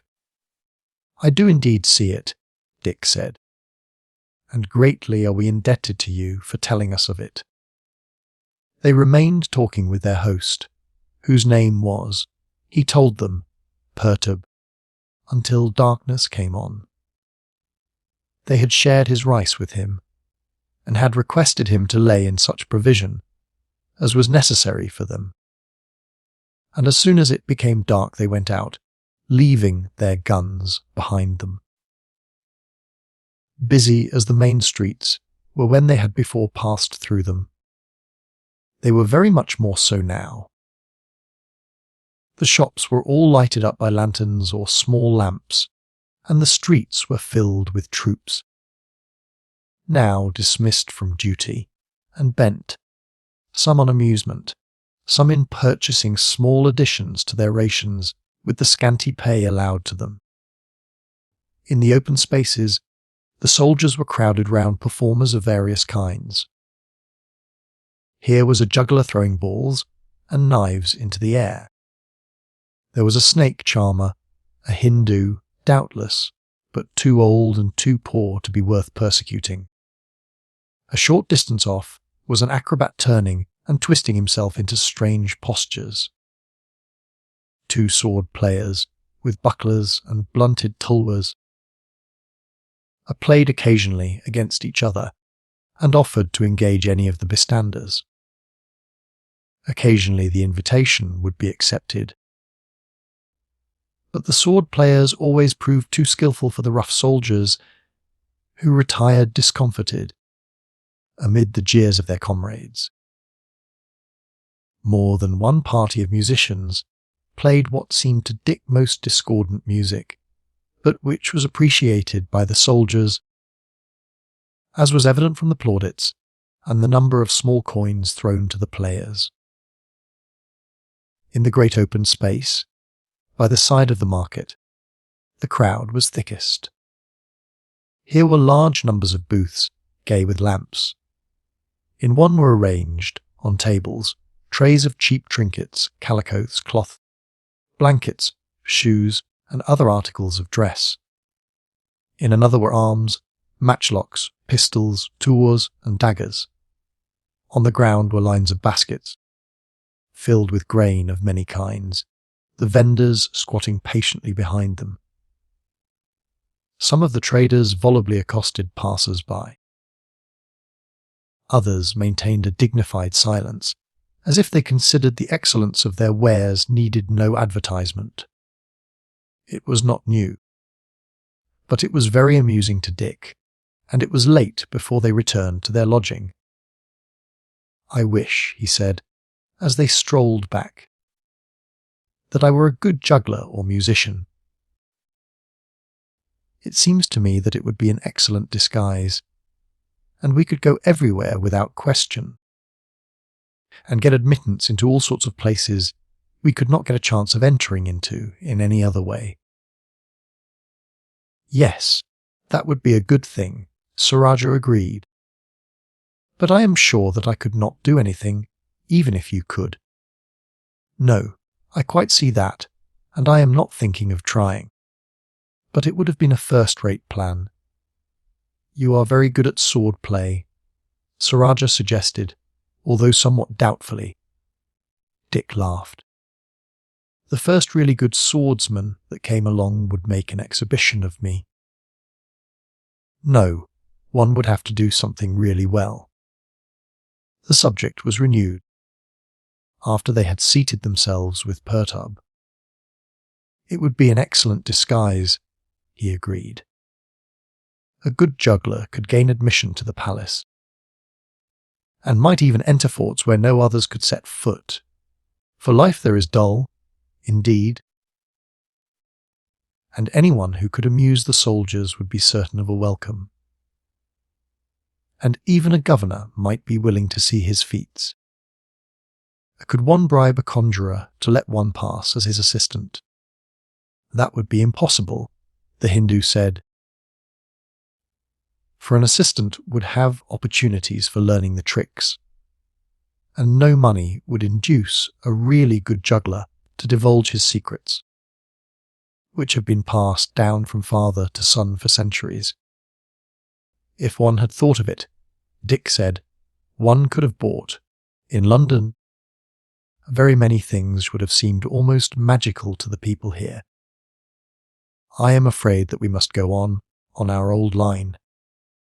It is a pity, for the other would have been first-rate. I have obtained for you this evening 2 suits of clothes, such as we spoke of. In them you can pass as followers of some petty rager, and are not likely to attract attention.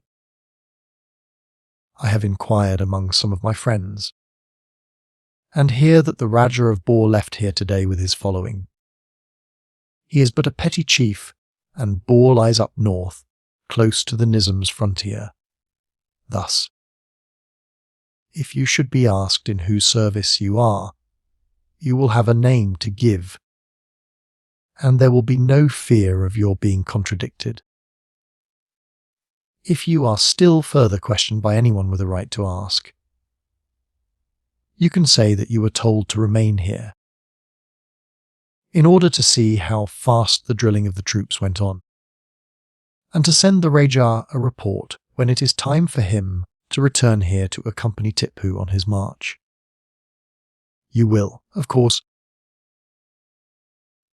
account for your dialect by keeping to your present story that you came from a village on the goats in order to enter the service of one of our Rajahs, and that your father, having years ago been a soldier in the pay of the Rajah of Bor, you made your way there direct, instead of coming to the capital. That will do excellently, perturb. It was a fortunate moment, indeed, that brought us to your door. I have done nothing as yet, Sahib, but I hope that, in time, I may be able to be of use to you. It was fortunate for me as well as for you, perhaps, that you stopped at my door.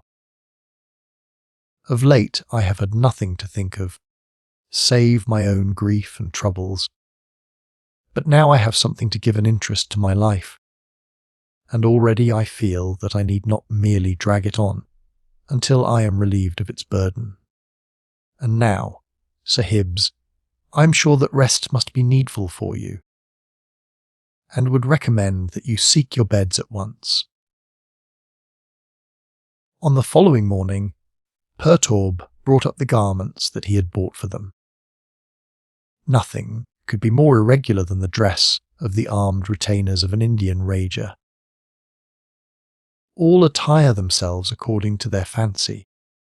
Some carry spears and shields, others matchlocks. Some wear turbans, others iron caps. The cut and colour of their garments are also varied in the extreme. Dick's dress consisted of a steel cap, with a drooping plume of red horsehair, and a red tunic with a blue sash. Over it was worn a skirt of linked mail which, with leggings fitting tightly, completed the costume. Sir Rajah had a red turban, a jerkin of quilted leather, with iron scales fastened on to protect the shoulders and chest. A scarlet kilt hung to his knees, and his legs were enclosed in puttees, or swathes, of coarse cloth, wound round and round them. He wore a blue and gold girdle. Dick laughed as he surveyed the appearance of himself and Sir Rajah. "We are a rum-looking couple," he said, "but I have seen plenty of men, just as gaudy. In the train of some of the Rajahs who visited the camp when we were up here. I think that it is a much better disguise than the one we wore yesterday. I shan't be afraid the first officer we meet will ask us to what regiment we belong." There were scores of fellows lounging about in the streets last night, dressed as we are, sticking their swords and pistols into their girdles. They sallied out, and were pleased to find that no one paid the slightest attention to them. They remained in the town until some battalions of recruits poured out from the fort to drill on the grounds between it and the town. The first 4 that passed were, as Dick learnt from the remarks of some of the bystanders, composed entirely of boys, some of them Christians, 30,000 of whom had been carried off by Tipu in his raid on Travancore, and the young men were compelled to serve, after being obliged to become, nominally, Mohammedans. After the Chela battalions came those of Tipu's army. "These fellows look as if they could fight," Dick said. "They are an irregular lot, and don't seem to have an idea of keeping line or marching in step, but they are an active looking set of fellows and carry themselves well. As to the Chellas, I should say they would be no good whatever, even if they could be relied on, which we know they cannot be. They look dejected and miserable, and I suppose hate it all as much as their officers do. I should back half a regiment of English to lick the 12 battalions.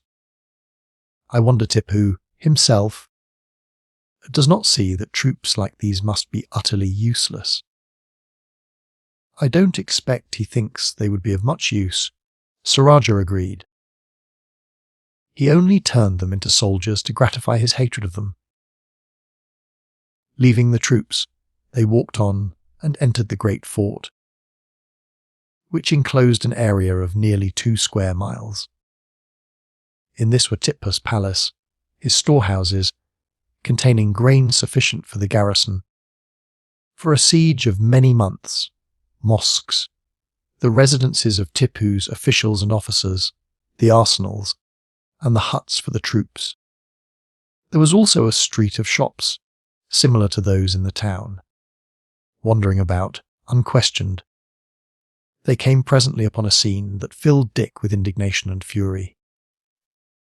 2 white officers, heavily ironed, were seated on the ground.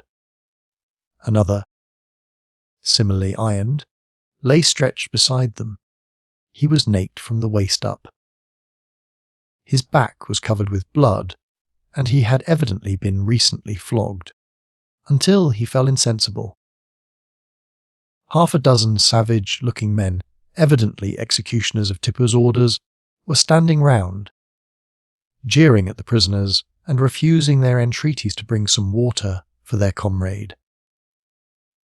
"You brutes," one of the captives exclaimed, in English. "I would give all my hopes of liberty for 10 minutes face to face with you, with swords in our hands. They would not be of much use to us." The other said quietly, "It is 4 days since we had a mouthful of food, and they would make very short work of us." "All the better," the other exclaimed. "A death would be 1,000-fold preferable to this misery." Dick felt that, if he remained longer, he would be unable to contain himself, and turning hastily away, walked off, accompanied by Rajah. "It is awful!" he exclaimed, with tears running down his cheeks, "and to be able to do nothing! What must father have gone through? I think, Rajah, that if we were to come upon Tipu, I should go for him, even if he were surrounded by guards. Of course it would cost me my life. If I could kill him, I think I should not mind it.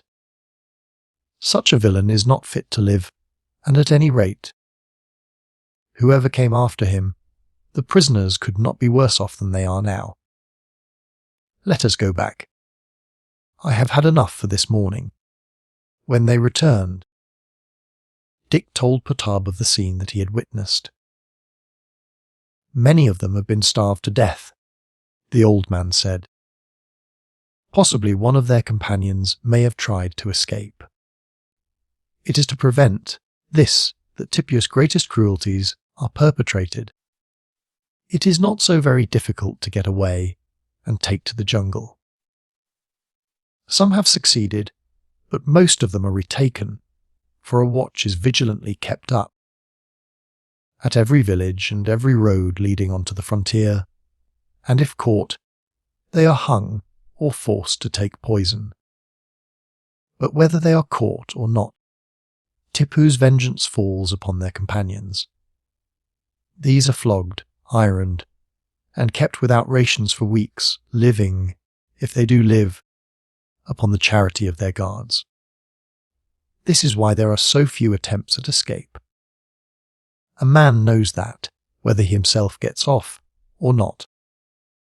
He dooms his companions to torture, perhaps death. One case I remember, in which an English sailor, 1 out of 9, attempted to get away. He was captured and killed at once, and his 8 companions were all hung.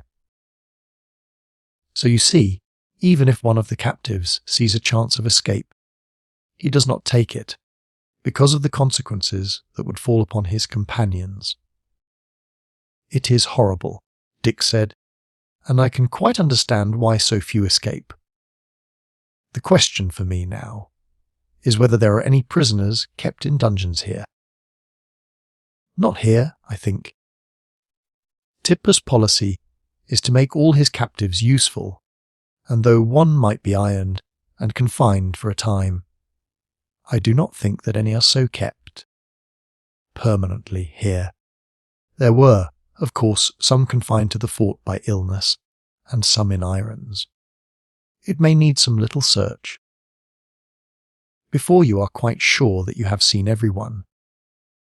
However, I will try to find out how many there are there, and to get as many of the names as possible. Some of my friends, who keep shops in the fort, may be able to do this for me. This would shorten your task. But I cannot hold out any hopes that you will find him whom you seek in the city. It is among the hill forts you will find him, if he be alive.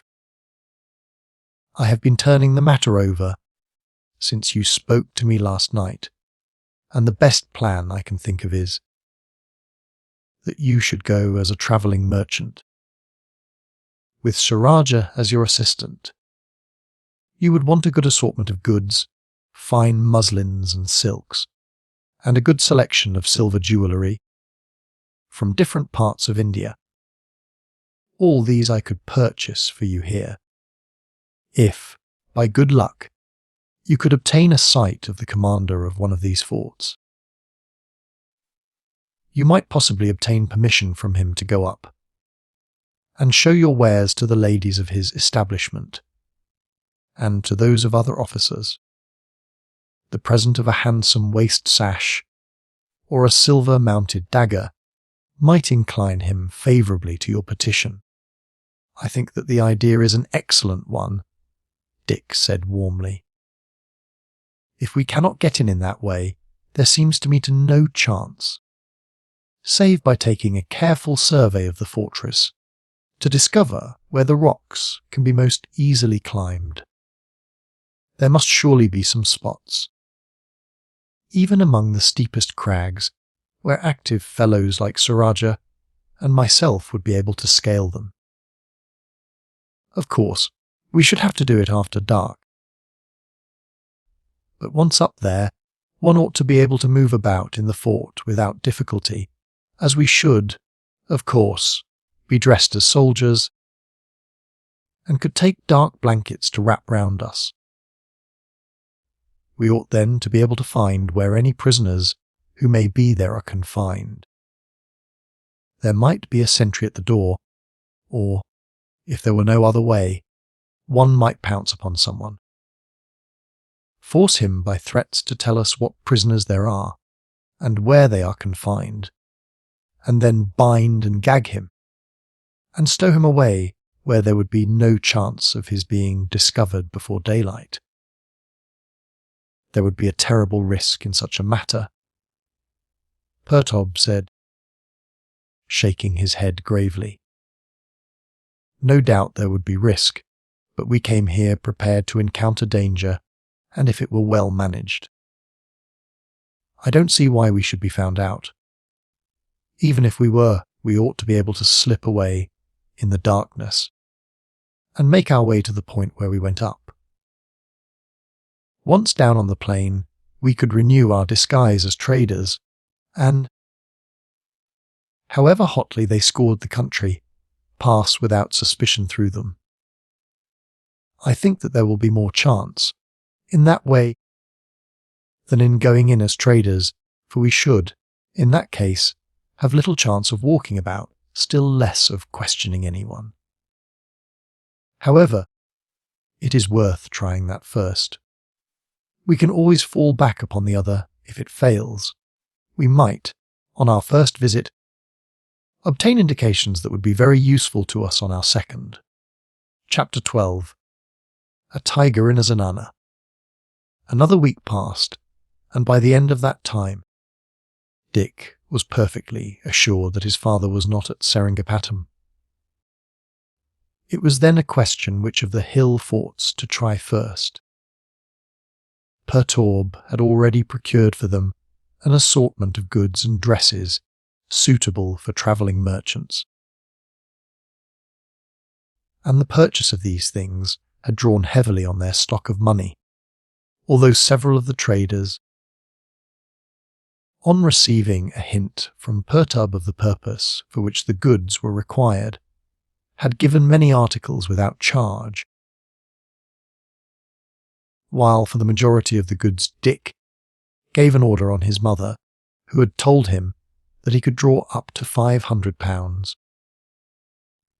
On the day before they were about to start, their plans were interrupted by the issue of a proclamation, a saying that sports with wild beasts would take place on the following day, and they agreed that, as one day would make no difference, they would stop to see them, especially as Tipu himself would be present. Hitherto,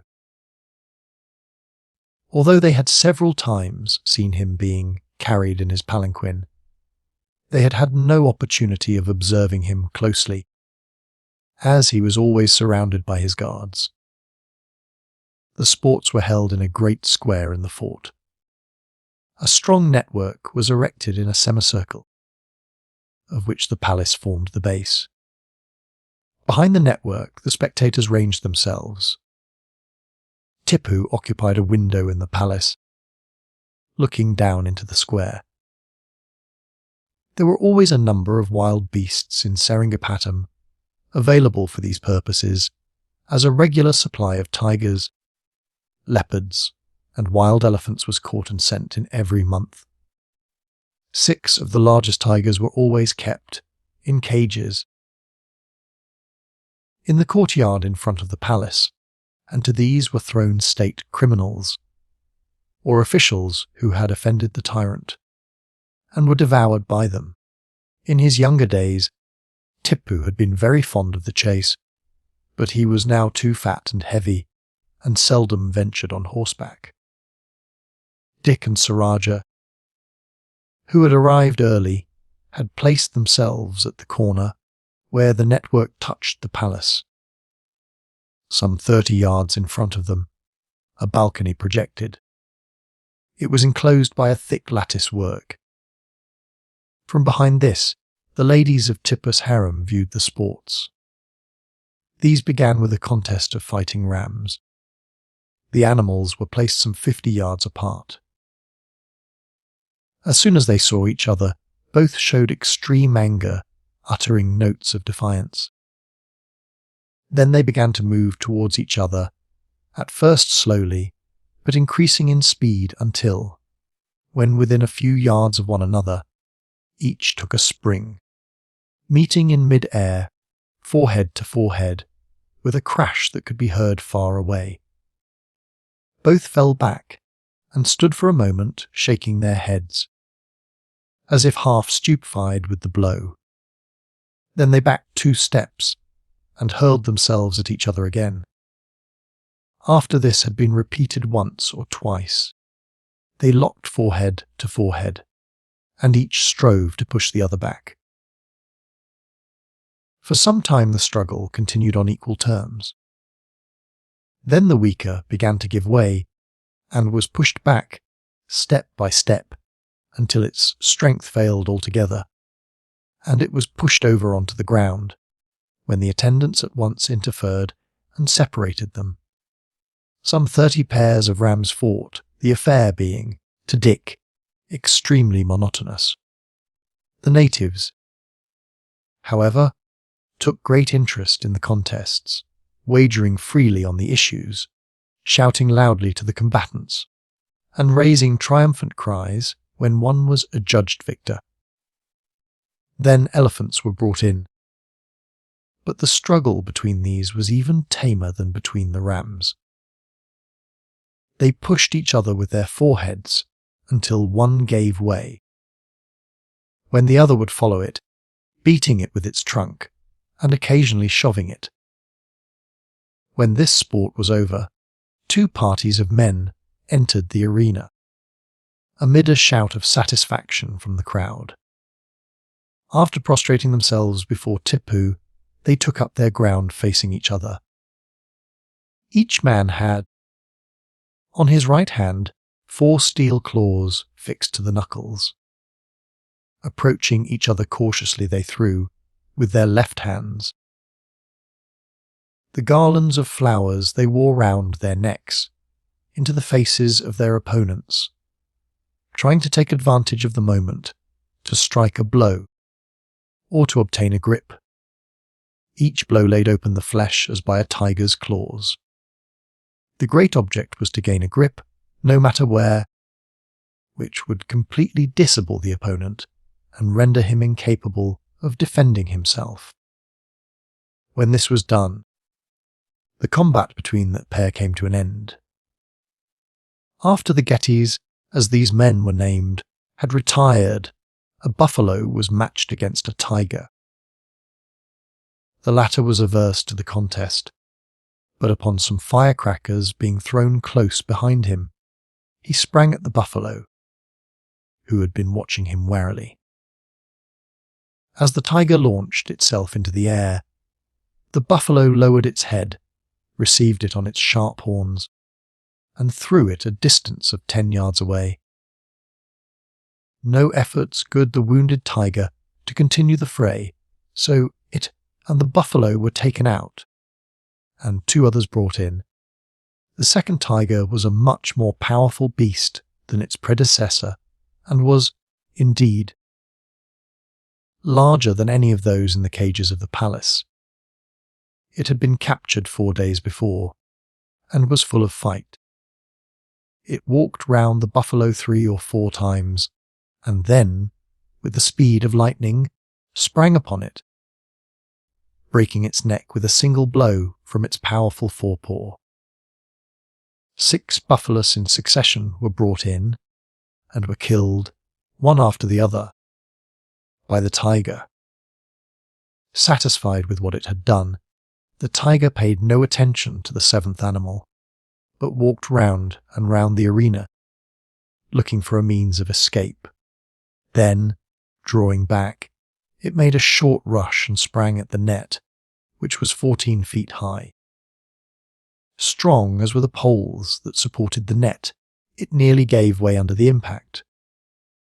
The tiger hung 10 feet above the ground, until some of the guards outside ran up, discharging their muskets into the air, when it recommenced its promenade round the foot of the net, roaring and snarling with anger. As it neared the palace, it stopped and uttered a roar of defiance at those at the windows. Then, apparently, something moving behind the lattice work caught its eye. It moved towards it, crouching, and then, with a tremendous spring, launched itself against it. The balcony was 10 feet from the ground, but the tiger's spring took it clear of this. The woodwork gave way like paper, and the tiger burst through. A shout of dismay arose from the multitude, but high above this sounded the screams of the women. "Quick, Rajah!" Dick cried, and, drawing his keen dagger, he cut through the network and dashed through, followed by his companion. "Stand here!" he cried, as they arrived below the balcony. "Steady! Put your hands against the wall." Then he sprang onto Rajah's back, and thence to his shoulder. He drawing his pistols, he put one between his teeth, grasping the other in his right hand. "Steady, Rajah," he said. "I am going to stand on your head." He stepped on to his companion's turban, put his left arm on the balcony, and raised himself by it, until his arms were above its level. The tiger was standing with its paw upon a prostrate figure, growling savagely. But evidently confused and somewhat dismayed at the piercing screams from the women, most of whom had thrown themselves down on the cushions of the divan. Dick stretched his right hand forward, took a steady aim, and fired. A sharp snarl showed that the shot had taken effect. He dropped the pistol, snatched the other from his mouth, waited for a moment until he could make out the tiger, fired again, and at once dropped to the ground, just as a great body flashed from the window above him. He and Rajah had both had their matchlocks slung over their shoulders, and before the tiger could recover from its spring, they levelled and fired. The tiger rolled over, but regained its feet and made towards them. One of the bullets had, however, struck it on the shoulder and disabled the leg. Its movements were therefore comparatively slow, and they had time to leap aside. Rajah discharged his pistol into its ear, while Dick brought down his keen sword, with all his strength, upon its neck, and the tiger rolled over, dead. A mighty shout rose from the crowd. "We had better be off," Dick said, "or we shall have all sorts of questions to answer." They slipped through the hole in the net again, but were so surrounded by people, cheering and applauding them, that they could not extricate themselves. And a minute later some soldiers ran up, pushed through the crowd to them, and surrounded them. "The Sultan requires your presence," they said, and as resistance was out of the question, Dick and Rajah at once accompanied them to the entrance of the palace. They were led through several large halls until they entered the room where Tipu was standing. He had just left the women's apartment, where he had hurried to ascertain what damage had been done by the tiger. Dick and his companion salaamed to the ground, in accordance with the custom of the country. "You are brave fellows," the Sultan said graciously, "and all the braver that you risked death, not only from the tiger, but for daring to look upon my women unveiled." "I saw nothing, Your Highness," Dick said humbly, "save the tiger. That he was standing over a fallen figure I noticed. As soon as my eye fell on him I fired at once. And the second time as soon as the smoke cleared so that I could catch a glimpse of him." "I pardon you that," Tipu said, "and in faith you have rendered me good service, for had it not been for your interference, he might have worked havoc in my harem, and that before a single one of my officers or men had recovered his senses." And he looked angrily round at the officers standing near him. "How comes it that you were so quick in thought and execution?" he asked Rajah as the elder of the two. "My brother and myself have done much hunting among the hills, Your Highness, and have learned that, in fighting a tiger, one needs to be quick as well as fearless." "Whence come you?" Tipu asked. "By your tongue, you are strangers." Rajah gave the account that they had agreed upon as to their birthplace, but he was quick-witted enough to see that it would not be safe to say they were in the service of the Rajah of Bar, as inquiries might be made, and he therefore said, "We came hither to take service either with your Royal Highness or with one of your Rajahs, but have as yet found no opportunity of doing so." "It is well," Tipu said. "Henceforth you are officers in my service. Apartments shall be assigned to you in the palace. Here is the first token of my satisfaction," and he took out a heavy purse from his girdle and handed it to Rajah. "You are free to go now. I will, later on, consider what duties shall be assigned to you. When you return, report yourselves to Fazli Ali, my chamberlain," and he indicated a white, bearded official among the group standing beside him. Salaaming deeply again, they left the apartments. Not a word was spoken, until they were outside the precincts of the palace. "This makes a sudden change in our plans," Dick said.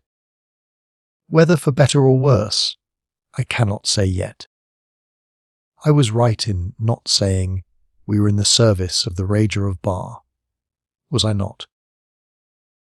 I thought that Tipu would offer to take us into his service, and he might have caused a letter to be sent to the Rajah, saying that he had done so." "Yes, you were quite right, Sir Rajah. I had thought of that myself, and was on thorns when you were telling your story, and felt not a little relieved when you changed the tale. I think that it has turned out for the best. As officers of the palace, we may be able to obtain some information as to what Christian captives there are, and the prisons where they are confined." "Still more," Sir Rajah said, "when we get to be known as being his officers, we might present ourselves boldly at any of the hill fortresses, as sent there with some orders." "You are right," Dick said. "I had not thought of that. Indeed, we might even produce orders to inspect the prisoners, in order to render an account to Tipu of their state and fitness for service, and might even show an order for my father, to be handed over to us, if we should find him. This is splendid, and I am sure I cannot be too grateful to that tiger for popping into the harem. He has done more for us, in a few minutes, than we could have achieved in a year."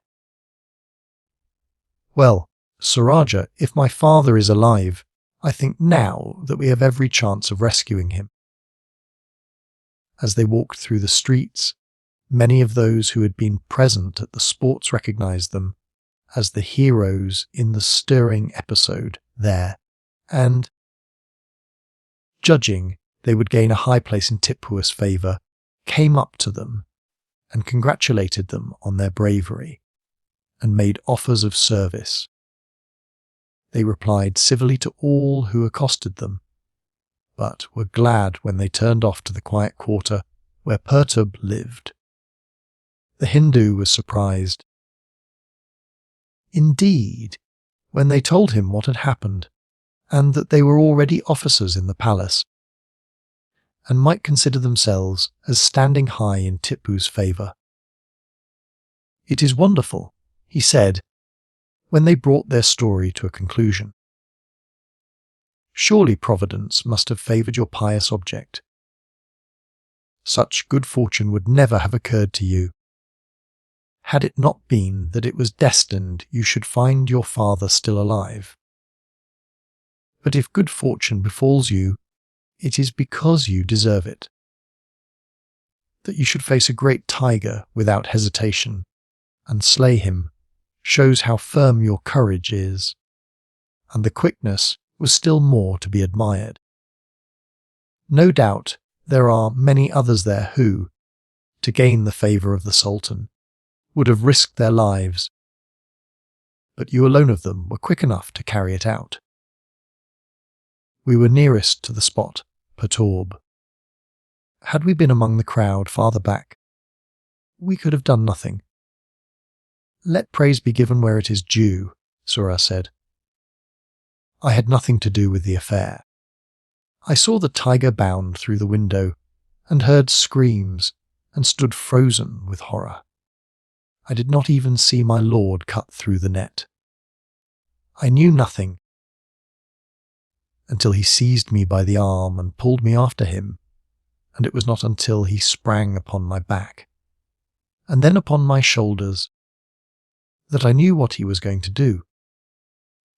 I simply aided in dispatching the tiger when he sprang, wounded, down into the courtyard.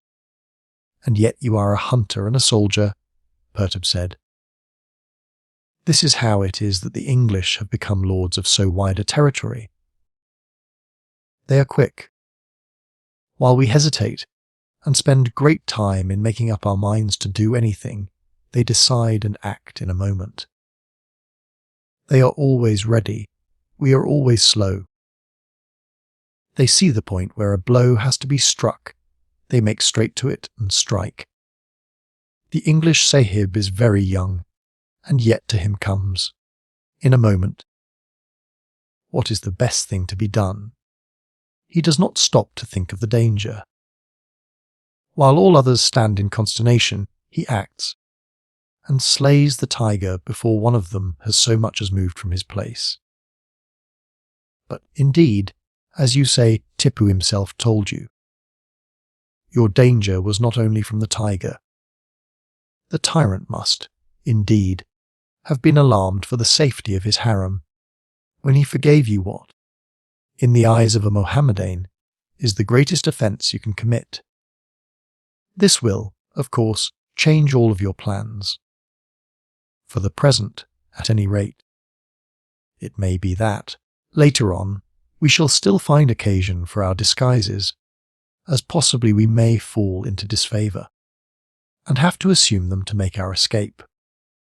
We may, as Tipu's officers, manage to obtain entrance into one or two of the hill fortresses, but unless absolutely sent by him, that is the utmost we could hope for. For were we missing, messengers would be sent all over the country to order our arrest, and in that case we should have to take to some disguise. The first thing, now, is to procure our dresses. How much is there in that purse, Surajah? It seems pretty heavy. Surajah poured the gold out on the table. There are 50 timones. That will be more than enough to clothe you handsomely, the Hindu said. Much more than enough, I should think, Perturb. Tipu likes those round him to be well dressed.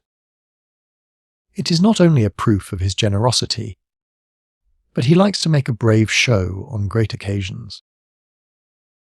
And nothing pleases him more than to be told that neither the Nizam, nor any other Indian prince, can surpass him in the magnificence of his court. Therefore, the better dressed you are, the more he will be satisfied. For it will seem to him that you appreciate the honour of being officers of the palace, and that you have laid out his present to the best advantage, and have not a mind to hoard any of it. I will take the matter in hand for you. You will need 2 suits, one for court ceremonies, and the other for ordinary wear in the palace. I shall be very much obliged to you, Perturb, for indeed I have no idea what ought to be got. Had we better present ourselves at the palace this evening, or tomorrow morning? This evening, certainly. Did he take it into his head to inquire whether you were in the palace, and found that you were not? It might alter his humour towards you altogether. He is changeable in his moods. The favourite of one day may be in disgrace, and ordered to execution the next. You will soon feel that it is as if you were in a real tiger's den, and that the animal may at any moment spring upon you. Take with you the clothes you now wear, and those in which you came, so that at any moment, if you see a storm gathering, you can slip on a disguise, and leave the palace unobserved. In that case hasten here, and you can then dress yourselves as merchants. The worst of it is, Perturb, that our faces will soon become known to so many in the palace that they would be recognized, whatever our dress. A little paint, and some false hair, and a somewhat darker stain to your skin, would alter you so that those who know you best would pass you without suspicion. I trust that no such misfortune will befall, but I will keep everything in readiness to effect a transformation, should it be required. Now I will go out at once to get the clothes. In 2 hours he returned, followed by a boy carrying the goods he had purchased, and in a few minutes, Dick and his companion were arrayed in court dresses. The turbans were pure white, and the tunic was of dark, rich stuff, thickly woven with gold thread. A short cloak or mantle, secured at the neck by a gold chain 3 or 4 inches in length, hung from the back, but could, if necessary, be drawn round the shoulders. A baldric, embroidered with gold, crossed the chest, and from this hung a sword with an ivory handle. The waist sash was of blue and gold in Dick's case, purple and gold in that of Rajah. Silver-mounted pistols and daggers were stuck into the sashes. The dresses were precisely alike, except that they differed in colour. The trousers were white. Rajah was greatly delighted with his dress. Dick laughed. "Of course, it comes naturally to you," he said, "but I feel as if I were dressed up for a masquerade." The other suits were similar in style, but the tunics were of richly figured damask instead of cloth of gold. Half an hour later they started for the palace.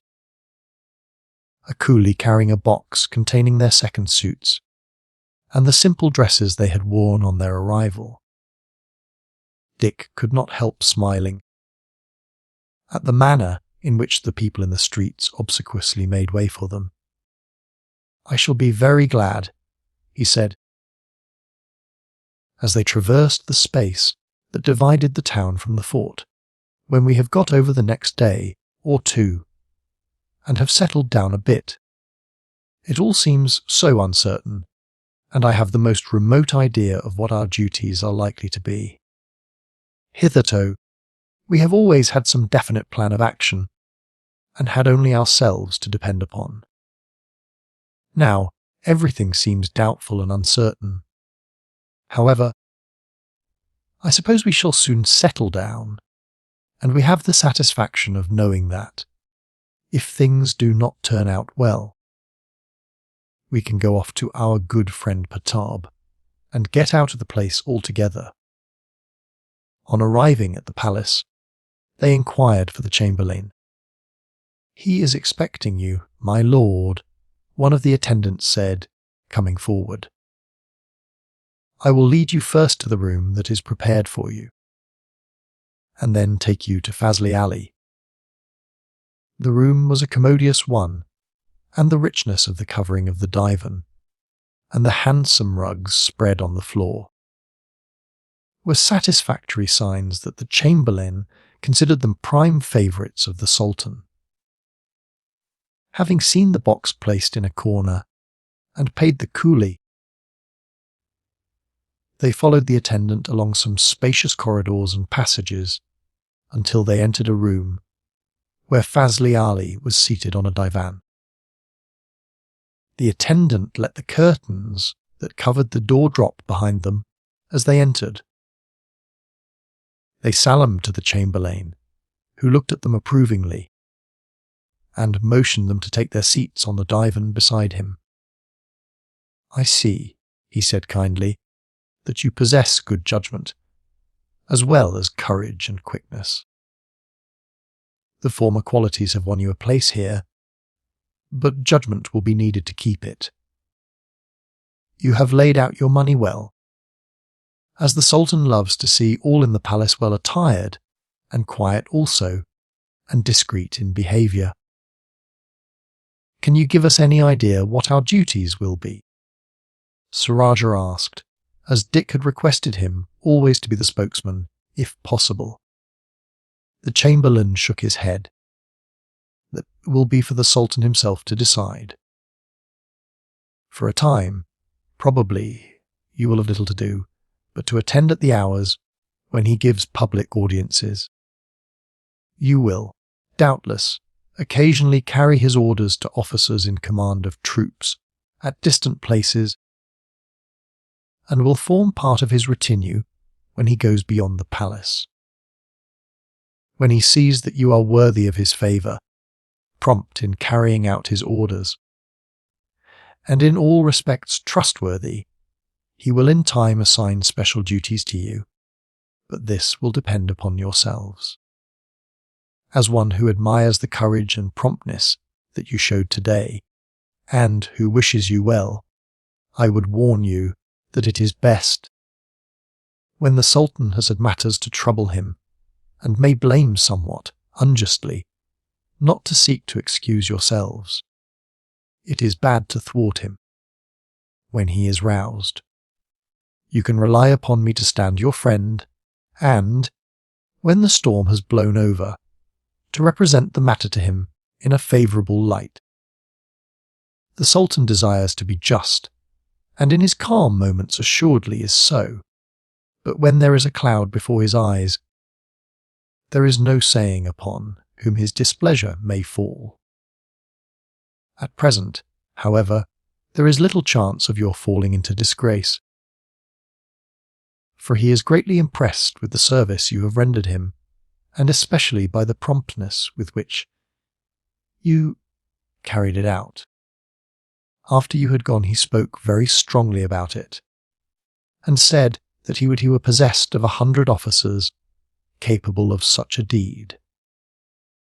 He would, in that case, have little fear of any of the foes of his kingdom.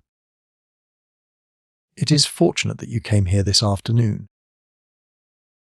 It is well nigh certain that he will ask for you presently, and though he could hardly blame you, had you required until tomorrow to complete your preparations, your promptitude will gratify him, and he will, I am sure, be still more pleased at seeing that you have so well laid out his gift. He gave you no orders on the subject, and had you appeared in the dresses you wore this morning, he would, doubtless, have instructed me to provide you with more suitable attire. The fact that you have so laid out that the money will show that you have an understanding of the honour of being appointed to the palace, and a proper sense of fitness. The Sultan himself dresses plainly, and, save for a priceless gem in his turban, and another in his sword hilt, there is nothing in his attire to lead a stranger to guess at his rank. But while he does this himself, he expects that all others in the palace should do justice to his generosity. And now, you had best return to your room, and remain there until sent for. If he does not think of it himself, I shall, if opportunity occurs, inform him that you have already arrived. They had some difficulty in finding their way back to their room, and had, indeed, to ask directions of attendants they met, before they discovered it. A native was squatting at the door. He rose and salaamed deeply as they came up. "Your slave is appointed to be your attendant, my lords," he said. "Your servant's name is Ibrahim." Good Sir Rajah said, as he passed him and entered the room. "Now, Ibrahim, tell us about the ways of the palace, for of these we are altogether ignorant. In the first place, about food. Do we provide ourselves, or how is it? All in the palace are fed from the Sultan's kitchen. At each meal, every officer has so many dishes, according to his rank. These vary from 3 to 12. In the early morning, I shall bring you bread and fruit and sherbet. At 10 o'clock is the first meal, and at 7 there is supper. At 1 o'clock the kitchens are open, and I can fetch you a dish of pillau, kebabs, a chicken, or any other refreshment that you may desire. At present, I have no orders as to how many dishes your excellencies will receive at the 2 meals. We shall not be particular about that, Sir Rajah said. It is evident we shall fare well, at any rate. I am told to inform you, my lords, that the Sultan has ordered 2 horses to be placed at your service. A Gorawalla has been appointed to take charge of them. His name is Surfaji. If you ask for him at the stable, you will be directed to him, and he will show you the horses.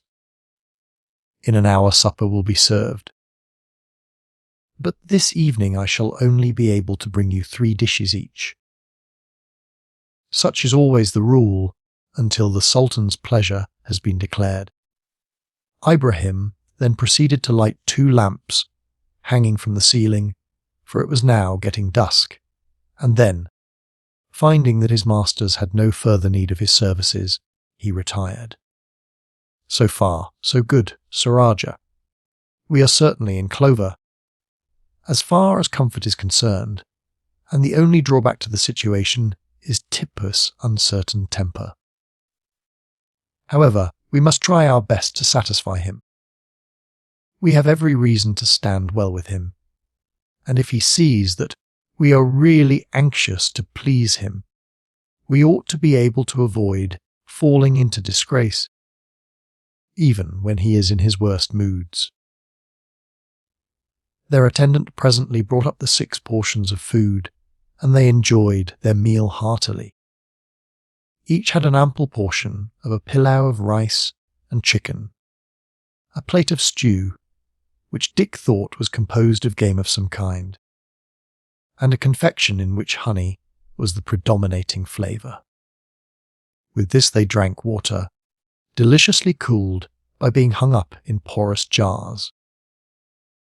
Sir Rajah ate his food with the dexterity of long habit, but Dick had not yet learned to make his bread fulfil the functions of spoon and fork. For at his uncle's table European methods of eating were adopted.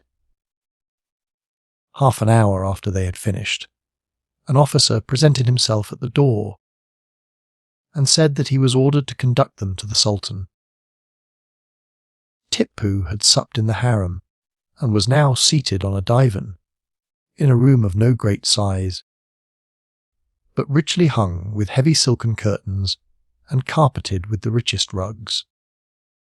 2 or 3 of his chief officers were seated beside him. 7 or 8 others were standing on either side of the room. A heavy glass chandelier of European manufacture hung from the richly carved ceiling, and the 50 candles in it lighted up the room. The chamberlain met them at the door and advanced with them towards Tipu. "Great Sultan," he said, "these are the young men whom it has pleased your highness to appoint officers in the palace." The 2 lads salaamed until their turbans touched the ground.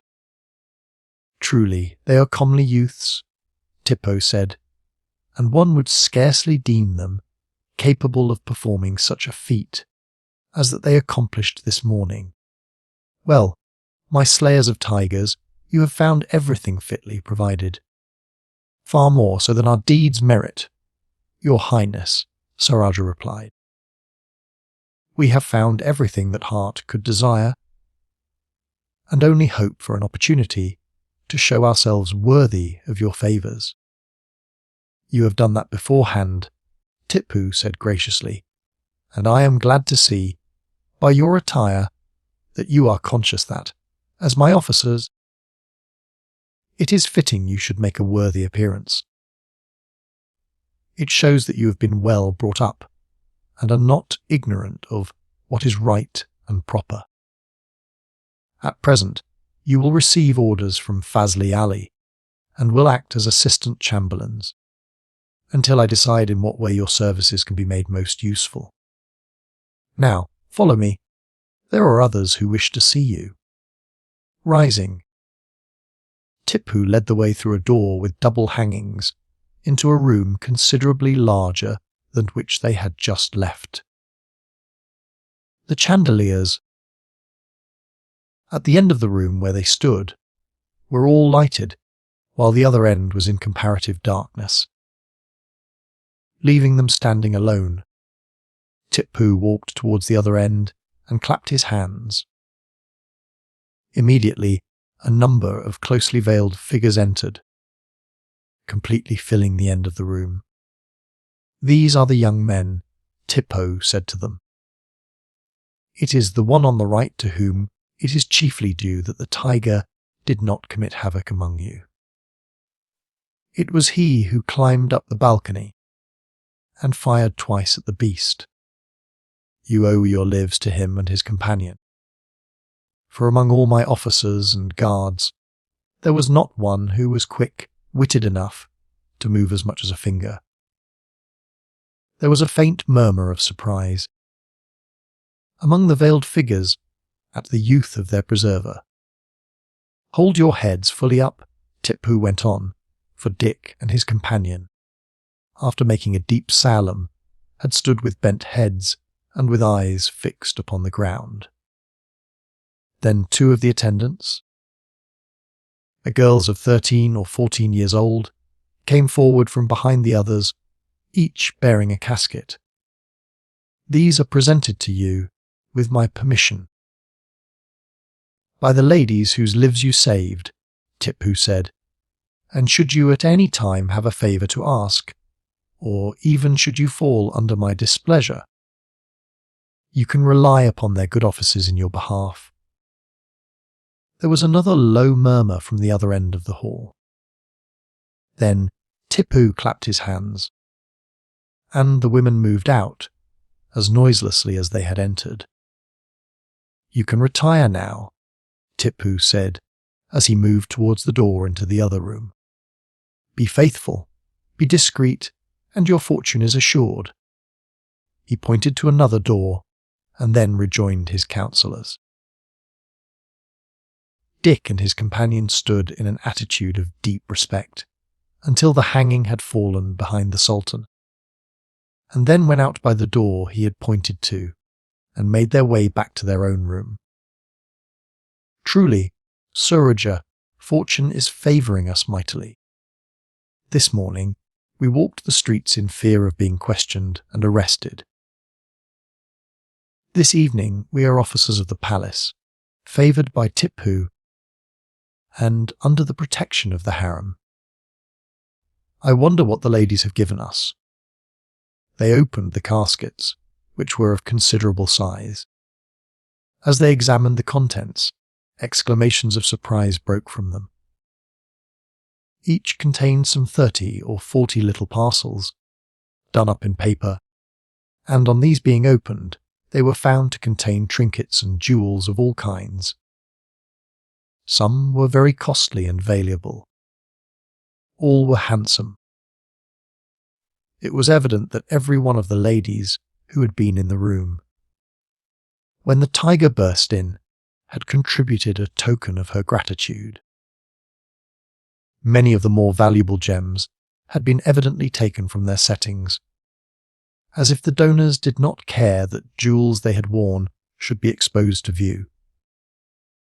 One parcel contained 20 super pearls, another a magnificent diamond and 10 rubies, and so on, down to the more humble gifts, although these were valuable, of those of lower rank.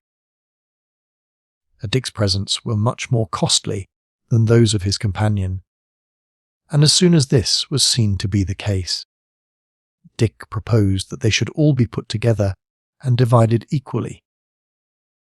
This, however, Rajah would not hear of. "The whole thing is due to you," he said. "It would never have occurred to me to interfere at all.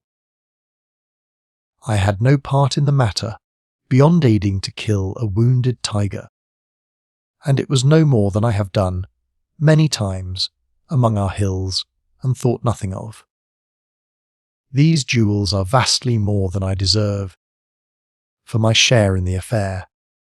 I do not know much about the value of gems, but they must be worth a large sum, and nothing will induce me to take any of those that you have so well earned. I wonder whether Tipu knows what they have given us," Dick said, after in vain trying to alter his companion's decision. "I don't suppose he troubled himself about it," Rajah replied. "No doubt he was asked for permission for each to make a present to us. The jewels in the harem must be of enormous value, as, for the last 15 years, Tipu has been gathering spoil from all southern India, having swept the land right up to the gates of Madras. They say that his treasures are fabulous, and no doubt the ladies of his harem have shared largely in the spoils. The question is, what had we best do with these caskets? We know that, in the course of our adventures, it may very well happen that we shall be closely searched, and it would never do to risk having such valuables found upon us. No, I should say that we had best bury them somewhere. Some of these merchants here may be honest enough for us to leave the jewels in their care, without anxiety, but as they themselves may, at any moment, be seized and compelled to give up their last penny, these things would be no safer with them than with us. As to Perturb, I have absolute faith in him, but he himself is liable to be seized at any moment. However, I should say we had better consult him. If we were to bury them, say, under the floor of his house, we might leave them there for a time. If we saw any chance of this place being, some day, captured by our people, we could wait till then for their recovery. But the war may not be renewed for years. Possibly Perturb may be able to arrange to send them down, only entrusting a portion at a time to a messenger, so that, if he got into trouble, we should only lose what he had upon him. We will put the caskets into our box, and lock it up for the present, and take them down to Perturb tomorrow evening, after it gets dark. It will be as well to get them off our minds as soon as possible, for although just at present we are in high favour, there is no saying how long it may last, or when it may be necessary for us to move. Chapter 13. Officers of the Palace. The next morning, just as they had finished their early breakfast, they were sent for by Fazli Ali. "You had better accompany me on my rounds," he said. "I shall not commit any special duties to you until I see whether the Sultan intends that you shall remain with me, or whether, as is far more likely, he assigns other work to you. Were you placed in separate charges in the palace, I should have to fill your places if you left. Therefore I propose that, at present, you shall assist me in general supervision. We will first go to the kitchens. These give me more trouble than any other part of my duties. In the first place, one has to see that the contractors do their work properly, that the number of carcasses sent in is correct, the flesh of good quality, and that the list of game is correct. Then one has to check the amount of rice and other grain sent in from the storehouses, the issue of spices, and other articles of that kind. These matters do not require doing every day. The kitchen officers are responsible for them, but once or twice a week I take care to be present, to see that all is right. Then I ascertain that everything is in good and proper order in the kitchen. I listen to complaints and decide disputes. When we have done there, we will see that the requisitions from the harem are properly complied with, and that the sweetmeats, perfumes, silks and muslins, as required, are furnished. The payment of salaries does not come into my department. That is one of the functions of the treasurer of the palace, who also discharges all accounts, upon my signature that they are correct. Then I take a general tour of the palace, to see that the attendants have done their duties, and that everything is clean and in order. As a rule, I have finished everything before the morning meal is served. The details of making up the accounts are, of course, done by clerks. After that, My duties depend entirely upon the Sultan. If there is any state ceremonial in the palace, I summon those whose duty it is to attend, and see that everything is properly arranged and in order. If not, I am generally at His Highness' disposal. Unless you receive any instructions from me, you will be free to occupy yourselves as you like. You will, of course, take part in all public ceremonials. You will be among the officers who accompany the Sultan when he goes out, and will be liable to be summoned to attend him at all times. Therefore, although free to go into the town, or ride beyond the island, it is well that you should never be long absent, and that, if you wish to be away for more than 2 hours at a time, you should first let me know, as I may be able to tell you if the Sultan is likely to require you. He has fixed your pay at 400 rupees a month. Dick. As he accompanied the Chamberlain on his tour through the palace, was struck with the order and method that prevailed in every department.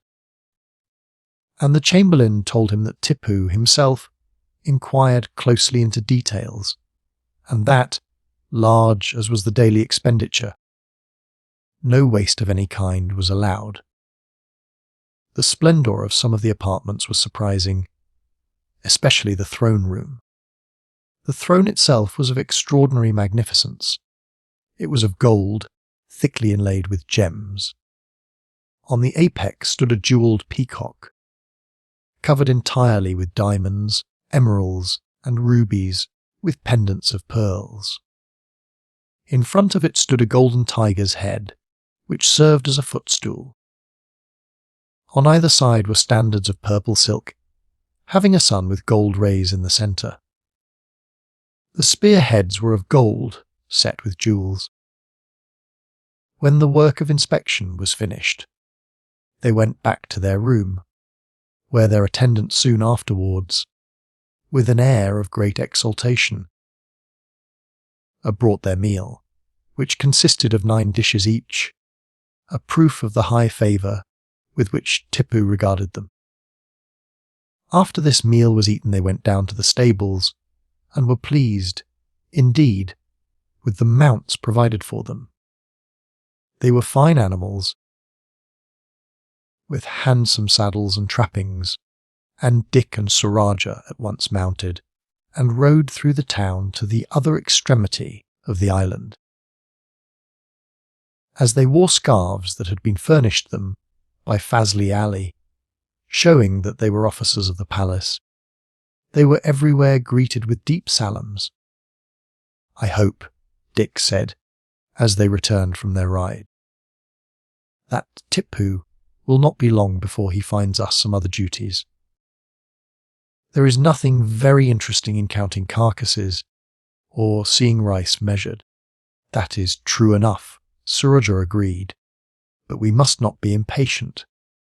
Fortune has befriended us marvellously, and I have great faith that it will continue to do so.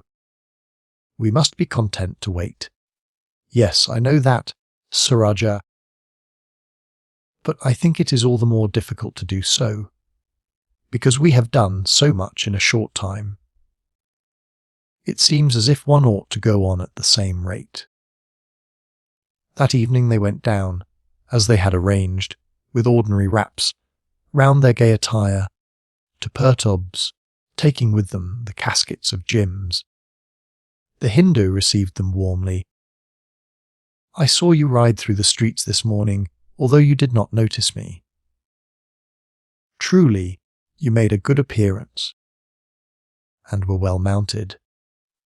I have heard from one of our people, who is a servant in the palace, that you stand in high favour. We have brought you down these 2 caskets of gems," Dick said. "They were given us by the ladies of the harem, and many of the stones, Sir Rajah thinks, are very valuable. We don't know what to do with them, and wanted to know whether you could arrange to send them down to Tripataly for us." I would not undertake to do so, if they are valuable, Pertub said. The prospects of fresh troubles are stronger every day, and the roads are so closely watched, especially those through the passes, that it would be running a terrible risk to trust valuables to anyone. In that case, Perturb, we thought you might bury them in the ground under your house. But first, look at some of the stones, and tell us what you think of them. The Hindu opened Surajar's casket and undid many of the little parcels. Assuredly they are valuable, he said. Some of them much more so than others, but if all are like these that I have opened, they must be worth at least 50,000 rupees. Now look at this casket, Perturb. The Hindu uttered an exclamation of surprise as he opened some of the packets, and, taking out some of the larger gems, he examined them by the light of his lamp. I could not place a value on these, he said at last. The ladies must, indeed, have felt that they owed their lives to you. The gems are a fortune. Doubtless they are the spoils of a score of districts, and Tipu must have distributed them lavishly among his wives, or they could never have made such rich presents. I would bury them, Sahib, for surely they could not be entrusted even to the most faithful messengers in times like these. But though, if you like, I will hide them here, I think it would be far safer for you to take them across the river and bury them in a wood, marking well the trees, that you may know the place again. For although methinks Tipu's agents believe that they have squeezed the last rupee from me, one can never tell. I might again be tortured, and none can say that they are brave enough to bear the agonies that Tipu's executioners inflict. I will bury them for tonight, but I pray you give me notice the first time you cross the river. I will be at the other side of the ford, with the jewels hidden in a sack on an ass. This I will drive forward when I see you crossing the ford. You will follow me till I enter a wood. I will have the tools, and when you join me, you can go on a short distance and bury them. I do not wish to see where you hide them, but will move about, to make sure that none come near you when so engaged. You had best take out a few small stones, which you will find as good as money, and much more easily concealed, for in every town or large village you will find a jeweller, who will give you silver for them. I think that will be a very good plan, Perturb, and will certainly carry it out. A month passed without any change in their work. They rode, with other officers, behind Tipu's palanquin when he went out, which he did almost every day, to inspect the progress of the fortifications, and were among the brilliant circle behind his throne when he gave orders. By this time, they had come to know most of the other court officials, and were able to inquire cautiously about the prisons. They could learn nothing, however, of any English prisoners in Seringapatam, save those they had seen in the hut in the fort. 6 after their appointment as palace officers, Dick and Sir Rajah were sent for by Tipu. "I am about to employ you," the Sultan said, when they appeared before him on a mission.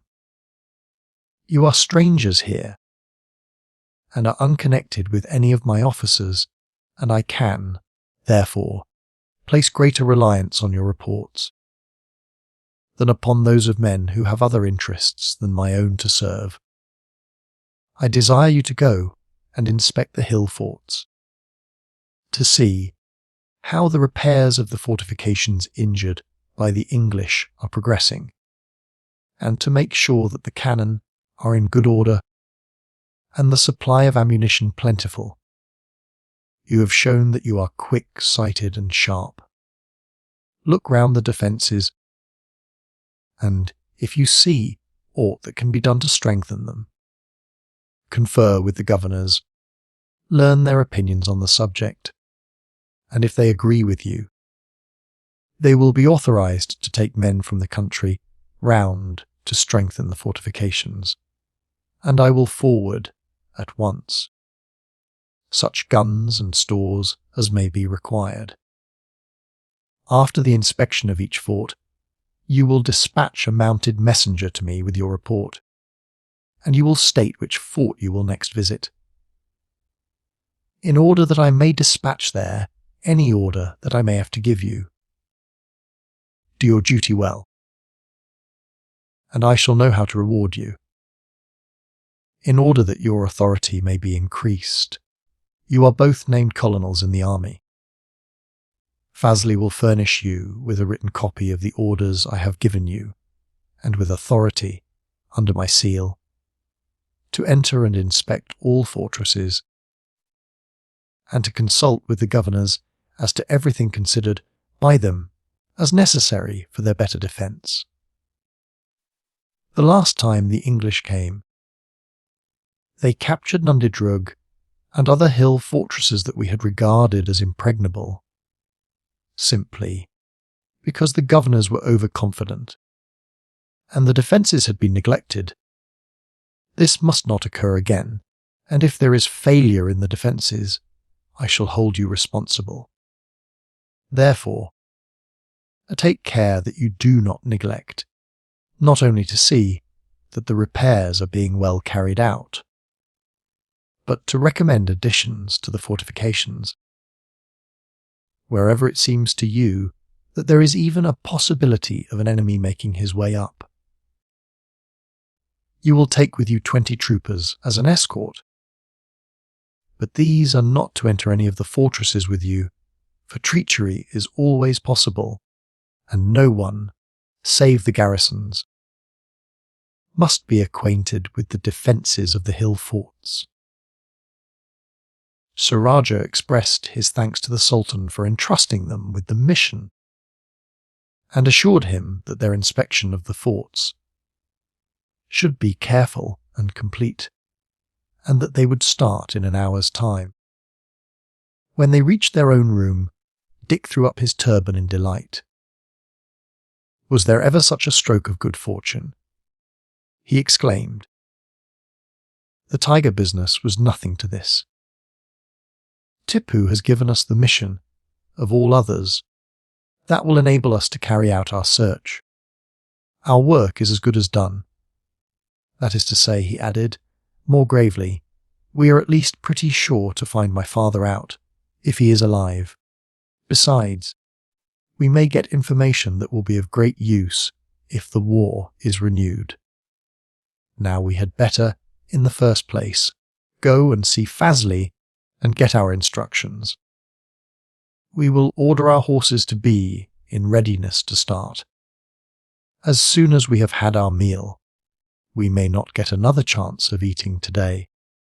I should like to take Ibrahim with us. He is a capital servant and a strong, active fellow. I believe he is fond of us, and we shall want someone who can cook for us and buy things and so on. I will speak to Fazli about it. The chamberlain looked up as they entered the room where he was engaged in dictating to a clerk. I congratulate you on your mission, he said. It will involve a great deal of hard work, but as you have told me how you longed for some duty outside the palace, you will not mind that. Tipu consulted me before sending for you. I told him you were diligent in the service, and I felt sure you would do your best in the present matter, and that, as you were accustomed, in the pursuit of game, to ascend mountains and scale precipices, you are far more likely to find the weak spots in the forts than an old officer, who would be likely to take everything for granted. There is no doubt that many of the garrisons are very far from being efficient.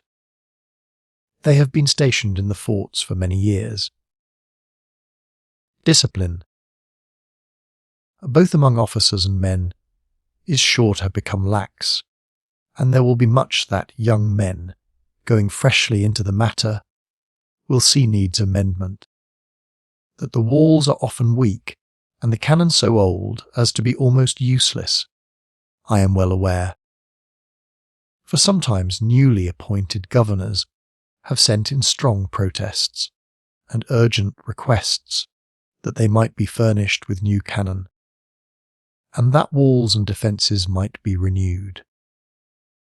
But what with the wars, the removal of the capital, and the building and fortification of this place, these matters have been neglected, and is only now that the Sultan sees the necessity of putting the fortifications of all these places in good repair.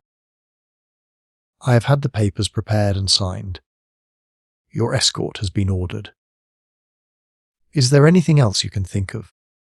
We should like to take our palace attendant with us, Rajah said.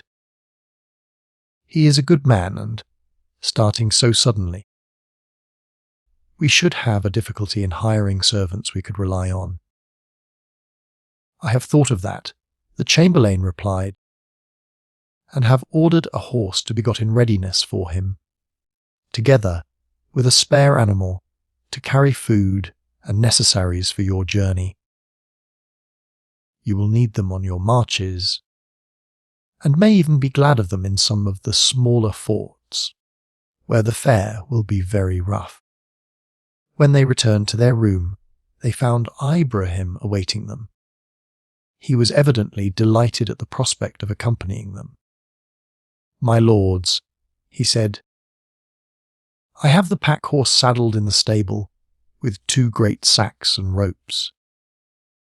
Is it your pleasure that I should go down, at once, to the market and buy flour and rice, spices, and other things necessary? Certainly, Ibrahim, but it will not be necessary to buy much meat. It will not keep, and we always to be able to buy a sheep or a fowl from villagers. Get some thick, wadded sleeping rugs, some cooking pots, and whatever you think is necessary. Do not waste any time, for we shall start immediately after our meal. As soon as the man had left, Adik said to Rajah, I will hurry down to the town and see Pertab. You had best remain here, in case Tipu should send for us to give us final instructions.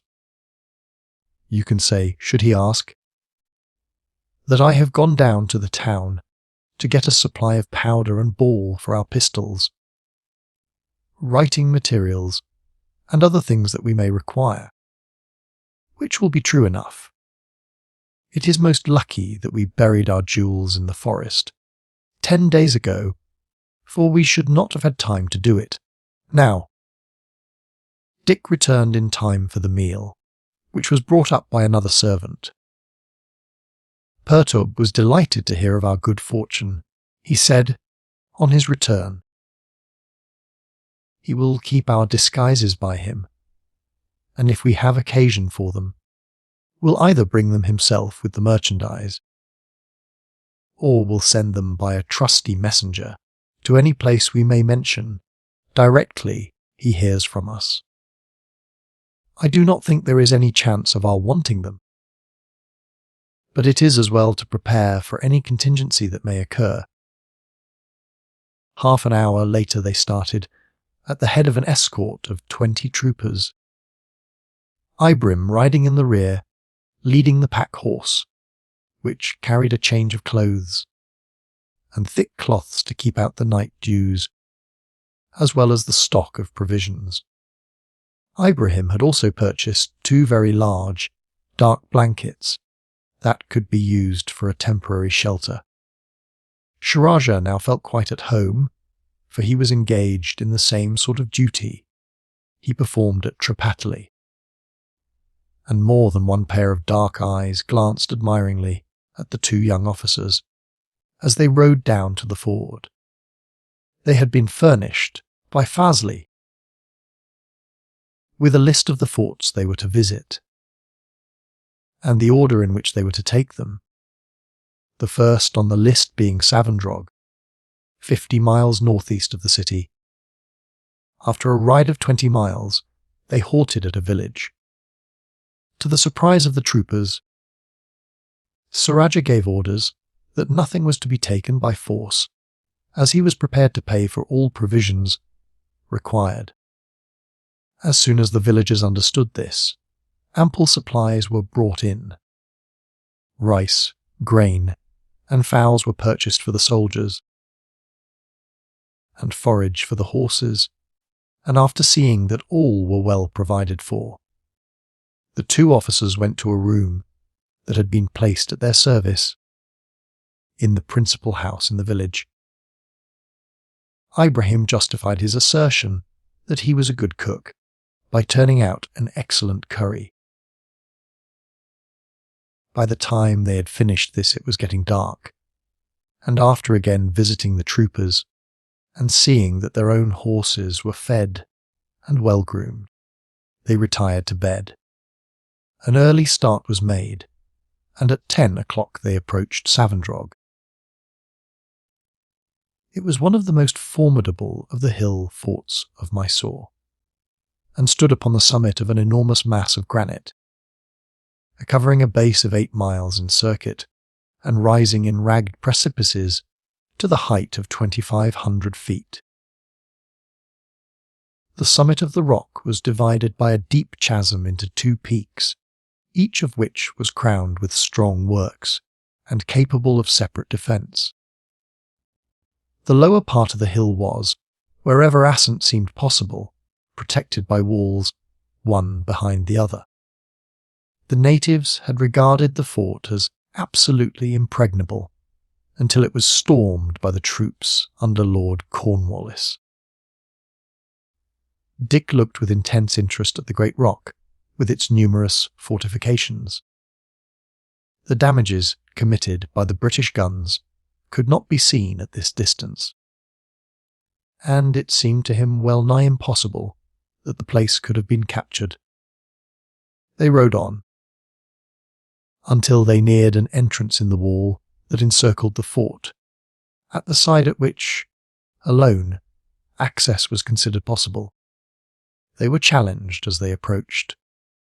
Ordering the troopers to remain behind, Dick and Rajah rode forward.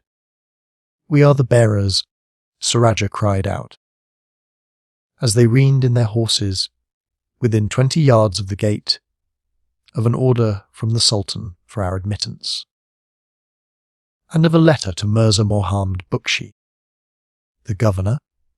"I will send up word to him," an officer on the wall replied. "I can admit no one until I have received his orders to do so." "How long will it be before we receive an answer?" "An hour and a half, at the earliest." "I regret that your excellencies will be inconvenienced, but my orders are absolute." "I do not blame you," Rajah replied. "It is necessary that you should always be vigilant." And they retired under the shade of a tree 150 yards from the gate. Ibrahim spread out the rugs, and then proceeded to light the fire, and to prepare a pillau of rice and fowl, while Dick and his companion regarded the rock with fixed attention, and conversed together as to the possibility of ascending at any of the points so steep as to be left undefended by walls. They concluded, at last, that it would be next to impossible to climb the rock anywhere on the side that faced them, save by scaling several walls. They had just finished their luncheon when the gate opened, and an officer and 4 soldiers issued out. They at once rose and went to meet them. "I have the governor's order to admit you on the production of the Sultan's pass." Rajah produced the document. The officer at once recognized the seal and carried it to his forehead, salaaming deeply. Your troopers can enter at the gate, but cannot proceed farther than the second wall. Can we ride up, or must we walk? Dick asked. You can ride, he replied. The road is steep, but nowhere so steep that horses cannot mount it. After the party had entered the gate, it was at once closed and bolted. The troopers dismounted and were led to a small barrack, while Rajah and Dick, accompanied by the officer and 4 soldiers on foot, rode on. The road was a better one than Dick had expected. It was just wide enough for a cart to proceed up it, and was cut out of the solid rock. It turned and zigzagged continually, and at each angle was a small fort whose guns swept the approach. They passed under a score of gateways, each defended by guns, and after upwards of an hour's climbing, at a quick pace, they approached one of the forts on its summit. The governor met them at the gate. You will pardon my not descending to meet you below, he said, but I am not so young as I used to be, and the journey up and down fatigues me much. Dick and Rajah dismounted, and the former presented the 2 documents. The governor, after reading the pass, bowed, and led the way into the interior of the fort, and they were soon seated on a divan in his quarters when he read the circular letter. I am glad indeed, he said, when he had finished, that the Sultan is pleased to take into consideration the many demands I have made for cannon and ammunition. A large number of the pieces are past service, and they would be as dangerous to those who fired them as to those at whom they were aimed, while I have scarcely powder enough to furnish 3 rounds for each. As to the defences, I have done my best to strengthen them. Idleness is bad for all men, most of all for soldiers, and I have kept them well employed at repairing the effects of the English fire.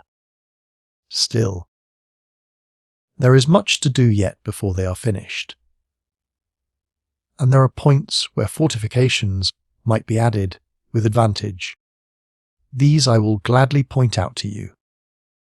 They have been beyond our means here, for, as you will perceive, it will need blasting in many places to scarp the rock, and to render inaccessible several points at which active men can now climb up. For this work, a powder is required, and I would submit that, for such hard work, it will be needful to supply extra rations to the troops. For the present scale scarcely suffices to keep the men efficient, especially as most of them have their wives and families dependent on them. I have no doubt that the Sultan will accede to any reasonable requests, Your Excellency. He is anxious that the walls of the forts should be placed in the best possible condition for defence. No one doubts that we shall, ere long, be again at war with England, and although the Sultan relies much upon large reinforcements that have been promised by France, with whom he has entered into an alliance, they have not yet arrived, and he may have to bear the brunt of the attack of the English by himself. I have heard of this, the governor said, and regret that we shall again have the Ferengis upon us. As for the Mahrattis or the Nizam, I heed them not. They are dust, whom the Sultan could sweep from his path, but these English are terrible soldiers. I have fought against them under Hyder, and in the last war they again showed their valour. And the strangest thing is that they make the natives under them fight as bravely as they do themselves. As to forts, nothing is safe from them. Were all the troops of the Nizam and the Mahrattis combined to besiege us, I should feel perfectly safe. While we're there but 500 Englishmen, I should tremble for the safety of the fortress. You have come up the hill and have seen for yourselves how strong it is, and yet they took the place without the loss of a single man. I was not here, for I was in command of Kisnagri at that time, and succeeded in holding it against their assaults. When the war was over, and Kisnagri was ceded to them, I was appointed to this fortress, which seems to me to be even stronger than that was. The commander was a brave man, the garrison was strong, there was no suspicion of treachery, and though, at last, the troops were seized with a panic, as they might well be when they saw that they were unable to arrest the advance of the enemy, the defence up to that time had been stout. The English brought up guns, where it was thought no guns could be taken.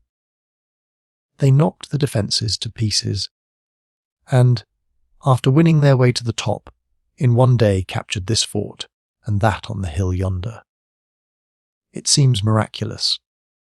Coffee was brought in, and pipes, for although Tipu was violently opposed to smoking, and no one would venture upon the use of tobacco in the palace or fort. Old officers like the governor, in distant commands, did not relinquish tobacco. "It is necessary here," the governor said, as he filled his pipe. "The country round is terribly unhealthy, and the air is full of fever. I do not discourage its use among the men, for they would die off like flies. Did they not smoke to keep out the bad air? The climate is, indeed, the best protection to the fort. For an army that sat down for any length of time before it would speedily melt away." He opened a box that stood on the divan beside him. "I have copies here," he said, taking some papers out, "of the memorials that I have sent in to the Sultan as to the guns. This is the last. It was sent in 2 months ago. You see, I asked for 49 heavy pieces. Of these, 30 are to replace guns that are honeycombed or split. The other 11 are for new works. I asked for 32 lighter ones, or howitzers, and 100 wall guns.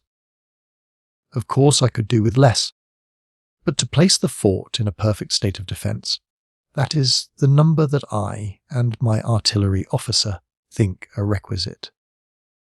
Of powder, we have not more than 1.5 tons, and if the siege were to be a long one we might require 10 times as much.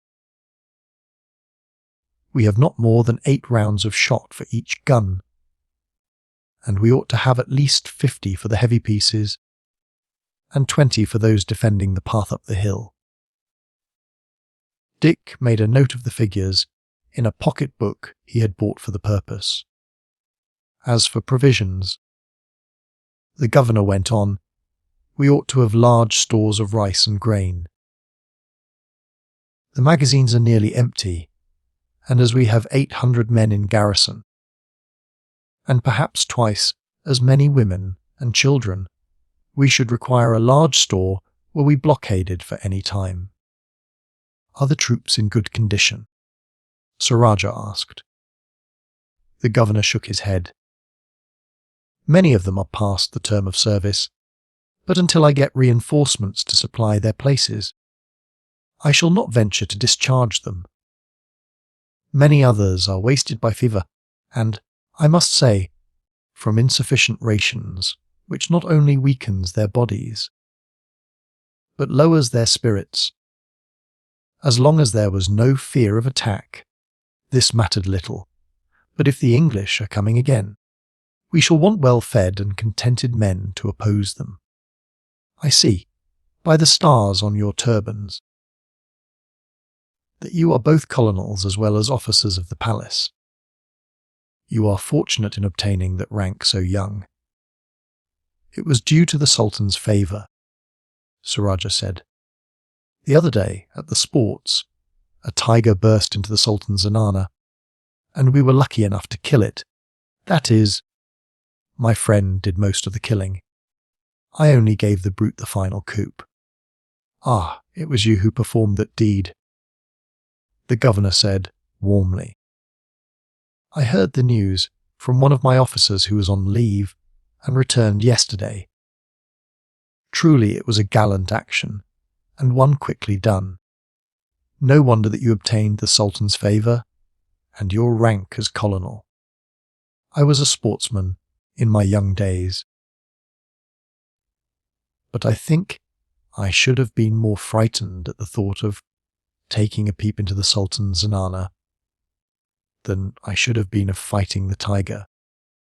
I did not think anything about it, Dick said, until it was all over. I heard some women scream, and, being quite close, went to their assistance, without a thought where they might be the ladies of the Zenana or servants of the palace. But indeed, I saw nothing save the tiger, and only vaguely observed that there were women there at all.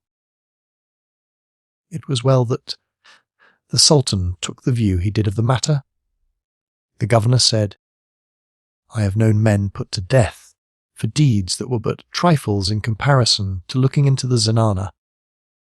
Now, Colonial, I will send for my artillery officer and the horses, and we will ride round the fortifications on the brow of the hill, inspect the 2 forts closely, and will point out to you the spots where it appears to us the defences ought to be strengthened. Chapter 14. A Surprise. Dick was much pleased with the governor.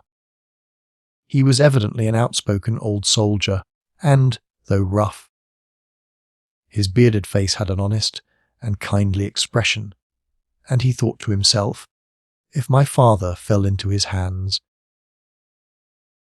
I don't think he would be treated with any unnecessary hardship, though no doubt the Sultan's orders would be obeyed. When a soldier came in to say that the horses were at the door, they went out. An officer was standing beside them, and the governor presented him as his chief artillery officer. You have not brought your horse, he said. No, your excellency. The distance is not great, and we should need to dismount so many times to get a view from the walls that it would not be worthwhile to ride. In that case, we may as well walk. Also, Dick said, I would rather do so too, the governor said. I proposed riding because I thought you might be tired. As Baker Merrim says, the distance is not great. The walls themselves, with the exception of those of the 2 forts, are not more than half a mile in extent, for in most places the rocks go sheer down, and their defences are, of course, unnecessary. We will inspect this fort first. They went the round of the walls, Dick and his companion listening to the suggestions of the 2 officers. The principal one was that a wall should be raised inside the gate. The English, last time, got in here by rushing in at the tail of the fugitives from below. They were in before the gates could be closed, and took our men so completely by surprise that they were seized with a panic. Were we to raise a semicircular wall behind the gateway? Such a thing could not occur again, the governor said. Of course, there would be a gate in the inner wall, but not immediately behind the outer gateway as, if so placed, it might be destroyed by the cannon shots that battered the outer gate in. I should, therefore, put it at one end of the inner wall. This gate would be generally open,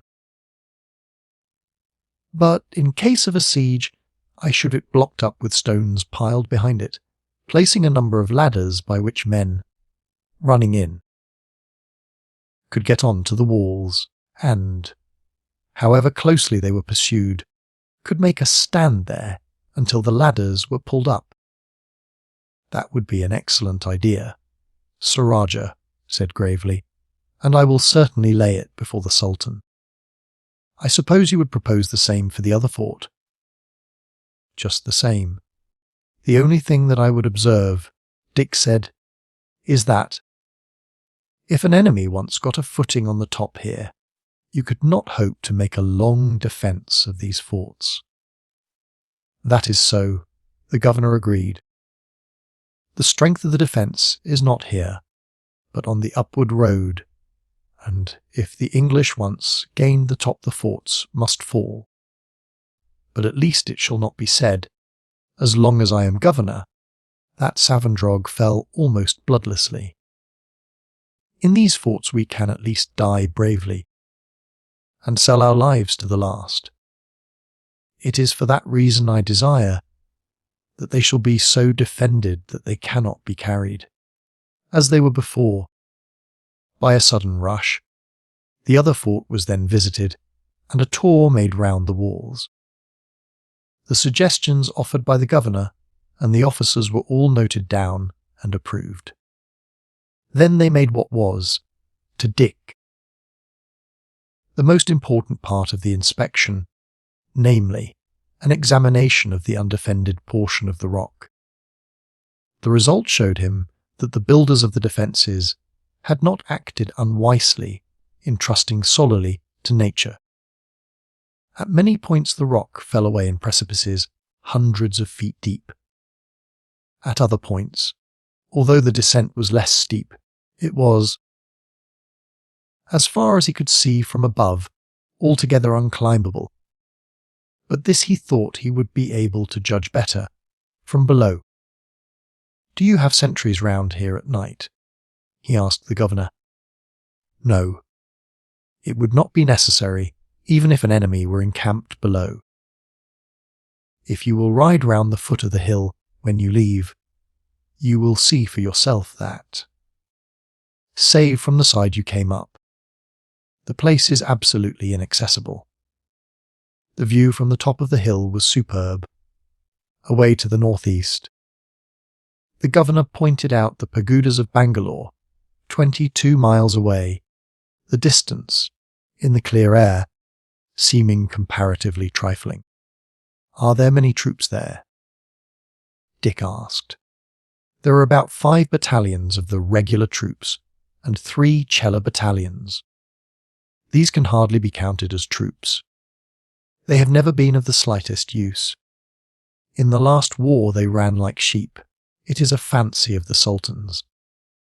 But, indeed, he can hardly expect men to fight who have been forced into the ranks and made to accept Mohammedanism against their will. Naturally they regard an invader not as an enemy, but as a deliverer. Of course, the Sultan's idea was that since the native troops, drilled and led by Englishmen, fought so well, the Chelas, who were also drilled and led by Englishmen, would do the same. But that the company's troops are willing soldiers, and it is the English leading, more than the English drill, that makes them fight. If the Kellers were divided among the hill fortresses, they might do good service, and I could, as far as fighting goes, do with a battalion of them here. For, mixed up with my men, they would have to do their duty. But, of course, they will never be placed in the hill forts, for one would never be safe from treachery, even if all the lower walls were in the hands of my own men. Some of the Chilers would be sure to manage to desert and give information as to all the defences. A considerable portion of the upper plateau of the rock was occupied by the huts of the troops, for the forts were much too small to contain them and their families. On their way back, they passed through these. Dick looked anxiously about for white faces, but could see none, nor any building that seemed to him likely to be used as a prison. When they returned to the governor's quarters, they found that a room had been placed at their disposal. and they presently sat down to dinner with him. "I suppose you have no English prisoners here?" Dick said carelessly when the meal was over. The governor paused a moment before he replied. "I don't want any of them here," he said shortly. "Batches are sent up, sometimes, from Bangalore, but it is only for execution. I am a loyal subject of the Sultan, but I would that this work could be done elsewhere. Almost all the executions take place in the hill forts, in order, I suppose, that they may be done secretly. I obey orders, but I never see them carried out. I never even see the captives. They have done no harm, or, at most, one of their number has tried to escape, for which they are not to be blamed. I always have them shot, whether that is the mode of execution ordered or not. It is a soldier's death, and the one I should choose myself. And so that they are dead, it can matter little to the Sultan how they die. If they were all shot, as soon as they were taken, I should not think so much of it. But after being held captive for years and compelled to work, it seems to me that their lives should be spared. As far as giving up my own life is concerned, I would willingly do it at the orders of the Sultan. But these executions make me ill.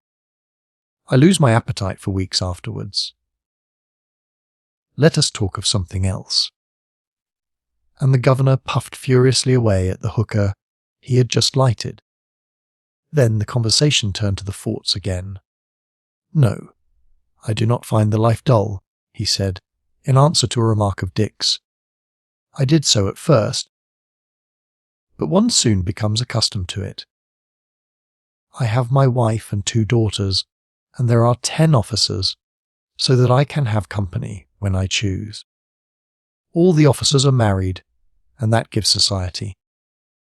Up here, we do not observe strictly the rules of the plains, and although the ladies, of course, wear veils when they go beyond the house, they put them aside indoors, and the families mix freely with each other, so that we get on very well.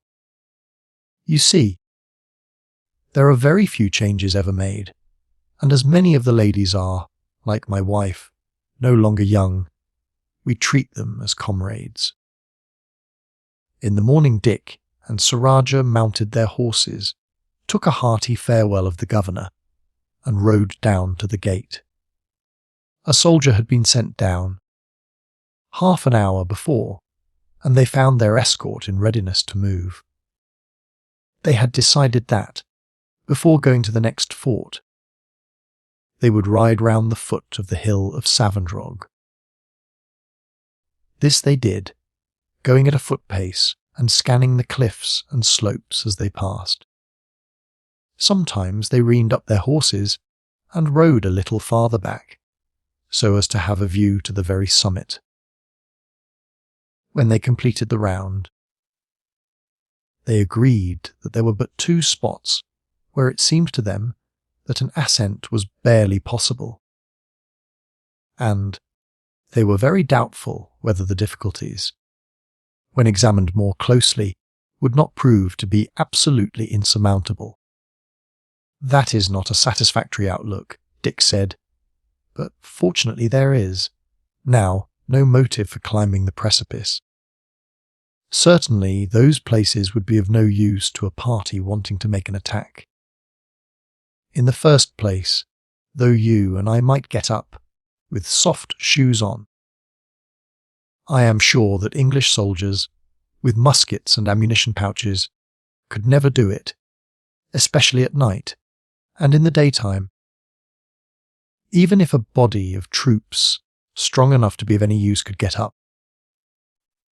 those who first arrived at the top would be killed before the others could come to their assistance, and a few stones rolled down would sweep all behind them to the bottom.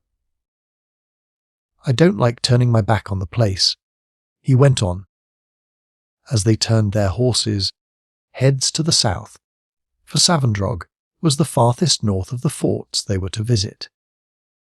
It seems to me that, even now, my father may be there. How can that be, Dick? Sir Rajah said in surprise. Nothing could be more straightforward than the governor seemed to be. I thought that he was even rash in speaking as frankly as he did to us. I think he saw there was no fear of our repeating what he said. Sir Rajah. He is a frank, outspoken old soldier, and has evidently been so disgusted at the treatment of the prisoners that he could not mince his words. And yet, he did not absolutely say that he had no prisoners. No, I noticed that he did not reply directly to your question. On the contrary, he distinctly hesitated before he spoke. Now, why should he have done that? He might just as well have said, "No, I have no prisoners. They are only sent up here for execution." That would have been his natural answer. Instead of that, he hesitated, and then began. "I don't want any of them here. Batches are sent up sometimes from Bangalore."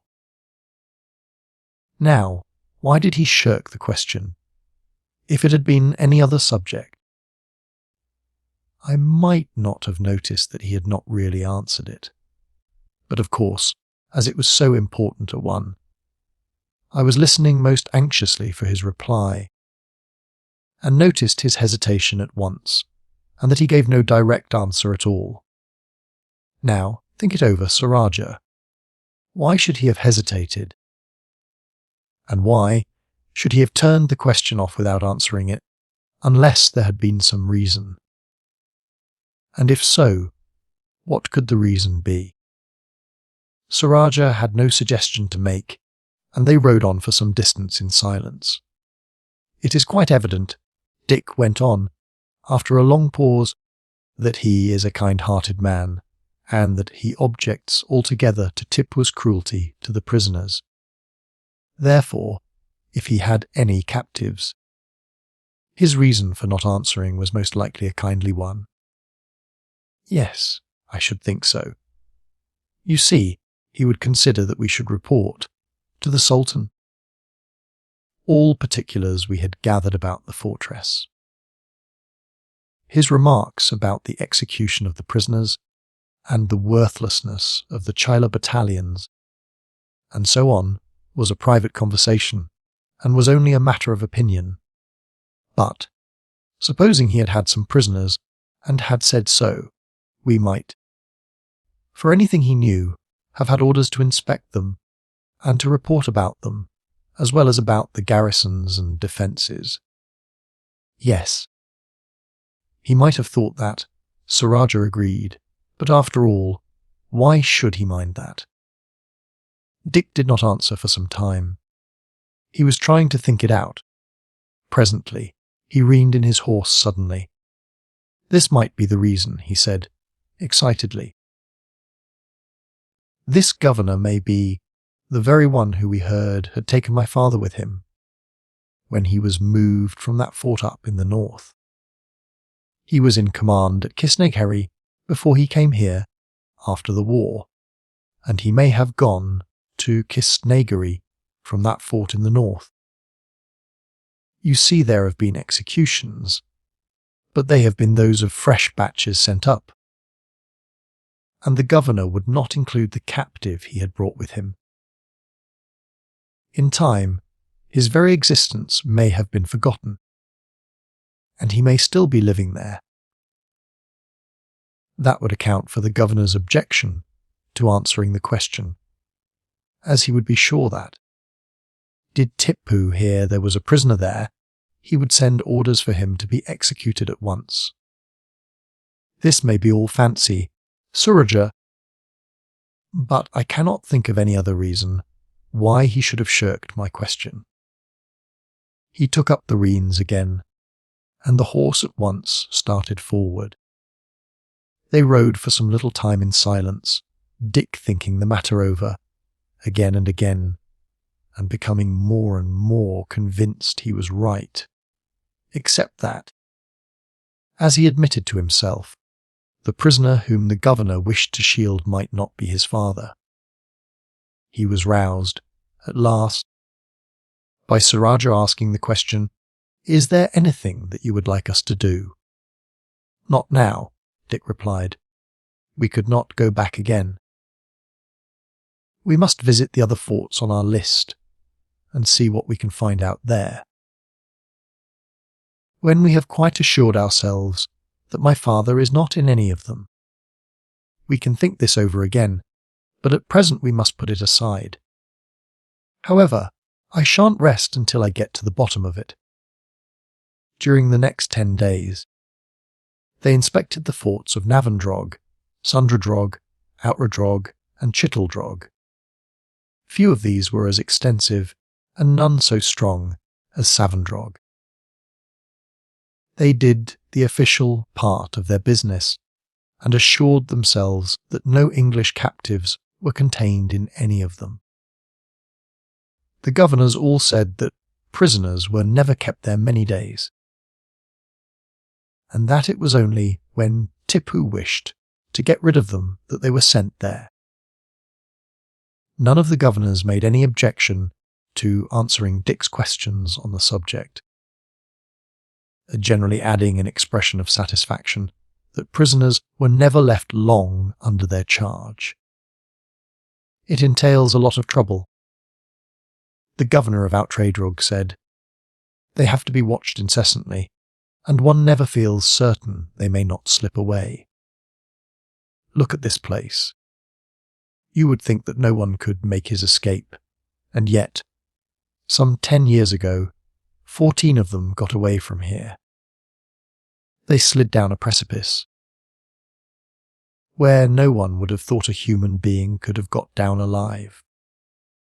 They were all of them retaken, except one, and executed the following day.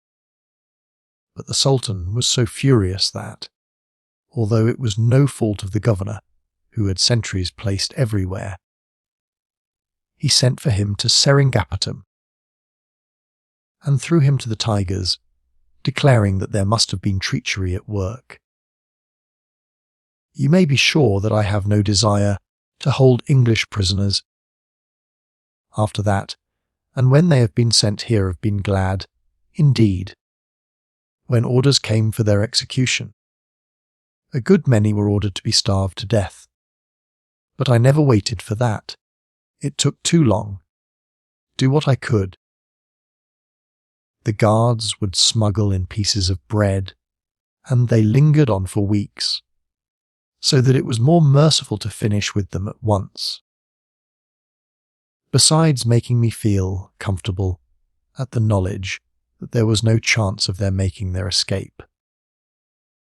There were sentries at their doors, as well as on the walls, when the 14 I have told you about escaped, but they dug a passage out at the back of their hut, chose a very dark night, and it was only when the sound of some stones that they dislodged as they scrambled down the precipice, gave the alarm to the sentries, that their escape was discovered. No, I do not want any prisoners up here, and when they do come, there is no sleep for me until I get the order to execute them. But they do not often come now. Most of the prisoners who were not given up have been killed since, and there are not many of them left. Upon finishing their round, they returned to Seringapatam, where Dick drew up a full report of the result of their investigations. The Sultan himself went through it with them, questioned them closely, cut off a good many of the items, and gave orders that the other demands should be complied with, and the guns and ammunition sent off at once to the various forts from the great arsenal at the capital. Dick was depressed at the result of their journey. His hopes had fallen lower and lower, as, at each fort they visited, he heard the same story, that all prisoners sent up to the mountain fortresses had, in a short time, been put to death.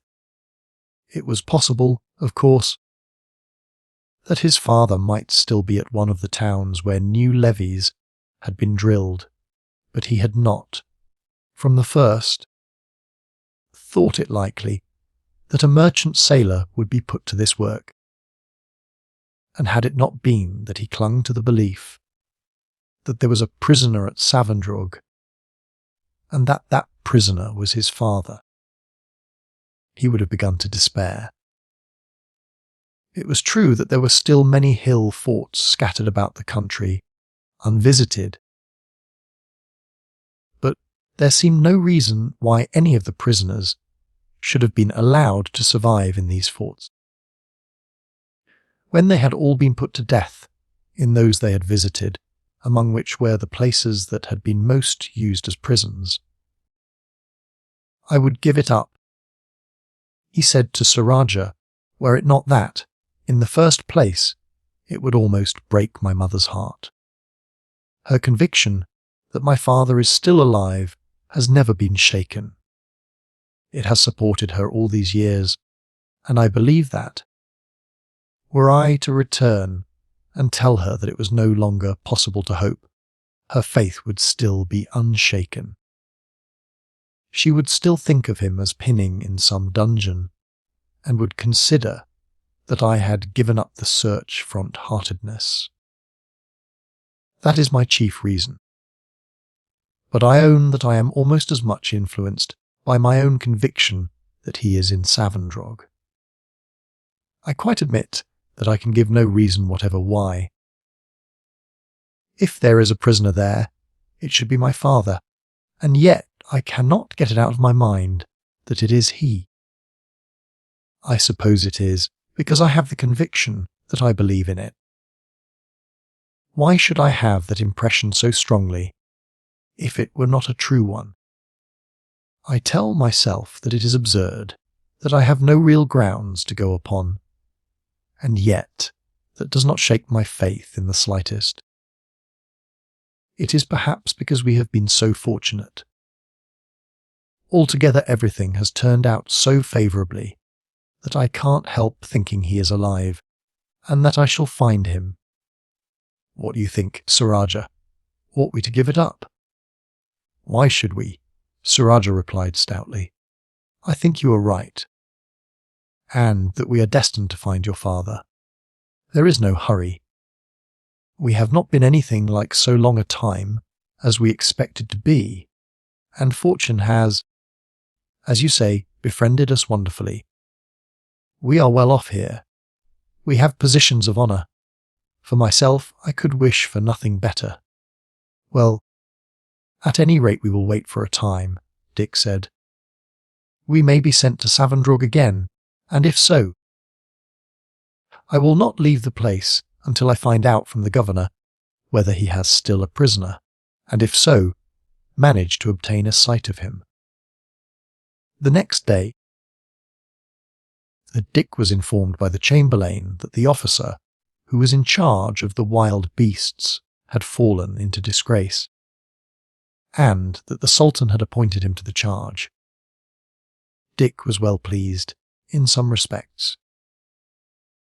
The work would suit him much better than examining stores, and seeing that the servants of the palace did their duty.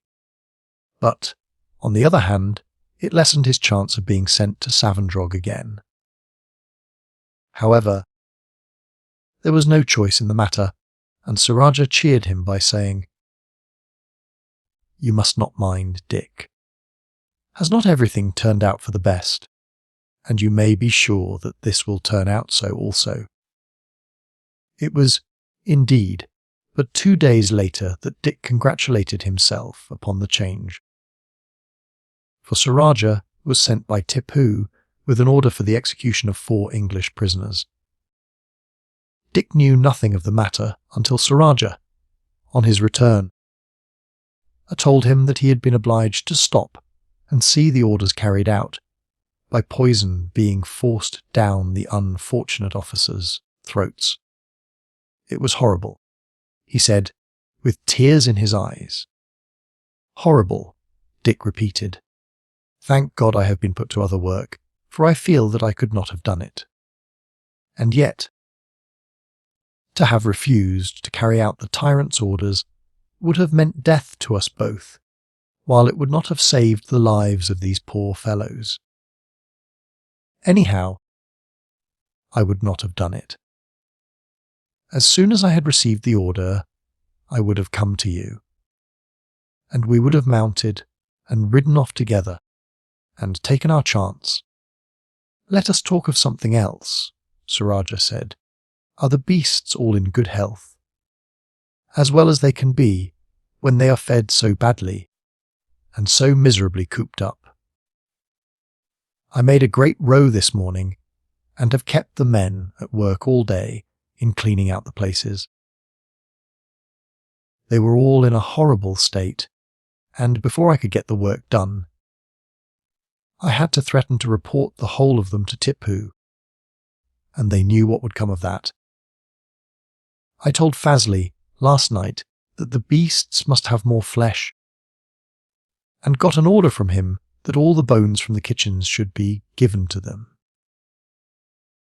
That evening when Dick, on his way to the apartments of one of the officers, was going along a corridor that skirted the portion of the palace occupied by the Zenana, a figure came out suddenly from behind the drapery of a door, dropped on her knees beside him, and, seizing his hand, pressed it to her forehead.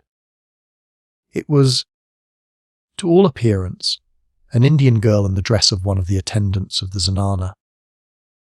"What is it, child?" he said. "You must have mistaken me for someone else." "No, Bahadur," she said. "It is yourself I wanted to thank. One of the other attendants saw you go along this corridor some time ago, and ever since I have watched here of an evening, whenever I could get away unobserved, in hopes of seeing you. It was I, my lord, whom the tiger was standing over when you came to our rescue. I was not greatly hurt, for I was pushed down when the tiger burst in, and, save that it seized me with one of its paws and tore my shoulder, I was unhurt. Ever since I have been hoping that the time would come when I could thank you for saving my life. I am glad to have done so, child, but you had best retire into the Zenana. It would not be good for you, or me, were I found talking to you." The girl rose to her feet submissively, and he now saw her face, which, in the dim light that burnt in the corridor, he had not hitherto noticed.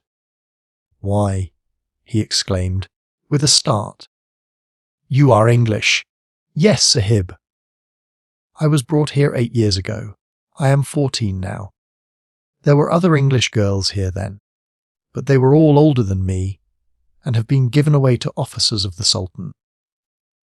I am afraid I shall be too, ere long. I have dreaded it so much.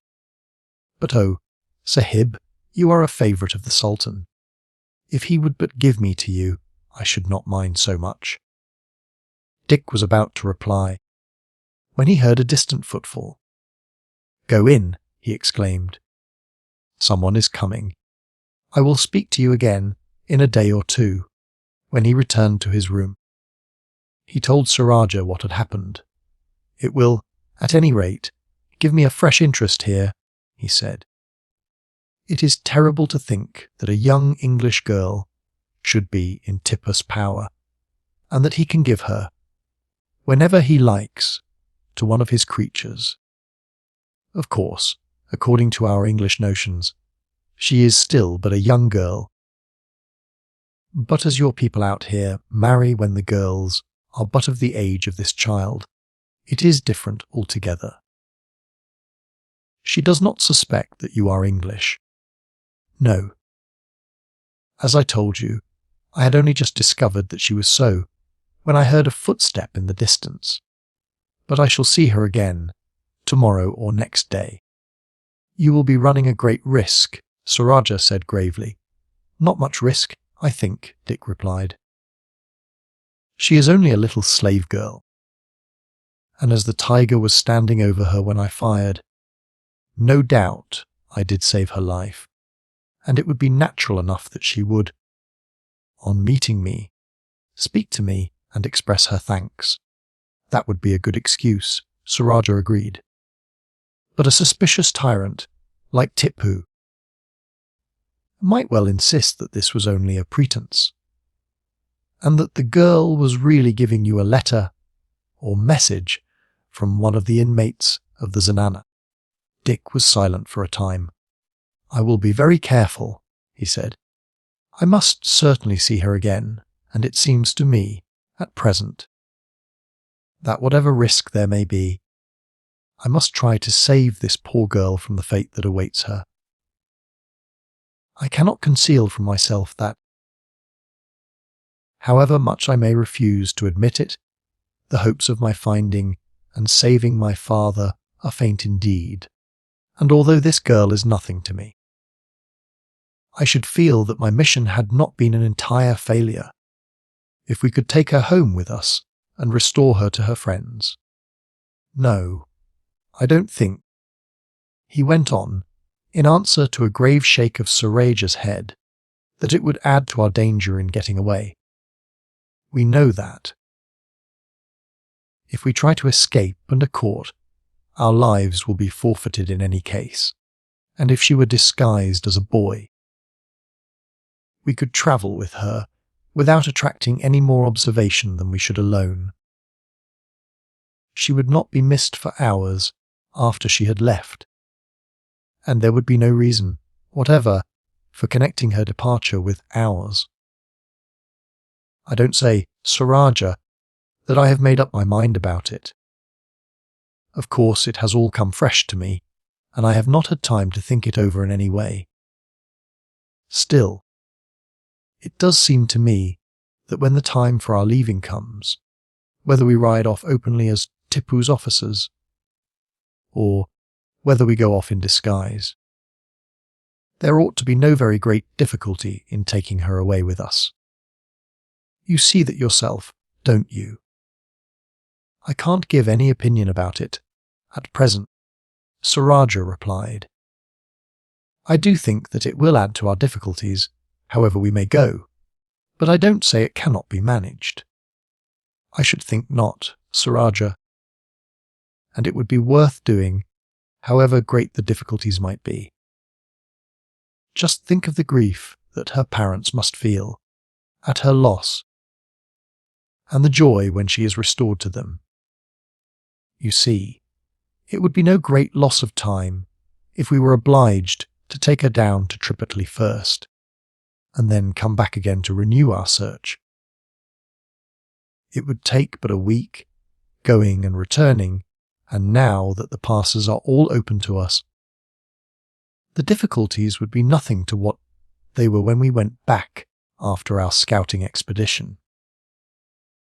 Besides, at that time, they were more vigilant, all along the frontier, than they will be now, because there was war between the two countries, and Tiplo was anxious that no news of his movements should be taken down.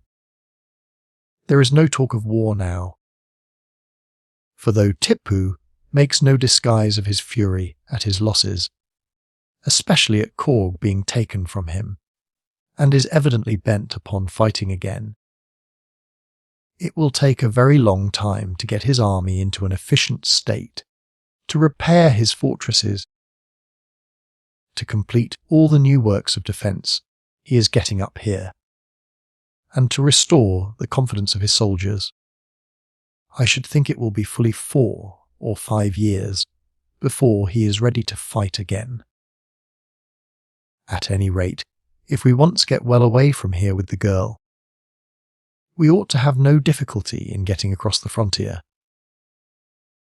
It would mean but a fortnight lost in the search for my father, and, anyhow, we are not making any progress that way as long as we stop here. The only drawback would be, so far as I can see, that we should lose the benefit of our official positions. But unless we happen to be sent off with orders to other hill forts, That position will only hamper our movements. Besides, we should still have our badges of office and Tipu's official orders to the governors. Possibly. The news that we had disappeared might reach the governors of some of the forts in this neighbourhood, but it would not be likely to travel very far. His officers so frequently fall into disgrace and are either killed or thrown to the tigers, that the fact of our being missing would scarce excite a remark, and those who heard of it would suppose that we had either been secretly made away with, or that, having learned that Tipu was displeased with us, we had fled. Rajah nodded. His confidence in his leader was complete, and he was always ready to follow unquestioningly. There is one thing, Rajah, Dick concluded. This state of things cannot last much longer, anyhow. For next time it might be me he ordered to see to the execution of an English prisoner, and that would mean that I should, as soon as I received the command, make a bolt for it. So you see our stay here, in any case, may not last many days. I would rather run any risks than carry out such an order. 2 evenings later, Dick went down the corridor at the same hour as that on which he had before met the English girl. She came out from behind the hangings at once, when he passed. "I knew you would come, Bahadur," she said joyfully. "I could see that you were as kind as you were brave, and would have pity upon a poor little white slave. I have much that I want to say to you, child. This is not a good place for speaking. Someone might come along at any moment. How long can you be away, without fear of your absence being noticed?" "Not long now," she said. "In the morning I am sent out on messages, and could meet you anywhere." "Very well. I will remain in my room all the morning, tomorrow. And if you do not come then, I will stay in next day." "I will come," the girl said unhesitatingly. He then gave her full instructions how to find his room, and made her repeat them to him, in order to be sure that she had them correctly.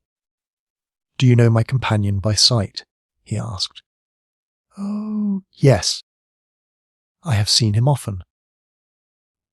"Well, either he or I will be standing at my door.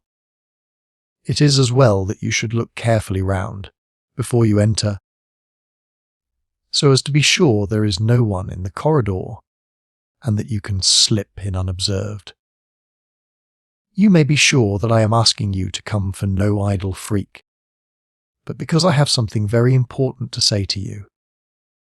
I fancy I hear footsteps. Good night." Dick was sure that he and Rajah would both be at liberty next day, for Tipu had that morning started for Bangalore, where a large number of men were at work repairing the fortifications and removing all signs of the British occupation from the fort and palace. He was likely to be away for at least a fortnight. As soon as Ibrahim had swept the room, after their early breakfast, Dick gave him a number of small commissions to be executed in the town, and told him that he should not require him again until it was time to bring up their meal from the kitchen. Then he and Rajah, by turns, watched at the door. An hour later Rajah, who was upon the watch, said, "The girl is coming." There was no one else in sight, and when Rajah beckoned to her, she hurried on, and passing through the curtains at the door, entered the room. It had been arranged that Rajah should remain on watch, so that should, by any chance, one of the officials of their acquaintance come along, he might go out and talk with him in the corridor, and, on some excuse or other, prevent his entering the room if he showed any intention of doing so. "Now, in the first place," Dick said, as he led the girl to the divan and seated her there, "what is your name?" "My name is Gawler." "No. I mean your proper name." "My name used to be Annie Mansfield Bahador, and my name is Dick Holland," he said, in English. She gave a start of surprise. "Yes, Annie, I am a countryman of yours." She looked at him almost incredulously, and then an expression of aversion succeeded that of confidence in her face. She sprang from the divan and drew herself up indignantly. "Please let me go," she said haughtily. "You have saved my life, but if you had saved it 20 times, I could not like a man who is a deserter." Dick had at first been speechless with astonishment at the girl's change of manner, and at her reception of the news he had thought would have been very pleasant to her. As her last words threw a light upon the matter, he burst into a merry laugh. "I am no deserter, Annie. Save my friend at the door and yourself. There is no one here who knows that I am English. Sit down again, and I will tell you how I come to be here. My father was the captain of an English ship. She was wrecked on the west coast, and he was seized and brought up here a prisoner 8 years ago. My mother, who is a daughter of the late Rajah of Tripataly, who married an English lady, taught me to speak Hindustani, so that when I got old enough I could come out here and try to find out if my father was still alive, and if so, to help him to escape. I had only just come up here with my friend, who is an officer of the Rajah's, when that affair with the tiger took place. Then, as you know, Tipu made us both officers in the palace. Of course, while we are here we can do nothing towards finding out about my father, and we should not have remained here much longer anyway, and may have to leave at any moment. Since you met me, and I found that there was an English girl captive here, it has of course changed my plans, and I feel that I could not go away and leave to the fate you told me of, and that, if possible, I must take you away with me.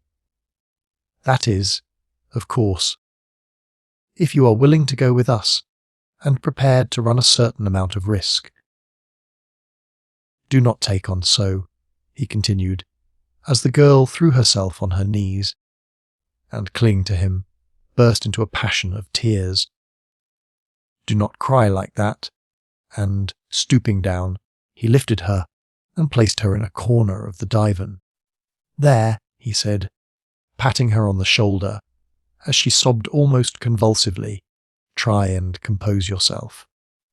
We may be disturbed at any moment, and may not have an opportunity of talking again, so we must make our arrangements, in readiness to leave suddenly. I may find it necessary to go at an hour's notice. You may, as you said, be given by Tipu to one of his favourites at any time.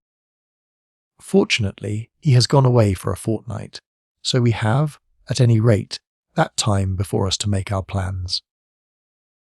Still, it is better that we should arrange, now, as much as we can." Chapter 15. Escape. Annie Mansfield was not long before she mastered her emotions. She had learned to do so in a bitter school. Beaten for the slightest fault, or at the mere caprice of one of her many mistresses, she had learned to suffer pain without a tear, to assume a submissive attitude under the greatest provocation, to receive, without attempting to defend herself. A punishment for faults she had not committed, and to preserve an appearance of cheerfulness.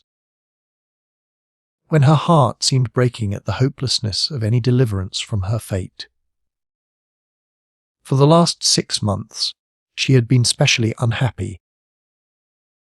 For when Seringapatam had been besieged, she had hoped that, when it was captured, her countrymen would search the palace and see that, this time, no English captive remained behind.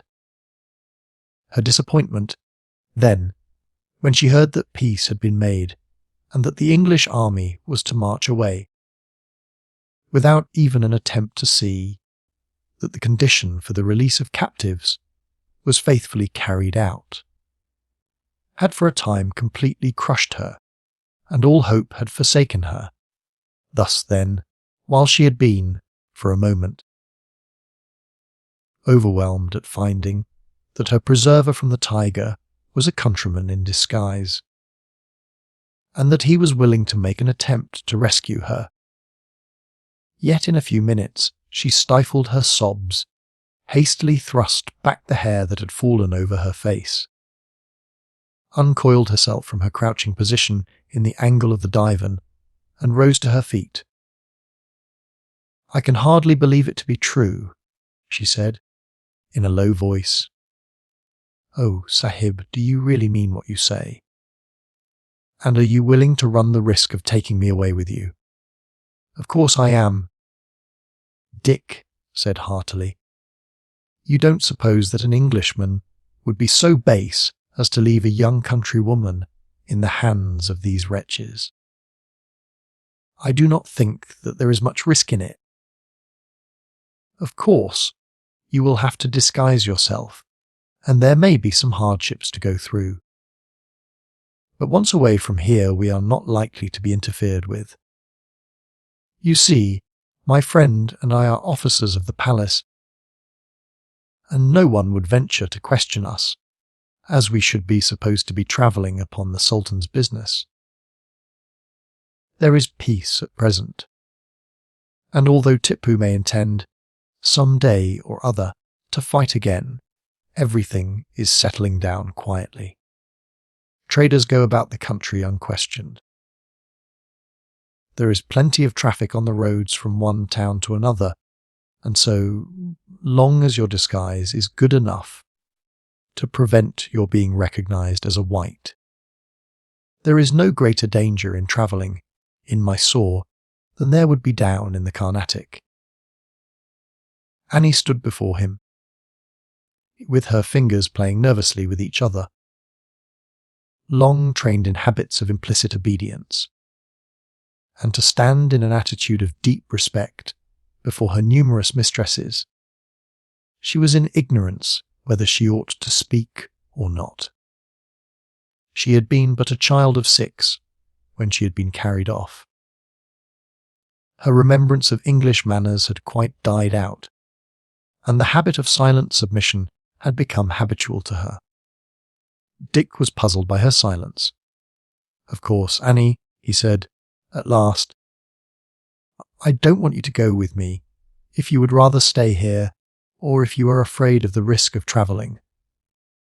She looked up with frightened eyes. "Oh, Sahib, it is not that I would go, even if I felt sure I should be found out and cut to pieces. Anything would be better than this.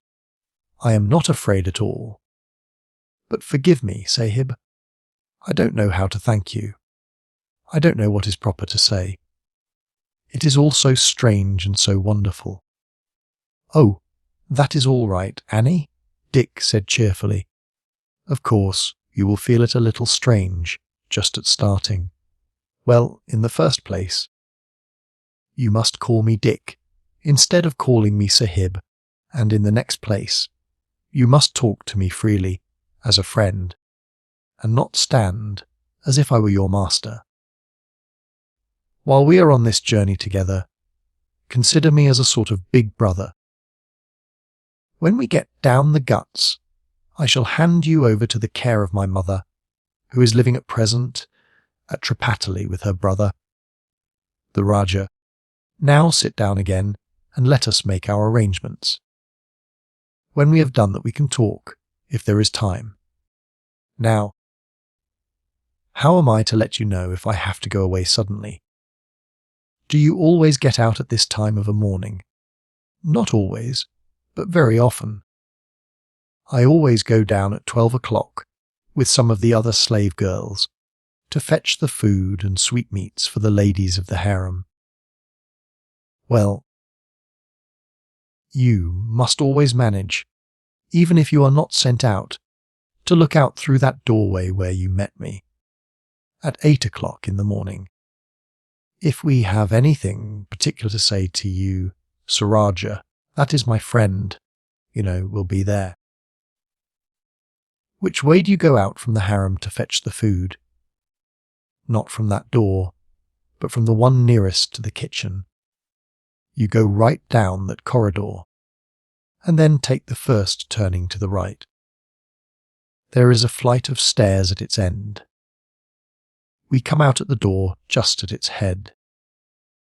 At the foot of the stairs there is a long passage, and at the end of that is a large room with tables on which the dishes are placed in readiness for us to bring back. Well, if it is necessary to speak to you at once, one of us will meet you in the passage between the bottom of the stairs and the room where the food is. If you see one of us, you will know that the matter is urgent, and as soon as you can possibly slip away, you must come here. In the evening you had better again look out from the door where you first met me. Now, as to the disguise, it will be better for you to go as a boy. It would be strange to see a girl riding behind two of the officers of the palace. You won't mind that, will you? Not at all, Sahib. Not at all, Dick, he corrected. Well, I will have a dress ready for you here. You will find it in that corner, and there will be a bottle of stain on the table. It will be only necessary for you to colour your neck, hands, and feet, but you must cut off your hair behind to a level with your ears, so that none of it will show below the turban. You must do that, of course, before you stain your neck, and must stain the skin where you have cut off your hair also. I am giving you these instructions now, because when the time comes there may not be a minute to spare, though, of course, I hope there will be no desperate hurry. I understand, she said, and will look out for you 3 times a day. Of course, he went on, if you are suddenly told that you are to be given to anyone, you must slip out at once and come here. You will find everything ready for you to disguise yourself, and you must do that at once, and wait here till one of us comes.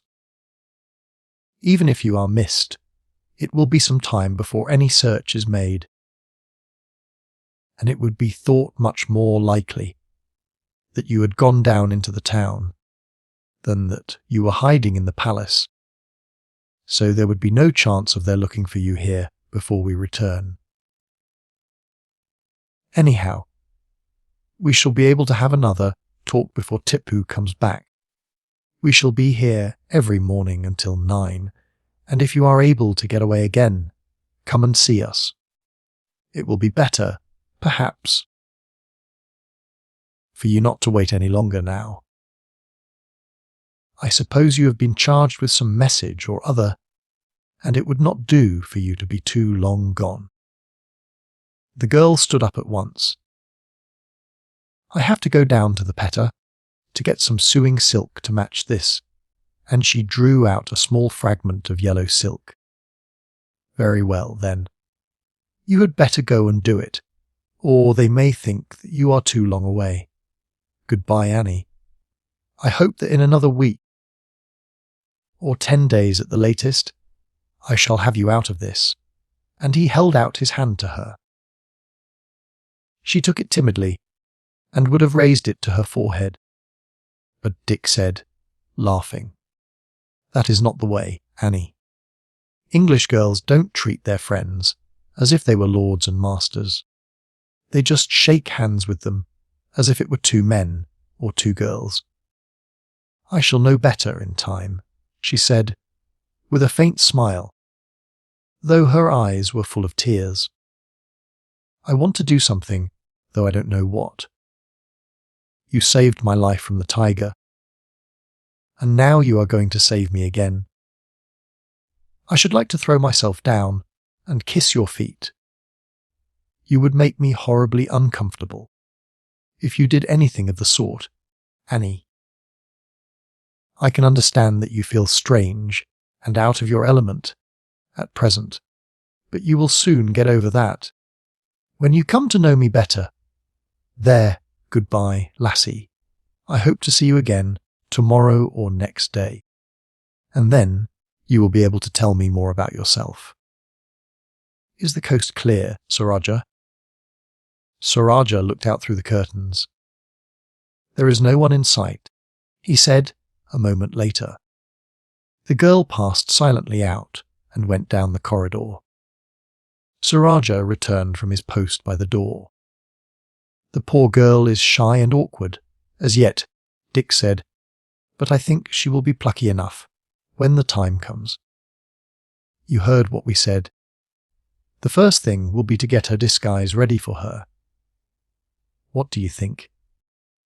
Had we better take Ibrahim with us? I think he is to be trusted. I am sure he is, Sir Rajah agreed. He is a Hindu of Korg and was carried away as a slave 6 years ago. In the first place, he will be delighted at the prospect of getting away, and in the next, I am sure that he is very fond of you. But there is no occasion to tell him that you are English. No, it will be time enough to do that when we get over the goats. It will be better that he should get the disguise. In the first place, he will know exactly what is wanted, and in the next, it would look rum for either of us to be buying such a thing.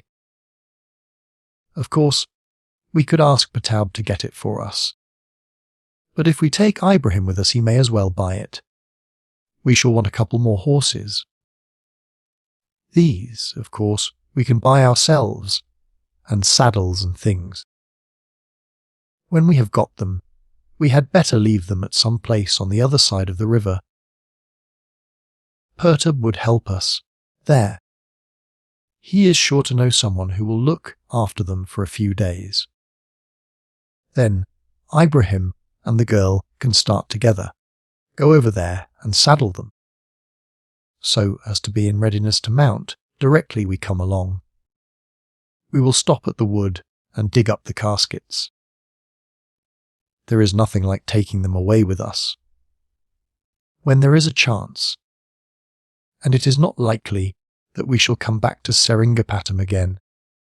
It would be like putting our heads into a tiger's den.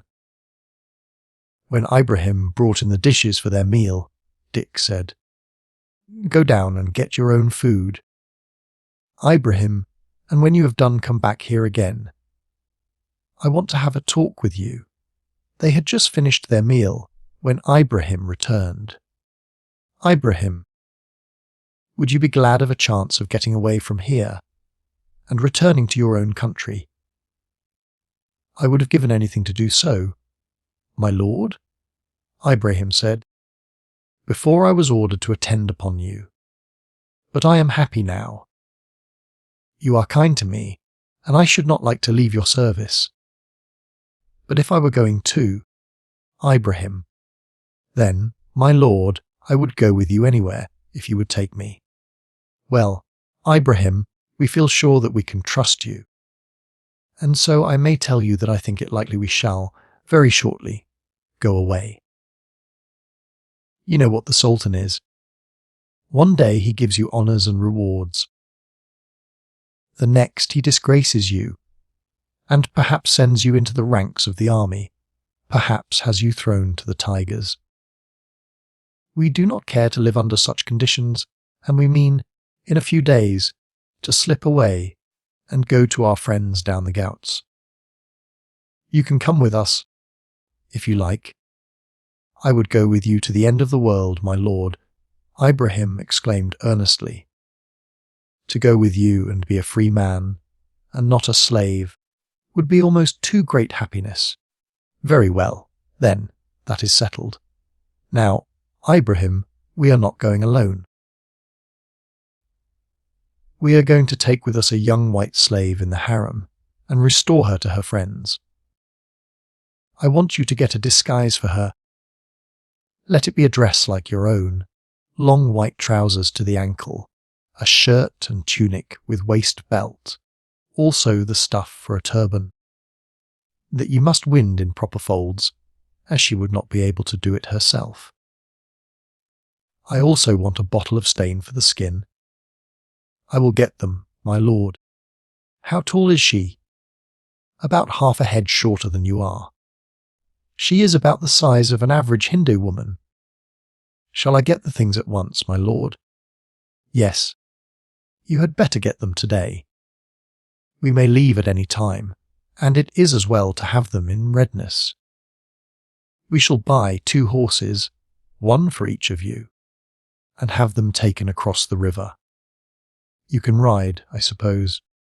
Yes, I used to ride when I was a boy. Before Tipu came down and killed my father and mother and brought me up here. Will my lord want me to take the horses across? I will tell you that in the morning, Ibrahim. We are going down into the town now to inquire about them, but we shall not buy any until tomorrow, as we shall have to make arrangements for them to be kept for us until we want them. They did not go out until it was dark, and then took their way to Pertub's house. The old Hindu was in. I am glad to see you, Sahibs, he said to Dick as they entered. I have always fears that ill may, in some way, befall you. We are going to leave Pertub. Sir Rajah had, 2 days ago, to go up to see 4 English prisoners put to death at one of the hill forts. Next time, I may be ordered on such a duty. I could not carry it out, and you know that refusal would probably mean death. Moreover, we are convinced that we have no means, here, of finding out what captives may still be in Tipu's hands, and have therefore determined to leave. We are going to take with us our servant, Ibrahim, who is a slave from Korg, and will, we know, be faithful to us, and also a young English girl who has, for 8 years, been a slave in Tipu's harem. She will go with us in the disguise of a boy. This Ibrahim is getting for us. We are going to buy a couple of horses for them, and shall make straight down the goats, where I shall leave the girl in my mother's care. It is a good action, the Hindu said gravely. Now, in the first place, Pertob, would you like to go with us? Riding as we shall do, as 2 of the officers of the palace. It is not likely that any questions whatever will be asked, and certainly we shall have no difficulty until it comes to crossing the frontier. No, Sahib, I thank you, but I am too old now for any fresh change. I have friends here, and have none below the Ghats. Nothing save the rescue of my daughter from the harem would induce me to move now, and of that there is little chance. She will, by this time, have become reconciled to her fate, and would probably not care to escape, were an opportunity offered to her. Besides, with only me to protect her, what would she do elsewhere? A few months, and she might be left alone in the world. As to that, Dick said, I could promise her the protection of my aunt, the wife of the Rajah of Tripataly. After the kindness that you have shown to us, she would, I am sure, gladly take her into her service. And there would be no difficulty about a dowry for her. I would see to that. The old man shook his head. There could be no question of marriage, he said. But should I ever hear from her that she is unhappy, and I can arrange to fly with her, I will assuredly avail myself of your offer, and take her to Tripataly, rejoiced indeed that, at my death, there will be a shelter open to her, And now, can I aid you in any way, Sahib? One of my friends, a merchant, could get the horses for you without difficulty. He has often occasion to buy them, for the purposes of his trade. Thank you, Perturb. I had intended to buy them myself, but doubtless it will be safer for somebody else to do so. What I was going to ask you was to let me know of some place, on the other side of the river, where the horses could be kept until I want them. That I can do, Sahib. I have a friend, a cultivator.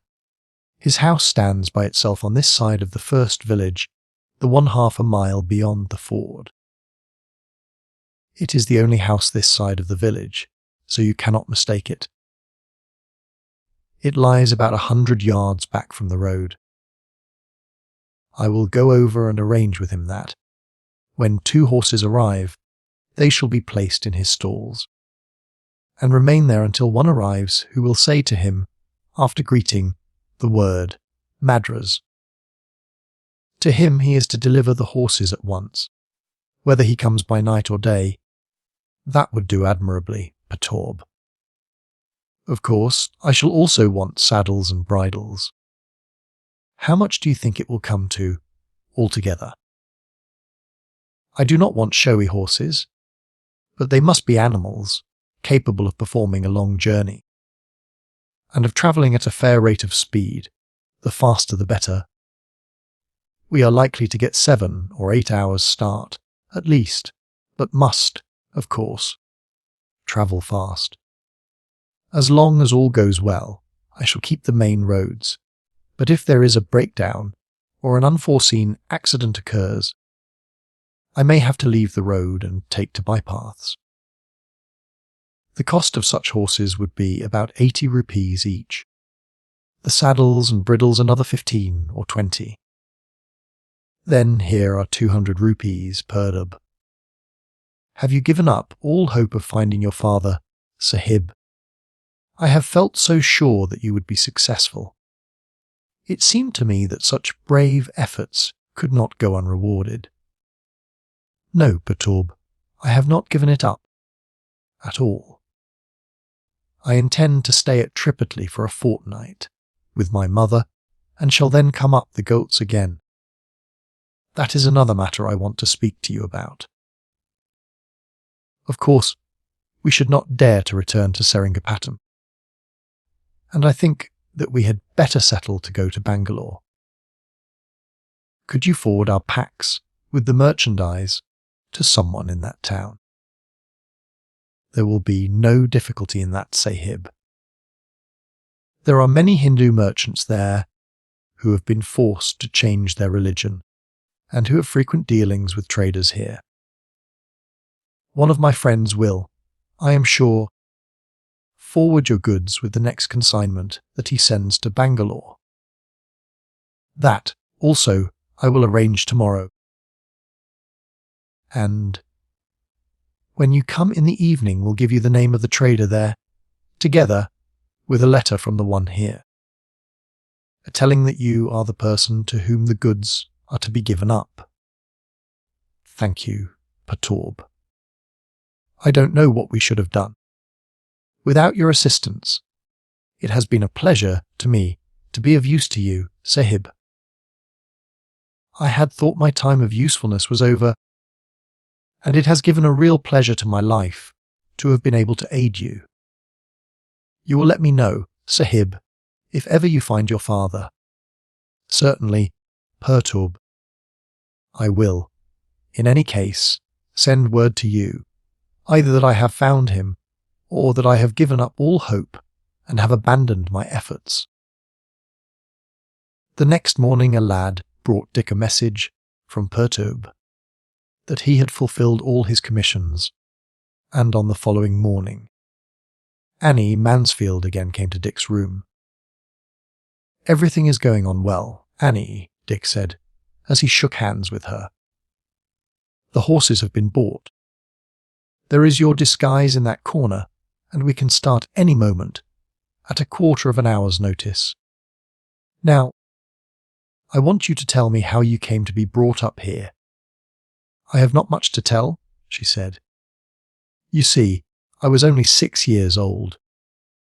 I can remember there was a great deal of firing of guns, and that lasted for a long time. Then the firing stopped. I suppose the place surrendered. Do you know what place it was, Annie?" She shook her head. "I do not know at all. I suppose I did know then, but I do not remember ever to have heard the name. I remember quite well that there were soldiers, and father and mother, and servants, and many other people, and everyone was very miserable, and we all went together out of a gate. And on each side there were a great many natives with guns and swords, some on horse and some on foot, and there were elephants.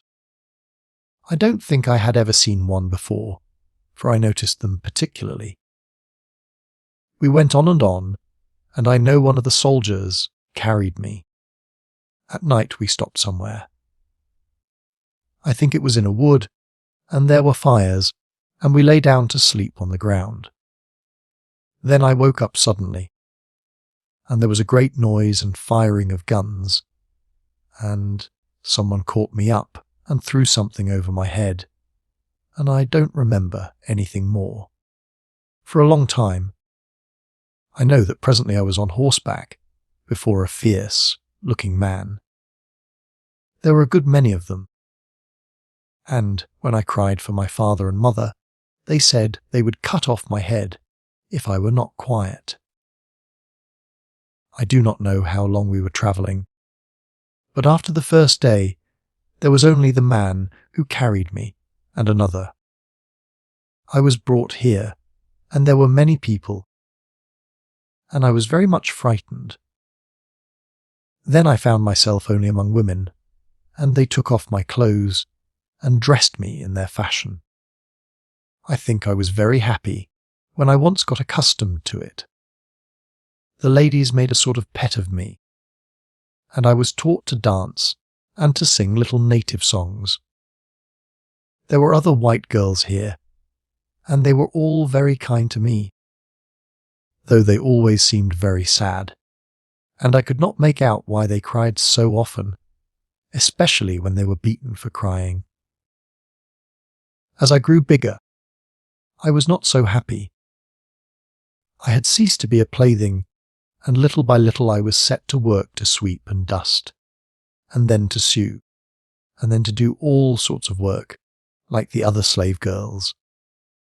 The other white girls gradually went away, the oldest first. The last two, who were 2 or 3 years older than I was, went about 3 years ago.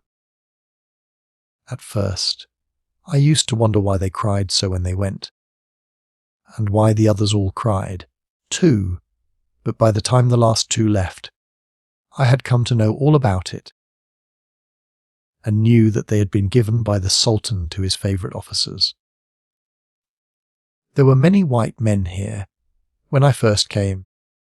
When I went out with one of the slaves into the town, I saw them often. Sometimes they would burst into tears when they saw me. Then I used to wonder why, but I know now that I must have reminded them of girls of their own, whom they would never see again. Then, till 3 years ago, there were about 20 white boys who had been taught to dance and sing, and who used to come sometimes, dressed up like women, to amuse the ladies of the harem. But I heard that they were all killed, when the Sultan first thought that the English might come here.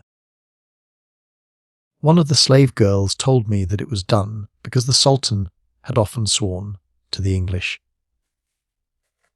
that there were no white captives here, and so he did not wish that any should be found if they came. I don't think that I have anything else to tell you. Well, I hope that what you have told me will be enough to enable us, some day, to find out who you belong to. Evidently you were in some place that was besieged, 8 years ago and had to surrender. The garrison were promised their lives and liberty to depart. They were attacked at nigh an armed party, who may have been Hyder's horsemen, but who were perhaps merely a party of mounted robbers who thought that they might be able to take some loot. Most likely they were defeated, especially as you saw no other captives in the party. But in the confusion of the night attack, one of them probably came upon you and carried you off, thinking you would be an acceptable present here, and that he would get a reward for you from the Sultan. Are you not noticed when you go into the streets on errands? No, I always go veiled. Except the slaves, who are old and ugly, all the others wear veils when they go outside the palace, and we all wear a red scarf, which shows we are servants in the harem, and so, even when the town is full of rough soldiers, no one ventures to speak to us. Now tell me, Dick, you see I have not forgotten all about how you came to be here. Dick told her, briefly, how he had come out with his mother, and how, finding war had broken out, he had joined the army, and how, at the end of the war, having been able to learn nothing about his father, he had come up with Sir Rajah to search for him. And then you saw that tiger break in, the girl said, eagerly. That was dreadful. I will tell you how it was the tiger came to seize me. I was standing behind a lady and could not see anything. Suddenly they all began screaming and ran, some to one side, some to the other of the window, and I, who could not think what was the matter, remained where I was, when there was a great cry, and before I had time to move, or even to wonder, some great thing knocked me down. It was only from the screams of the ladies, and their cries of, "Tiger!" that I knew what had happened. I felt something heavy standing on me, so heavy that I could hardly breathe, and indeed, I did not try to breathe, for I knew many stories of tigers, and had heard that sometimes, when a man shams being dead, the tiger will walk away and kill someone else. The tiger was keeping up an angry growl, and I felt that, unless it took its paw off me, I should soon die, when I heard a shot and a fierce growl from the tiger, and then the weight was gone, and I think I fainted. When I came round, I was lying where I fell, for many of the ladies were insensible, and everyone was too busy with them to think anything of me. When I got up, one of the other slave girls, who had been brave enough to look out of the window, told me that it had been killed by 2 young men, one of whom must have been the one who had fired the shot in at the window. I went and looked out and saw it lying there.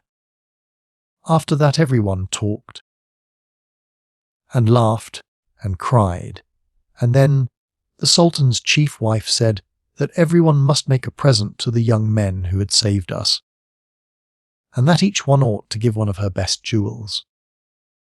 Of course, everyone did. I had nothing to give except a little cross of gold filigree work. That hung round my neck when I was carried off. It had been hidden by my dress.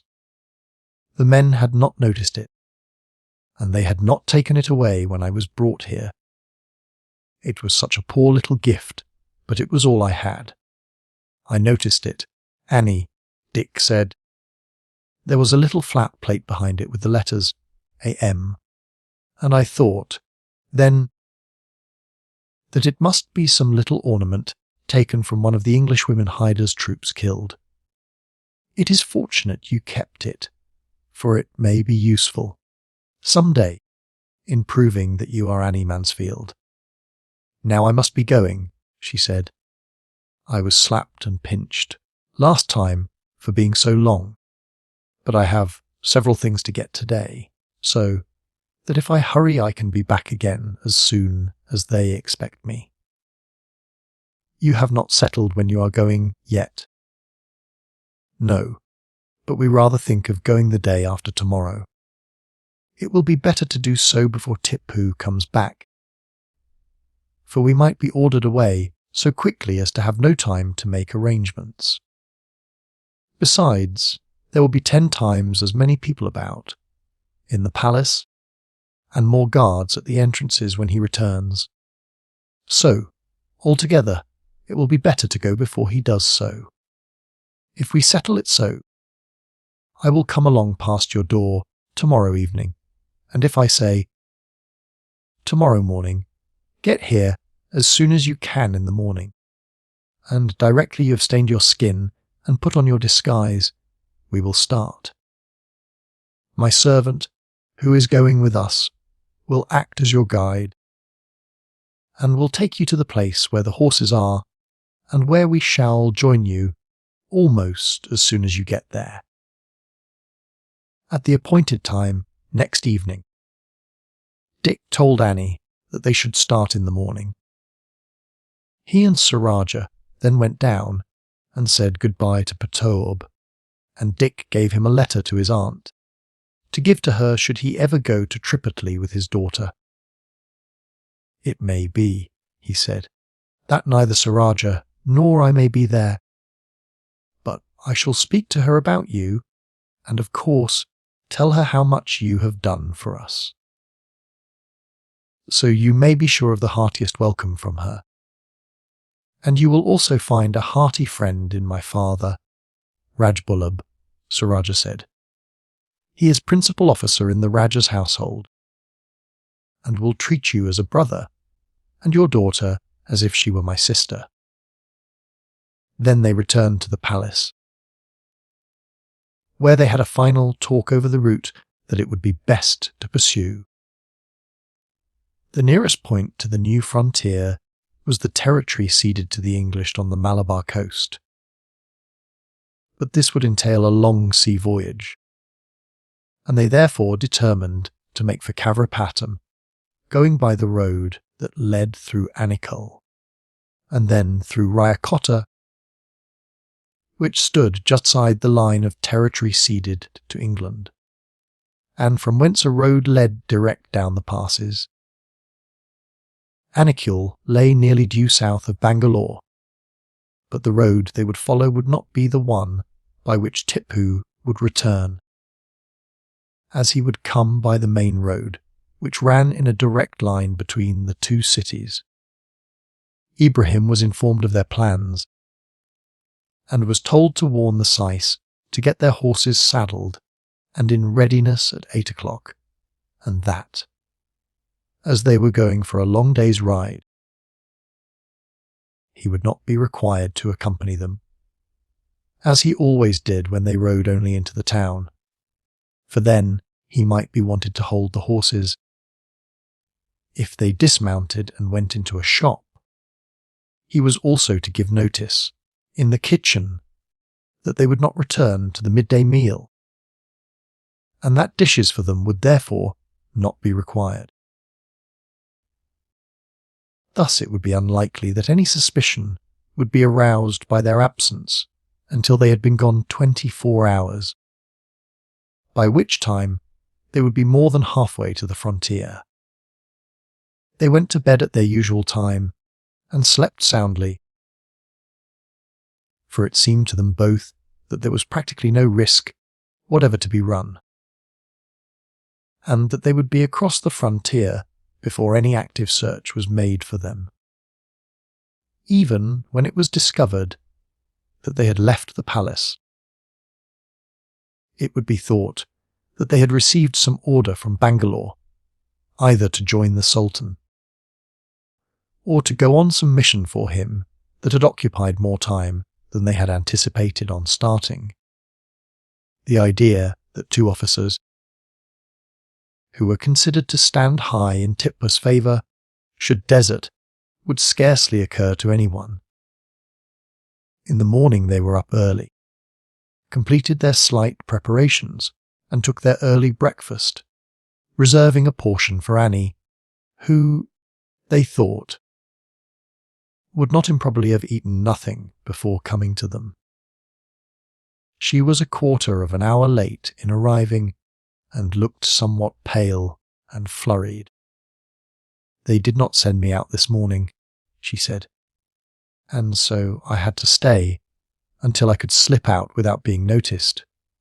But they may miss me at any moment." "That will be all right," Dick said confidently. "They will search all the rooms in the harem for you first, and certainly won't look for you outside, until there has been a lot of talk over your absence. But even if they do search, you will be able, in a few minutes, to walk through the middle of them without being suspected. However, we will lose no time, and to begin with, I will cut off what hair is necessary. I shall do it a good deal quicker than you would. Then we will leave you to yourself, to stain your skin and put on your disguise. When you have finished, clap your hands. Ibrahim will come in and see that your disguise is all right and that your turban covers your hair. Then he will go with you. We shall be waiting near the gate. There is practically no chance of your being asked any questions. But if you are, and there is any difficulty, we will pass you through all right. Having seen you on your way, we shall mount and follow you." The operation of cutting off Annie's hair to the line of her ears was speedily done. Then, with a few reassuring words, Dick joined Sir Rajah in the corridor. As they walked down it, he said, "I don't like leaving them to themselves. Look here, Sir Rajah, you go down to the stable and mount at once. Tell the syce I shall come for my horse in a few minutes.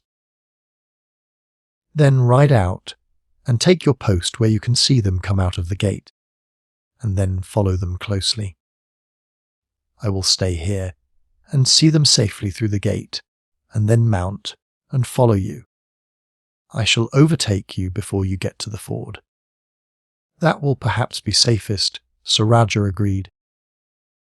"Though I should think there is no chance of her being suspected, seeing that she will be with Ibrahim. Even if they met one of the palace officers, and he asked Ibrahim who he had with him, he could say it was a lad who'd come to you respecting some horses you had bought." "Yes, that would do very well." Dick returned to Ibrahim, who was squatting down in the corridor near the door. "I am going to follow you until you are through the gate, and shall keep a short distance behind you. If you should meet any officer on your way out, who may ask you who you have with you, say he has come with a message to me from a trader in the town. By the time you have told him that, I shall be up. There is no chance of being questioned, my lord. People come and go all day. That is so, Ibrahim, but one cannot be too careful." They stood, talking together, until they heard Annie clap her hands within. Ibrahim entered at once, and in 2 or 3 minutes came out again with the girl. Ibrahim carried a bundle. "You will do very well," Dick said to Annie. "I should not know you in the least. You make a capital boy. What bundle is that?" "Ibrahim. I thought you took our other disguises on, yesterday, to the stable where the horses are." "Yes, my lord, I took them on. These are the things she has taken off. I thought, perhaps, it would be better not to leave them here, as, if they were found, it would be known that she had gone with you." "I don't think it makes much difference, Ibrahim, but perhaps it is as well to bring them away. We can leave the bundle in the wood. Now go along. I will follow. Perhaps I had better go first. Keep a few paces behind me." They passed through the long passages of the palace without attracting the slightest attention.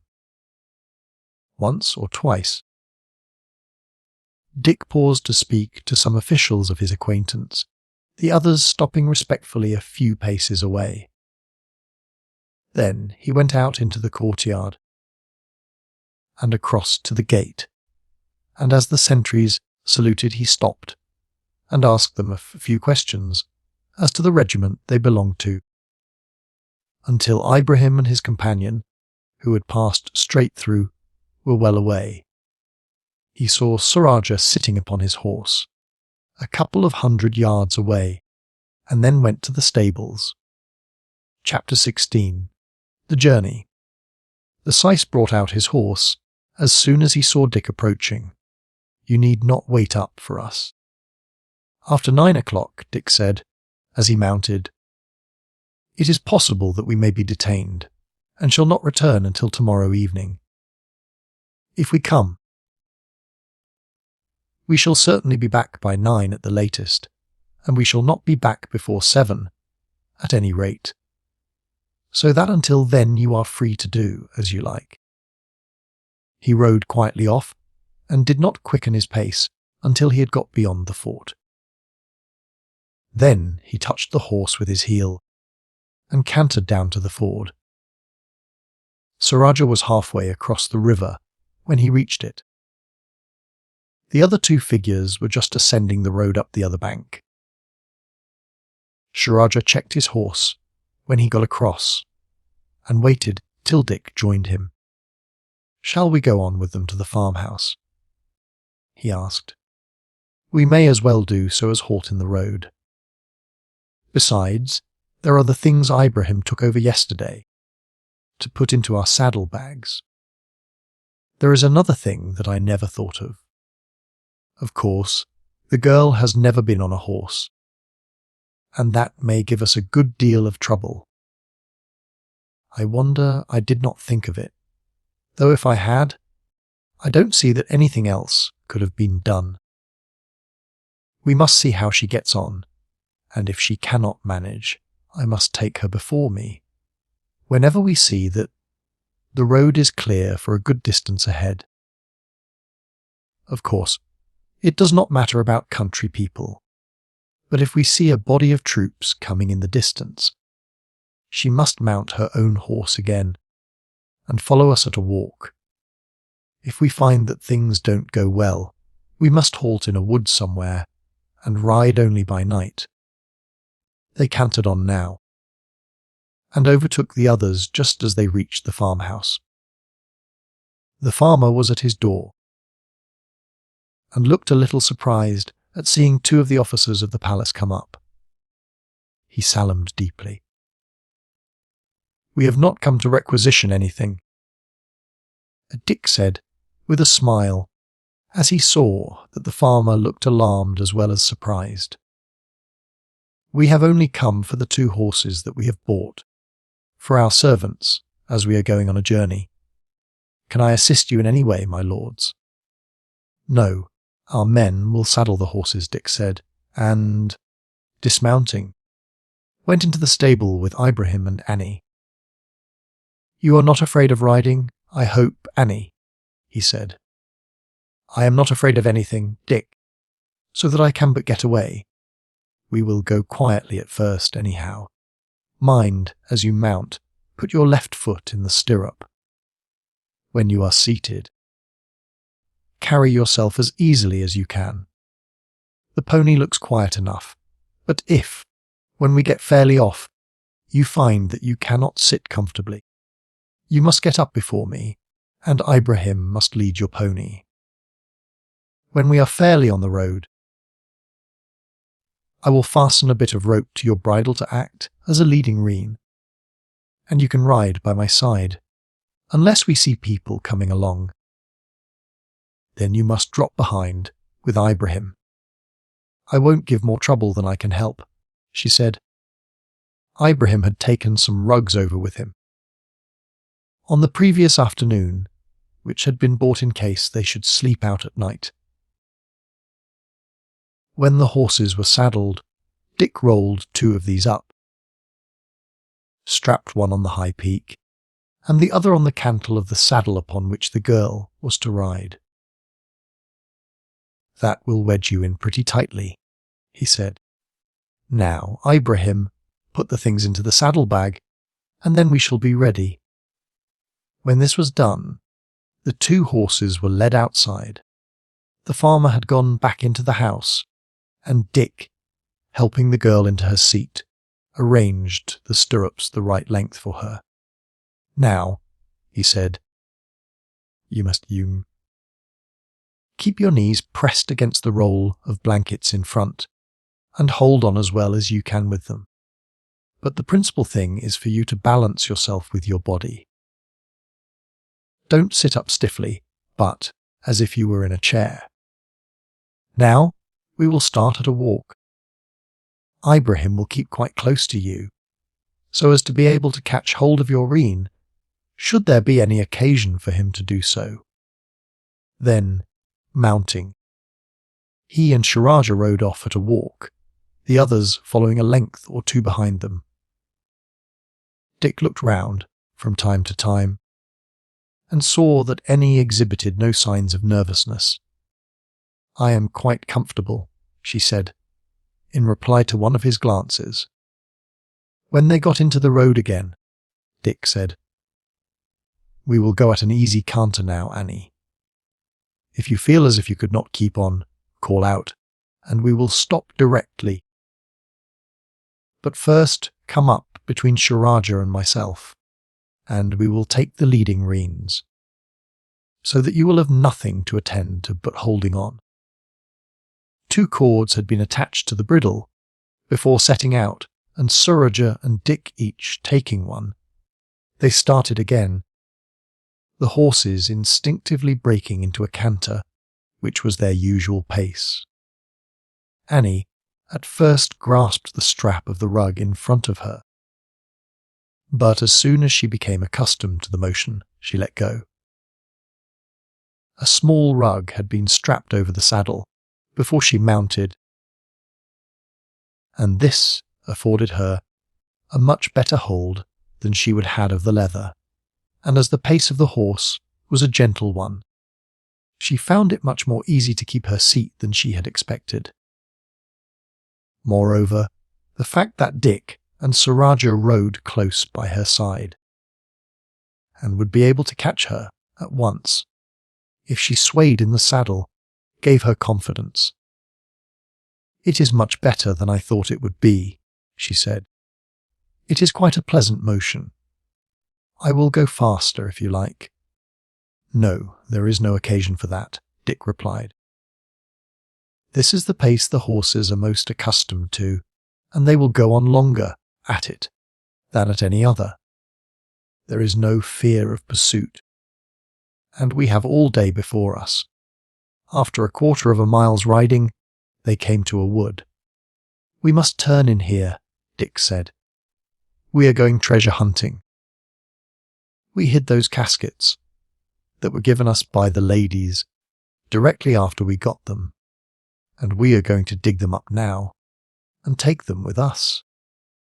They rode at a walk now till they came to a very large baobab tree growing by the path they were following. "Here we turn off. There is a man there," Rajah exclaimed when they had ridden a few yards farther.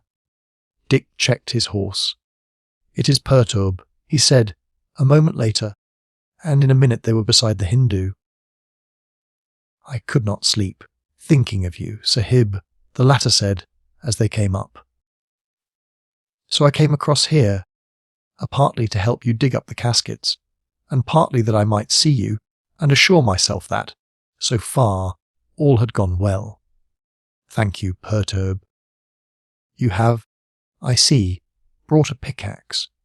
It will save us half an hour's work, and besides, I am glad to say goodbye again. All has gone well. This is the young lady." "She is well disguised," Perturb said, bowing his head to Annie. "She looks so like a boy that, even now you tell me, I can scarce believe she is a white girl." Truly you can go on without fear that anyone will suspect her. Leading the way to the spot where the caskets had been buried, Dick looked on while Rajah and Ibrahim dug them up. They were then wrapped up in rugs and strapped securely behind their owners' saddles. Then, after a warm adieu to the kind old man, they turned their horses' heads and rode back out of the woods. After riding for 3 hours at a canter, Dick saw that, although Annie still spoke cheerfully, her strength was failing her, and on arriving at a wood, he said, "We will wait here till the heat of the sun has abated. We have done very well, and the horses, as well as ourselves, will be glad of a few hours' rest." He alighted from the saddle, gave his horse to Ibrahim, and then lifted Annie from her seat. As he set her down on her feet and loosed his hold of her, she slipped down onto the ground. Dick and Rajah at once raised her and placed her so that, as she sat, she could lean against a tree. Here Dick supported her, while Rajah ran and fetched his water bottle. Annie drank a little and then said, with a nervous laugh, "It is very silly of me, but I feel better now. My legs seem to give way altogether." "It was not silly at all," Dick said. "You have held on most bravely. I can tell you there are not many girls who would have ridden 4 or 25 miles the first time they sat on a horse. Why? I can tell you the first time I mounted, I did not do a quarter as much, and I was so stiff I could hardly walk. When I got down, I should have stopped before, but you kept talking so cheerfully that, it seemed to me, you could not be anything like as tired as I was then. I was a brute not to have known that you must be thoroughly done up, although you did not say so. We have got some food with us. Do you think you could eat a little?" She shook her head. "Not just yet." "All right. I have brought a couple of bottles of wine I got at one of the traders' stores yesterday. You must take a sip of that, and then we will leave you to yourself for a bit, and you must lie down and have a good nap." Dick took a bottle from his holster, opened it, and gave her some in a tin cup. Then one of the rugs was spread on the ground, with another one rolled up as a pillow, and then they led the horses farther into the wood, leaving Annie to herself. "She won't be able to ride again tonight," Rajah said, as they sat down, while Ibrahim took out the provisions that he had, on the previous day, carried across to the farm. "No. I must carry her before me. We will shift my saddle a little farther back, and strap a couple of rugs in front of it, so as to make a comfortable seat for her. There is no doubt she will not be able to ride again by herself. I am sure that, after my first day's riding, I could not have gone on again for anything. We won't start until it begins to get dusk. Of course, she ought to have a good 24 hours rest before she goes on, but we dare not risk that. I don't think there is any chance of pursuit for days, or, indeed, of any pursuit at all. For by the time they begin to suspect that we have really deserted, they will know that we have had time to get to the frontier. Still, I don't want to run the slightest risk, and at any rate, if we have to halt, it would be better to do so 50 miles farther on than here. When we mount again, we will put the saddlebags from my horse onto hers, and Ibrahim must lead it. Her weight won't make much difference to my horse, and if I find it tiring, I will change with you. You may as well put your saddlebags onto her horse also. It would be better, would it not?" Rajah said, If you change to her horse, which will have carried nothing. Yes, of course that would be best. So you'd better not shift your saddlebags. After they had had their meal, they stretched themselves out for a sleep, and when they woke it was already becoming dusk. The horses had had a good feed, and were now given a drink of water from the skin. They were then saddled again, the blankets carefully arranged for Annie's use, and then they went back to the place where she was lying, still asleep.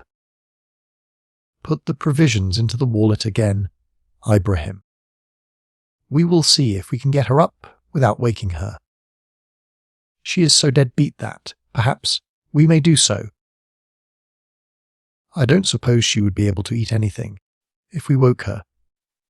I had better mount first. Then you, Sir Rajah, can lift her up to me. I can stoop down and take her from your arms and put her in front of me. She has no weight to speak of.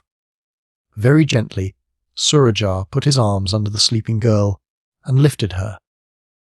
That is right, Dick said, as he placed her on the blankets before him, and held her with his right arm, with her head against his shoulder. She is dead asleep. The blankets were strapped onto the horses again, the others mounted, and they started at a walk out of the wood. As soon as they were on the road, the horses broke into a canter again. Annie moaned uneasily, but did not open her eyes. Dick drew her still more closely to him. She will do now, Sir Rajah, he said in a low voice. I hope that she will sleep till morning. Half an hour later, they rode through Sultanpetta. It was quite dark now. And although there were people in the streets, Dick knew that at the rate they were riding, in the darkness, the fact that he was carrying a lad in front of him would scarce be noticed. Nor would it be of any consequence if it were, even if they met any officer who should stop and question them, it would suffice to say that the lad had been taken ill, and that, their business being urgent, they were taking him on with them.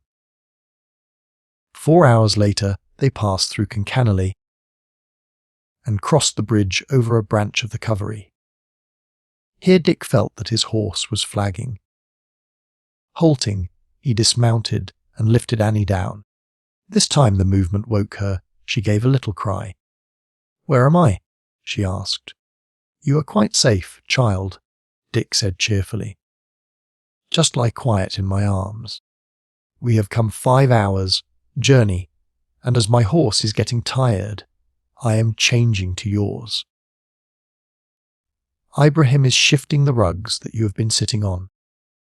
I can go on by myself, she said, making a little struggle to get down. You must be good, and do what you are told, he said, with a laugh. Remember that you are a slave, and I am your master at present. She said nothing more until they were seated afresh and had got into motion. Oh, you are good, Dick, she sighed softly. Only to think of your carrying me like this for 5 hours without waking me.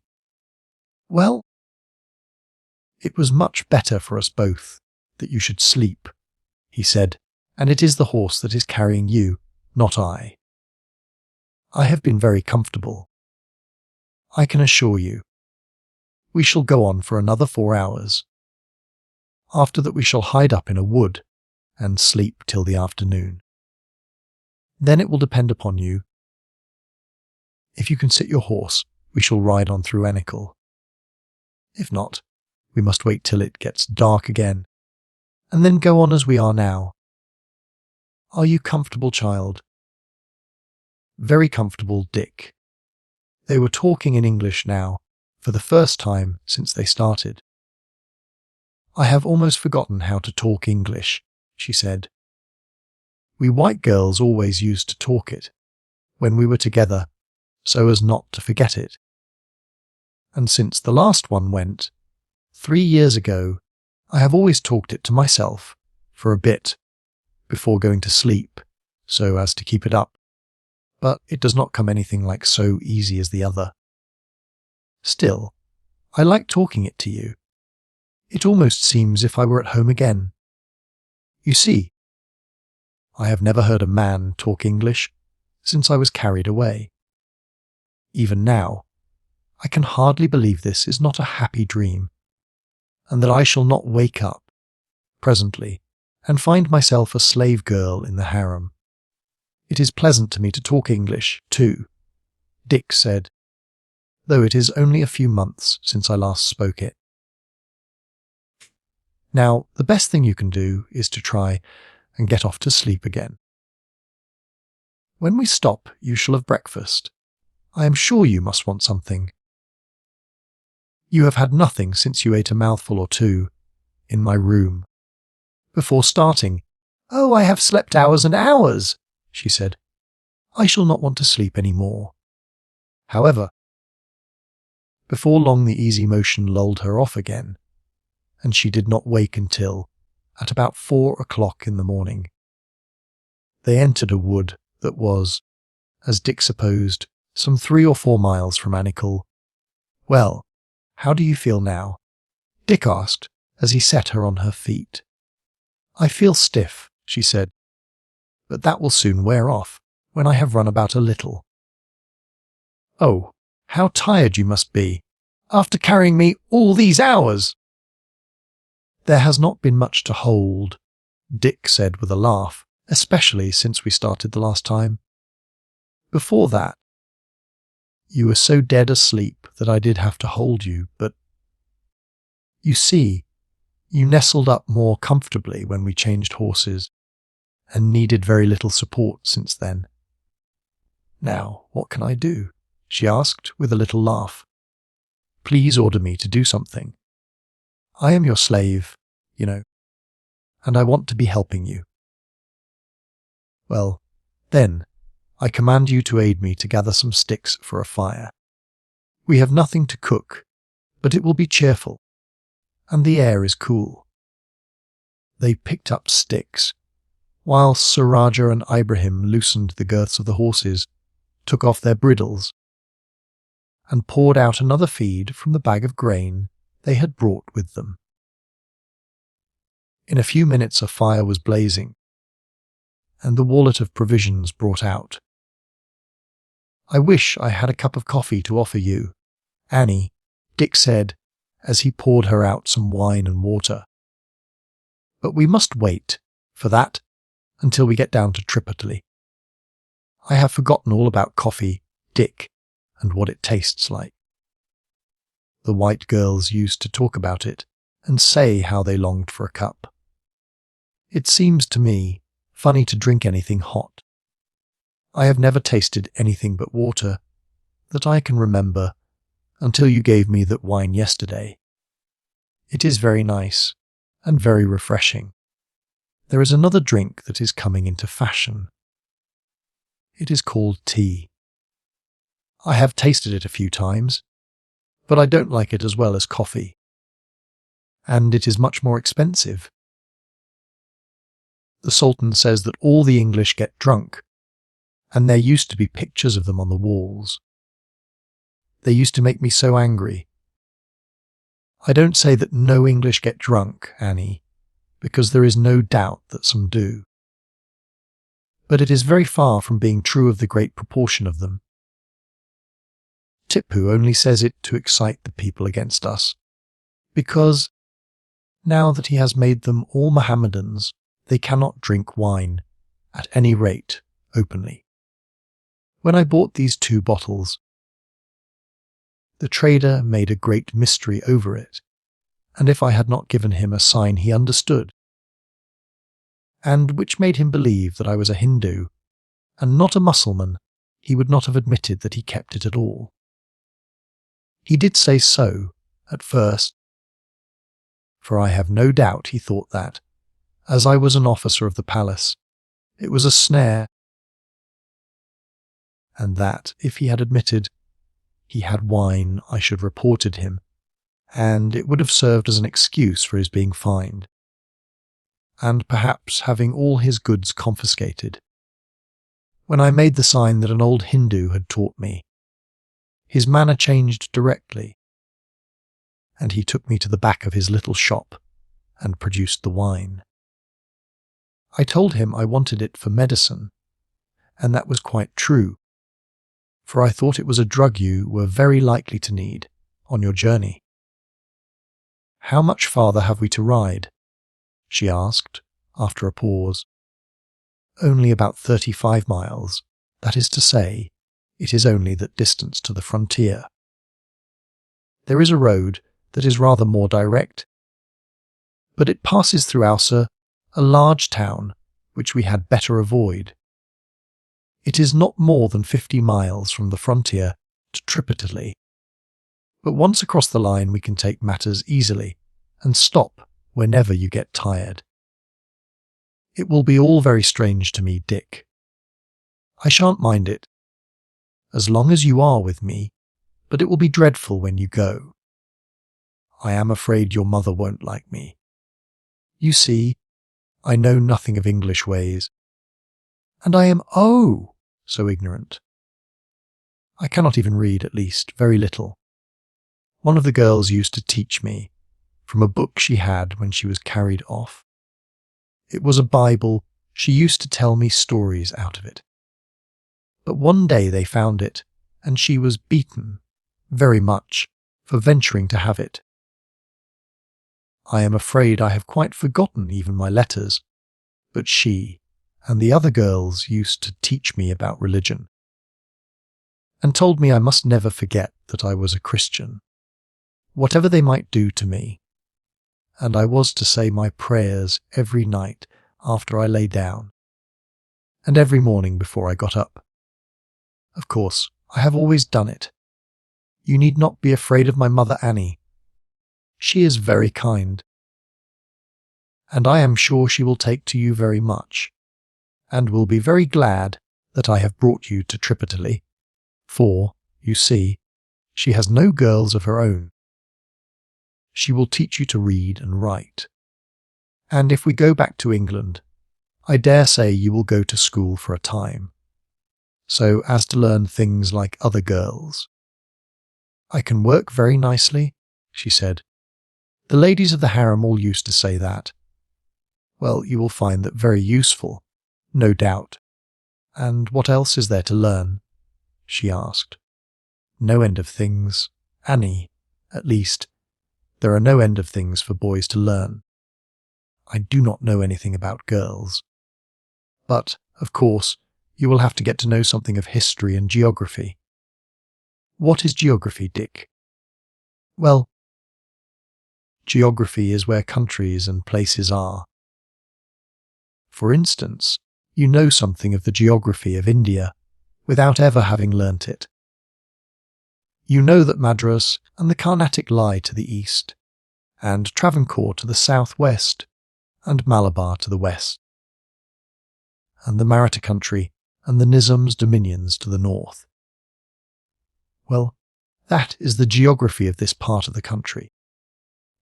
That and the names of the towns and rivers. In the same way, there are a lot of nations in Europe, and you want to know all about them, and where they lie with respect to each other, and the names of their principal towns. Then there are America, and Africa, and Asia, and all the countries in them.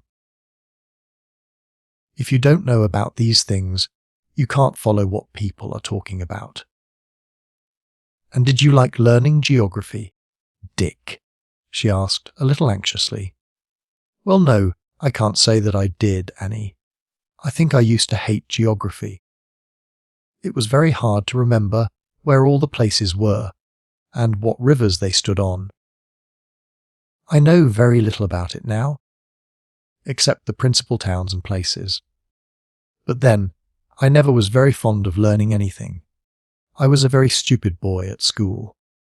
Oh, I am sure you could not have been that, Dick, she said confidently. I was indeed, Annie. I think the only thing I could do well was fighting. I was a beggar to fight, not because I used to quarrel with fellows, but because it made me hard and tough. And my mother thought that it would make me more fit to carry out this search for my father. "What did you fight with? Swords?" Annie asked. Dick laughed. "No, Annie. When we quarrel in England, we fight with our fists." "What is a fist? I never heard of that weapon." "That is a fist, Annie.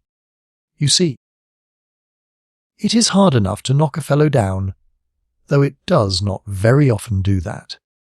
But it hurts him a bit, without doing him any harm, except that it may black his eyes or puff up his face for a day or two, and no boy minds that. It accustoms one to bear pain,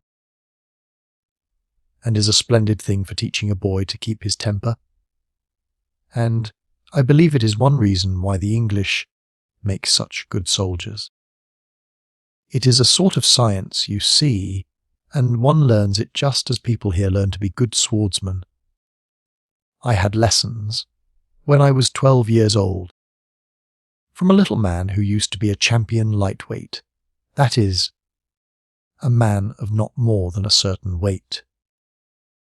Annie looked doubtful for a minute, and then exclaimed, "Ah, yes, I understand now. That is how it is you came to our help so quickly and bravely when the tiger burst in." "I dare say it had something to do with it," Dick said with a smile. "There is no doubt that boxing, as we call it, does make you quick. There is not much time to waste in thinking how you are to stop a blow, and to return it at the same moment. One gets into the habit of deciding at once what is the best thing to be done, and I have no doubt that I should not have seen, at once, that one must cut through the netting, run to the window, jump onto Sir Rajah's shoulders, and fire at the tiger, unless I had been sharpened up by boxing. I only say I suppose that, because there were, no doubt, hundreds of men looking on who had pluck enough to face the tiger, and who would hardly gladden the thing that we did if the idea had occurred to them. The idea did not occur to them, you see, and I have no doubt that it was just owing to that boxing that I thought of it. So you see, Annie, it was, in a way, the fights I had with boys at Shadwell, which is the part of London where I lived, that saved you, and perhaps half a dozen ladies of the Sultan's harem, from being killed by that tiger. Now, I should advise you to walk about the wood for at least an hour, to get rid of your stiffness. The longer you walk, the better. When you have tired yourself, come back here. By that time, I dare say you will be ready for another sleep. We will start about 3 o'clock, and shall cross the frontier before it gets quite dark. Once across, we can camp comfortably where we like, or put up at a village. If we should light upon one, I should not go far away from here," he went on, as the girl at once rose and prepared to start. "Very likely the wood may get thicker, farther in, and you might lose your way, or come across a snake, so I should not go far out of sight. The great thing is to keep moving. It is getting broad daylight now." As soon as Annie had started, Dick lay down.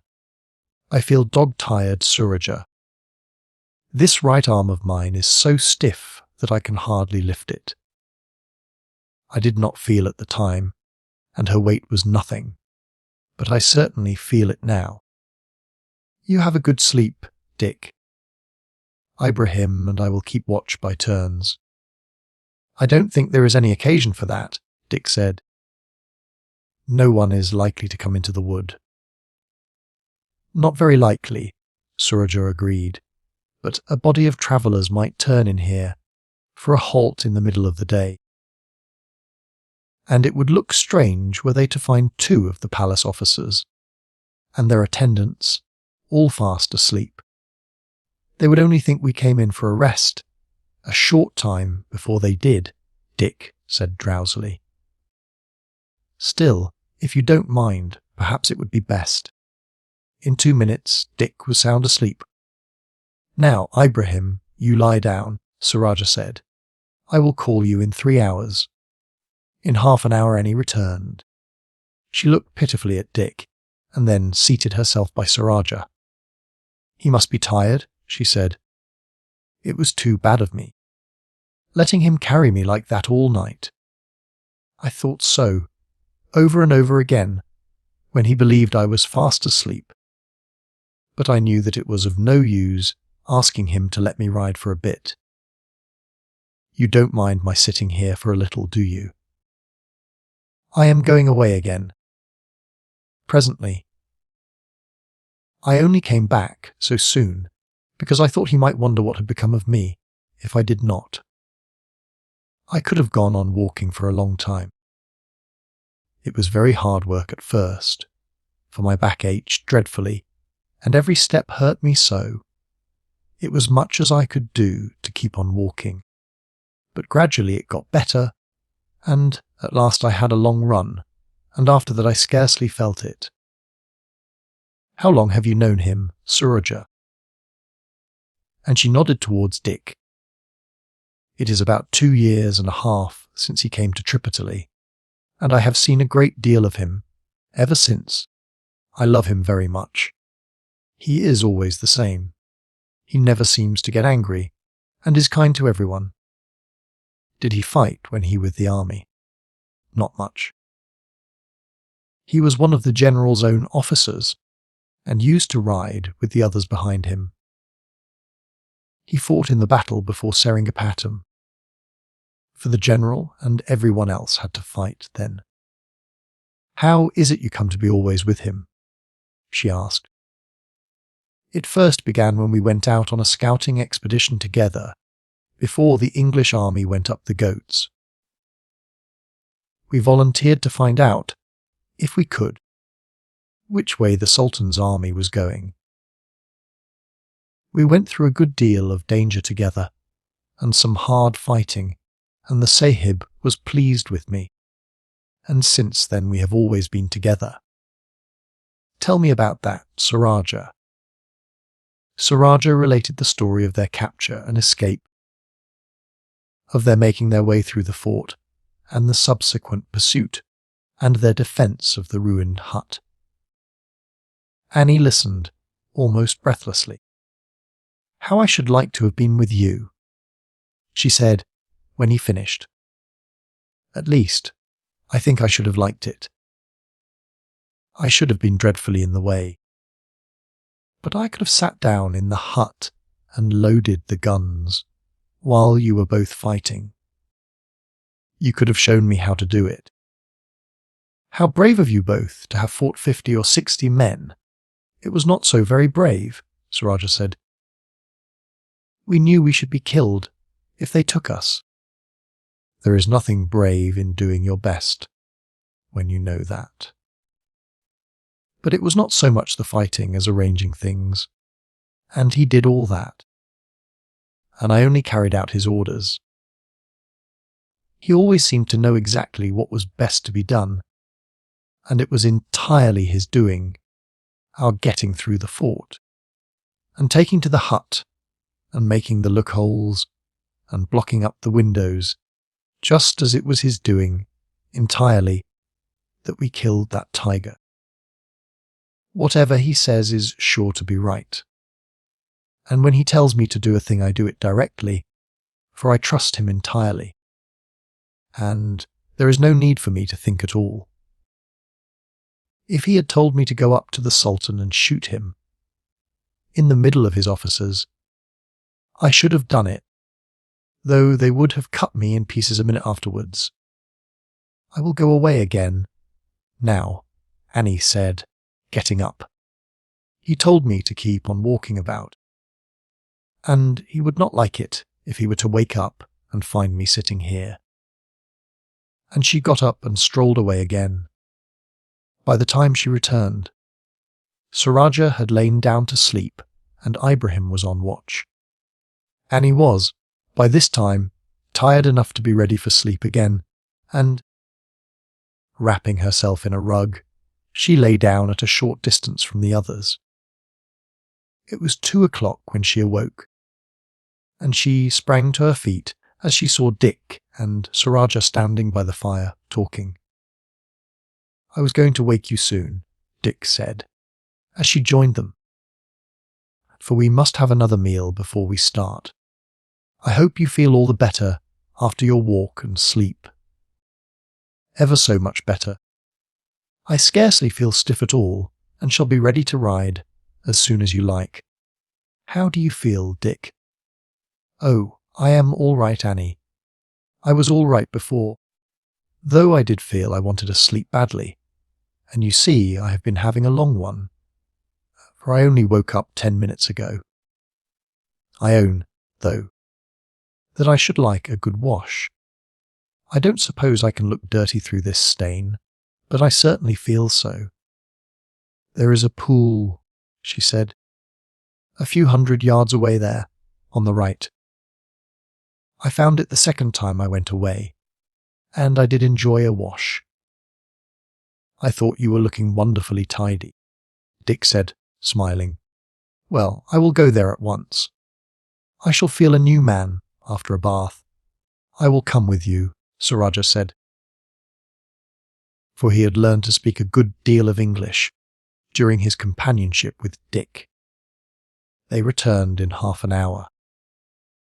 Ibrahim had warmed up some of the chapatis over the ashes, and they all thoroughly enjoyed their meal. The horses were saddled, and were taken to the pool for a good drink. Then Annie was helped into her saddle, and they started again. They rode at a canter to Anicle, their badges of office securing them from any questioning from the soldiers at the guardhouses when they entered and left the town. "I don't know whether there is any post established at the frontier," Dick said, as Annie, who had ridden behind with Ibrahim as they passed through the town, took her place again between him and Rajah. "I have no fear that they will be erecting a fort, for after our capturing Bangalore and the hill fortresses, they will know very well that nothing they could build on the flat would be of the slightest use in stopping an army advancing by this line. Still, there may be a guard placed there. How do you think we had better get past, Rajah? We have still got the order to the governors of forts, and it is likely enough that the officer in charge not be able to read. Very few of those we met before were able to do so. The sight of the Sultan's seal at the bottom was quite enough for them, and I should think it would suffice to pass us here. Still, it would look suspicious, our leaving the country altogether, and we must give some explanation if they ask us. I might say that we are charged with a mission to the English commander at Kisnagiri. That might do, Rajah. The fort is only 8 or 10 miles on the other side of the frontier, and we might very well be sent on some message. A complaint of some of the villagers that their rights have not been respected as agreed by the treaty, or that they have been robbed by men from this side of the frontier. There are plenty of things about which Tipu might be sending a message to Kisnagiri. The worst of it is that Tipu has not given us a mission. And I do hate your having to say what is not true. Rajah was not so particular, and he replied, "Well, he has given us a mission to visit the hill forts, and as Kisnagiri is a hill fort, it is not a very great stretch to include it." Dick laughed. "That is ingenious, Rajah. Anyhow, I don't see any better excuse for crossing the frontier, and so we must make the best of it, but I hope we shan't be asked at all. I think, if I say we are going to Kisnageri, and then show Tipu's order and seal, that will be sufficient, and the story will be quite true, for we shall go by Kisnageri, as the road passes close to the fortress. Yes, that will be quite true, Rajah, and the officers are not likely to ask any further questions. How are you getting on, Annie? Oh, much better than I did yesterday, she said. I would much rather not halt until we are across the frontier. I am getting accustomed to the motion now, and am not at all afraid of falling off. I dare say I shall be rather stiff when we halt, but that will not matter then. The sun was just setting when they arrived at a newly erected house, round which 10 or 12 tents were arranged. An officer came out of the house as they approached. He salaamed on seeing 2 officials of the palace, wearing the emblems of the rank of colonels. Rajah returned the usual Moslem salutation. "We are going to Kisnageri," he said. "Here is the Sultan's order." The officer glanced at the seal, placed it to his forehead, and then stood aside. "Will you return tonight, my lord? I ask that I may give orders to the sentries." "No, there is no chance of our being able to be back before morning." He touched his horse, and then trotted on again. Not a word was spoken until they had gone a few hundred yards, and then Dick checked his horse, and, as Annie came alongside, held out his hand and said, "Thank God, Annie, that we have got you safely back onto English territory." Chapter 17. Back at Tripataly, Annie's lips moved. As Dick announced that they had crossed the Mysore boundary, but no sound came from them. He saw her eyes close, and she reeled in the saddle. "Hold her, Rajah," Dick exclaimed, "or she will fall." Leaning over, Rajah caught her by the shoulder, and Dick, leaping to the ground, stopped her horse, and, lifting her from the saddle, seated her upon a bank and supported her. "Some water, Rajah!" he exclaimed. Suro Aja poured a little water from the skin into the hollow of Dick's hand, and the latter sprinkled the girl's face with it. "I have not fainted," she murmured, opening her eyes, "but I turned giddy. I shall be better directly." "Drink a little wine," Dick said. Rajah poured some into a cup, but with an effort she sat up and pushed it from her. "There is nothing the matter," she said. Only, and she burst suddenly into a passion of sobbing. The spirit that she had shown, so long as there was danger, had deserted her now that the peril had passed and she was safe. Dick looked at her helplessly. A girl in tears was a creature wholly beyond his experience, and he had no idea what he ought to do in such an emergency. He therefore adopted what was, doubtless, the best course, had he but known it, of letting her alone. After a time, the violence of her crying abated, and only short sobs broke from her, as she sat with her face hidden in her hands. "That is right, Annie," he said, putting his hand on her shoulder. "It is quite natural for you to cry, after the excitement and fatigue you have gone through. You have been very brave, and have not said a word of complaint today about your fatigue, although you must be desperately tired. Now, try and pull yourself together. It is getting dark already, and we ought to be moving on to Rayakota, which cannot be much more than a mile away. You shall ride in front of me. When we get there, I would rather not," she said, getting up with a painful effort. "I am awfully foolish, and I am so sorry that I broke down. But I felt so delighted that I could not help it." You said we could camp safely when we once got across the frontier. Would you mind doing so? For I don't think I could go much farther. Certainly we can camp, Dick said cheerfully. But we must get a little bit farther from that post we passed. If they were to see a fire here, they would be sure to suspect something. I see a clump of trees 1/4 of a mile on. We can make our camp there, and I would rather do that, myself, than go on to Rajah, where our appearance in the Mysore uniform would excite a stir, and we should have no end of questions to answer. But I am sure that you are not fit to walk even that distance. Now, I will lift you on my saddle, and you can sit sideways. There, I will walk by your side, and you can put your hand to my shoulder to steady yourself.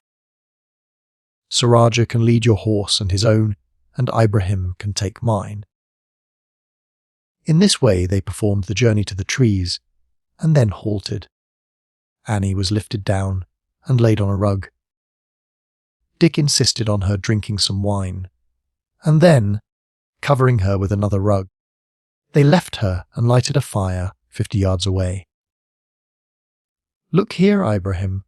Put that whole chicken into the pan, cover it with water, and let it stew. Don't let it boil fast, but just simmer until it falls all to pieces. Then I will wake her, if she has gone to sleep, and make her drink the broth. It will do her ever so much more good than wine, and she will be all right in the morning, though no doubt she will be desperately stiff again. Still, it has not been a longer ride than she had yesterday. I expect it is the excitement, more than the fatigue, that has upset her. Tomorrow she must ride in front of me again. An hour and a half later, Dick went across with the cup full of strong broth. "Are you asleep, Annie?" he said, when he reached her side. "No, I am not asleep. There is so much to think of, and it is such happiness to know that I am free, that I feel quite wide awake. Besides, I have been asleep for hours today, and I slept all night as I was riding before you. Then sit up and drink this hot broth. It will do you good. And after that, I hope you will go off. You won't be fit for anything tomorrow. If you don't have a good night, you will have plenty of time to think as we ride along." The girl did as she was told. "It is very nice," she said, as she handed the cup back to him.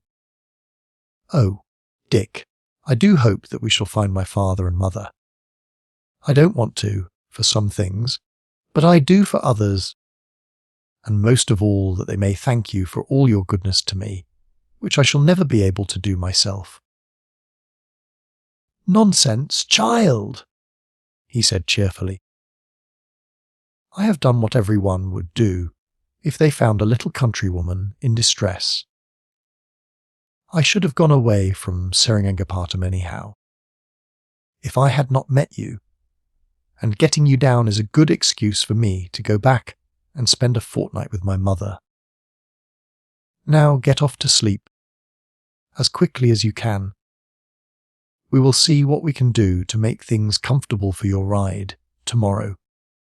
It was late when Annie awoke.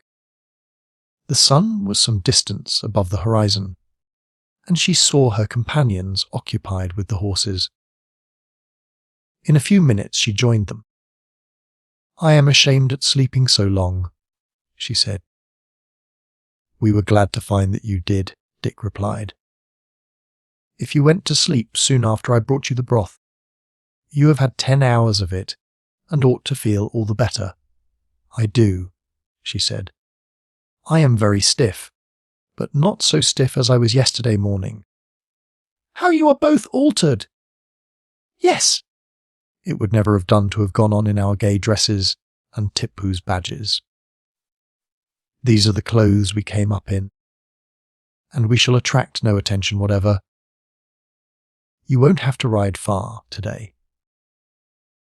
It will be as well for you to keep to your own horse until we have passed through Rajah, which is not much more than half a mile away. After that, you must sit on this pad I have fastened behind my saddle. You can sit sideways, and put your arm around me, just as ladies used to ride in England a couple of 100 years ago. As soon as they had eaten something, they started and rode at a good pace to the little town. People looked at them somewhat curiously as they passed through the street, wondering that they should have come from Mysore, but as they did not halt, no one asked any questions. The population were, at present, a good deal divided. The great majority by no means regretted their change of masters. Some of the Mohammedans had left when the place was taken over by the English and had crossed into Mysore. Others had remained and hoped that, ere long, Tipu would drive back the British and regain his former dominions.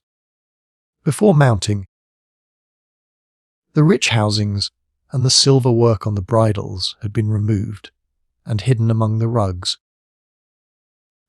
and there was nothing beyond the excellence of two of the horses and the direction from which they came to attract attention.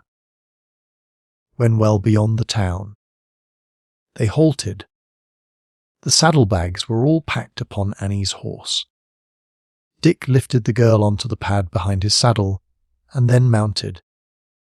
"Now hold tight by me," he said, "and mind, whenever you are tired, we will halt for an hour's rest.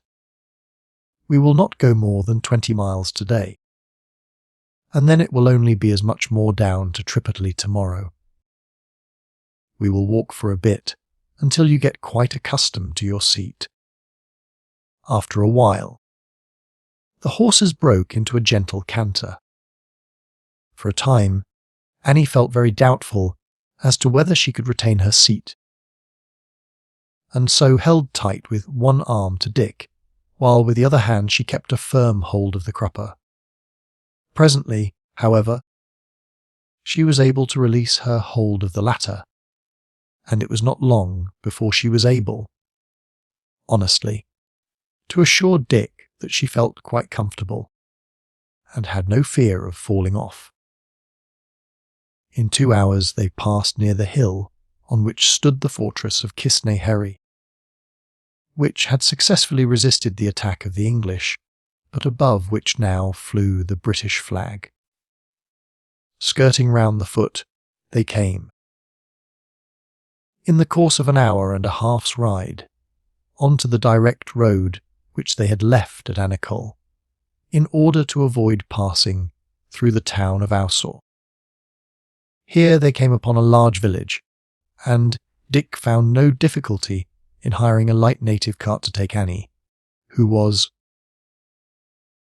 as he felt by the relaxation of her hold, unable to proceed farther on horseback, or continue straight through to Tripataly.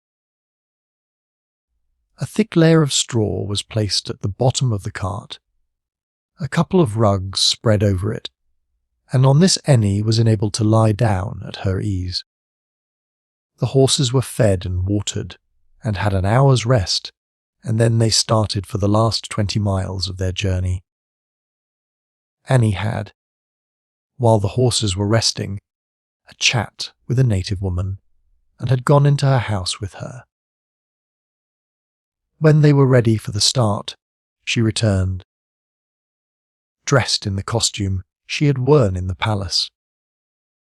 It had originally been intended to get rid of the clothes after starting, but Annie had asked for them to be taken on. "I can change again before I get to Tripataly," she said. "I should not like to appear before your mother, for the first time dressed as a boy." And Dick had at once fallen in with her wishes. The turban was gone, and her head was covered in the fashion of native women, with a long cotton cloth of a deep red colour. where the road was good. The cart proceeded at a fair pace, but in the pass down the Ghauts they could go only at a walk, and the sun had set before they reached Tripataly. Dick, seeing that Annie was growing very nervous as they neared their destination, had ridden all the way by the side of the cart, chatting cheerfully with her. "Why, Annie," he said, "you look as solemn as if you were just going into slavery, instead of having escaped from it." "It is not that I feel solemn, Dick. It is that everything is so new and strange. Of course, after your saving my life. I have never felt that you were a stranger, and as long as there were only you and Rajah, I did not mind, and I have felt quite at home with you. But now that I am going to a new place, where I don't know anyone, I can't help feeling desolate. You will feel quite as much at home with them in 24 hours as you have done with me, Annie. You are tired now, and quite worn out with your journey, and so you take a gloomy view of things. I will guarantee that, before I go away again, you will be good friends with everyone, and will wonder how you could have thought it to be anything dreadful to come among them." When they got within a mile of Tripataly, Dick said, "Now I will ride on ahead, Annie, and prepare my mother for your coming. It will be pleasant to have no questions or explanations when you arrive, and I am sure she will carry you straight off to bed and keep you there until you have quite got over the effects of your journey." He did not wait to hear Annie's faint protest against his leaving her, but telling Rajah to take his place beside the cart and to keep talking to the girl, he galloped on ahead. He sprang from his horse in the courtyard, threw the reins to a servant, and ran in. The party had just sat down to their evening meal, and as he entered he was greeted by exclamations of astonishment and welcome. His mother had received 2 letters sent through Pertub by traders going down from Seringapatam. In these he had told her, first, of his arrival and of the adventure with the tiger, and of his obtaining the post in the palace, and in the second of the non-success that had attended his visits to the hill forts. He had told her that he should probably leave Seringapatam shortly, and continue the search, but that she must not anticipate any result for a long time. "Well, Mother," he said, after the first embrace and greetings were over, "I have left Tipu's service, you see, and am no longer a colonel or an officer of the palace. I have come down to spend a fortnight with you before I set out again on my travels." "Has Rajah come back with you, Dick?" the Rajah asked. "Yes. He will be here in a few minutes with a cart. That is one of the reasons why I came down here. I found, among the slaves of the harem, a white girl about 14 years old. She is the daughter of a British officer named Mansfield, and was carried away from her parents 8 years ago. She was the only white captive left in the palace. There have been other girls in a similar position, but they have all, at about 14 or 15, been given by Tipu to his officers, as would have been her fate before long. So I determined to carry her off with me, and bring her to you, until we could find her parents. She is a very plucky girl, and, although she had never been on a horse before, rode all the way down, until we got this side of Kisnagheri. But as you may imagine, the poor little thing is completely knocked up.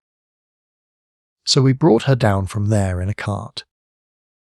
It is something, Mother, to have saved one captive from Tipu's grasp. even though it is not the dear one that I was looking for. And I promised that you would be a mother to her, until we could restore her to her friends. Certainly I will, Dick, Mrs. Holland said warmly.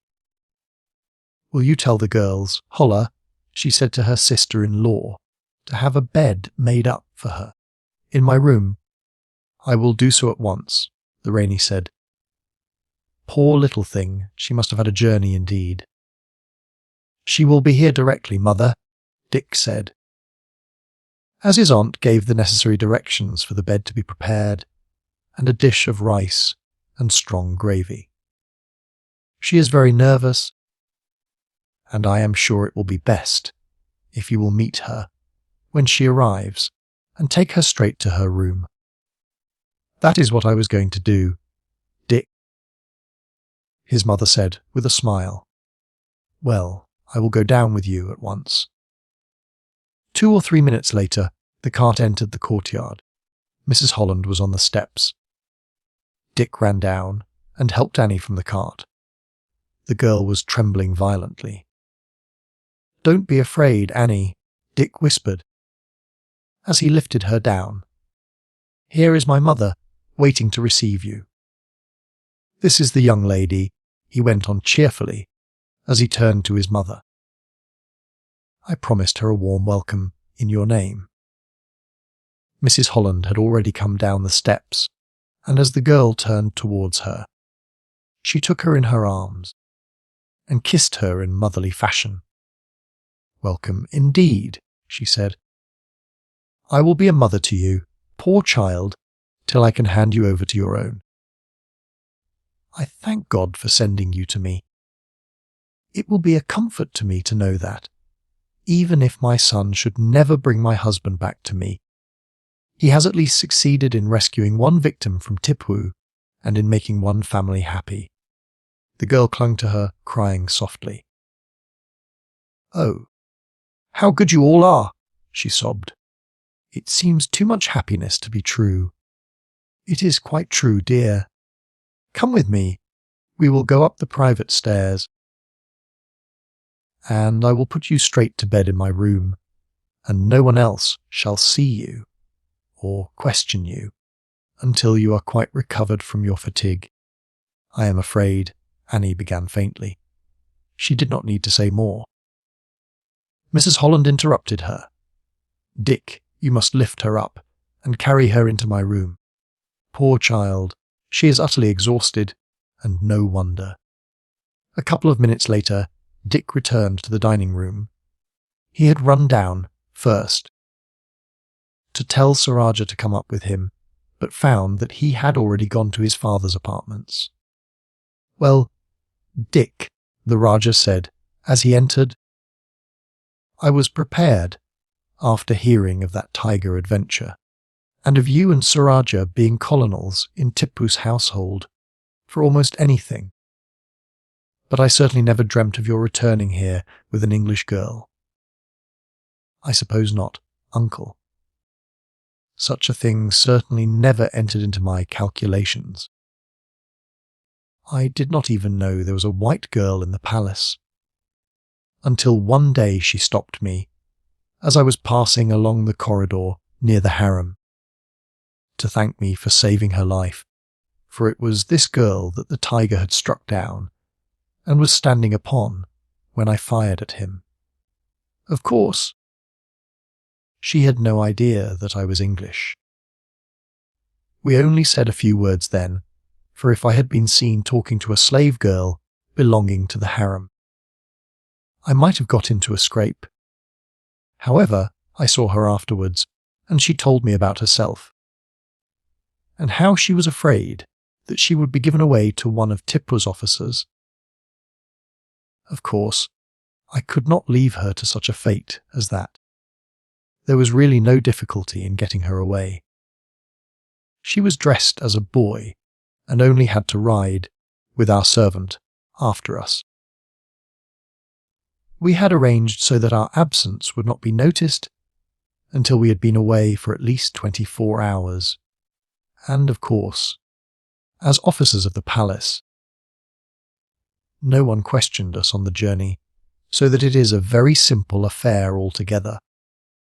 And the only difficulty there was rose from her being completely tired out and exhausted by the journey, as she was utterly unaccustomed to travelling. I had to carry her one night, in front of me on my saddle, for she was scarce able to stand. I am not surprised at that. A journey of 150 miles, to anyone who has never been on horseback, would be a terrible trial, especially to a young girl. I really wonder that she did not break down altogether. Why, you can remember how stiff you were yourself the first day or two you were here, and that after riding only an hour or two. I know, uncle. And I should not have been in the least surprised if she had collapsed. I talked it over with Rajah, and we agreed that, if she could not go on, we must hire a vehicle of some sort, and let her travel, every day, in front of us with Ibrahim, and that, if it delayed us so much that there was any possibility of our being overtaken, we would have put on our peasants' dresses, got rid of our horses, and have gone forward on foot. However, she kept up wonderfully well, and always made the best of things. We won't ask you to tell us anything more, Dick, till your mother joins us, or you will have to go over the story twice. No, uncle. And I can assure you I don't want to tell the story until I have had my supper. For our meals have not been very comfortable on the road, and I have not eaten anything since early this morning. What is Tipu doing, Dick? Well, as far as I can see, uncle, he is preparing for war again. He is strengthening all his forts, building fresh defences to Seringapatam, and drilling numbers of fresh troops. The English general made a great mistake in not finishing with him when he was there. We ought to have taken the city, sent Tipu down a prisoner to Madras, and there tried him for the murder of scores of Englishmen, and hung him over the ramparts. We shall have all our work to do over again in another 4 or 5 years. However, it will not be such a difficult business as it was last time, now that we have the passes in our hands. There is no doubt, uncle, that a considerable part of the population will be heartily glad when Tipu's power is at an end. You see, he and Hyder were both usurpers, and had no more right to the throne than you had. Quite so, Dick, and that makes our letting him off, when we could have taken the capital easily, all the more foolish. If he had been the lawful ruler of Mysore, it might not have been good policy to push him too hard, for he would have had sympathy from all the native princes of India. But, as being only the son of an adventurer, who had deposed and ill-treated the lawful ruler of Mysore, it would seem to them but a mere act of justice. If the English had dethroned him and punished him, provided, of course, they put a native prince on the throne, and did not annex all his dominions. It has all got to come some day. I can see that, in time, the English will be the rulers of all India. But at present they are not strong enough to face a general coalition of the native states against them, and any very high-handed action in Mysore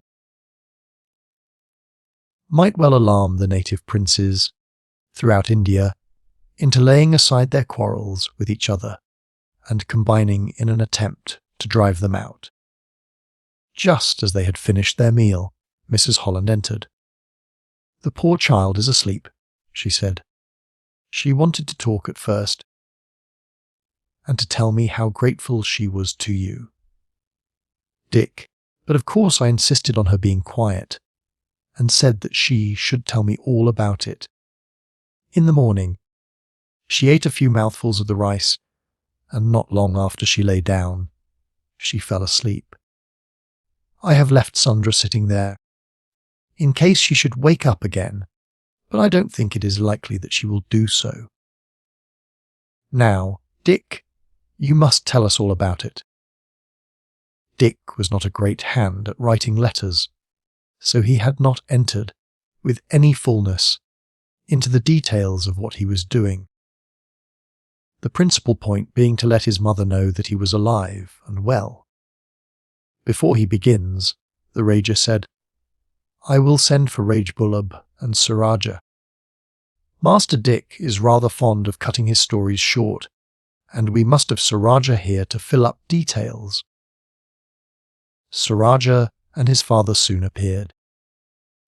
The former was warmly greeted by the Rajah, and when they had seated themselves on a divan, Dick proceeded to tell the story.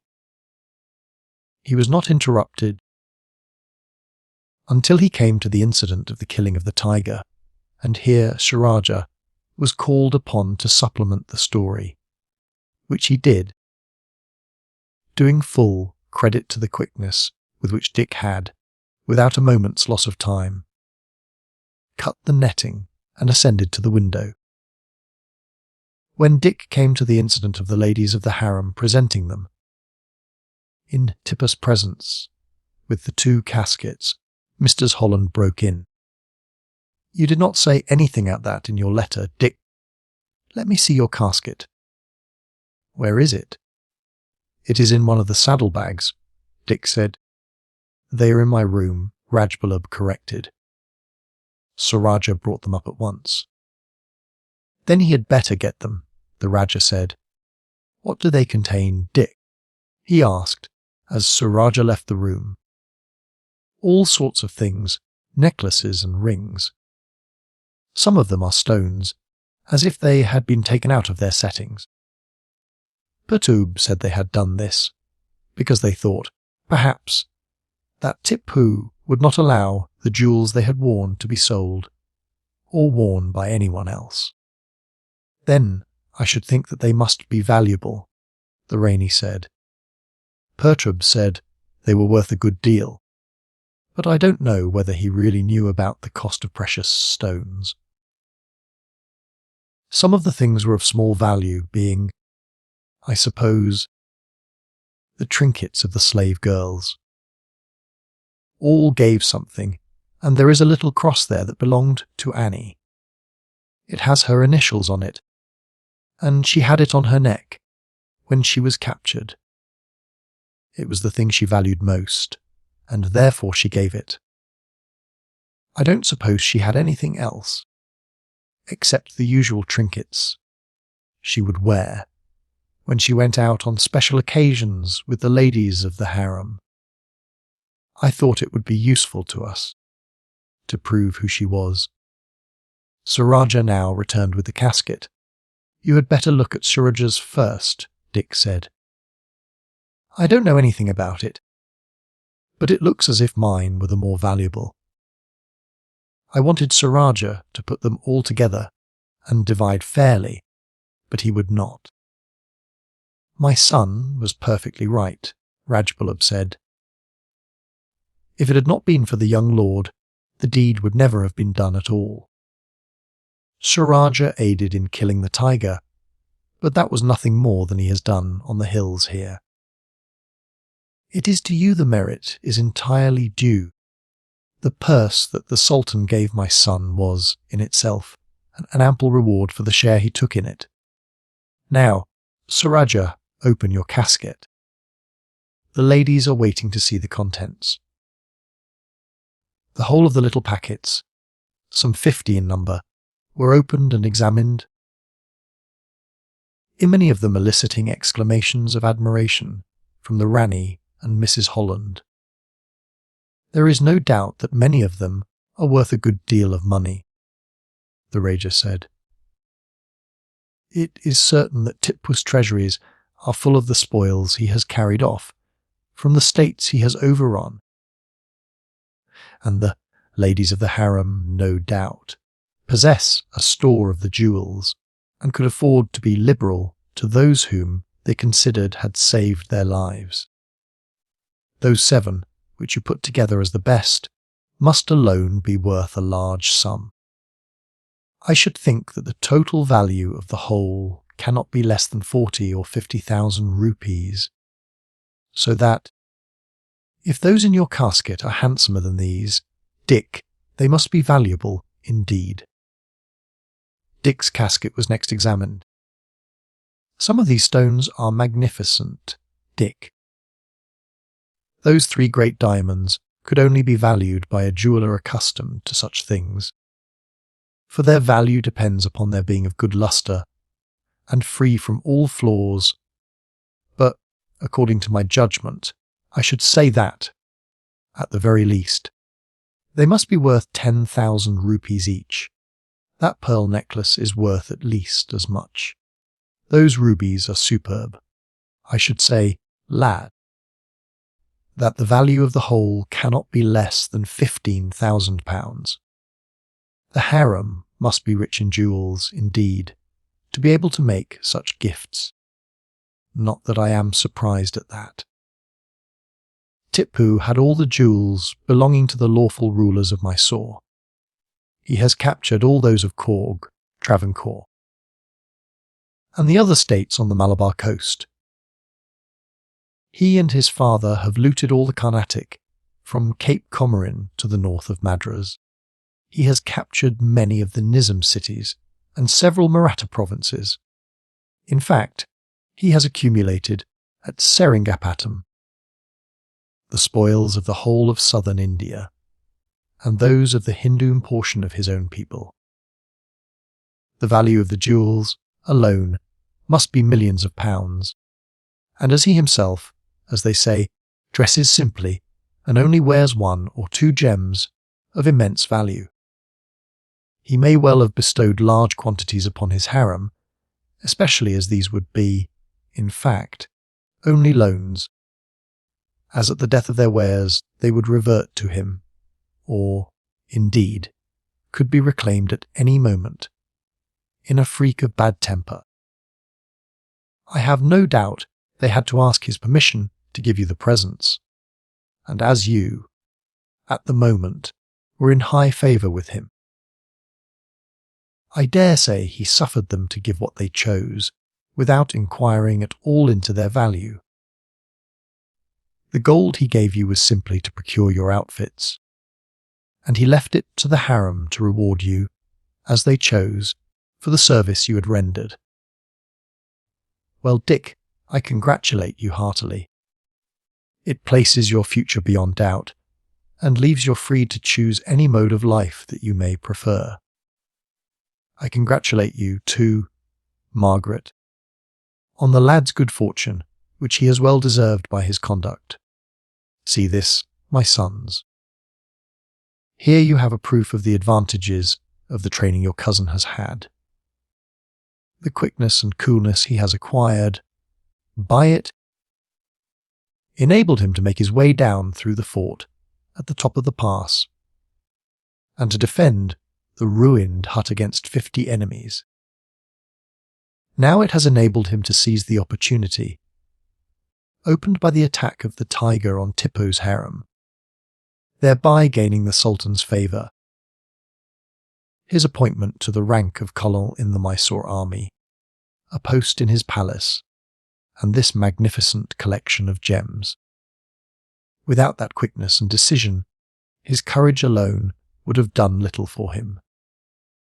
We in India have courage, but it is because our princes and nobles are brought up in indolence and luxury that the English, though but a handful in point of numbers, have become masters of such wide territories.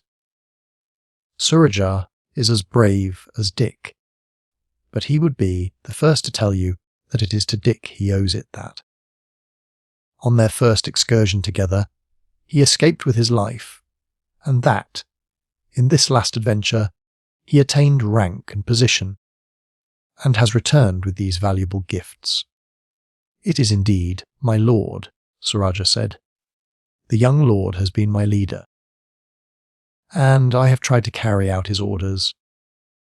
Alone, I could never have got through the gate in the fort, and should no more have thought of going to the assistance of the ladies of the Sultan's harem than did any other of the thousands of men who were there, looking on.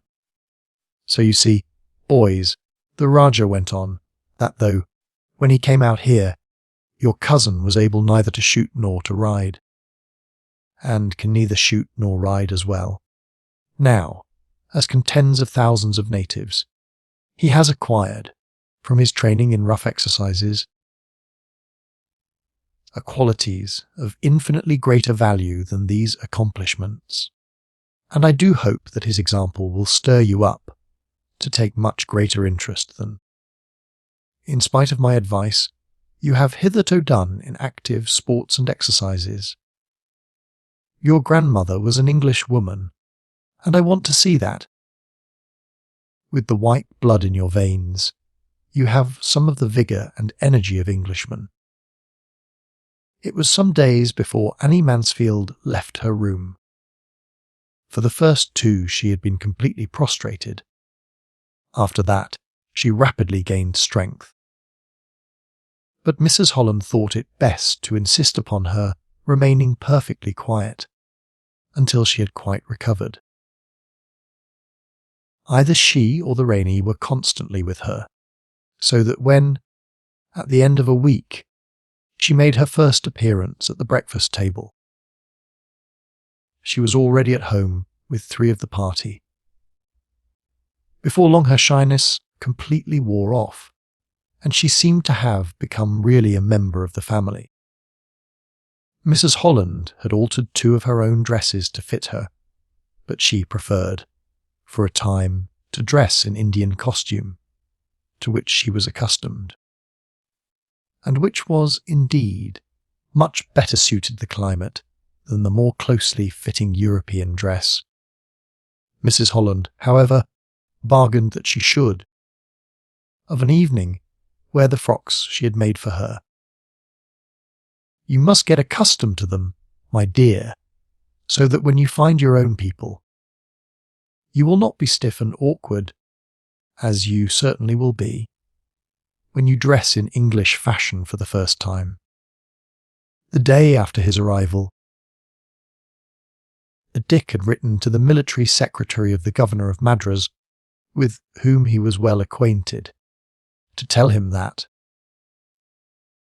having gone up in disguise to Seringapatam to endeavour to ascertain the fate of his father, he had discovered a young English girl detained as a slave in Tipu's harem, and that he had enabled her to effect her escape, and had placed her in the charge of his mother.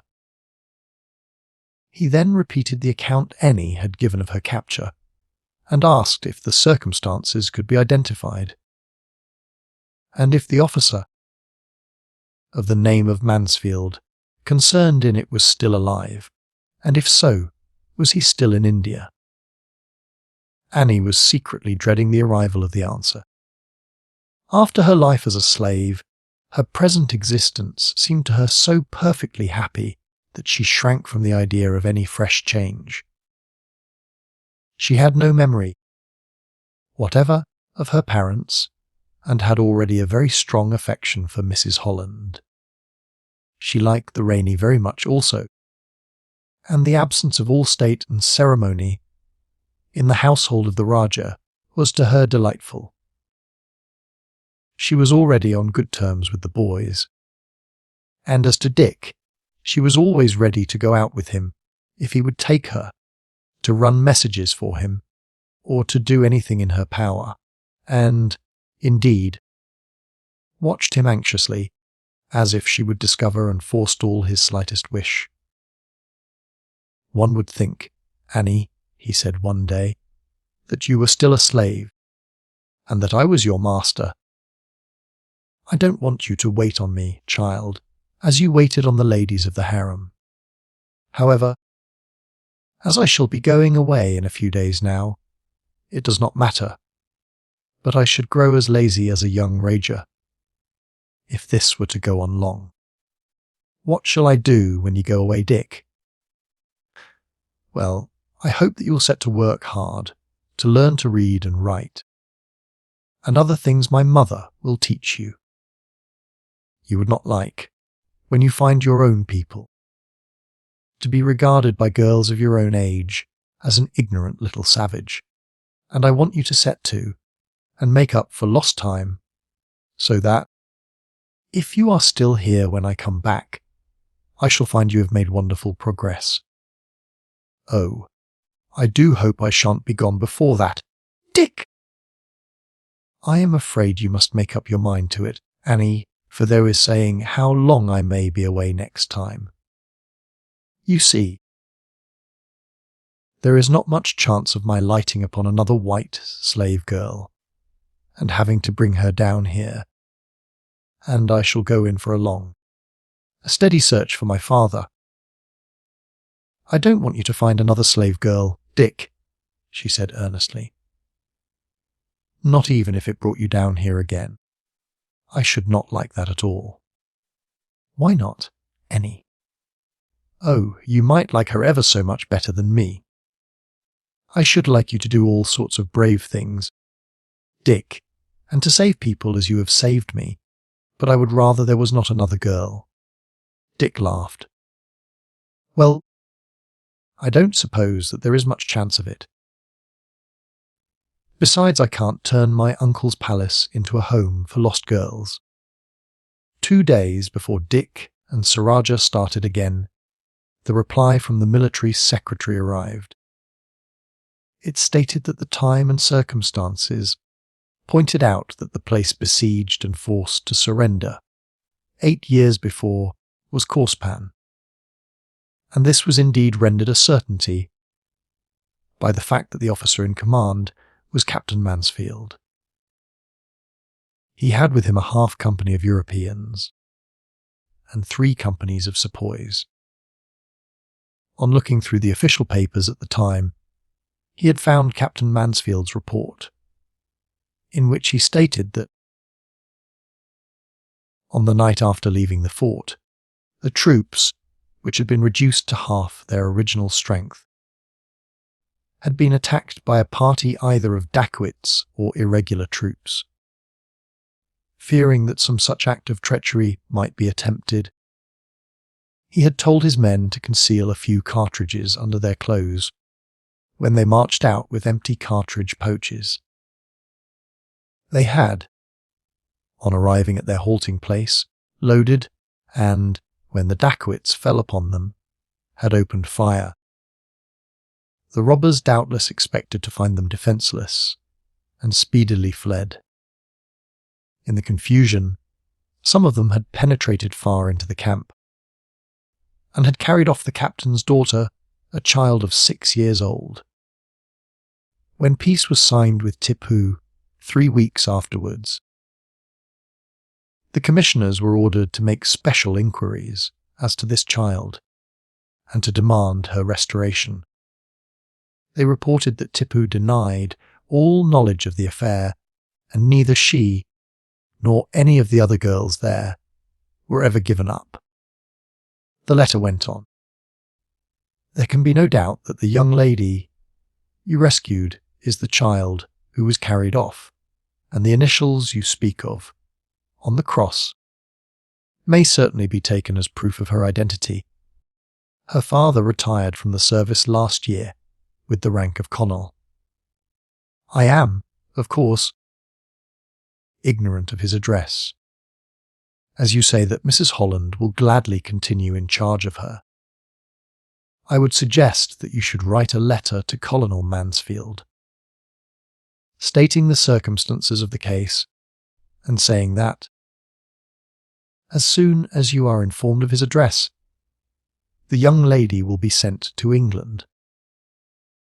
I will enclose the letter in one to the Board of Directors, briefly stating the circumstances and requesting them to forward the enclosure to Colonel Mansfield." To Annie, the letter came as a relief. It would be nearly a year before a letter could be received from her father, Until then, she would be able to remain in her new home. Chapter 18. A Narrow Escape. Mrs. Holland undertook to write the letter to Annie's father, and did so at very much greater length than Dick would have done, giving him the story of the girl's life at Seringapatam, the circumstances of her meeting Dick, and the story of her escape. She assured him that his daughter was all that he could wish her to be. She is of a very affectionate disposition. She is frank, outspoken, and natural, qualities that are wonderful, considering the years she has passed as a slave in the harem. Now that she has been with us for a fortnight, and has recovered from the fatigue of her flight, and is beginning to feel at home, she has regained her natural spirits after their long repression. Personally, she is of about the average height, and of a more graceful figure than is usual with girls of her age. The stain has now worn off her face, and I should say she will, as she grows up, be pretty. She is fair rather than dark, has expressive eyes, and a nice mouth. Altogether, had I a daughter, I should be well content if she resembled your Annie. I shall, I can assure you, do my best to supply the place of a mother to her, until I receive a letter from you, and shall part from her with regret. She is, of course, at present entirely uneducated, but she has already begun to learn with me, and as she is quick and intelligent, I hope that, before I resign my charge, her deficiencies will be so far repaired that she will be able to pass muster in all ordinary matters. You will be back before I go, won't you, Dick? Annie said, as she sat by his side on a seat in the garden on the evening before he was to start. I think so, he said. We can calculate on your being here 10 months, anyhow. I have been talking it over with my mother. If it had not been for those jewels, I should have given up the search for my father after another 6 months, because it would have been high time for me to get to work in some profession. I had indeed made up my mind to enter the company's service, for Lord Cornwallis promised me a commission, and my uncle received a letter some time ago from the governor of Madras saying that, on the very strong recommendation of Lord Cornwallis and his report of my services, he was authorised to grant me one. It was to be dated back to the time I joined Lord Cornwallis, more than 2 years ago. However, now that I am really made independent of a profession, I shall probably continue my search for a somewhat longer time. But at any rate, I will promise to come back at the end of 10 months from the present time, so as to say goodbye to you before you start. The girl's face brightened. Thank you, Dick. I don't think I should go anyhow, until I saw you again, not even if I got a letter saying that I was to sail by the next ship. My uncle would take you down bodily and put you on board. Dick laughed. Mind, Annie, when I come back at the end of 10 months, I shall expect to find you quite an educated young lady. I shall think of all sorts of hard questions, in geography and history, to put to you. I will try hard, Dick, really hard, to please you. I have had 3 lessons, and I have learnt all the letters quite well. That is a good beginning. Annie. It took me a lot longer than that, I know. The next morning, Dick and Sir Rajah started. They were to ride up the goats to the frontier line at Amber, 2 troopers accompanying them to bring back their horses. There they were to disguise themselves as traders and make their way direct to Bangalore. Dick said goodbye to his mother up in her own room. "You must not be downhearted, mother," he said, as she tried in vain to keep back her tears. "You see, I have come back to you twice, safely, and after passing unsuspected in Tipu's palace. There is no fear of my being detected elsewhere. Besides, of course, every month I am there, I become better acquainted with the people, and can pass as a native more easily. I am not really afraid, my boy. You have got on so well that, it seems to me, a God will surely protect you and bring you back safely. And I can't help thinking that this time your search may be successful. You know why I feel convinced that your father is still alive, and, in spite of past disappointments, I still cling to the belief. Well, mother, if he is to be found, I will find him. There are still many hill forts where he may be living, and his very existence forgotten. And until I have visited every one of them, I don't mean to give up the search. Anyhow, I shall come back at the end of 10 months. Whether I have heard of him or not, I have promised Annie that I will be back before she sails.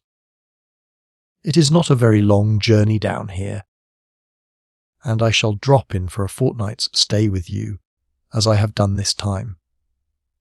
She is in the next room, crying her eyes out. Dick, you had better look in there and say goodbye to her. She is not fit to go down to the door." After parting with his mother, Dick went in to see Annie. "You must not cry so, child," he said as she rose from the divan, with her face swollen with crying. "I am sure that you will be very happy here, until I come back. I know, Dick, but it won't be at all the same without you. Oh, you will have plenty to do, and you will soon fall into regular ways.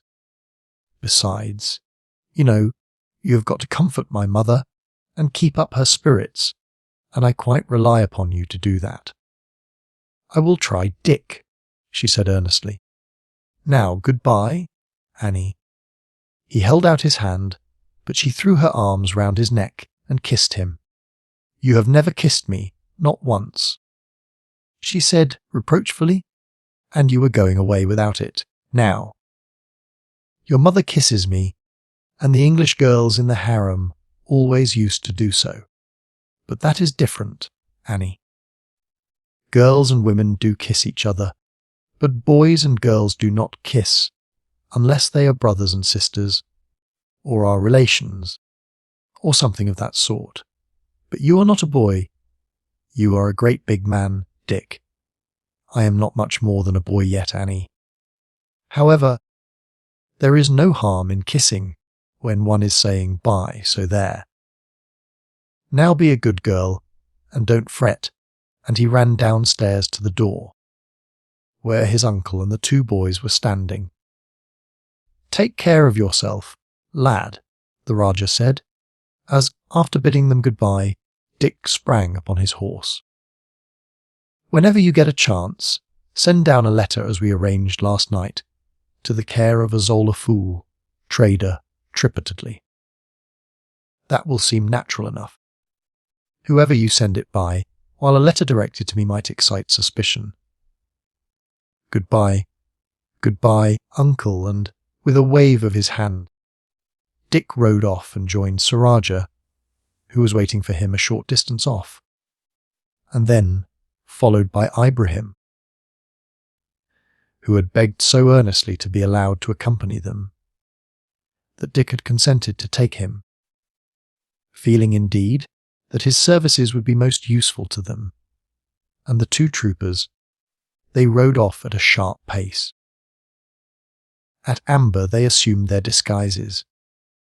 Dick purchased a pack pony, and some goods suitable to their appearance as peddlers, and then they started up the pass on foot. They passed the frontier line, without any interruption, stopped and chatted for a few minutes with the guard, and then passed on up the valley. "There is the house where we had our fight," Sir Rajah, Dick said, as they reached the ruined village. Though there is peace now, I fancy we should not get much farther than that fort ahead. If they guess that we were the fellows who gave them such trouble 2 years and a half ago. There is no fear of our being recognized, Sir Rajah said. The guard has probably been changed long ago. Besides, they never once caught sight of our faces. Oh, no, we are safe enough, Dick agreed. If I had not been sure of that, we would have gone up one of the passes to the south that has been ceded to us. Though it would have been a great deal longer round to Bangalore, unless, indeed, we had gone by Kisnageri. And that would have been too dangerous to attempt, for the officers on the frontier would probably have recognized us.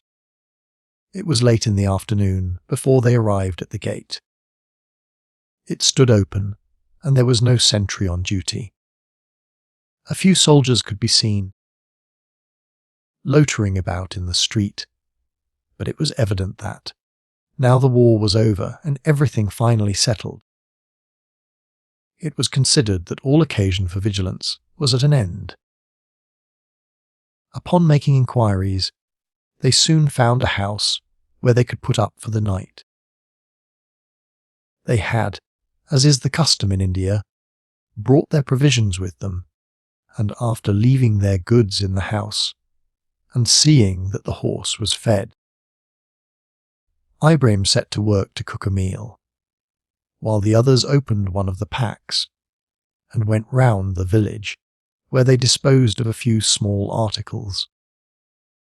They arrived, without any adventure, at Bangalore. There, as soon as they had established themselves at one of the caravansaries for travellers, Dick and Sir Rajah went to the house of the trader to whom Pertub had promised to consign their goods. "We have come for some packs that have been sent by friends of ours at Seringapatam to your care," Dick said, making as he spoke the sign that Pertub had taught him, as enabling those who were Hindus to recognize each other at once. We were to use the word Madras as a sign that we were the parties to whom they were consigned. "The goods arrived a week ago," the trader said, "and are lying for you at my warehouse. I will hand them over to you tomorrow morning." "Thank you. We may not come early, for we have to purchase 2 pack horses to carry them, and 3 tats for ourselves and our man. This may take us some time, and it will be, perhaps, better for us to come to you early the next morning, and we can then start away direct." This was arranged, and on the following day, 2 strong animals were bought for the packs, and 3 tats, or ponies, for their own riding. Dick had disposed of the horse he had ridden down to Tripataly for a good price, and had also been supplied with funds by his mother, although, as he said, the contents of their packs ought to suffice to pay all their expenses for a long time. Then they purchased some provisions for the journey. The pack horse they had brought with them was laden with these, and the goods brought up from Ambor. The new pack horses were taken round to the traders, and the goods sent from Seringapatam packed on them. Then they mounted and rode off at a walk, the pack animals following Ibrahim's horse, tied one behind the other. They had already debated upon the course to pursue, and finally decided that they would, in the first place, again visit Savandrog, for the conviction Dick had entertained that there was at least one white captive there had increased rather than diminished. "I can't give any good reason for it, Sir Rajah," he had admitted when they talked it over before starting. "But it's just because I have no good reason to give that I want to go there again. Why should I have such a strong conviction without a good cause? One has heard of a presentiment of evil.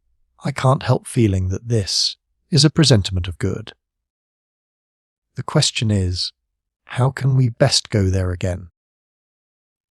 I don't think it is in the least likely that the governor will have heard of our flight, as this would be the last direction anyone would think of our taking. For had we done so, we might have met the Sultan on his way back from Bangalore. It will naturally be supposed that we have made for the frontier and have descended the western or southern Ghauts. The affair will, of course, seem a mystery to them altogether, for why should two young fellows, so recently promoted, and in such high favour, desert Tipu's service? If they do not associate Annie's disappearance with our flight, and there is no reason on earth why they should do so, as no one ever saw us speaking to her, they will most likely think that we have fallen into the hands of the dacoits, or thugs, and have been murdered. Numbers of people do disappear every year, and are, as everyone supposes, victims of that detestable sect. My uncle has told me of thugs. He warned me to be very careful if I travelled with strangers, for that these men travel in all sorts of disguises. So I think that, as far as that goes, we could boldly put on our uniforms and badges again and ride into Savandrug. The disadvantage of doing so is, however, plain. The commander would remain with us all the time. We should get no opportunity of speaking privately with any of the soldiers, and, taking us to be in Tipu's confidence, he would, as before, shirk the question of prisoners. On the other hand, if we can get in as traders, we shall be able to move about unwatched, to go to the soldiers' huts and offer goods to their wives, and be able to find out, if to a certainty, if there is a prisoner there, and if so, where he is kept. We may even see him for a while. If the governor wished to keep his existence a secret, he would have shut him up when he heard that two of Tipu's officers were coming. He would not trouble about it, one way or the other, in the case of a couple of traders. The only objection to that course is that we were here but 2 or 3 months since, and he and his servants, and that artillery officer we went round with would know us at once. If we go, we shall have to alter our appearance completely. At any rate, we had better provide means for disguise, and we can use them, or not, as we please. While they were at Tripataly, therefore, they had 2 false beards made for themselves, and tried many experiments in the way of painting their faces, and found that by tracing light lines on their foreheads, and at the corners of their eyes, they were able, by the help of beards, to counterfeit the appearance of old age, so well that it could only be detected on close observation. Dick, too, had purchased a pair of native spectacles, with large round glasses and broad, black horn rims. That made him look, as he said, like an astonished owl. It was agreed that Sir Rajah should wear, under his dress, a very thickly padded vest, which would give him the appearance of being fat, as well as elderly. They proceeded for 7 or 8 miles at a walking pace, and when the heat of the day rendered it necessary for them to stop, turned into a groove by the roadside, as they had no intention of going on to Savandrog that day, intending to halt some miles short of it, and to present themselves there the next afternoon. They therefore prepared for a stay of some hours. The pack horses were unloaded, and the saddles taken off the other animals.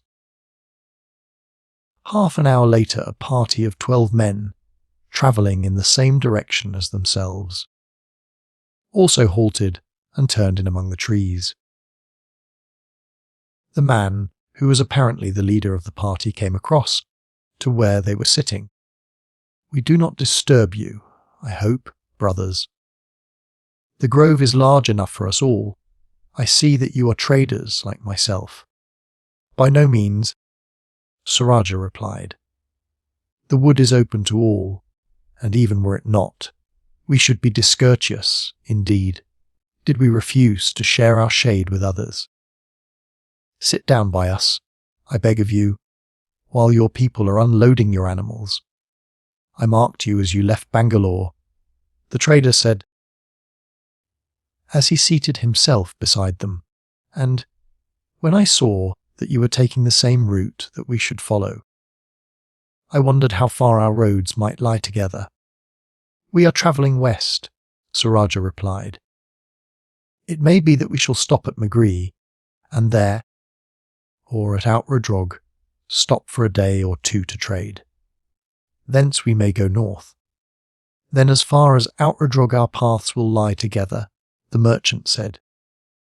"There we shall strike the river and turn south to Seringapatam. I am sorry that you will not be going farther in our direction, for the roads are far from safe. Since the war with the Ferenghis ended, there are many disbanded soldiers who have taken to dacoity, and it is always better to travel with a strong band. I wonder that you venture with 3 loaded animals and only 1 man beside yourselves." Rajah was about to speak, but a quick glance from Dick stopped him.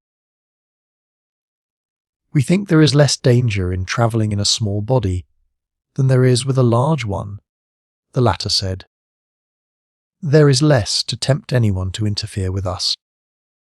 Moreover, we could not travel with a caravan, because the greater part of our goods are such as would tempt the peasantry only. We therefore stop at small villages to trade, leaving the towns to those who travel with more valuable merchandise." After chatting for some minutes, the traveller got up and joined his party. "I don't much like that fellow's looks," Dick said, when they were alone. "Why? He looks a very respectable man."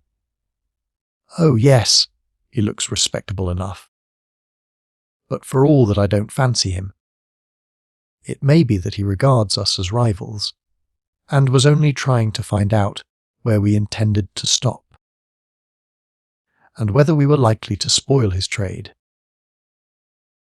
That was why I said what I did, so that he might perceive that we were not likely to interfere with him.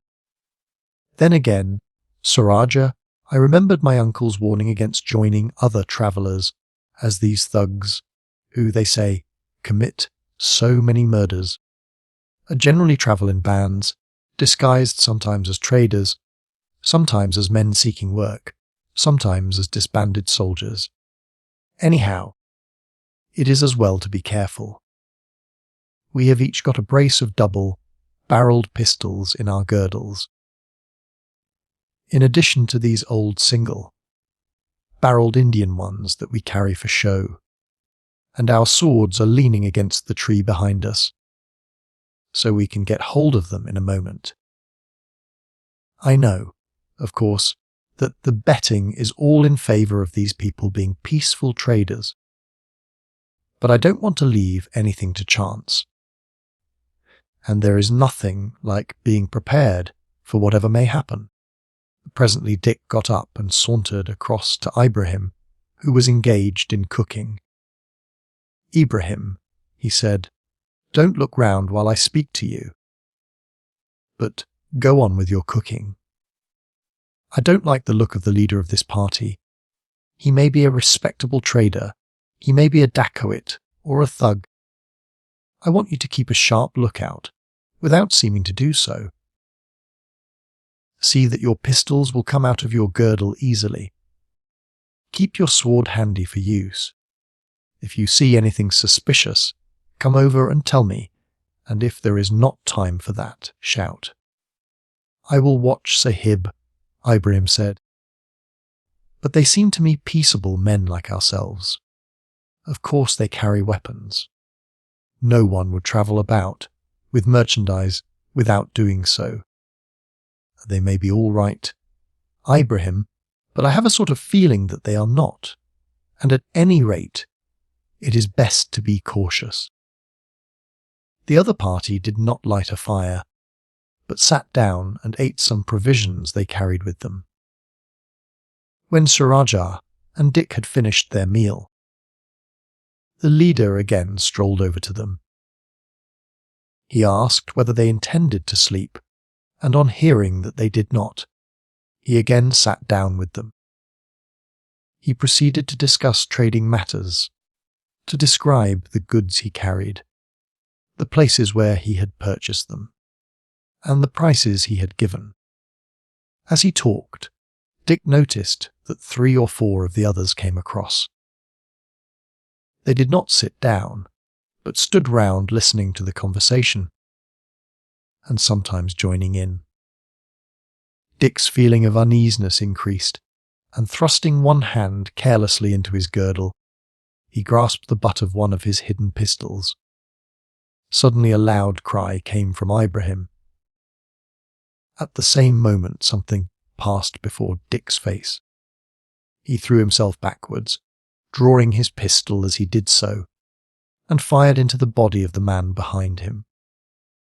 A second later he shot another, who was in the act of throwing a twisted handkerchief round Rajah's neck. Then he leaped to his feet, delivering, as he did so, a heavy blow with the barrel of his pistol on the head of the trader who had been sitting between him and Rajah. It had all passed in a few seconds, and the other men started back, in their surprise at this unexpected failure of their plan. Rajah was on his feet almost as quickly as Dick. Even yet, he did not understand what had happened. At this moment there was the crack of another pistol, and then Ibrahim came running towards them, having shot a man who had suddenly drawn his sword and tried to cut him down. At his heels came the 6 men who had, up to this point, been standing in a group near their horses. Without hesitation, Dick drew out one of his single-barreled pistols and shot the pretended trader, whose turban had saved him from the effect of the blow, and who, shouting loudly to his companions, was struggling to his feet. The remaining 8 men had all drawn their swords and were rushing upon them. "Fire, Rajah!" Dick shouted. "Are you asleep, man?" Rajah was not asleep, but he was confused by the suddenness of the fray, and was still doubtful whether Dick had not made an entirely unprovoked attack upon the strangers.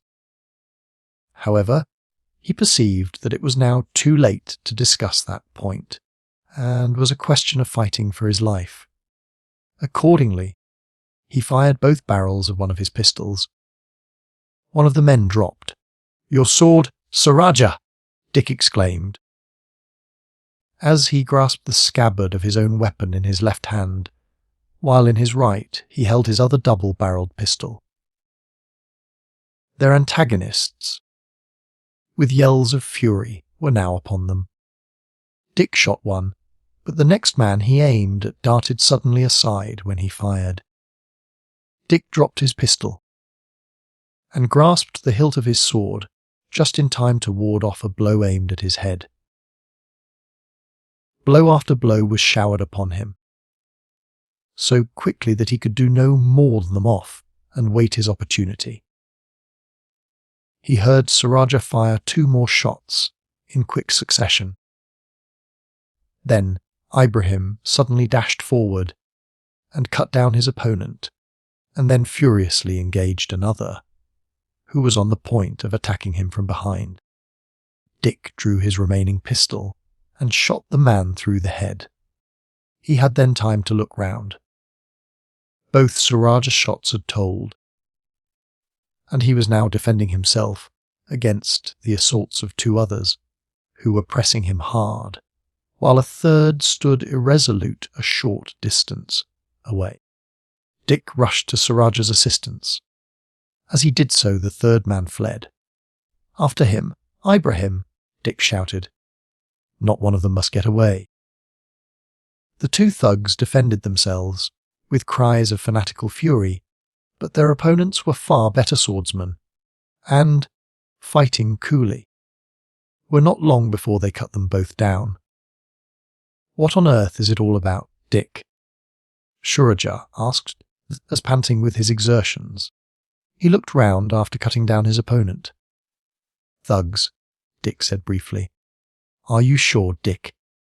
Rajah asked presently. "It may be a terrible business for us, if there is any mistake." For answer, Dick pointed to the bodies of the two men he had first shot.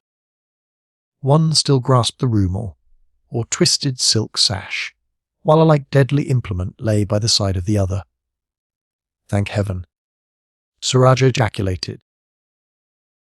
"I was afraid there might have been a mistake, Dick, but I see that you were right, and that it was a party of thugs.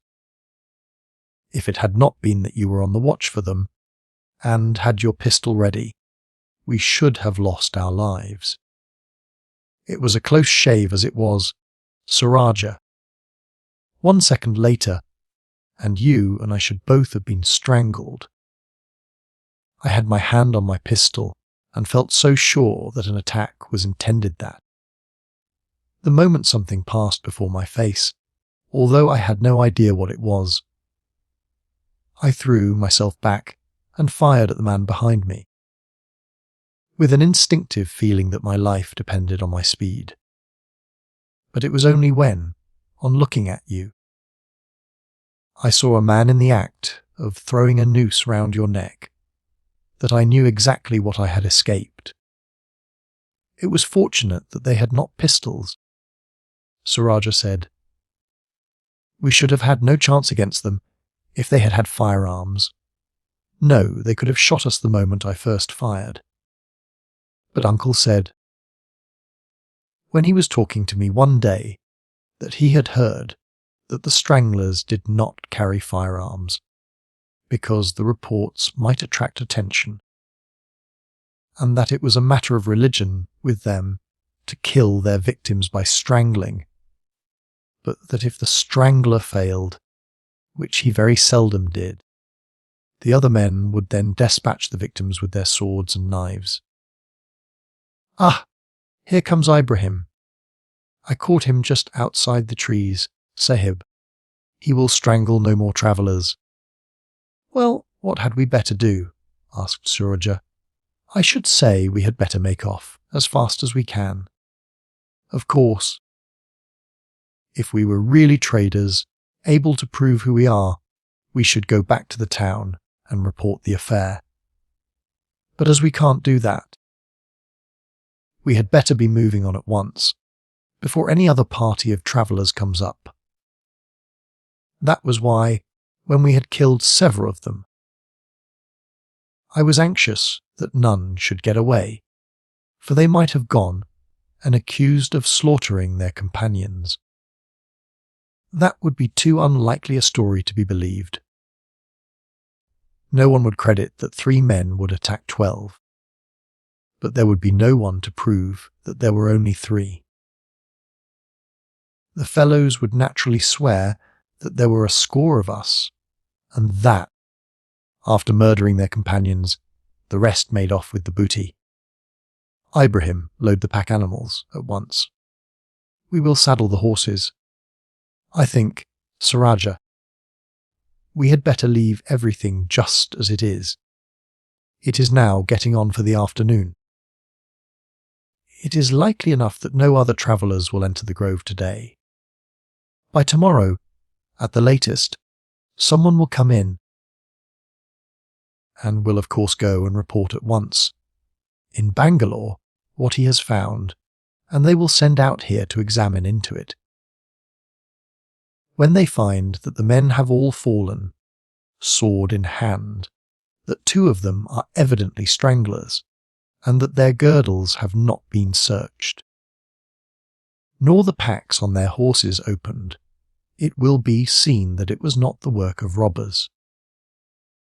I don't suppose they will know what to make of it, but I should think they would most likely conclude that these men have been attacked by some other party, and that it is a matter of some feud or private revenge, though even then the fact that the bodies have not been searched for valuables, or the baggage or animals carried off, will beat them altogether. By this time the horses were ready for the start, and after looking up and down the long, straight road to see that no one was in sight, they issued from the wood and continued their journey, being anxious, now, to get away as far as possible from the scene of the struggle, instead of going on to Magree as they had intended. They turned off by the first country road on the left-hand side, and made for Savandrog, which they could see towering up above the plain. When within 3 miles of it, they halted in a large wood. Here, as soon as the horses had been unsaddled, and the fire lighted, their talk naturally turned to the fight they had gone through. "I cannot make out how you came to suspect them, Dick. I can hardly account for it myself. But, as I told you, I did not like the look of that man, and I had an uneasy sort of feeling, which I could not explain even to myself, that there was danger in the air. But what made you think of these stranglers? I had heard some talk about them, but never anything for certain. The Rajah told me, when he was warning me against joining parties of travellers, that although very little was known about the organisation, it was certain that there was a sect who strangled and robbed travellers in great numbers.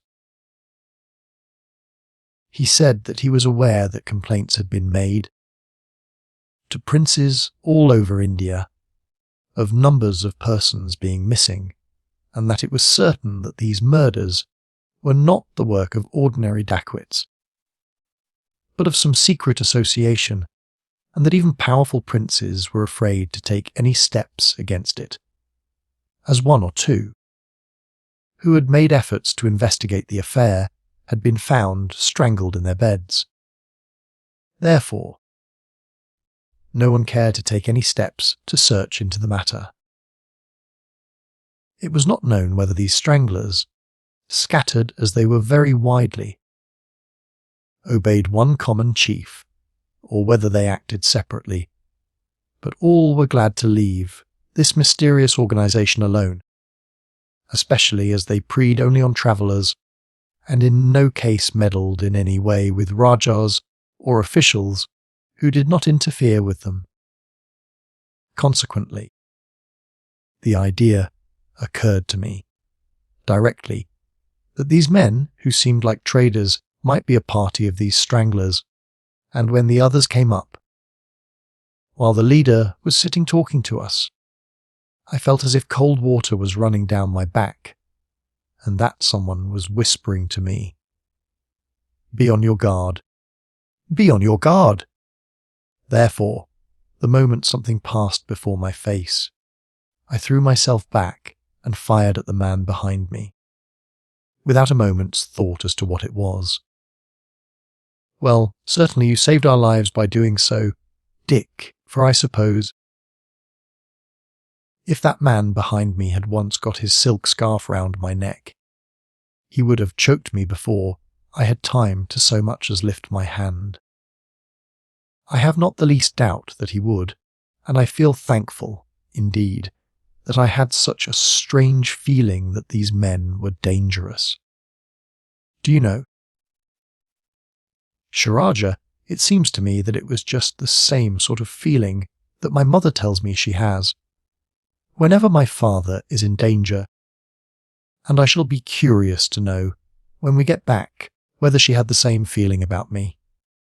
Anyhow, I shall, in future, have even more faith than I had before in her confidence that she would have certainly known if any evil had happened to my father. Chapter 19. Found at last. The next morning, early, Dick and Sir Rajah set to work to perfect their disguises. They had, before, appeared simply as two young traders, well-to-do and of a class above the ordinary peddling merchant. They now fitted on the ample beards that had been made at Tripataly. These were attached so firmly to their faces by an adhesive wax that they could not be pulled off without the use of a good deal of force. With the same stuff, small patches of hair were fastened on, so as to hide the edge of the foundation of the beard. Tufts of short grey hair were attached to their eyebrows. A few grey lines were carefully drawn at the corner of the eyes, and across the foreheads, and when this was done, they felt assured that no one was likely to suspect the disguise. Ibrahim, who had assisted in the operation, declared that he should take them for men of 65, and, as, before beginning it, both of them had darkened their faces several shades, they felt confident that no one at the fort was likely to recognize them. When Sir Rajah had put on the padded undergarment and converted himself into a portly-looking old man, and Dick the great horn spectacles, they indulged in a burst of laughter at their changed appearance, while Ibrahim fairly shouted with amusement. He was to stay behind in the wood when they went on, for it would but have added to the risk had he accompanied them, as, unless also completely disguised, he would have been recognized by the soldiers with whom he had talked during his 24 hours stay inside the tower walls. He was, in the evening, to proceed along the road to encamp in the last grove he came to, at a distance of 1/4 of a mile from the gates, and to remain there until they returned. Under his garments Dick had wound a thin, but very strong, silken cord that he had purchased at Bangalore. It was 400 feet in length, and considerably increased his apparent bulk, although he was still far from emulating the stoutness of Sir Rajah. The halters of the pack horses were attached to the cruppers of the riding ponies, and after a final instruction to Ibrahim that if at the end of 4 days they had not returned, he was to endeavour to find out what had happened to them, and was then to carry the news to Tripataly, they started for the fort. When they approached the gate they were, as before, hailed by the sentry. "We are merchants," Sir Rajah said, "and we have with us a rich assortment of goods of all descriptions. Silks and trinkets for the ladies of the governor's harem, and handkerchiefs, scarves, silver ornaments, and things of all kinds suitable for the wives of those of lower rank. We pray for permission to enter and exhibit our wares, which have been collected by us in the cities where they were manufactured, and which we can therefore sell at prices hitherto unheard of." "I will send word up to the governor," the officer said. "It is a long time since we have been visited by traders, and maybe he will grant you permission. You had best go back to the shade of those trees. It will be a good hour before the answer comes." "I think it likely they will let us in," Dick said, as they moved away towards the trees. "It is but a short time since things were sufficiently settled for traders to venture up here, and as Savandrog lies altogether off the roads between large towns, it is possible that none with such goods as we have come this way, since the garrison took over Savandrug from the British detachment that occupied it. In little over an hour, there was a shout from the walls, and on approaching the gate again, they were told that the governor had given permission for them to enter. "You are to be blindfolded," the officer said, as the gate closed behind them. "No one may ascend the rock unless he consents to this. Your horses will be led, and beware that you do not attempt to remove the bandages until you have permission to do so." It took nearly an hour to mount the steep road, and when they came to a standstill, and the sub-officer who had accompanied them told them they could now remove their bandages, they found themselves in front of a small building close to the commander's quarters. The packs were, by the order of the officer, taken off the horses by the soldiers who had led them up and carried into the house. The horses were fastened in the shade to rings in the wall, and on Sir Rajah pointing out the packs containing goods, he wished to show to the ladies. Two of the soldiers carried them across to the governor's house. The old officer himself came to the door. "Enter, my friends," he said. "You are the first traders who have come up here since we took over the fort, some 6 months ago, and methinks you will do a brisk business if your wares are, as you sent up to say, good and cheap." The bales were taken into a room. The soldiers retired, and in a minute the commander's wife, accompanied by 3 or 4 other ladies, entered. Dick and Sir Rajah, after salaaming profoundly to the veiled figures, at once began to unpack their bales. The assortment had been very judiciously made, and to women who had, for more than 6 months, been deprived of the pleasure of shopping, the display was irresistible.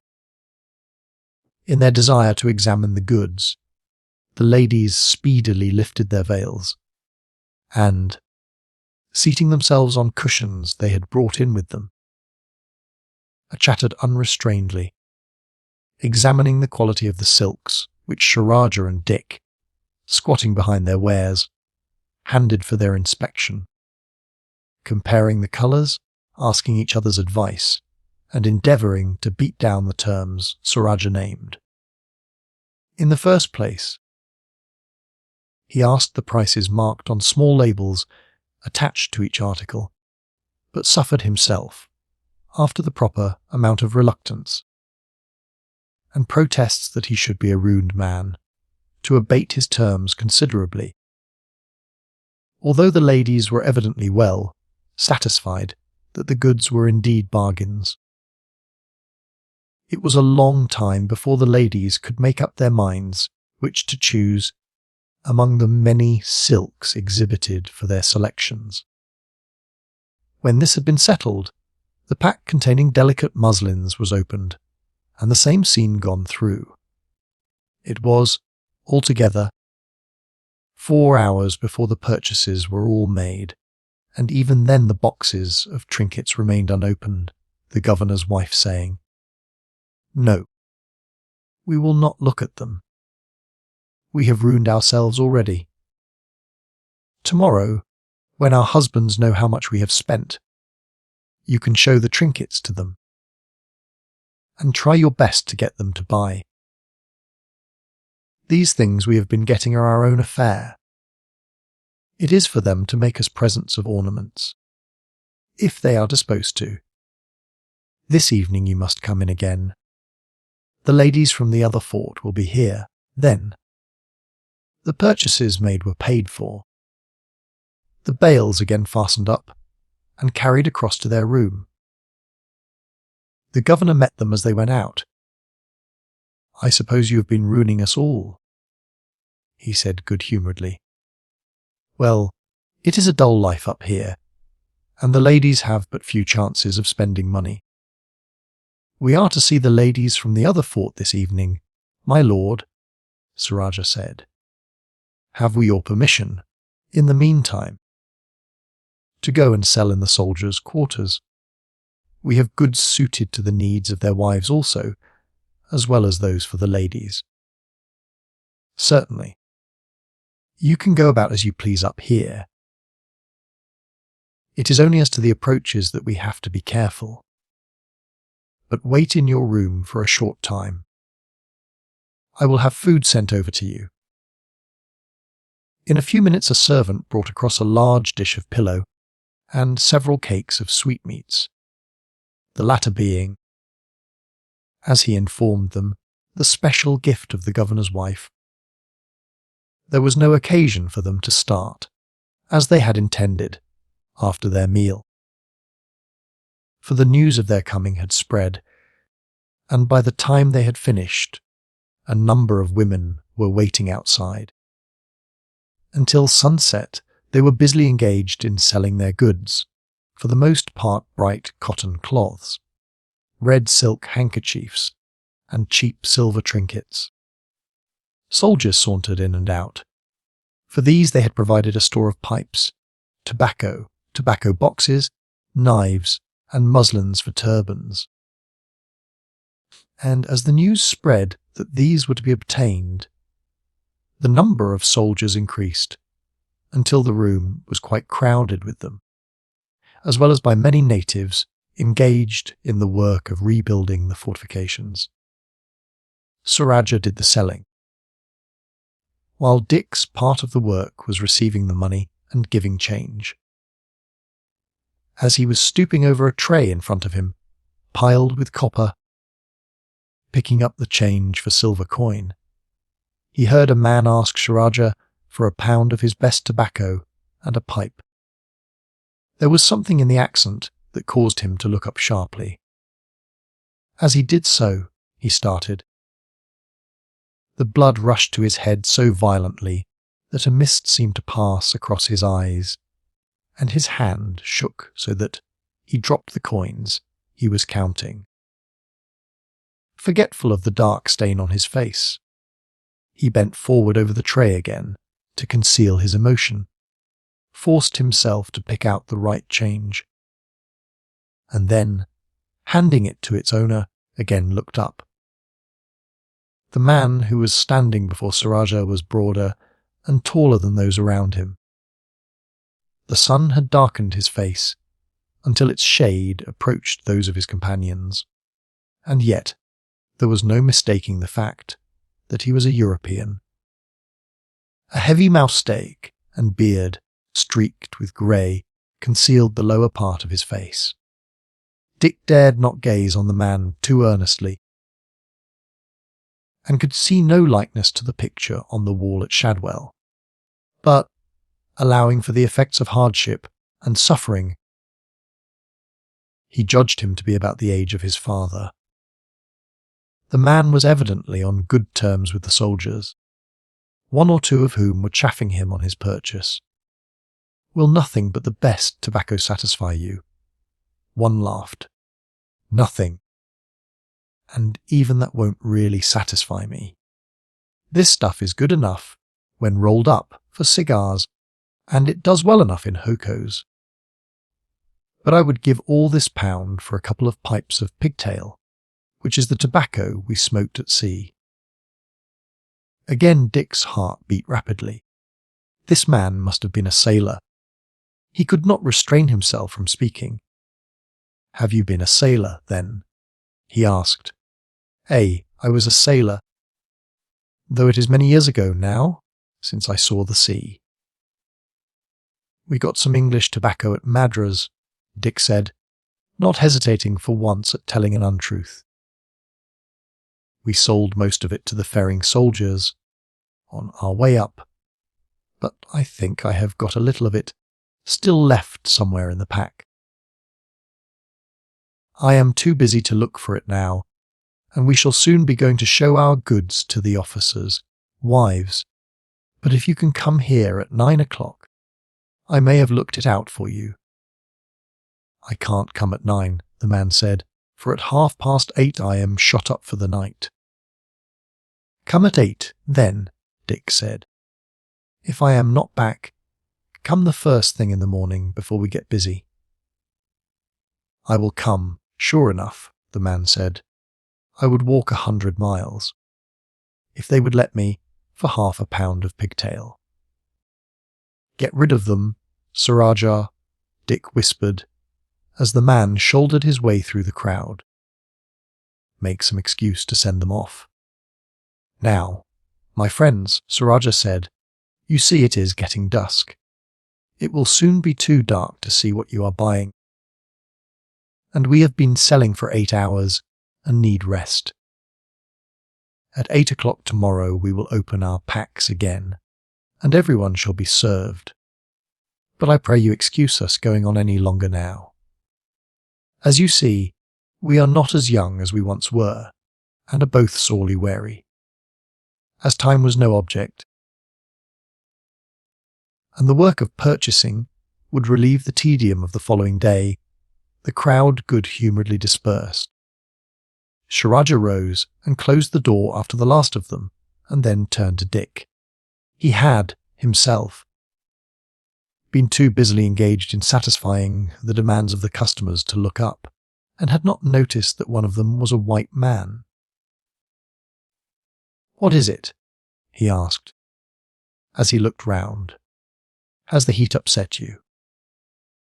Then, as his eye fell on Dick, his voice changed, and he hurried towards him, exclaiming anxiously, "What is it, Dick? What has happened?" For Dick was leaning against a bale by the side of him, and had hidden his face in his arms. Sir Rajah saw that his whole frame was shaking with emotion. "My dear lord," Sir Rajah said, as he knelt beside him and laid his arm across his shoulder, "you frighten me. Has aught gone wrong? Are you ill?" Dick slightly shook his head, and lifting one of his hands, made a sign to Sir Rajah that he could not, at present, speak. A minute or two later, he raised his head. "Did you not see him, Sir Rajah?" "See who, Dick?" "The white man you last served." "I did not notice any white man. It was the one you gave a pound of the best tobacco to." "Did you not hear me speak to him afterwards?" "No. I was so busy, and so fearfully hot with this padded thing. It was much as I could do to attend to what they said to me." "A white man, did you say?" "Oh, Dick!" And as the idea struck him, he rose to his feet in his excitement. Do you really think he can be your father?" "I do think so, Sir Rajah. Of course, I did not recognize his face. 9 years must have changed him greatly, and he has a long beard. But he is about the right age, and, I should say, about the same figure, and he has certainly been a sailor, for he said to one of the soldiers that he would give that pound of tobacco for a couple of pipes of pigtail, which is the tobacco sailors smoke. I told him that, perhaps, I might be able to find him some in my packs, and asked him to come here at 8 o'clock this evening. If I was not in, then he was to come the first thing tomorrow morning, but of course I shall be in at 8. You must make some excuse to the ladies. Say that there are some goods you wish to show them in one of the other packs, and ask me to go and look for it." "Oh, Dick, only to think that. After all our searching, we seem to have come on him at last. It is almost too good to be true." Great as was Sir Rajah's confidence in Dick, he had never quite shared his faith that he would find his father alive, and his non-success while with the army, and since, had completely extinguished any hopes he had entertained. His surprise, therefore, equalled his delight at finding that, after all, it seemed probable that their search was likely to be crowned with success. "Of course we will manage it," he said. I will put aside that narrow Benares cloth of gold work for trimmings, and you can be as long as you like looking for it. They will be too busy examining the other things to give it a thought after you have gone out. I can be back at 8:30, Dick said, for the man told me he was locked up at that hour. If it had not been for that, I should have arranged for him to come a little later. But, of course, I shall have opportunities for talking to him tomorrow. There is someone at the door. Rajah opened it, and a soldier entered with their evening meal, and a request that they would go across to the governor's as soon as they had finished it. As the ladies had already assembled there, they hurried through their food and then went across. There was quite a large gathering, for not only had the wives of the officers in the other fort come over, but all those who had been there in the morning were again present. Several of them prepared to make further purchases. Trade was as actively carried on as it had been before. When he judged it to be nearly 8 o'clock, Dick nudged Rajah, who said, a minute afterwards, "We have forgotten the Benares cloth of gold. I am sure that will please the ladies for waistbands, or for trimmings. It must have got into the other bales by mistake." "I will go and fetch it," Dick said, and, rising, left the room. A figure was standing at the door when he reached the house. "I was afraid you had forgotten me," the man said. "It is not quite 8 o'clock yet, but as I found that you were both out, I began to be afraid that you might be detained until after I had to go. And you don't know how I long for a pipe of that tobacco. The very thought of it seems to bring old days back again." By this time they had entered the house, and Dick shut the door behind him. He had left a light burning when they went out. Dick was so agitated that he felt unable to speak, but gazed earnestly in the man's face. "What is it, old chap?" the latter said, surprised at the close scrutiny. "Is anything wrong with you?" Dick took off his spectacles, rather to gain time than to see more clearly, for a plain glass had been substituted for the lenses. "I want to ask you a question," he said. "Is your name Holland?" The man started.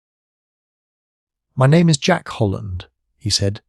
"Sure enough, though how you come to know it beats me altogether, for I am always called Jack, and except the governor, I don't think there is a man here knows my other name." "You were captain of the Hufli, wrecked on the Malabar coast 9 years ago," Dick said, this time speaking in English. After an exclamation of startled surprise, the man stared at him in an astonishment too great for words. "Are you English?" he said slowly at last. "Yes, I was in command of the Hufli." "Who, in God's name, are you?" Dick took his 2 hands. "Father," he said, "I am your son, Dick." The sailor gazed at him with a stupefied air. "Are you mad or am I?" he said hoarsely. "Neither of us, father. I am disguised as an old man, but really I am little more than 18.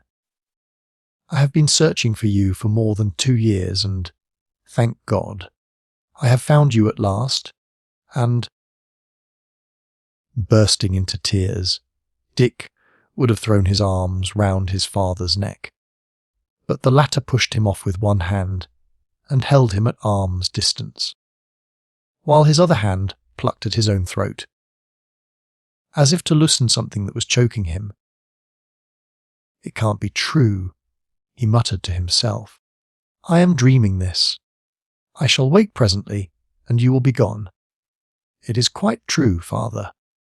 Mother is down at Tripataly, waiting for me to bring you to her." With a hoarse cry the sailor reeled, and would have fallen. Had not Dick caught him and allowed him to sink gradually to the ground, where he lay, half supported by one of the bales. Dick ran to one of the saddlebags, where he carried a flask of brandy in case of emergencies, poured some into a cup, and held it to his father's lips. The sailor gasped. "It is brandy," he said suddenly. "I can't have dreamt that." Then he broke into a violent sobbing. Dick knelt by his side and took his hand. "It is assuredly no dream, father," he said gently. "I am really your son, Dick. I am here with a trusty friend. And now we have found you, you may be sure that we will, in some way, manage your escape. There is no time, now, to tell you all that has happened, that I can do afterwards. All that is important for you to know is that Mother is quite well. She has never given up hope, and has always insisted that you were alive, for she said that she should surely have known if you had died. So she taught me her language, until I could speak like a native, and 2 years and a half ago, she came out here with me. I accompanied the army with my uncle's troop, and searched every hill fort they took for you. Since they went back, I have been up in Mysore with my friend Sir Rajah, and, thank God, at last we have found you. Thank God, my boy. I do thank him, not only that you have found me, but that your mother, whom I had never hoped to see again, is alive and well, and also that he has given me so good a son. And now, father, about your escape. In the first place, have you given your parole not to try to get away? Captain Holland was himself now. No, lad, no. At the fort, where I was for 6 years, there was no possibility of escape. And as I was a long time before I began to speak the language, even if I had got away, I could never have made my way through the country. Then the governor, it was the same we have here, took me with him to Kisnagari. I was the only white captive who went there with him. At Kisnagari there were 5 or 6 others. But when Tipu heard that an English army was coming up the Ghats, an order came that they were to be killed. But the governor is a kind-hearted old fellow, and as I had become almost a chum of his, he chose to consider that the order did not apply to me, but only to those he had found at Kisnagari, for I fancy my existence had been forgotten altogether. I had great hopes that the British would take the place. I think that is the only time I have hoped, since I was made prisoner, but the old man is a good soldier and beat them off.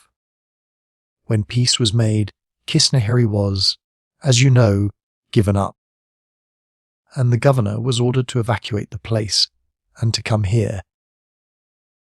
He brought me with him, making me dye my face before I started, so that in my native dress it would not be noticed, in any town we passed through, that I was a white.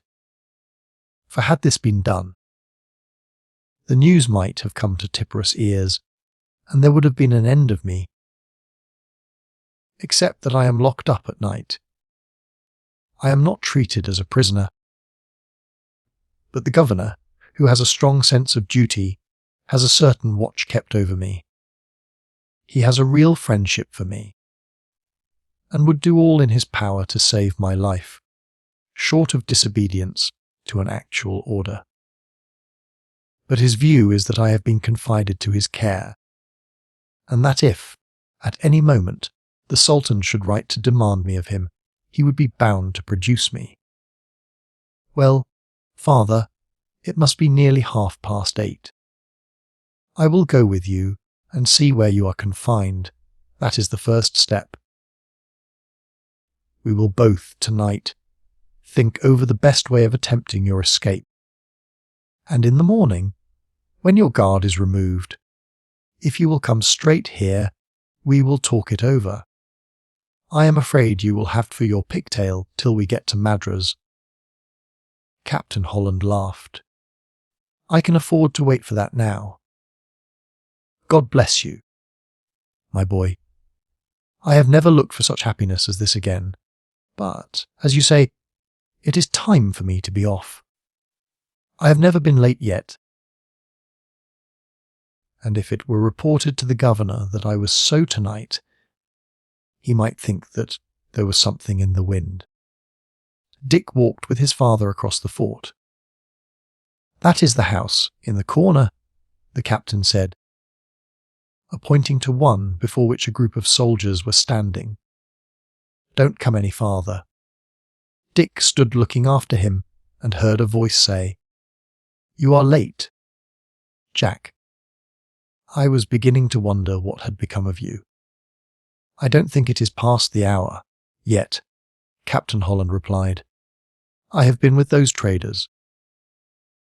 They told me, this afternoon, they might be able to find me some English tobacco in their pack, but they have been too busy to look for it. I hope they will light on it tomorrow. If they do, I will give you half a pipeful. I won't give you more, for it is strong enough to blow your head off after this tasteless stuff you smoke here." Then Dick hurried off to the house, snatched up the stuff he was supposed to be looking for, and joined Sir Rajah at the governor's.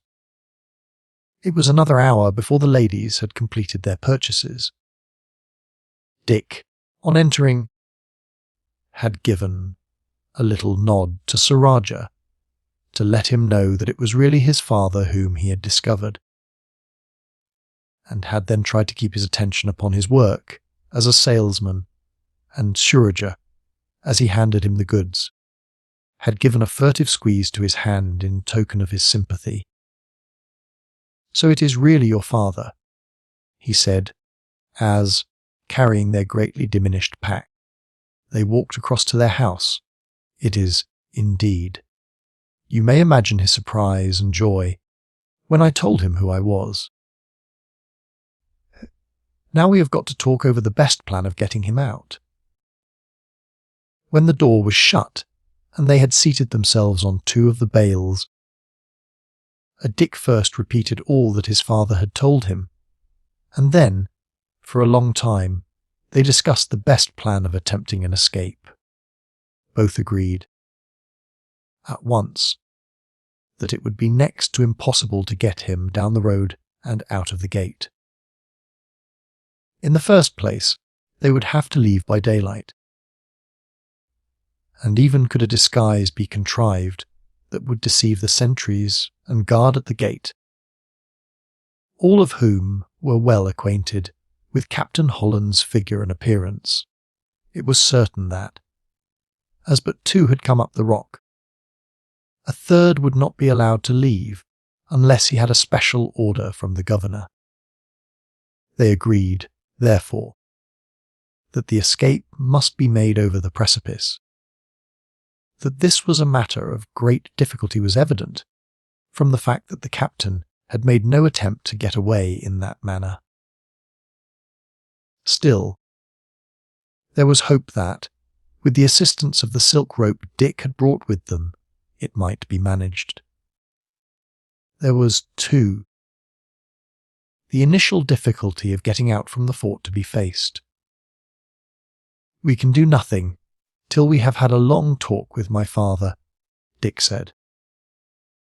"I have no doubt that he has thought all these things over, and has, long before this, made up his mind as to the point at which a descent would be easiest. As at present we know little, except by the casual examination we made last time, we can decide on nothing by ourselves. I hope it won't be a long way to let oneself down," Sir Rajah said, "for I am quite sure I could not hold on, by that thin rope, for any distance. Nor could I, Sir Rajah, if I had to trust only to my hands. My father, as a sailor, will be able to put us up to the best way to do it. But at any rate, he might let you down first. And I think that by twisting the rope 2 or 3 times round my body, and then holding it between my knees and feet, I might manage. But I dare say my father will hit on some better plan than that. And now we will lie down. I am so stiff that I can hardly stand. From squatting for so many hours behind those things of ours. I thought that I had got pretty well accustomed to it, but I never calculated on having to do it from 10 in the morning until 10 at night, with only 2 half hours off. Dick, however, had little sleep that night. He was too excited over the glorious success he had obtained to be capable of closing an eye, and it was not until day was breaking that he fell into a doze. An hour later, he started to his feet at a knock at the door. He was wide awake in a moment, and on running to it, his father entered. "You look older today than you did yesterday," the latter said, as he held his hand and gazed into Dick's face. "I fancy that neither of us has had any sleep to speak of. As for myself, I have not closed an eye. Nor did I, father, until day began to break. Now, please, let us talk over our plan of escape first, for we may be interrupted at any moment." "Right you are, lad. Does your friend here speak English? For I have never got to be a good hand at their lingo. I want to thank him, too, but as you say, time is precious, and we must postpone that. He understands it, father, and can talk it pretty fairly. We have been constantly together for nearly 2 years. Now, in the first place, is there any place where we can get down from the top here? With the aid of a rope. It would be a pretty tough job, anyhow, but at the farthest end of the rock is a place where it goes sharp down, as if cut with a knife. That would be the best place to try. I take it to be about 200 feet deep. Beyond, the ground seems to slope regularly away. If I could have got a rope, I should have tried it, but they are pretty scarce commodities up here. In fact, I have never seen a piece 20 feet long since we came. What sort of rope have you got?" Dick opened the front of his garment and showed the rope round his body. Captain Holland gave a low whistle of dismay. "I should not like to trust a child with that thing, Dick, much less a grown man. It is no thicker than a flag halyard." "It is thin, father, but there is no fear as to its strength. I tested every yard of it, and found it would bear 600 weight. Well, that is ample, but how is one to hold on to a cord like that?" "That is just what we want you to tell us. Father, there must be some way of managing it, if one could but hit upon it." "Yes, that is so, lad," the sailor said thoughtfully. "I will think it over. Anyhow, I think I could lower you both down, and, by knotting it, I might get hold enough to come down after you. But even the knots would be precious small. One might get over that, father, by fastening a short stick across, every 5 or 6 feet, or every 2 or 3 feet, if you like. Good Dick. That would prevent one's coming down with a run, certainly, and by keeping it between one's legs, one could always get a rest." "Yes, that will do, lad, if I can think of nothing better.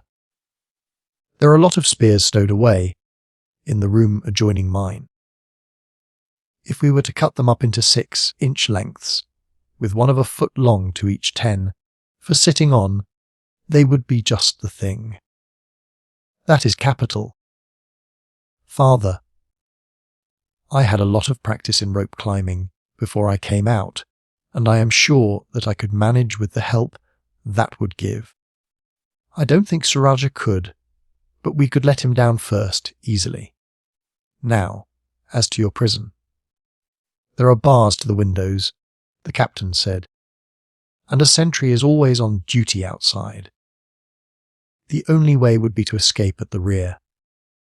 I have often thought it over, but it was of no use breaking out there if I could not get any farther. The wall is built of loose stone without mortar. You see, it would have been a big job to bring up. Either mortar or bricks from down below, so most of the buildings are entirely of stone.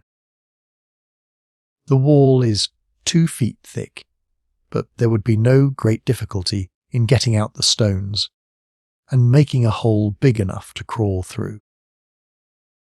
I could not do it in my room, because they always look round to see that everything is safe before they lock me up. And it would take so long to do it noiselessly that half the night would be wasted before I could get out. But the magazine, where the spears are kept, communicates with my room, and I could slip in there in the daytime, when no one was looking, get behind the spears, which are piled against the wall, and work hidden by them.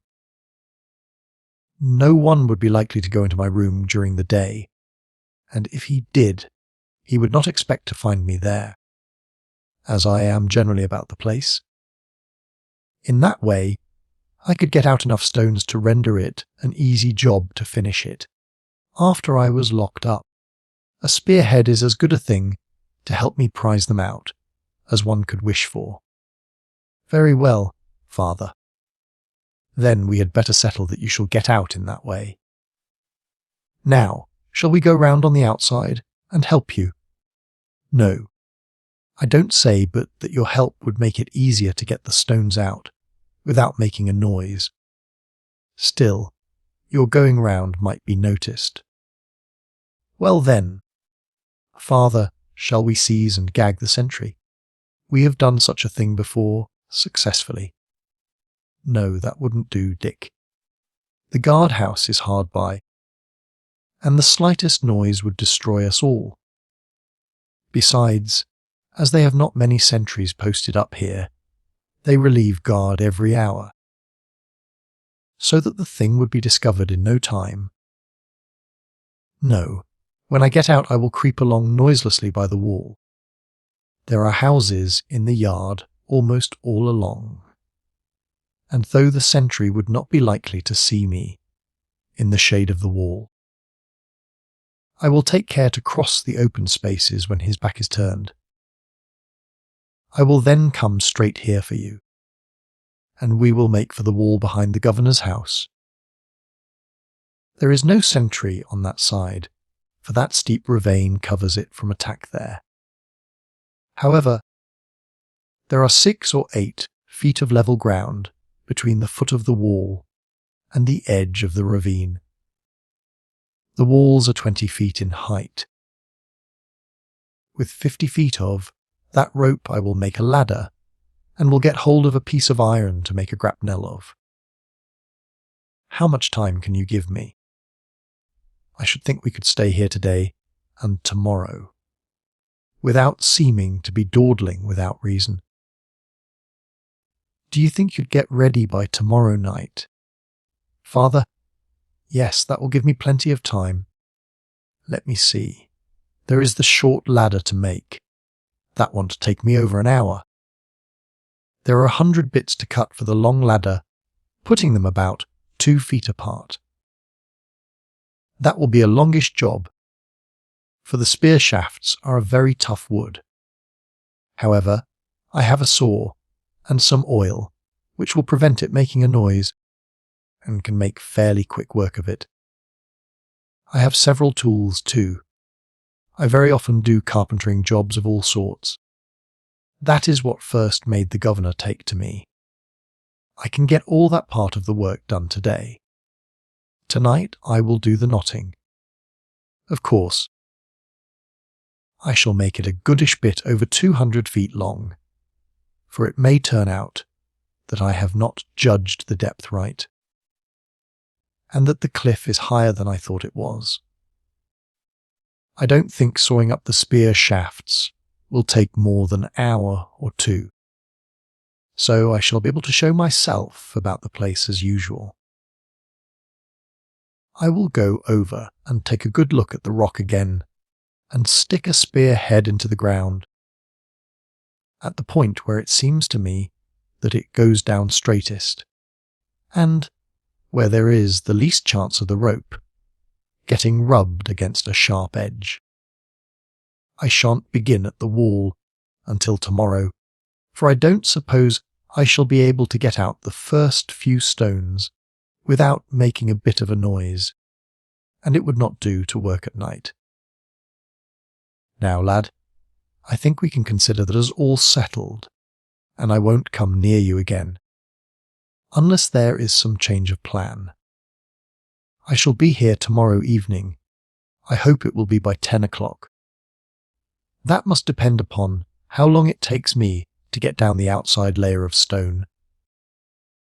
If you should hear a sudden row, make at once for the wall behind the governor's house, and wait there for me to join you. You see, some of the stones may come down with a run, and if they do I shall give the rest a shove and be out like a shot. I shall hear which side the sentry is running round the house, and shall belt the other way. Of course, he will see the stones and give the alarm, but in the darkness I have not much doubt of being able to slip away. And I will then make my way straight to the wall. Of course, I shall have the ladders tied up into bundles, and shall take care not to leave them behind me. All right, father. We will be ready tomorrow evening. We shall wait quietly for you until you come, unless we hear a sudden alarm. If we do, we will go round behind the governor's house and wait there for your coming. That is it, my lad. Now I will be going. I am glad that no one has come in while I have been here. Chapter 20. The Escape. Soon after 8 o'clock customers began to drop in, and throughout the day a brisk trade was carried on. Sir Rajah was sent for, in the course of the morning, by the governor, who bought several silver bracelets, brooches, and earrings for his wife. Most of the other officers came in during the day, and made similar purchases, and many trinkets were also sold to the soldiers, who considered them a good investment for their money. Indeed, no small portion of the earnings of the natives of India are spent upon silver ornaments for their women, as they can at any time be converted into cash. The commoner cloths, knives, beads, and trinkets were almost all disposed of by the end of the day, for as no traders had come up for 6 months, and as a long time might elapse before others did so,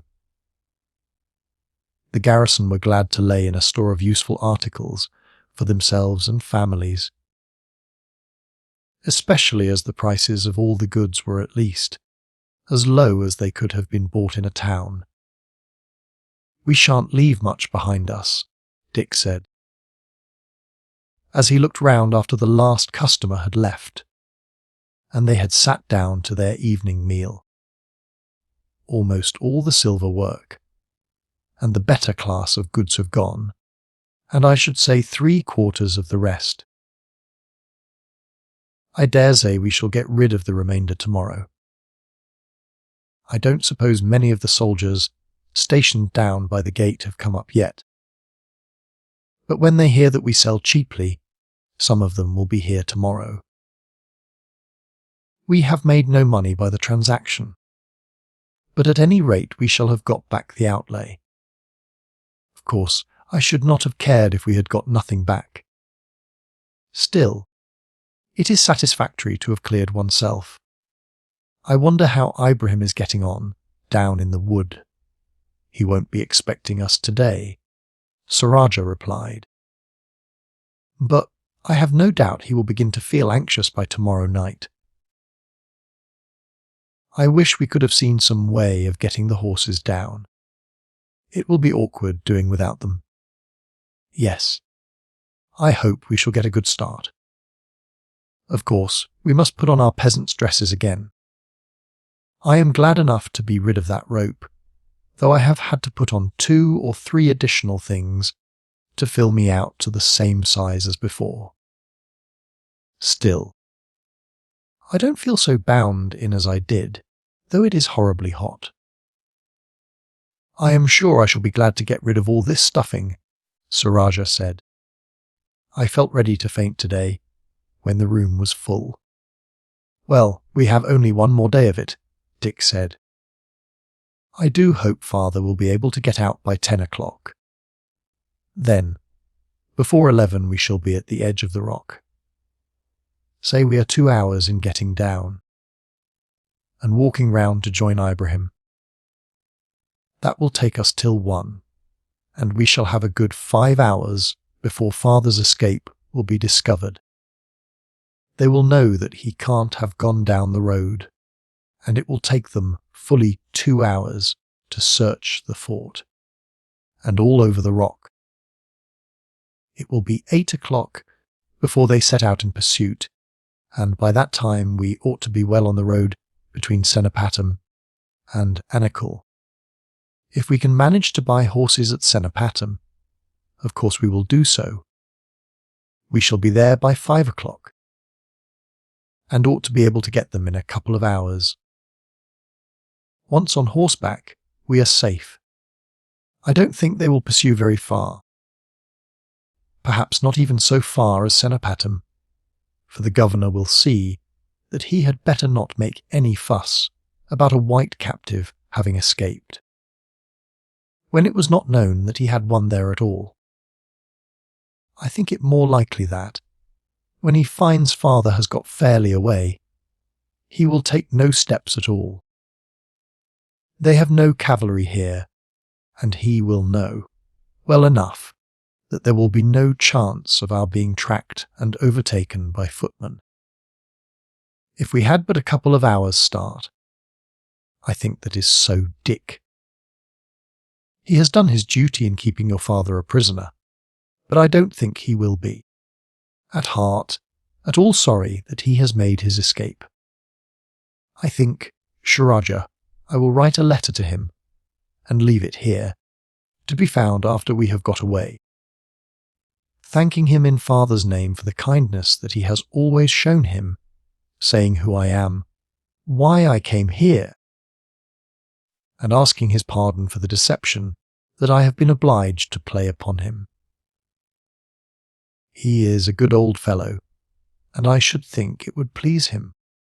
I should think it would, Sir Rajah agreed.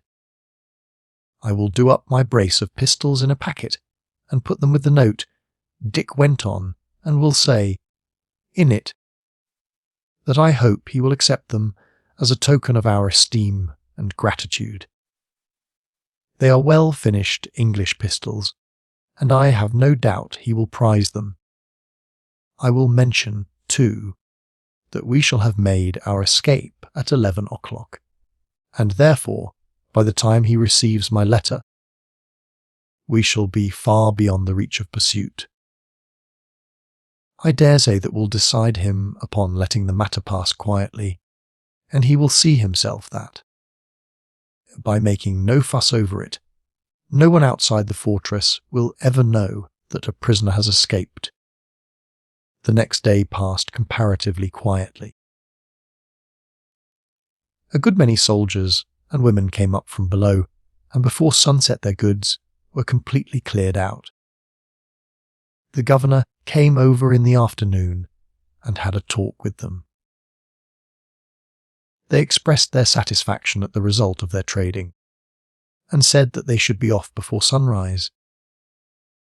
"I hope you will come again," he said, "but not for another 6 months. For assuredly you will take away with you pretty nearly every rupee in the fortress. My wife and the other ladies are all well content with their purchases, and agree they would have got them cheaper at Seringapatam, or Bangalore. We try to buy cheaply and sell cheaply, Rajah said modestly. In that way we turn over our money quickly. But it is seldom, indeed, that we find so good a market as we have done here. When we left Bangalore,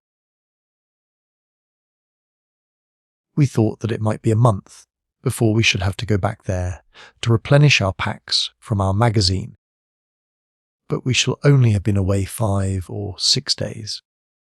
I am glad that you are content, for you are honest traders, and not like some of the rascals that have come up to the forts I have commanded, and fleeced the soldiers right and left.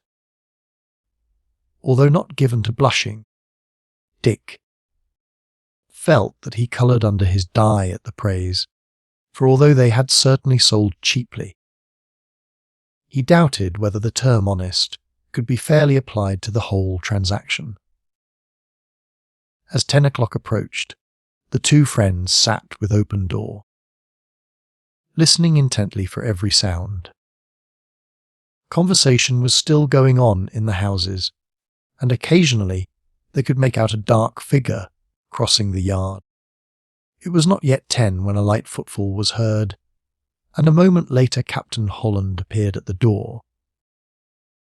"It is all right so far," he said, "but wait 5 minutes to give me time to get the ladder fixed. You had better come one by one and stroll quietly across the yard. It is too dark for anyone to recognize you, unless they run right against you, and even if they do so, they will not think it strange you should be out, after having been cooped up all the day." In another moment he was gone. They had each, during the day, gone out for a time, and had walked round through the narrow lane behind the governor's house to see that there were no obstructions that they might fall over in the dark.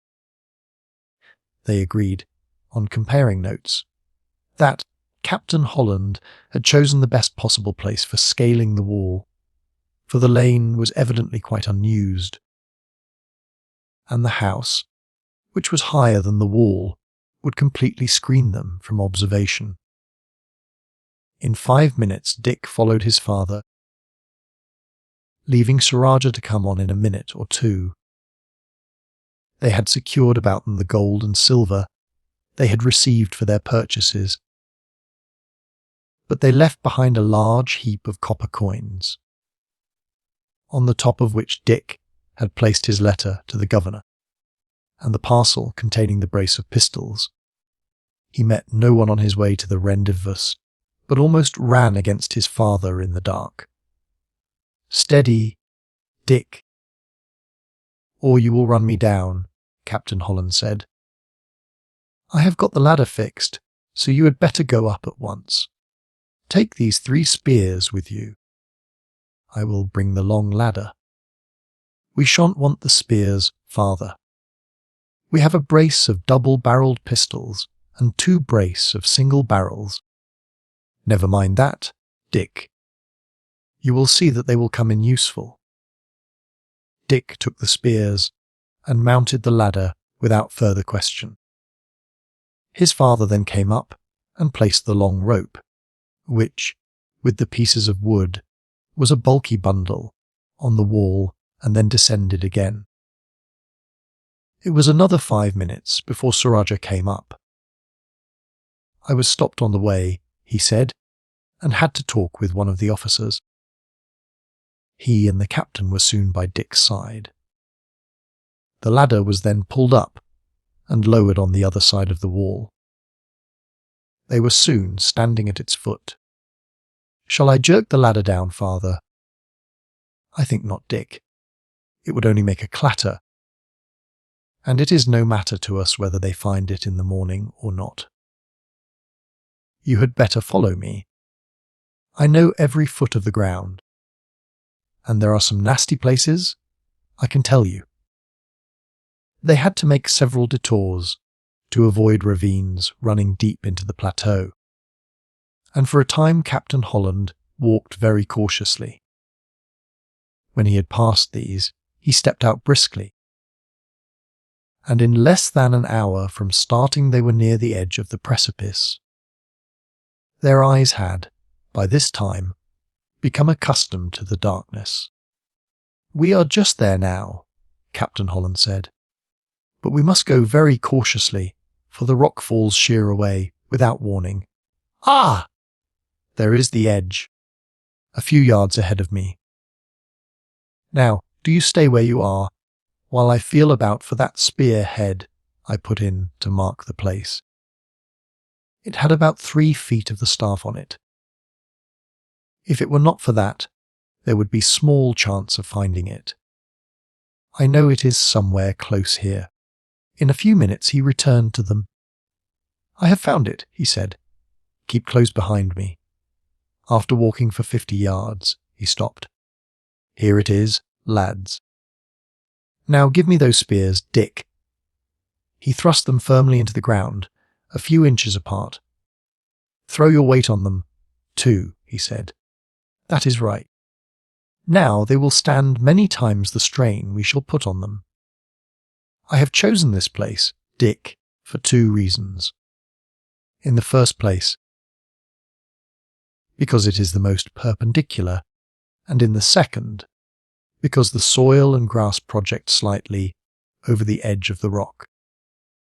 There is a cushion in that bundle and 4 spear heads. I will peg it down close to the edge, and the rope will run easily over it. Now, Sir Rajah, we had better let you down first.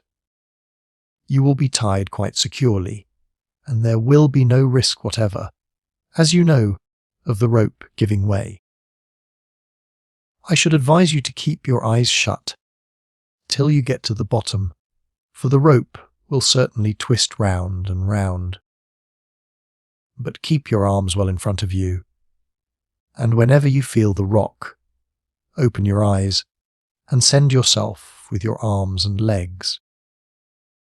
I don't think you will touch, for at this point it seemed to me, as I looked down, that the rock projects farther out than anywhere else on the face of the precipice, and that a stone dropped straight down would fall some 14 or 15 feet from its foot. Would you like me to bandage your eyes? No, thank you. I will keep my eyes closed. That is the best thing you can do, Captain Holland said, though it is so dark that you would not be able to see, if you did. When you get to the bottom, unto the rope, pull it gently down, and call out to me whether the lowest piece of stick touches the ground. If it does not, I will pull it up again and fasten on some more. I have got a dozen spare ones with me. Captain Holland then told Sir Rajah and Dick to take off their upper garments. These he wound round and round the lower 4 feet of the rope, increasing its diameter to over 2 inches.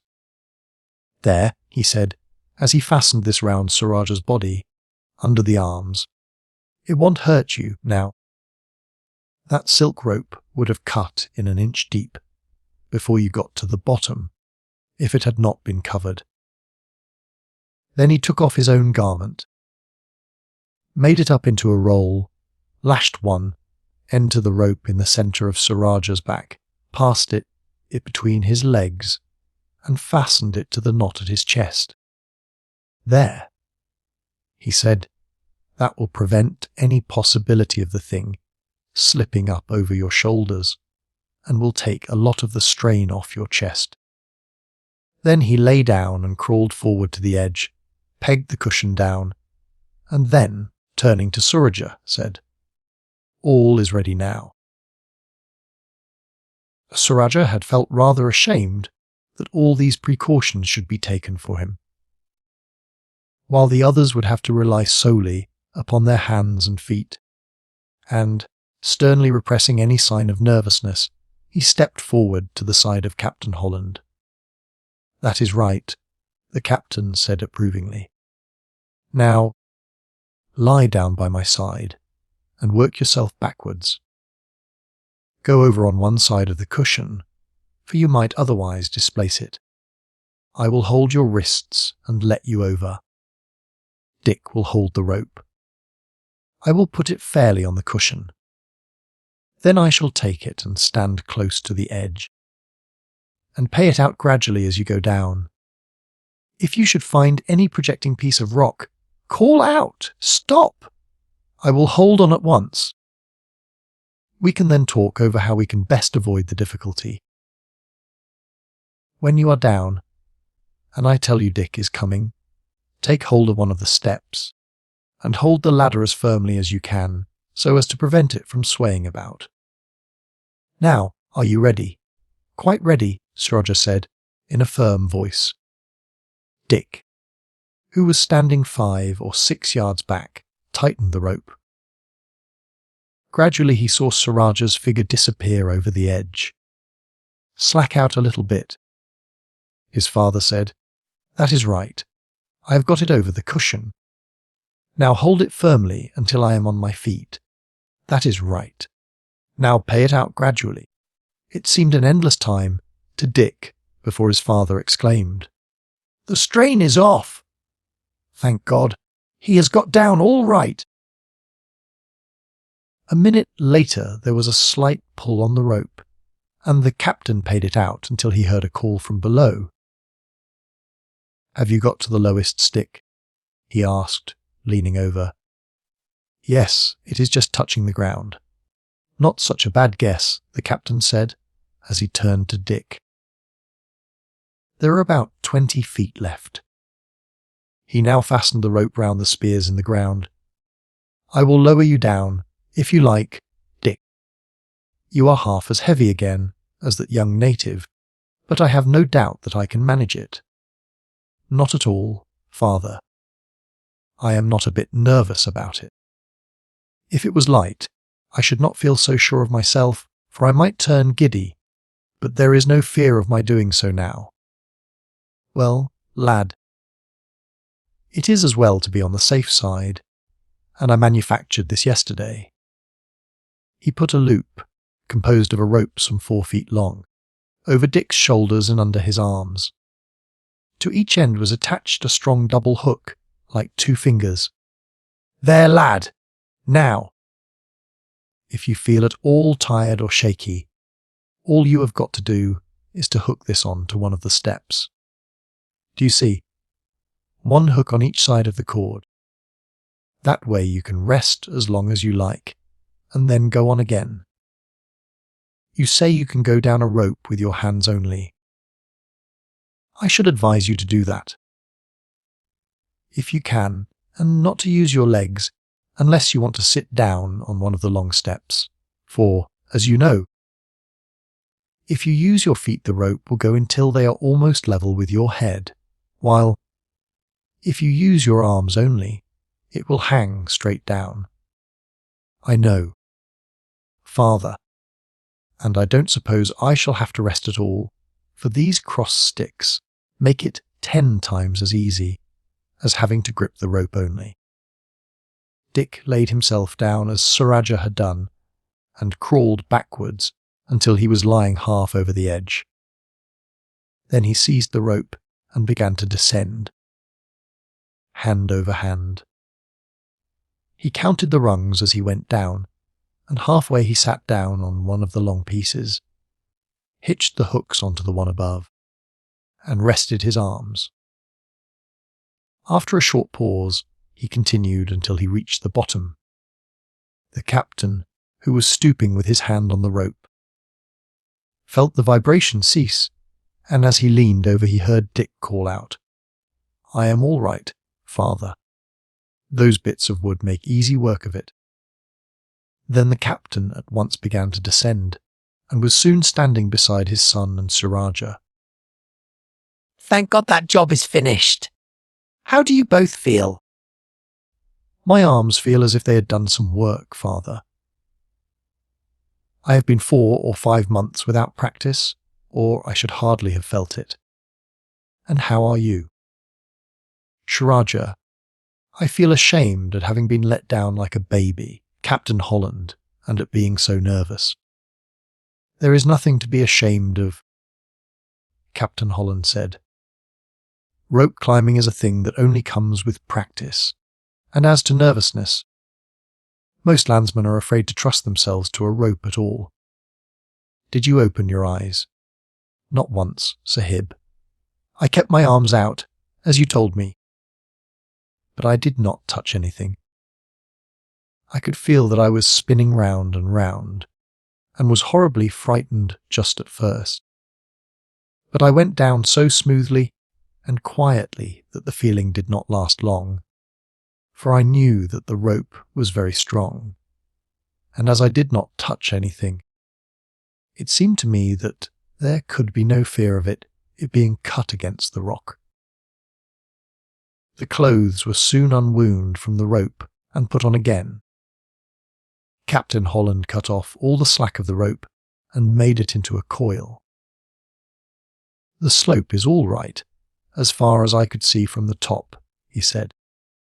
But we may come across nasty bits again, and this will stand in useful if we do. They went down cautiously, but at a fair rate of speed, until, without meeting with any serious difficulty, they arrived on the plain. 4 miles. Brisk walking brought them to the grove where Ibrahim had been left, and they had scarce entered among the trees when he asked, "Who is it that is coming?" "It is us, Ibrahim. We have got my father!" Ibrahim gave an exclamation of joy, and a minute later they joined him. "You were not asleep, then, Ibrahim," Dick said. "No, my lord. I have slept during the day, and watched at night, but I did not sleep yesterday, for I was growing sorely anxious, and had begun to fear that harm had befallen you. Well, let us be off at once. Of course, we have had to leave the horses behind us, and I want to be at Senapatam by daybreak. We will buy horses there." They struck across the country to the southwest, until they came on a road between Magree and Senapatam, and arrived within sight of the latter town just at daybreak. As they walked, Dick and Sir Rajah had, with no small amount of pain, removed their beards and the patches of hair. "You ought both to have shaved before you put those things on," Captain Holland said, as they muttered exclamations of pain. "You see, cobbler's wax,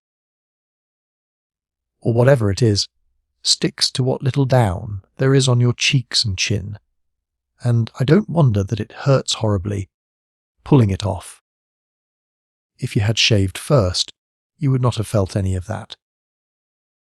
"I will remember that, father, if I ever have to disguise myself again," Dick said. "I feel as if I were pulling the whole skin off my face." The painful task was at last finished. "I shall be glad to have a look at you in the morning, Dick," his father said, "so as to see what you are really like, of which I have not the least idea at present.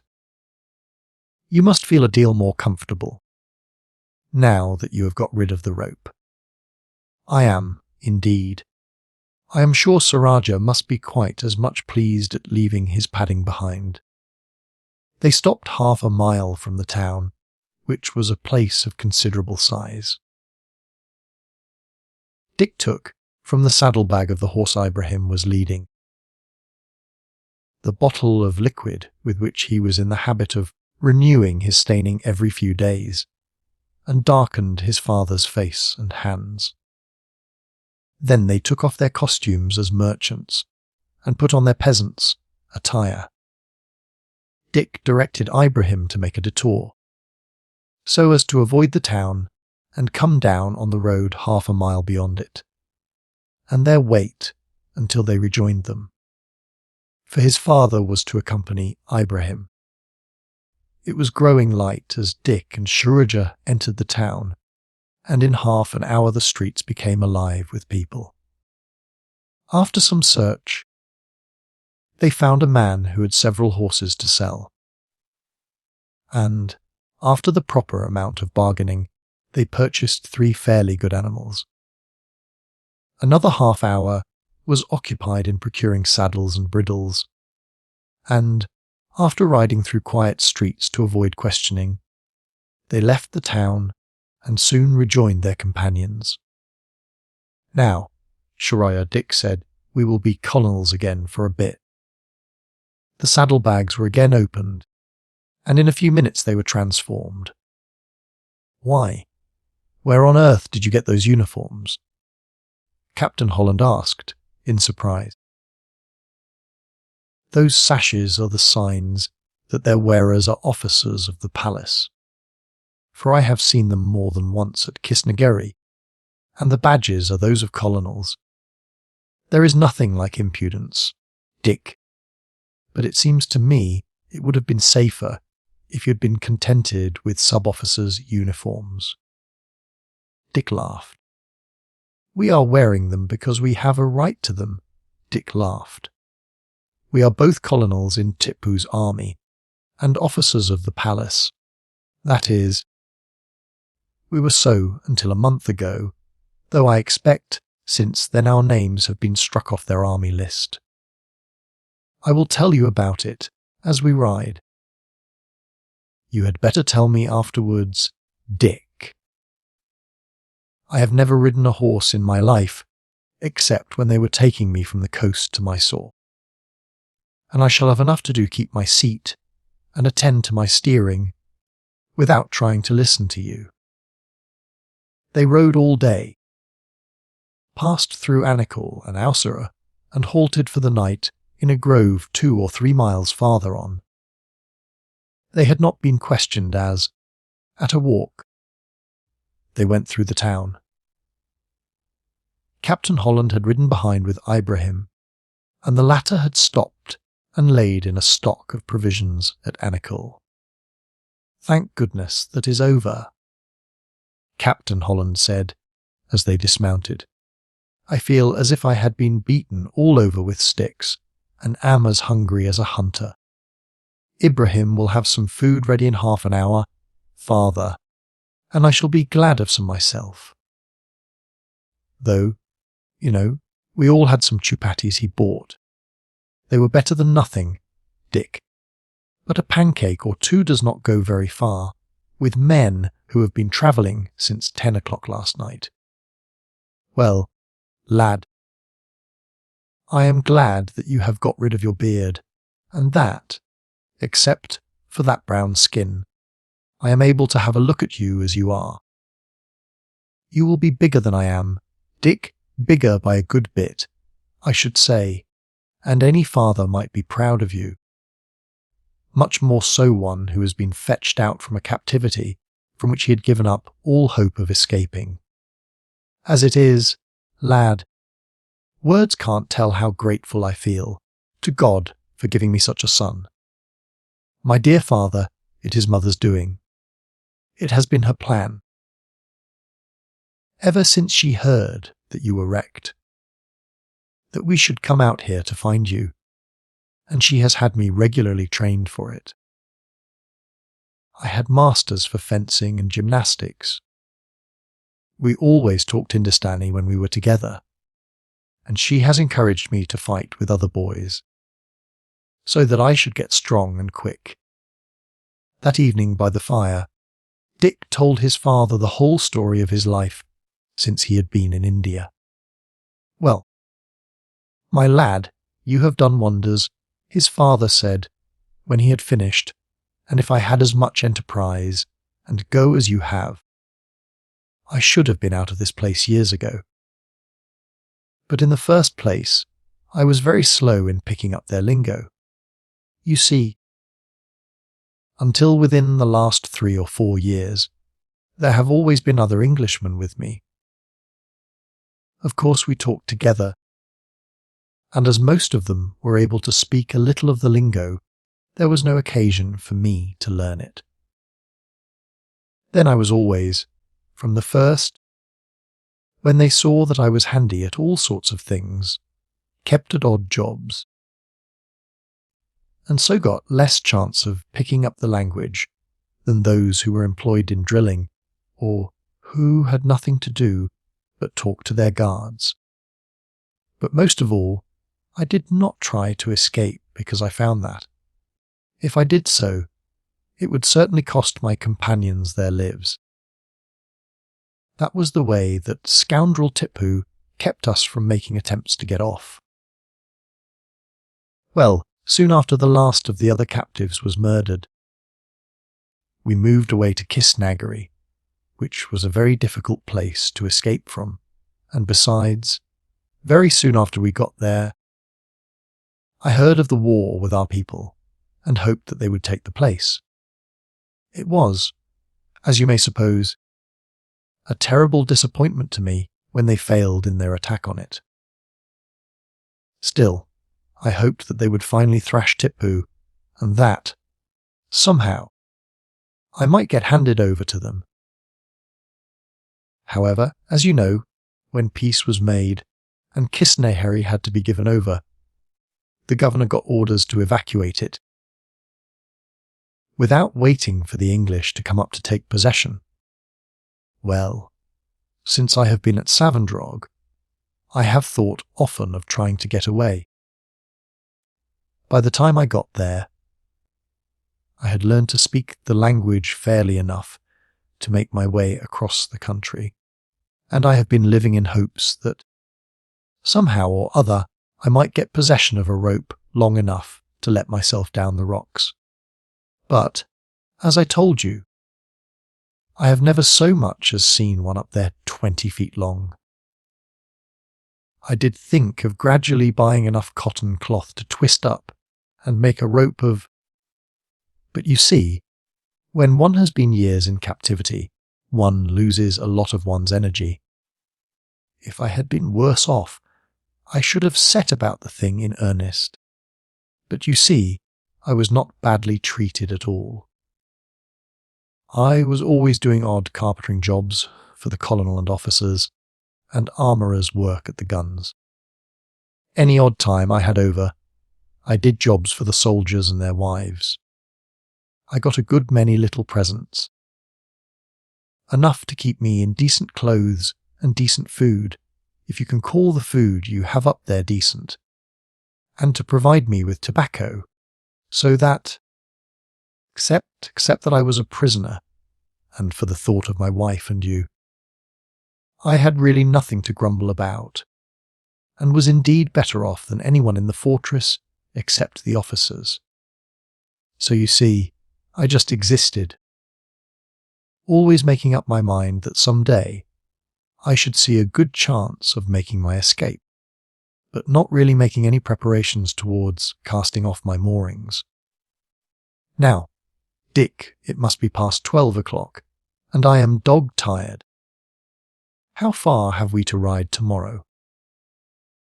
It is 35 miles from Alzor to Kisnagari, which will be far enough for us to go tomorrow, and then another 5, and 20 will take us down to Tripataly. As the horses have gone about 40 miles, it would be a long journey for them to go right through tomorrow. I don't think I could do it, Dick, if they could. I expect I shall be stiffer tomorrow than I am now. Eager as I am to see your dear mother, I don't want to have to be lifted off my horse when I arrive there, almost speechless with fatigue. The next day they rode on to Kisnagari, passing a small frontier fort without question. They slept at the post house there, Dick and Sir Rajah having removed their scarves and emblems of rank.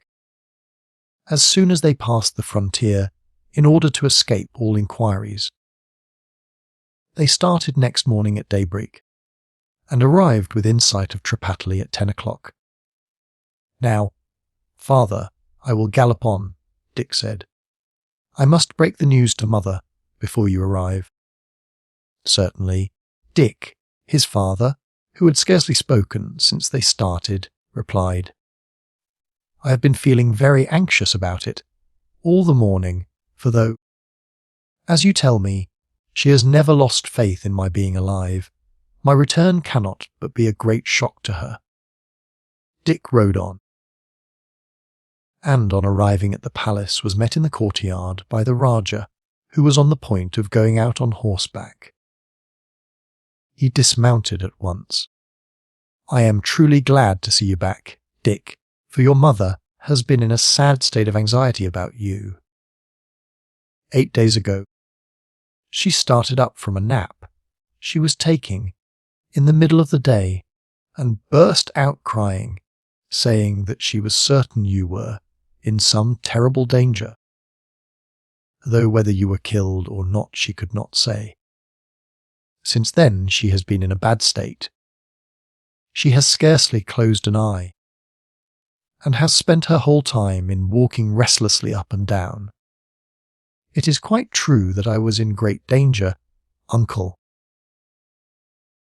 and I am sorry indeed that she is in this state, for my coming home will be a shock to her, and she has an even greater one to bear. Sir Rajah and I have rescued my father, and he will be here in a few minutes. I congratulate you," the Rajah said warmly.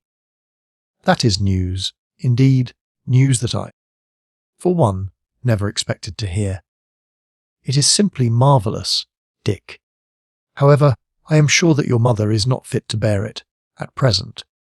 I will go up now, and tell Gola to break your return gradually to her. I will say nothing about your father to your aunt. As soon as the news that you are here is broken, you must go to your mother. Tell her as little as possible. Pretend that you are hungry and have a meal sent up, and persuade her to take some nourishment. Then declare, positively, that you won't tell her anything about your adventures until she has had a long sleep. Gola will prepare a sleeping draught for her. In the meantime, I will ride off, directly I have seen my wife, to meet Surajah and your father and bring him on here. I shan't tell anyone who he is, in case a chance word should come to your mother's ears. If she wakes up again this evening and asks for you, you must judge for yourself whether to tell her anything, or to wait until morning. You might. Perhaps if she seems calm, gladden her with the news that, from what you have heard, you have very strong hopes that a prisoner in keeping at one of the hill forts is your father. Then, tomorrow morning, you can tell her the whole truth. Now I will run up to Gola. There is no time to be lost. I shall be in the dining room, uncle, when I am wanted." A few minutes later, a caller came in hastily. "Your mother has fainted, Dick." I broke the news to her very gently, but it was too much for her, in her weak state. When she comes round again and is able to talk, I will fetch you. In the meantime, I will send Annie in to you." 2 minutes later the girl ran in with a flushed face, threw herself into Dick's arms, and kissed him. "I can't help it, Dick," she said, "so it is of no use your scolding me. This is a surprise. Who would have thought of your coming back so soon? But it is lucky you did. Your mother has been in a sad way, and she was so sure that you had been in some terrible danger that I have been almost as anxious as she has. And now, it seems that I need not have frightened myself at all. I was in great danger, Annie. Just at the time my mother dreamt about me, Surajah, Ibrahim, and I were attacked by a party of stranglers, disguised as merchants. And if it had not been that I had some strange suspicion of them, we should all have been murdered. As it was, we shot the whole gang, who, fortunately for us, had no firearms. It must have been your mother who warned you, Annie said gravely. She told us that she dreamt you were in some terrible danger, although she could not remember what it was, and she tried with all her might to warn you. Perhaps it was that, Annie.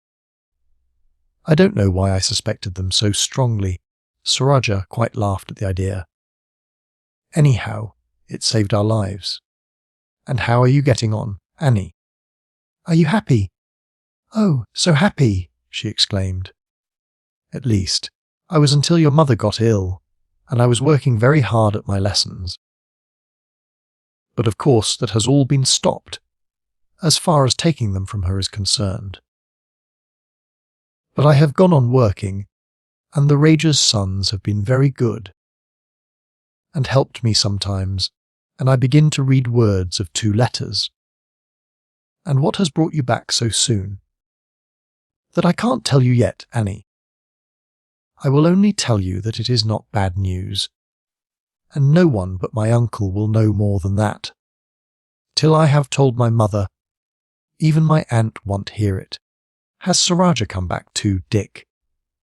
Yes, I heard horses in the courtyard just now, and I have no doubt it was him. I rode on first, being anxious to see my mother.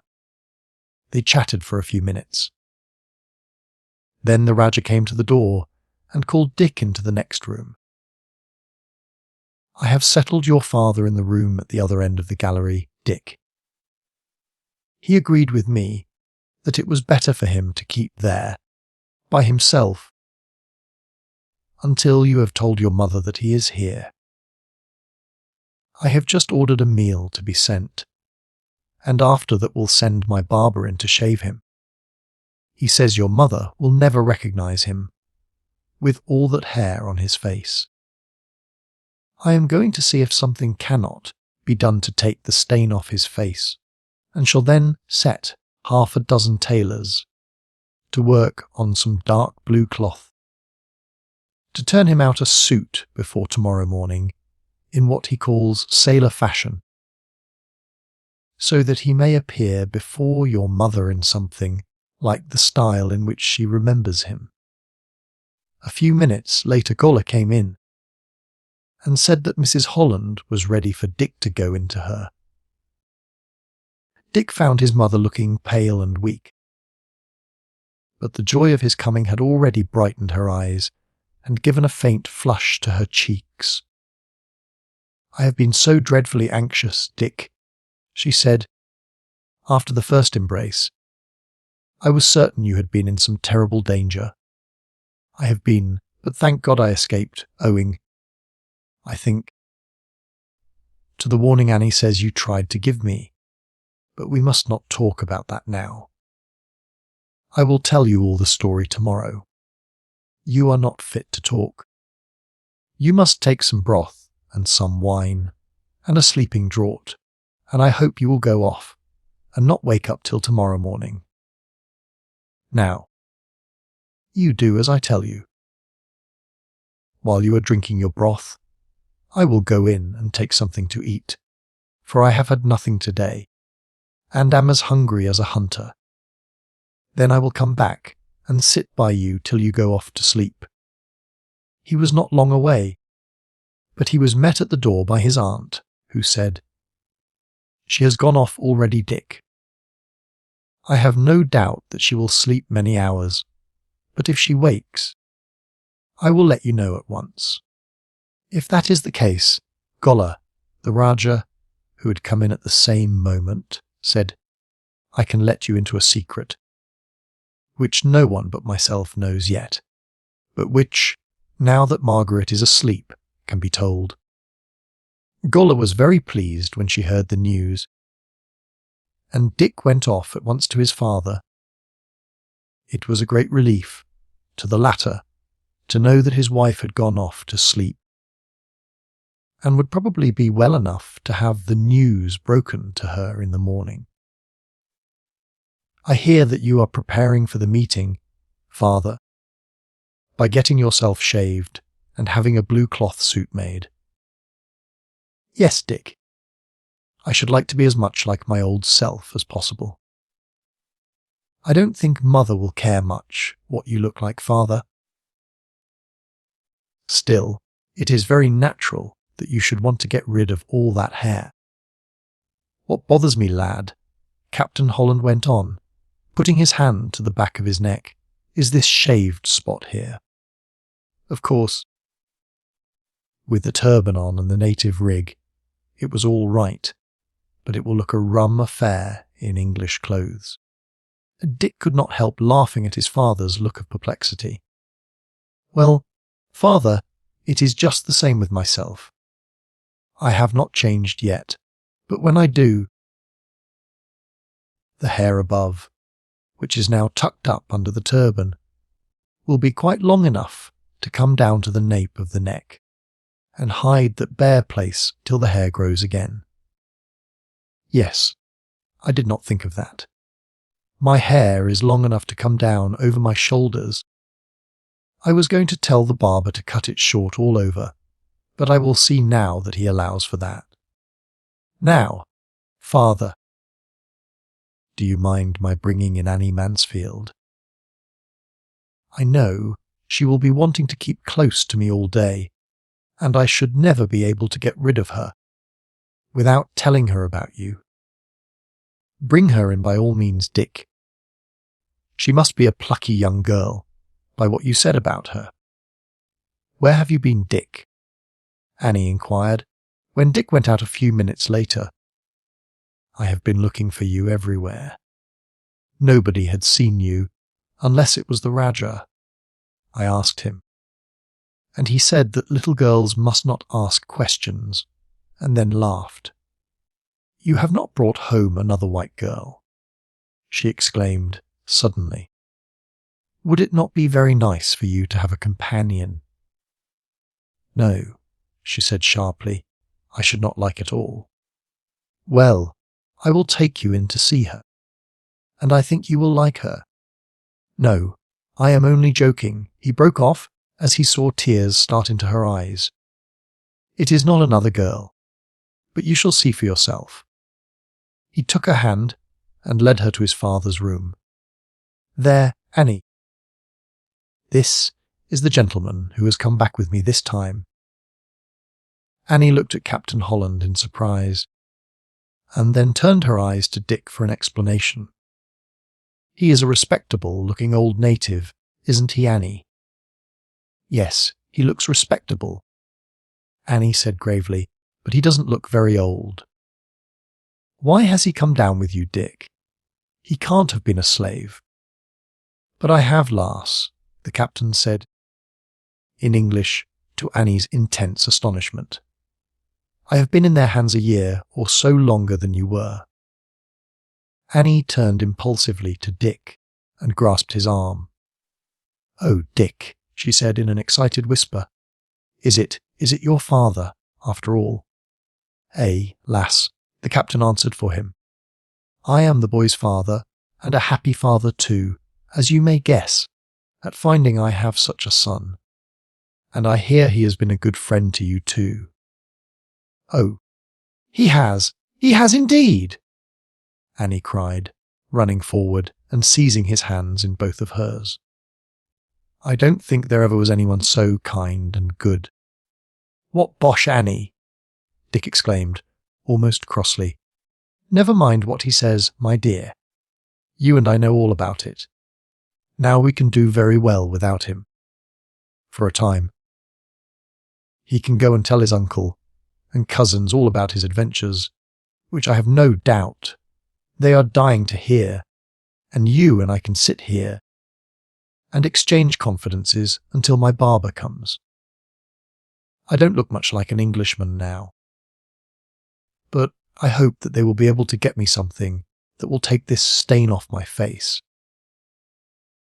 Mrs. Holland did not wake till evening. She seemed very much better and had a short chat with Dick.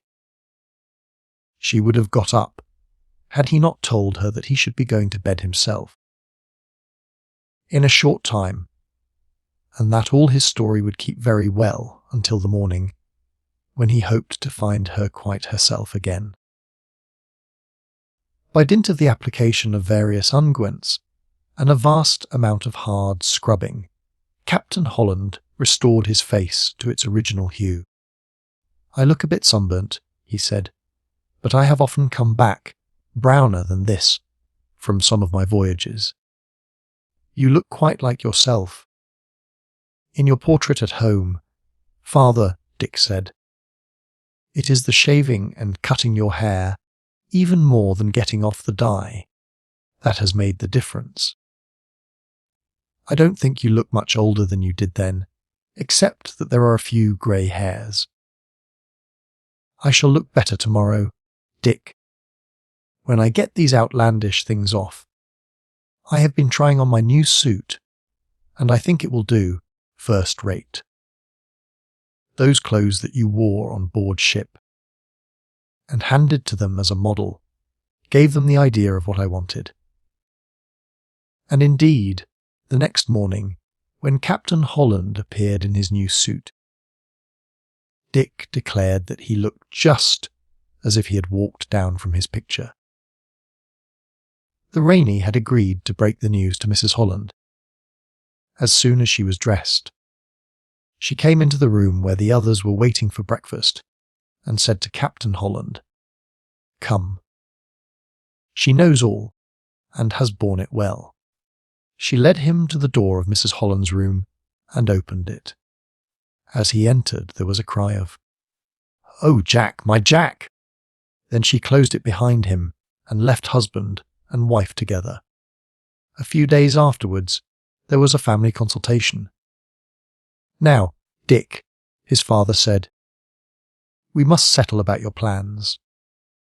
You know we have decided upon going home by the next ship and taking Annie with us, without waiting for her father's letter.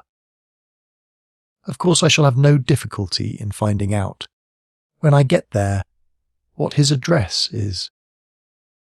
I have promised your mother to give up the sea and settle down again at Shadwell, where I can meet old friends and shall feel at home.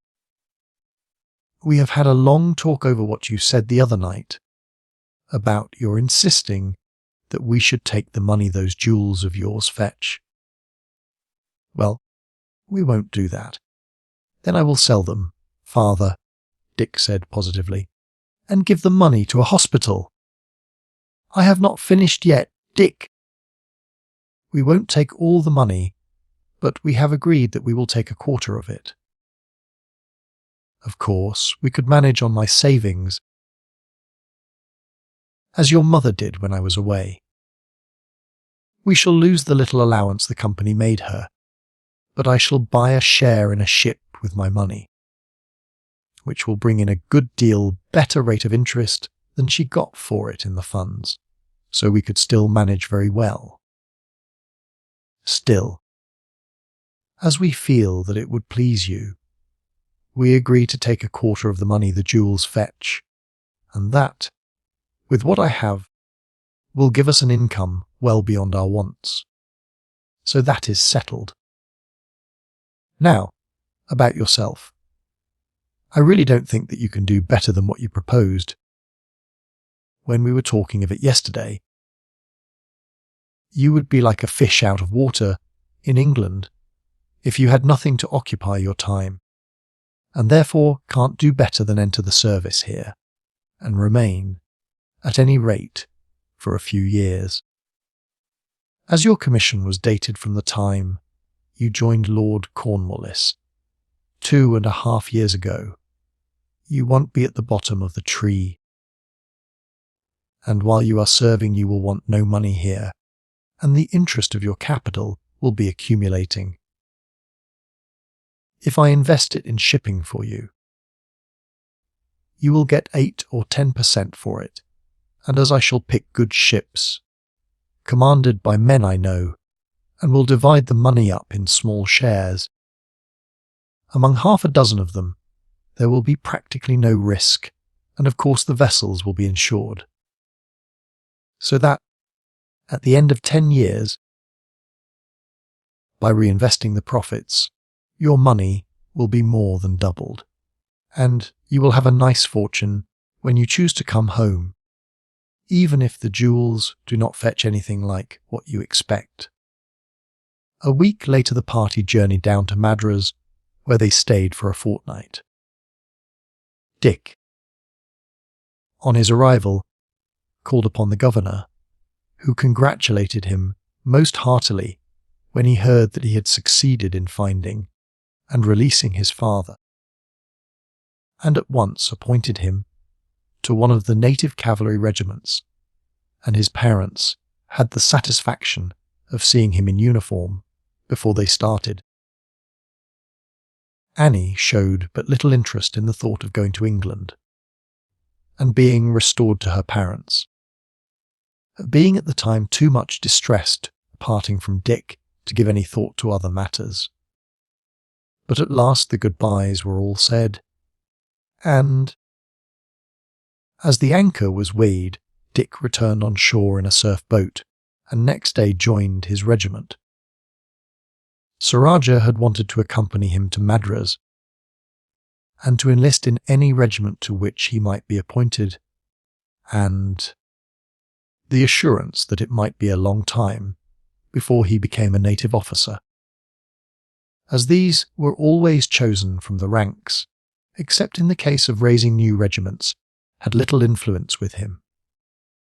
The Rajah, however, had finally persuaded him to stay, by the argument that his father, who was now getting on in years, would sorely miss him, that the captain of the troop would also be retiring shortly, and that he should, as a reward for his faithful services to his nephew, appoint him to the command as soon as it was vacant.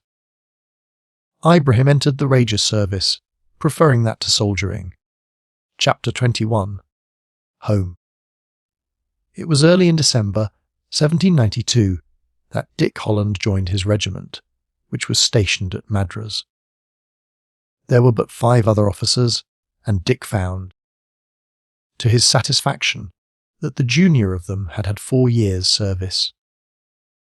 Consequently, he did not step over anyone's head, owing to his commission being dated nearly 3 years previously, as there were, in the garrison, many officers who had served on the general staff in the last war. Dick soon found some of his former acquaintances, and the story of his long search for his father and its successful termination soon spread and gained for him a place in civil as well as military society.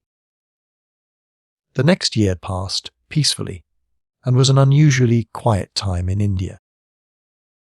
That Tipu intended to renew the war as soon as he was able was well known to the government, and one of its chief objects of solicitude was the endeavour to counteract the secret negotiations that were constantly going on between him, the Nizam, and the Marathis. Tipu was known to have sent confidential messengers to all the great princes of India, even to the ruler of Afghanistan, inviting them to join the confederacy of the Marathis, the Nizam, and himself to drive the English out of India altogether. A still greater cause for uneasiness was the alliance that Tipu had endeavoured to make with the French, who, as he had learned, had gained great successes in Europe, and, believing from their account that their country was much stronger than England, he had sent envoys to the Mauritius to propose an offensive and defensive alliance against England. The envoys had been politely received, and some of them had proceeded to France, where Tipu's proposal had been accepted. They committed France, indeed, to nothing, as she was already at war with England. But the French were extremely glad to embrace the proposal of Tipu, as they overrated his power, and believed that he would prove a formidable opponent to the English, and would necessitate the employment of additional troops and ships there, and so weaken England's power at home. To confirm the alliance, some 60 or 70 Frenchmen, mostly adventurers, were sent from the Mauritius as civil and military officers. Tipu's council had been strongly opposed to this step on his part. They had pointed out to him that their alliance with a power at war with the English would render war between the English and him inevitable, and that France was not in a position to aid them in any way. The only benefit, indeed, that he could gain was the possibility that the 14,000 French troops, in the service of the Nizam, might revolt and come over to him. But even this was doubtful, as these were not troops belonging to the French government, but an independent body, raised and officered by adventurers, who might not be willing to imperil their own position and interests by embarking on a hazardous war at the orders of a far distant government. These events happened soon after Dick's return, but nothing was generally known of what was passing, although reports of Tipu's proceedings had reached the government of India. The party of Frenchmen arrived at Seringapatam and were, at first, well received by Tipu. But they had soon disgusted him by their assumption of dictatorial powers, while they, on their part, were disappointed at not receiving the emoluments and salaries they had expected. Most of them very speedily left his service. Some of the military men were employed at Bangalore and other towns in drilling the troops, and a few remained at Seringapatam, neglected by Tipu, whose eyes were now open to the character of these adventurers. But this in no way shook his belief that he would obtain great aid from France, as he had received letters from official personages there encouraging him to combine with other native powers to drive the English out of India, and promising large aid in troops and ships. When the Earl of Mornington, afterwards the Marquis of Wellesley, arrived at Calcutta as Governor-General of India in May 1798, the situation had become so critical that, although war had not been absolutely declared on either side, Tipu's open alliance with the French rendered it certain that hostilities must commence ere long, and Lord Mornington lost no time in proceeding to make preparations for war. As Lord Cornwallis had done, he found the greatest difficulty in inducing the supine government of Madras to take any steps. They protested that, were they to make any show of activity, Tipu would descend the Ghauts, and at once ravage the whole country. And they declared that they had no force whatever could withstand him. They continued in their cowardly inactivity until the Governor-General was forced to override their authority altogether and take the matter into his own hands. The first step was to curb the Nizam's power, for everything pointed to the probability that he intended to join Mysore, being inclined so to do by Tipu's promises, and by the influence of the officers of the strong body of French troops in his service. Negotiations were therefore opened by Lord Mornington, who offered to guarantee the Nizam's dominions if he would join the English against Tipu, and promised that after the war he should obtain a large share of the territory taken from Mysore. The Nizam's position was a difficult one. On one side of him lay the dominions of his warlike and powerful neighbour, Tipu. On the other, he was exposed to the incursions of the Marathis, whose rising power was a constant threat to his safety. He had, moreover, to cope with a serious rebellion by his son, Elijah. He was willing enough to obtain the guarantee of the English against aggressions by the Marathis, golden daffodils, but he hesitated in complying with the preliminary demand that he should dispense with the French. The fighting powers of this body rendered them valuable auxiliaries, but he secretly feared them, and resented their pretensions, which pointed to the fact that, ere long, instead of being his servants, they might become his masters. When, therefore, the British government offered him a subsidiary force of 6 battalions, and to guarantee him against any further aggression by the Marathis, he accepted the proposal, but in a half-hearted way that showed he could not be relied upon for any efficient assistance in disarming his French auxiliaries. No time was lost by the government in marching the promised force to Hyderabad. The French, 14,000 strong, refused to disband and were joined by the Nizam's household force, which was in the French interest. The Nizam, terrified at the prospect of a contest, the success of which was doubtful, abandoned the capital and took refuge in a fortress, there to await the issue of events, but positively refused to issue orders to the French to disband. 2 of the English battalions, which were on the other side of the river to that on which the French were encamped, opened a destructive fire upon them, and with red, hot shot set fire to their magazines and storehouses, while the other 4 battalions moved into position to make a direct attack.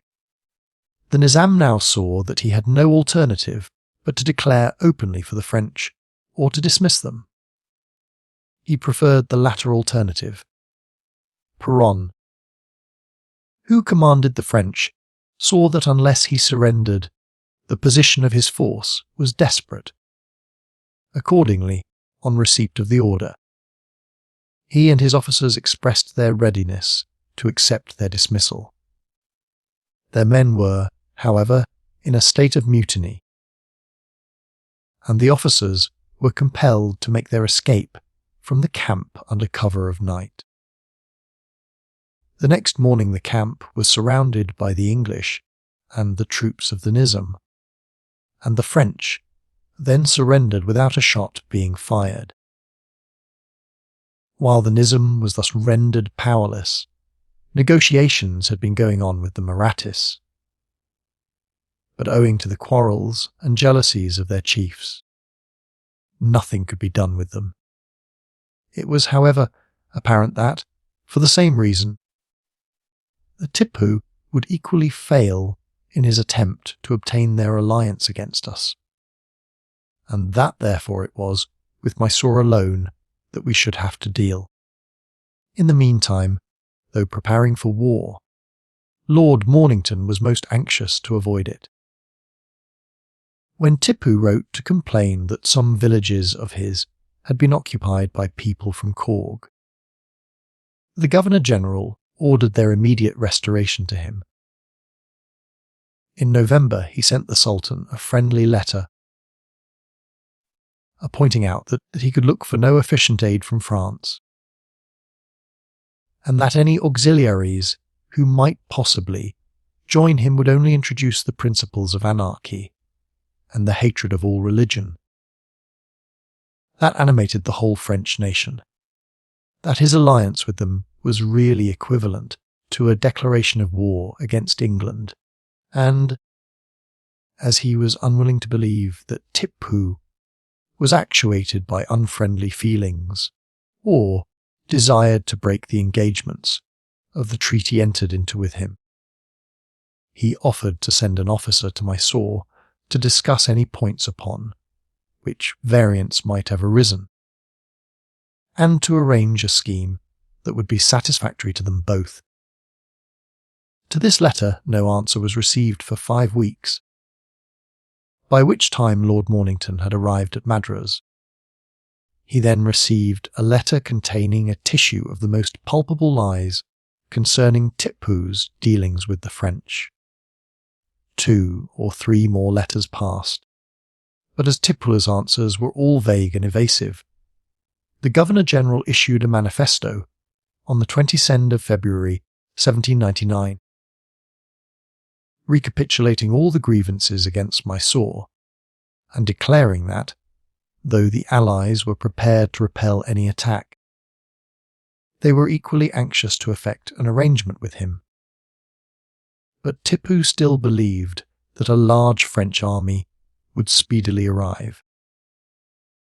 He had received letters from Bonaparte in person, written from Egypt, and saying that he had arrived on the borders of the Red Sea, with an innumerable and invincible army, full of the desire to deliver you from the iron yoke of England. Tipu well knew, also, that although the Governor-General spoke for himself and his allies, the Nizam was powerless to render any assistance to the English, and that the Marathis were far more likely to join him than they were to assist his foes. The manifesto of Lord Mornington was speedily followed by action, for at the end of January an army of nearly 37,000 men had been assembled at Vellore. Of these, some 20,000 were the Madras force. With them were the Nizam's army, nominally commanded by Mir Alam, but really by Colonel Wellesley, afterwards Duke of Wellington, who had with him his own regiment, the 33rd, 6,500 men under Colonel Dalrymple, 3, 6021 infantry. For the most part French troops, who had re-enlisted under us, and 6,000 regular and irregular horse. Dick, who had now attained the rank of captain, had been introduced by one of Lord Cornwallis' old staff officers to General Harris, who, as general of the Madras army, was in command of the whole.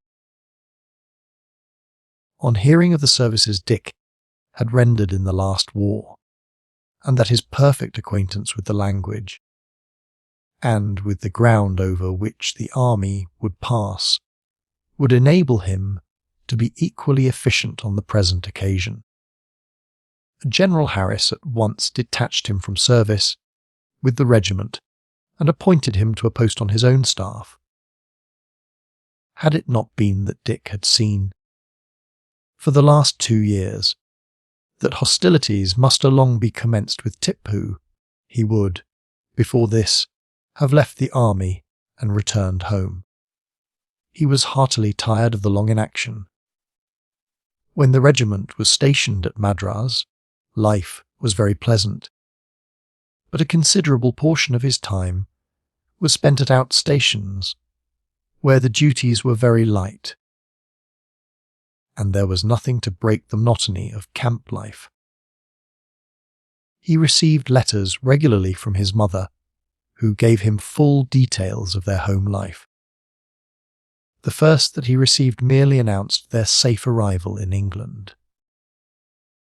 The second was longer and more interesting. They had had no difficulty in discovering the address of Annie's father, and on writing to him, he had immediately come up to town. He had lost his wife on his voyage home from India, and was overjoyed at the discovery of his daughter, and at her return to England. He is, Dick's mother wrote, very much broken in health. Annie behaved very nicely. Poor child, it was only natural that, after what you did for her, and our being all that time with her, the thought of leaving us for her parent, of whom she had no recollection, was a great grief. However, I talked it over with her many times, and pointed out to her that her first duty was to the father who had been so many years deprived of her, and that, although there was no reason why she should not manifest affection for us, she must not allow him to think, for a moment, that she was not as pleased to see him as he was to welcome her. She behaved beautifully when her father arrived, and when he had been in the house 5 minutes, and spoke of the death of his wife, his bitter regret that she had not lived to see Annie restored to them, the loneliness of his life, and how it would be brightened now that she was again with him. His words so touched her that she threw herself into his arms, and sobbed out that she would do all she could to make his life happy. He had, of course, received the letter we had written to him from Tripataly, and quite pained me by the gratitude he showed for what he called my kindness to his daughter. He said that, by this post, he should write to endeavour to express some of his feelings to you. Annie went away with him the next day to a place he has bought near Plymouth. He has promised to let us have her for a month every year, and we have promised to go down for the same time every summer to stay with her. He asks numberless questions about you, which neither I nor Annie are ever tired of answering. Even with a mother's natural partiality, I must own that her descriptions are almost too flattering, and he must think that you are one of the most admirable of men. Next, as to the jewels. Your father took them to be valued by several diamond merchants, and accepted the highest offer, which was £16,000, of which he has already invested 12 in your name in shares in 6 ships. 4 of these are in diamond. The other 2 are privateers. He said that he did not think you would object to a quarter of the money being put into a speculative venture, and that they were both good craft, well armed and well commanded, with strong crews, and would, if successful, earn as much in a year as a merchantman would in 10. Since then the letters had been of a uniform character. The shares in the Indiaman were giving a good and steady return. The privateers had been very fortunate, and had captured some rich prizes. Annie had been up, or they had been down at Plymouth. The letters during the last 3 years had reported her as having grown into a young woman, and, as his mother declared, a very pretty one. After that the allusions to her were less frequent, but it was mentioned that she was as fond of them as ever, and that she was still unmarried. She always asks when you are coming home, Dick, Mrs. Holland said. In the last letter he had received before accompanying General Harries to Vellore. I told her, of course, that your last letter said that war was certain with Tipu, that you hoped, this time, to see Seringapatam taken and the tyrant's power broken, and that after it was over you would come home on leave, and perhaps would not go out again. During the 6 years that he had been in the army, Dick had very frequently been at Tripataly, as there was little difficulty in getting leave for a fortnight. His cousins had now grown up into young men. Sir Rajah commanded the troop, and his stays there were always extremely pleasant. The troop now numbered 200. For with quiet times the population of the territory had largely increased, and the Rajah's income grown in proportion. The troop was now dressed in uniform, and in arms and discipline resembled the irregular cavalry in the company's service. And when Dick arrived at Vellore he found his uncle and cousins there with their cavalry. I thought Dick of only sending the boys, the Rajah said. But when the time came for them to start, I felt that I must go myself. We have suffered enough at the hands of Mysore, and I do hope to see Tipu's capital taken and his power of mischief put an end to, for good and all. I am glad, indeed, that you are coming, uncle. You may be sure that, whenever I can get away from my duties with the general, I shall spend most of my time in your camp, though I must occasionally drop in on my own regiment. The Rajah had already been down to Madras a month before, and with his sons had been introduced to General Harris by the latter's chief of the staff, as having been always, like his father before him, a faithful ally of the English, and having accompanied Lord Cornwallis on the occasion of the last campaign in Mysore.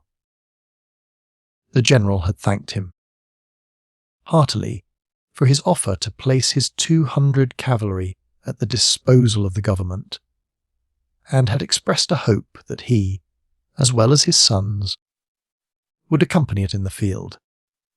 On the 11th of February, 1799, the army moved from Vellore, but instead of ascending by the pass of Amber, as had been expected, it moved southwest, ascended the pass of Paliode, and on the 9th of March was established, without opposition, in Tipu's territory, at a distance of 80 miles east of his capital. They then marched north until they reached a village 10 miles south of Bangalore. This route, although circuitous, was chosen as the roads were better, the country more level, and cultivation much more general, affording far greater facilities for the collection of forage for the baggage animals. Hitherto, nothing had been seen of the Mysorean army.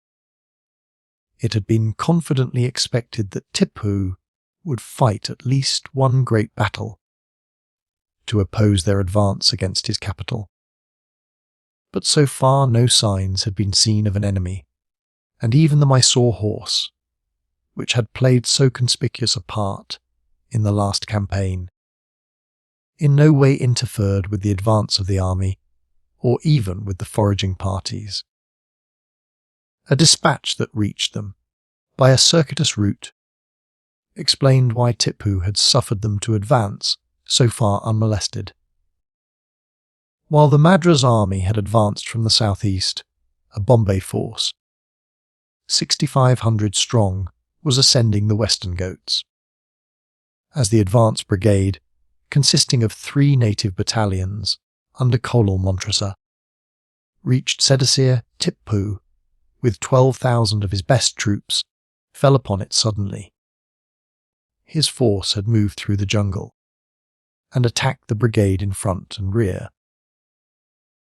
Although thus surprised by an enemy nearly 6 times their superior in force, the sepoys behaved with a calmness and bravery that could not have been surpassed by veteran troops.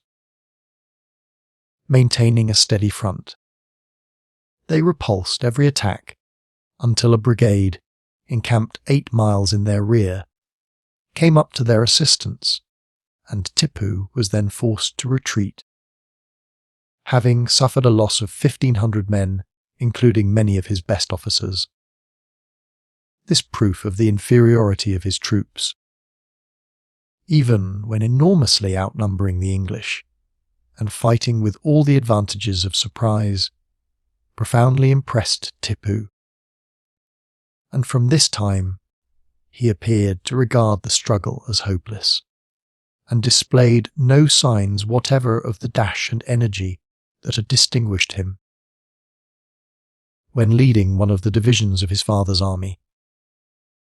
He marched with his troops straight to Seringapatam, and then moved out with his whole force to give battle to the main body of the invaders.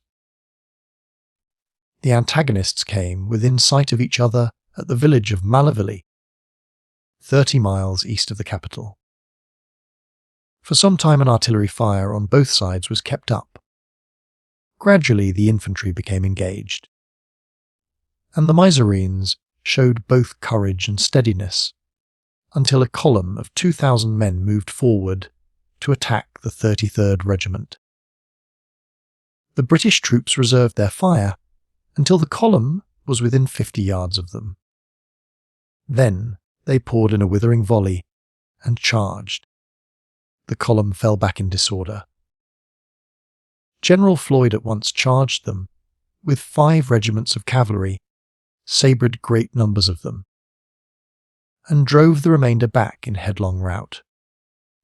The whole British line then advanced, cheering loudly. The first line of Tipu's army fell back upon its second, and the whole then marched away. at a speed that soon left the British infantry far behind them.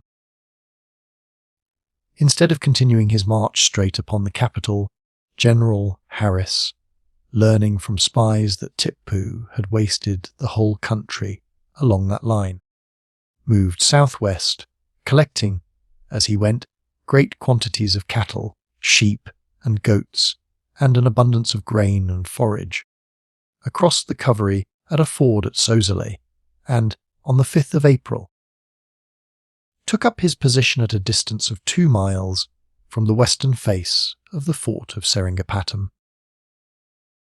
This movement completely disconcerted Tipu. He had imagined that the attack would, as on the previous occasion, take place on the northern side of the river, and had covered the approaches there with a series of additional fortifications, while on the other side he had done but little. So despondent was he, that he called together his principal officers and said to them, "We have arrived at our last stage. What is your determination?" His advisers took no brighter view of the prospect than he did himself. They had unanimously opposed the war, had warned Tipu against trusting to the French, and had been adverse to measures that could but result in a fresh trial of strength with the English. The Sultan, however, while not attempting to combat their opinion, had gone on his own way, and his officers now saw their worst fears justified. They replied to his question, "Our determination is to die with you." On the day after arriving before Seringapatam, the British attacked the villages and rocky eminences held by the enemy on the south side of the river, and drove them back under the shelter of their guns. General Floyd was sent, with the cavalry, to meet the Bombay force and escort it to Seringapatam. This was accomplished, and although the whole of the Mysore cavalry and a strong force of infantry hovered round the column, they did not venture to engage it, and on the 14th the whole arrived at the camp before Seringapatam. The Bombay force, which was commanded by General Start, crossed to the north bank of the river and took up a position there, which enabled them to take in flank the outlying works and trenches with which Tipu had hoped prevent any attack upon the western angle of the fort. Where the river was so shallow that it could be easily forded, Tipu now endeavoured to negotiate and asked for a conference. General Harris returned an answer, enclosing the draft of a preliminary treaty with which he had been supplied before starting. It demanded 1/2 of Tipu's territories, a payment of 2 millions sterling, and the delivery of 4 of his sons as hostages. Tipu returned no reply, and on the 22nd the garrison made a vigorous sortie, and were only repulsed after several hours' fighting. For the next 5 days, the batteries of the besiegers kept up a heavy fire, silenced every gun in the outlying works, and compelled their defenders to retire across the river into the fort.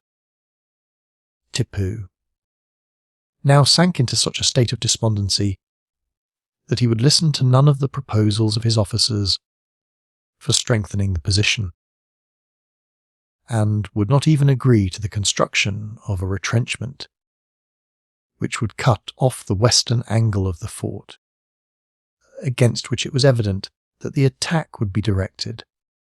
He knew that, if captured, there was little chance of his being permitted to continue to reign, and had, indeed, made that prospect more hopeless by massacring all the English prisoners who had, by his order, been brought in from the hill forts throughout the country on his return to Seringapatam, after the repulse he had suffered in his attack on the Bombay force.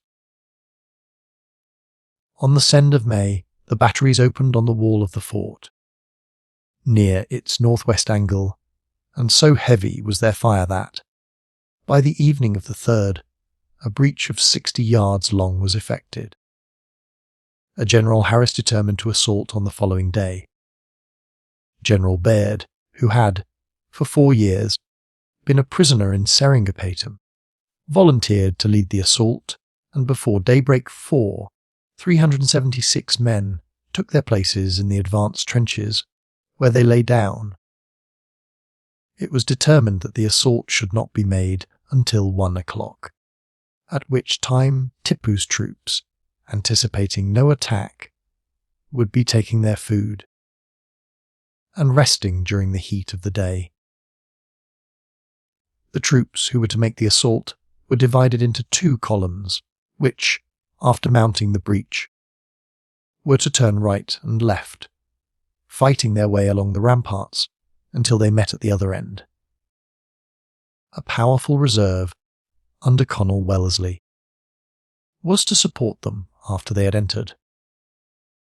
When the signal was given, the troops leaped from the trenches and, covered by the fire of the artillery, which at the same moment opened on the ramparts, dashed across the river, scaled the breach, and, in 6 minutes from the firing of the signal gun, planted the British flag on its crest. Then the heads of the 2 columns at once started to fight their way along the ramparts. At first, the resistance was slight. Surprised and panic-stricken, the defenders of the strong works at this point offered but a feeble resistance. Some fled along the walls. Some ran down into the fort. Many threw themselves over the wall into the rocky bed of the river. The right column, in less than an hour, had won its way along the rampart to the eastern face of the fort. But the left column met with a desperate resistance, for as each point was carried, the enemy, constantly reinforced, made a fresh stand. Most of the officers who led the column were shot down, and so heavy was the fire that, several times, the advance was brought to a standstill. It was not until the right column, making their way along the wall to the assistance of their comrades, took them in the rear, that the Mysoreans entirely lost heart. Taken between 2 fires, they speedily became a disorganized mass. Many hundreds were shot down, either in the fort or as, pouring out through the river gate, they endeavoured to cross the ford and escape to the north. As soon as the whole rampart was captured, General Baird sent an officer with a flag of truce to the palace, to offer protection to Tipu and all its inmates, on condition of immediate surrender. 2 of Tipu's younger sons assured the officer that the Sultan was not in the palace. The assurance was disbelieved, and, the princes being sent to the camp under a strong escort, the palace was searched. The officer in command, on being strictly questioned, declared that Tipu, who had in person commanded the defence made against the left column, had been wounded, and that he had heard he was lying in a gateway on the north side of the fort. A search was immediately made, and the information proved correct. Tipu was found lying there, not only wounded, but dead. He had indeed received several wounds, and was endeavouring to escape in his palanquin, when this had been upset by the rush of fugitives striving to make their way through the gate. The gateway was, indeed, almost choked up with the bodies of those who had been either suffocated in the crush or killed by their pursuers. On his palanquin being overturned, Tipu had evidently risen to his feet, and had at the same moment been shot through the head by an English soldier, ignorant of his rank. In the evening he was buried with much state, by the side of his father, in the mausoleum of Lal Bang, at the eastern extremity of the island. It was with great difficulty that, when the British soldiers became aware of the massacre of their countrymen a few days before, they were restrained from taking vengeance upon his sons and the inmates of the palace. In the assault, 8,000 of the defenders were killed, while the loss of the British during the siege and in the assault amounted to 825 Europeans and 639 native troops. An enormous quantity of cannon, arms, and ammunition was captured, and the value of the treasure and jewels amounted to considerably over £1 million. Besides the doubtless large amount of jewels that had, in the first confusion, fallen into the hands of the soldiers, as Dick, after the fighting had ceased, went, by order of the general, to examine the prisoners and ascertain their rank. His eye fell upon an old officer, whose arm hung useless by his side, broken by a musket ball. He went up to him and held out his hand. "Mirza Mahomed Bakshi," he exclaimed. "I am glad to meet you again, although sorry to see that you are wounded." The officer looked at him in surprise. "You have spoken my name," he said, "but I do not know that we have ever met before." "We have met twice. The first time I was, with a friend, dressed as one of Tipu's officers, and came to examine the state of Savandrog. The second time we were dressed as merchants, and I succeeded in effecting the liberation of my father. Both times I received much kindness at your hands. But far more grateful am I to you for your goodness to my father, whose life you preserved. I see you still carry the pistols I left for you, and doubtless you also received the letter I placed with them." "Thanks be to Allah," the old colonel said, "that we have thus met again. Truly I rejoiced, when my first anger that I had been fooled passed away, that your father had escaped, and that without my being able to blame myself for carelessness. Your letter to me completed my satisfaction, for I felt that heaven had rightly rewarded the efforts of a son who had done so much, and risked his life for a father. Is he alive? Is he here? I should be glad to see him again, and indeed, I missed him sorely. I have been here for 2 years, having been appointed to a command among the troops here. My father is well, and is in England. He will, I know, be glad indeed to hear that I have met you, for he will ever retain a grateful remembrance of your kindness. Now I must finish my work here, and will then go to the general and beg him to give me an order for your release." An hour later Dick returned with the order and carried Mahomed Bakshi off to the Rajah's camp. Here his arm was set by one of the surgeons, and he was so well cared for by the Rajah, Dick, and Saroja that a fortnight later he was convalescent and was able to join his wife in the town. "I am thankful," he said, on leaving, "that my life as a soldier is over, and that I shall never more have to fight against the English.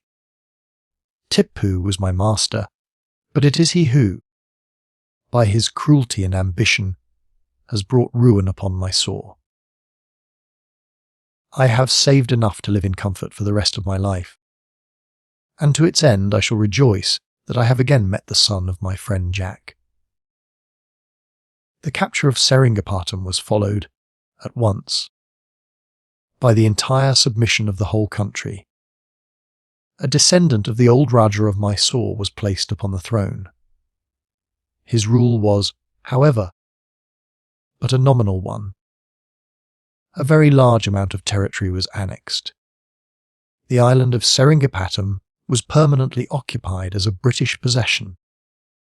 The new Rajah was bound to receive and pay a large military force for the defence of his territories, not to admit any European foreigners into his dominions, to allow the company to garrison any fort in Mysore that might seem advisable to them, and to pay, at all times, attention to such advice as might be given him as to the administration of his affairs. He was, in fact, to be but a puppet, the British becoming the absolute rulers of Mysore. The family of Tipu and the ladies of the harem were removed to Vellore, where they were to receive a palace suitable to their former rank and expectations, and allowances amounting to £160,000 a year. This Mysore, one of the most ancient and powerful of the kingdoms of India, fell into the hands of the English owing to the ambition, bigotry, and besotted cruelty of the son of a usurper. Dick's part in all these operations had been a busy, although not a very dangerous one. The only share he had taken in the active fighting had been in the battle at Malavalli, where, having been sent with a message to Colonel Floyd, just before he led the cavalry to the assault of the column that had attacked the 33rd, he took his place by the side of the Rajah and his cousins, whose troop formed part of Floyd's command, and joined in the charge on the enemy. He had, however, rendered great services in the quartermasters. The department was very highly spoken of in the dispatches of General Harris, and his name appeared, as promoted to the rank of Major, in the list of honours promulgated by Lord Mornington at the termination of the campaign. His regiment was among those selected for the occupation of Mysore, and, a month after the capture of the city, he obtained leave to return to England. He stayed for a week at Tripataly, and then took an affectionate farewell of his uncle, the Rainey, his cousins, and Suraja, and sailed from Madras a fortnight later. The ship in which he was a passenger was accompanied by 2 other Indiamen, and when, a fortnight out, they encountered a French frigate, which, however, they beat off and arrived in England without further adventure. As soon as he landed, Dick drove to the house where his father and mother had taken up their residence on their arrival in England, but he found to his surprise that, 8 months before, they had moved to another in the village of Hackney. He proceeded there, and found it to be a considerably larger one than that they had left, and standing in its own grounds, which were of some extent. He had written to them after the fall of Seringapatam, and told them that he should probably sail for England about 6 weeks later. As the vehicle drove to the door, his father and mother ran out. His father grasped his hand, and his mother threw her arms round his neck, with tears of joy. As soon as the first greeting was over, Dick saw a young lady, in deep mourning, standing on the steps. He looked at her for a moment in surprise, and then exclaimed, "It is Annie Mansfield!" Annie held out her hand and laughed. "We are both changed almost beyond recognition, Dick." Then she added, demurely, "The last time, I had to ask you. You shan't have to ask me again, Annie," he said, giving her a hearty kiss. "My first impulse was to do it, but I did not know whether your sentiments on the subject had changed." "I am not given to change," she said. "Am I, Mrs. Holland?" "I don't think you are, my dear. I think there is a little spice of obstinacy in your composition. But come in, Dick. Don't let us stand talking here at the door, when we have so much to say to each other." He went into the sitting room with his father and mother, where Annie presently left them to themselves.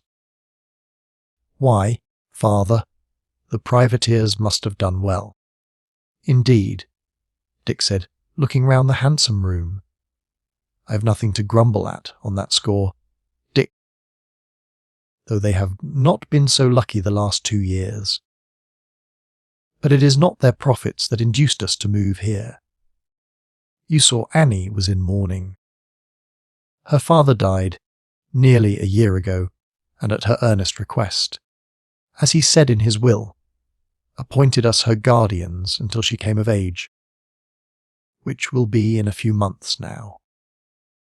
As he had no near relations, he left the whole of his property to her, and having been in India in the days when, under Warren Hastings, there were good pickings to be obtained, it amounted to a handsome fortune. She said that she should come and live with us, at any rate until she became of age, and as that house of ours, though a comfortable place, was hardly the sort of house for an heiress, she herself proposed that we should take a larger house between us. And so, here we are. We shall stay here through the winter, and then we are going down to her place at Plymouth for the summer. What we shall do afterwards is not settled. That must depend upon a variety of things. She has grown much prettier than I ever thought she would do, Dick said. Of course, I knew she would have grown into a woman, but somehow I never realized it until I saw her. And I believe I have always thought of her as being still the girl I carried off from Seringapatam. In a few minutes Annie joined them, and the talk then turned upon India, and many questions were asked as to their friends at Tripataly. I suppose by this time, Annie, at least, I hope I may still call you Annie. If you call me anything else, I shall not answer, she said indignantly. Well, I was going to say, I suppose you have got a good deal beyond words of 2 letters. Now, I regard the question as an impertinent one. I have even mastered geography, the meaning of which word you may remember, you explained to me, and I have a partial knowledge of history. The next day Dick met an old friend, Ben Burkitt.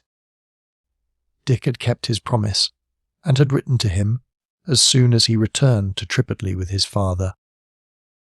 And a few weeks after Captain Holland's return, his old shipmate came to see him and his wife.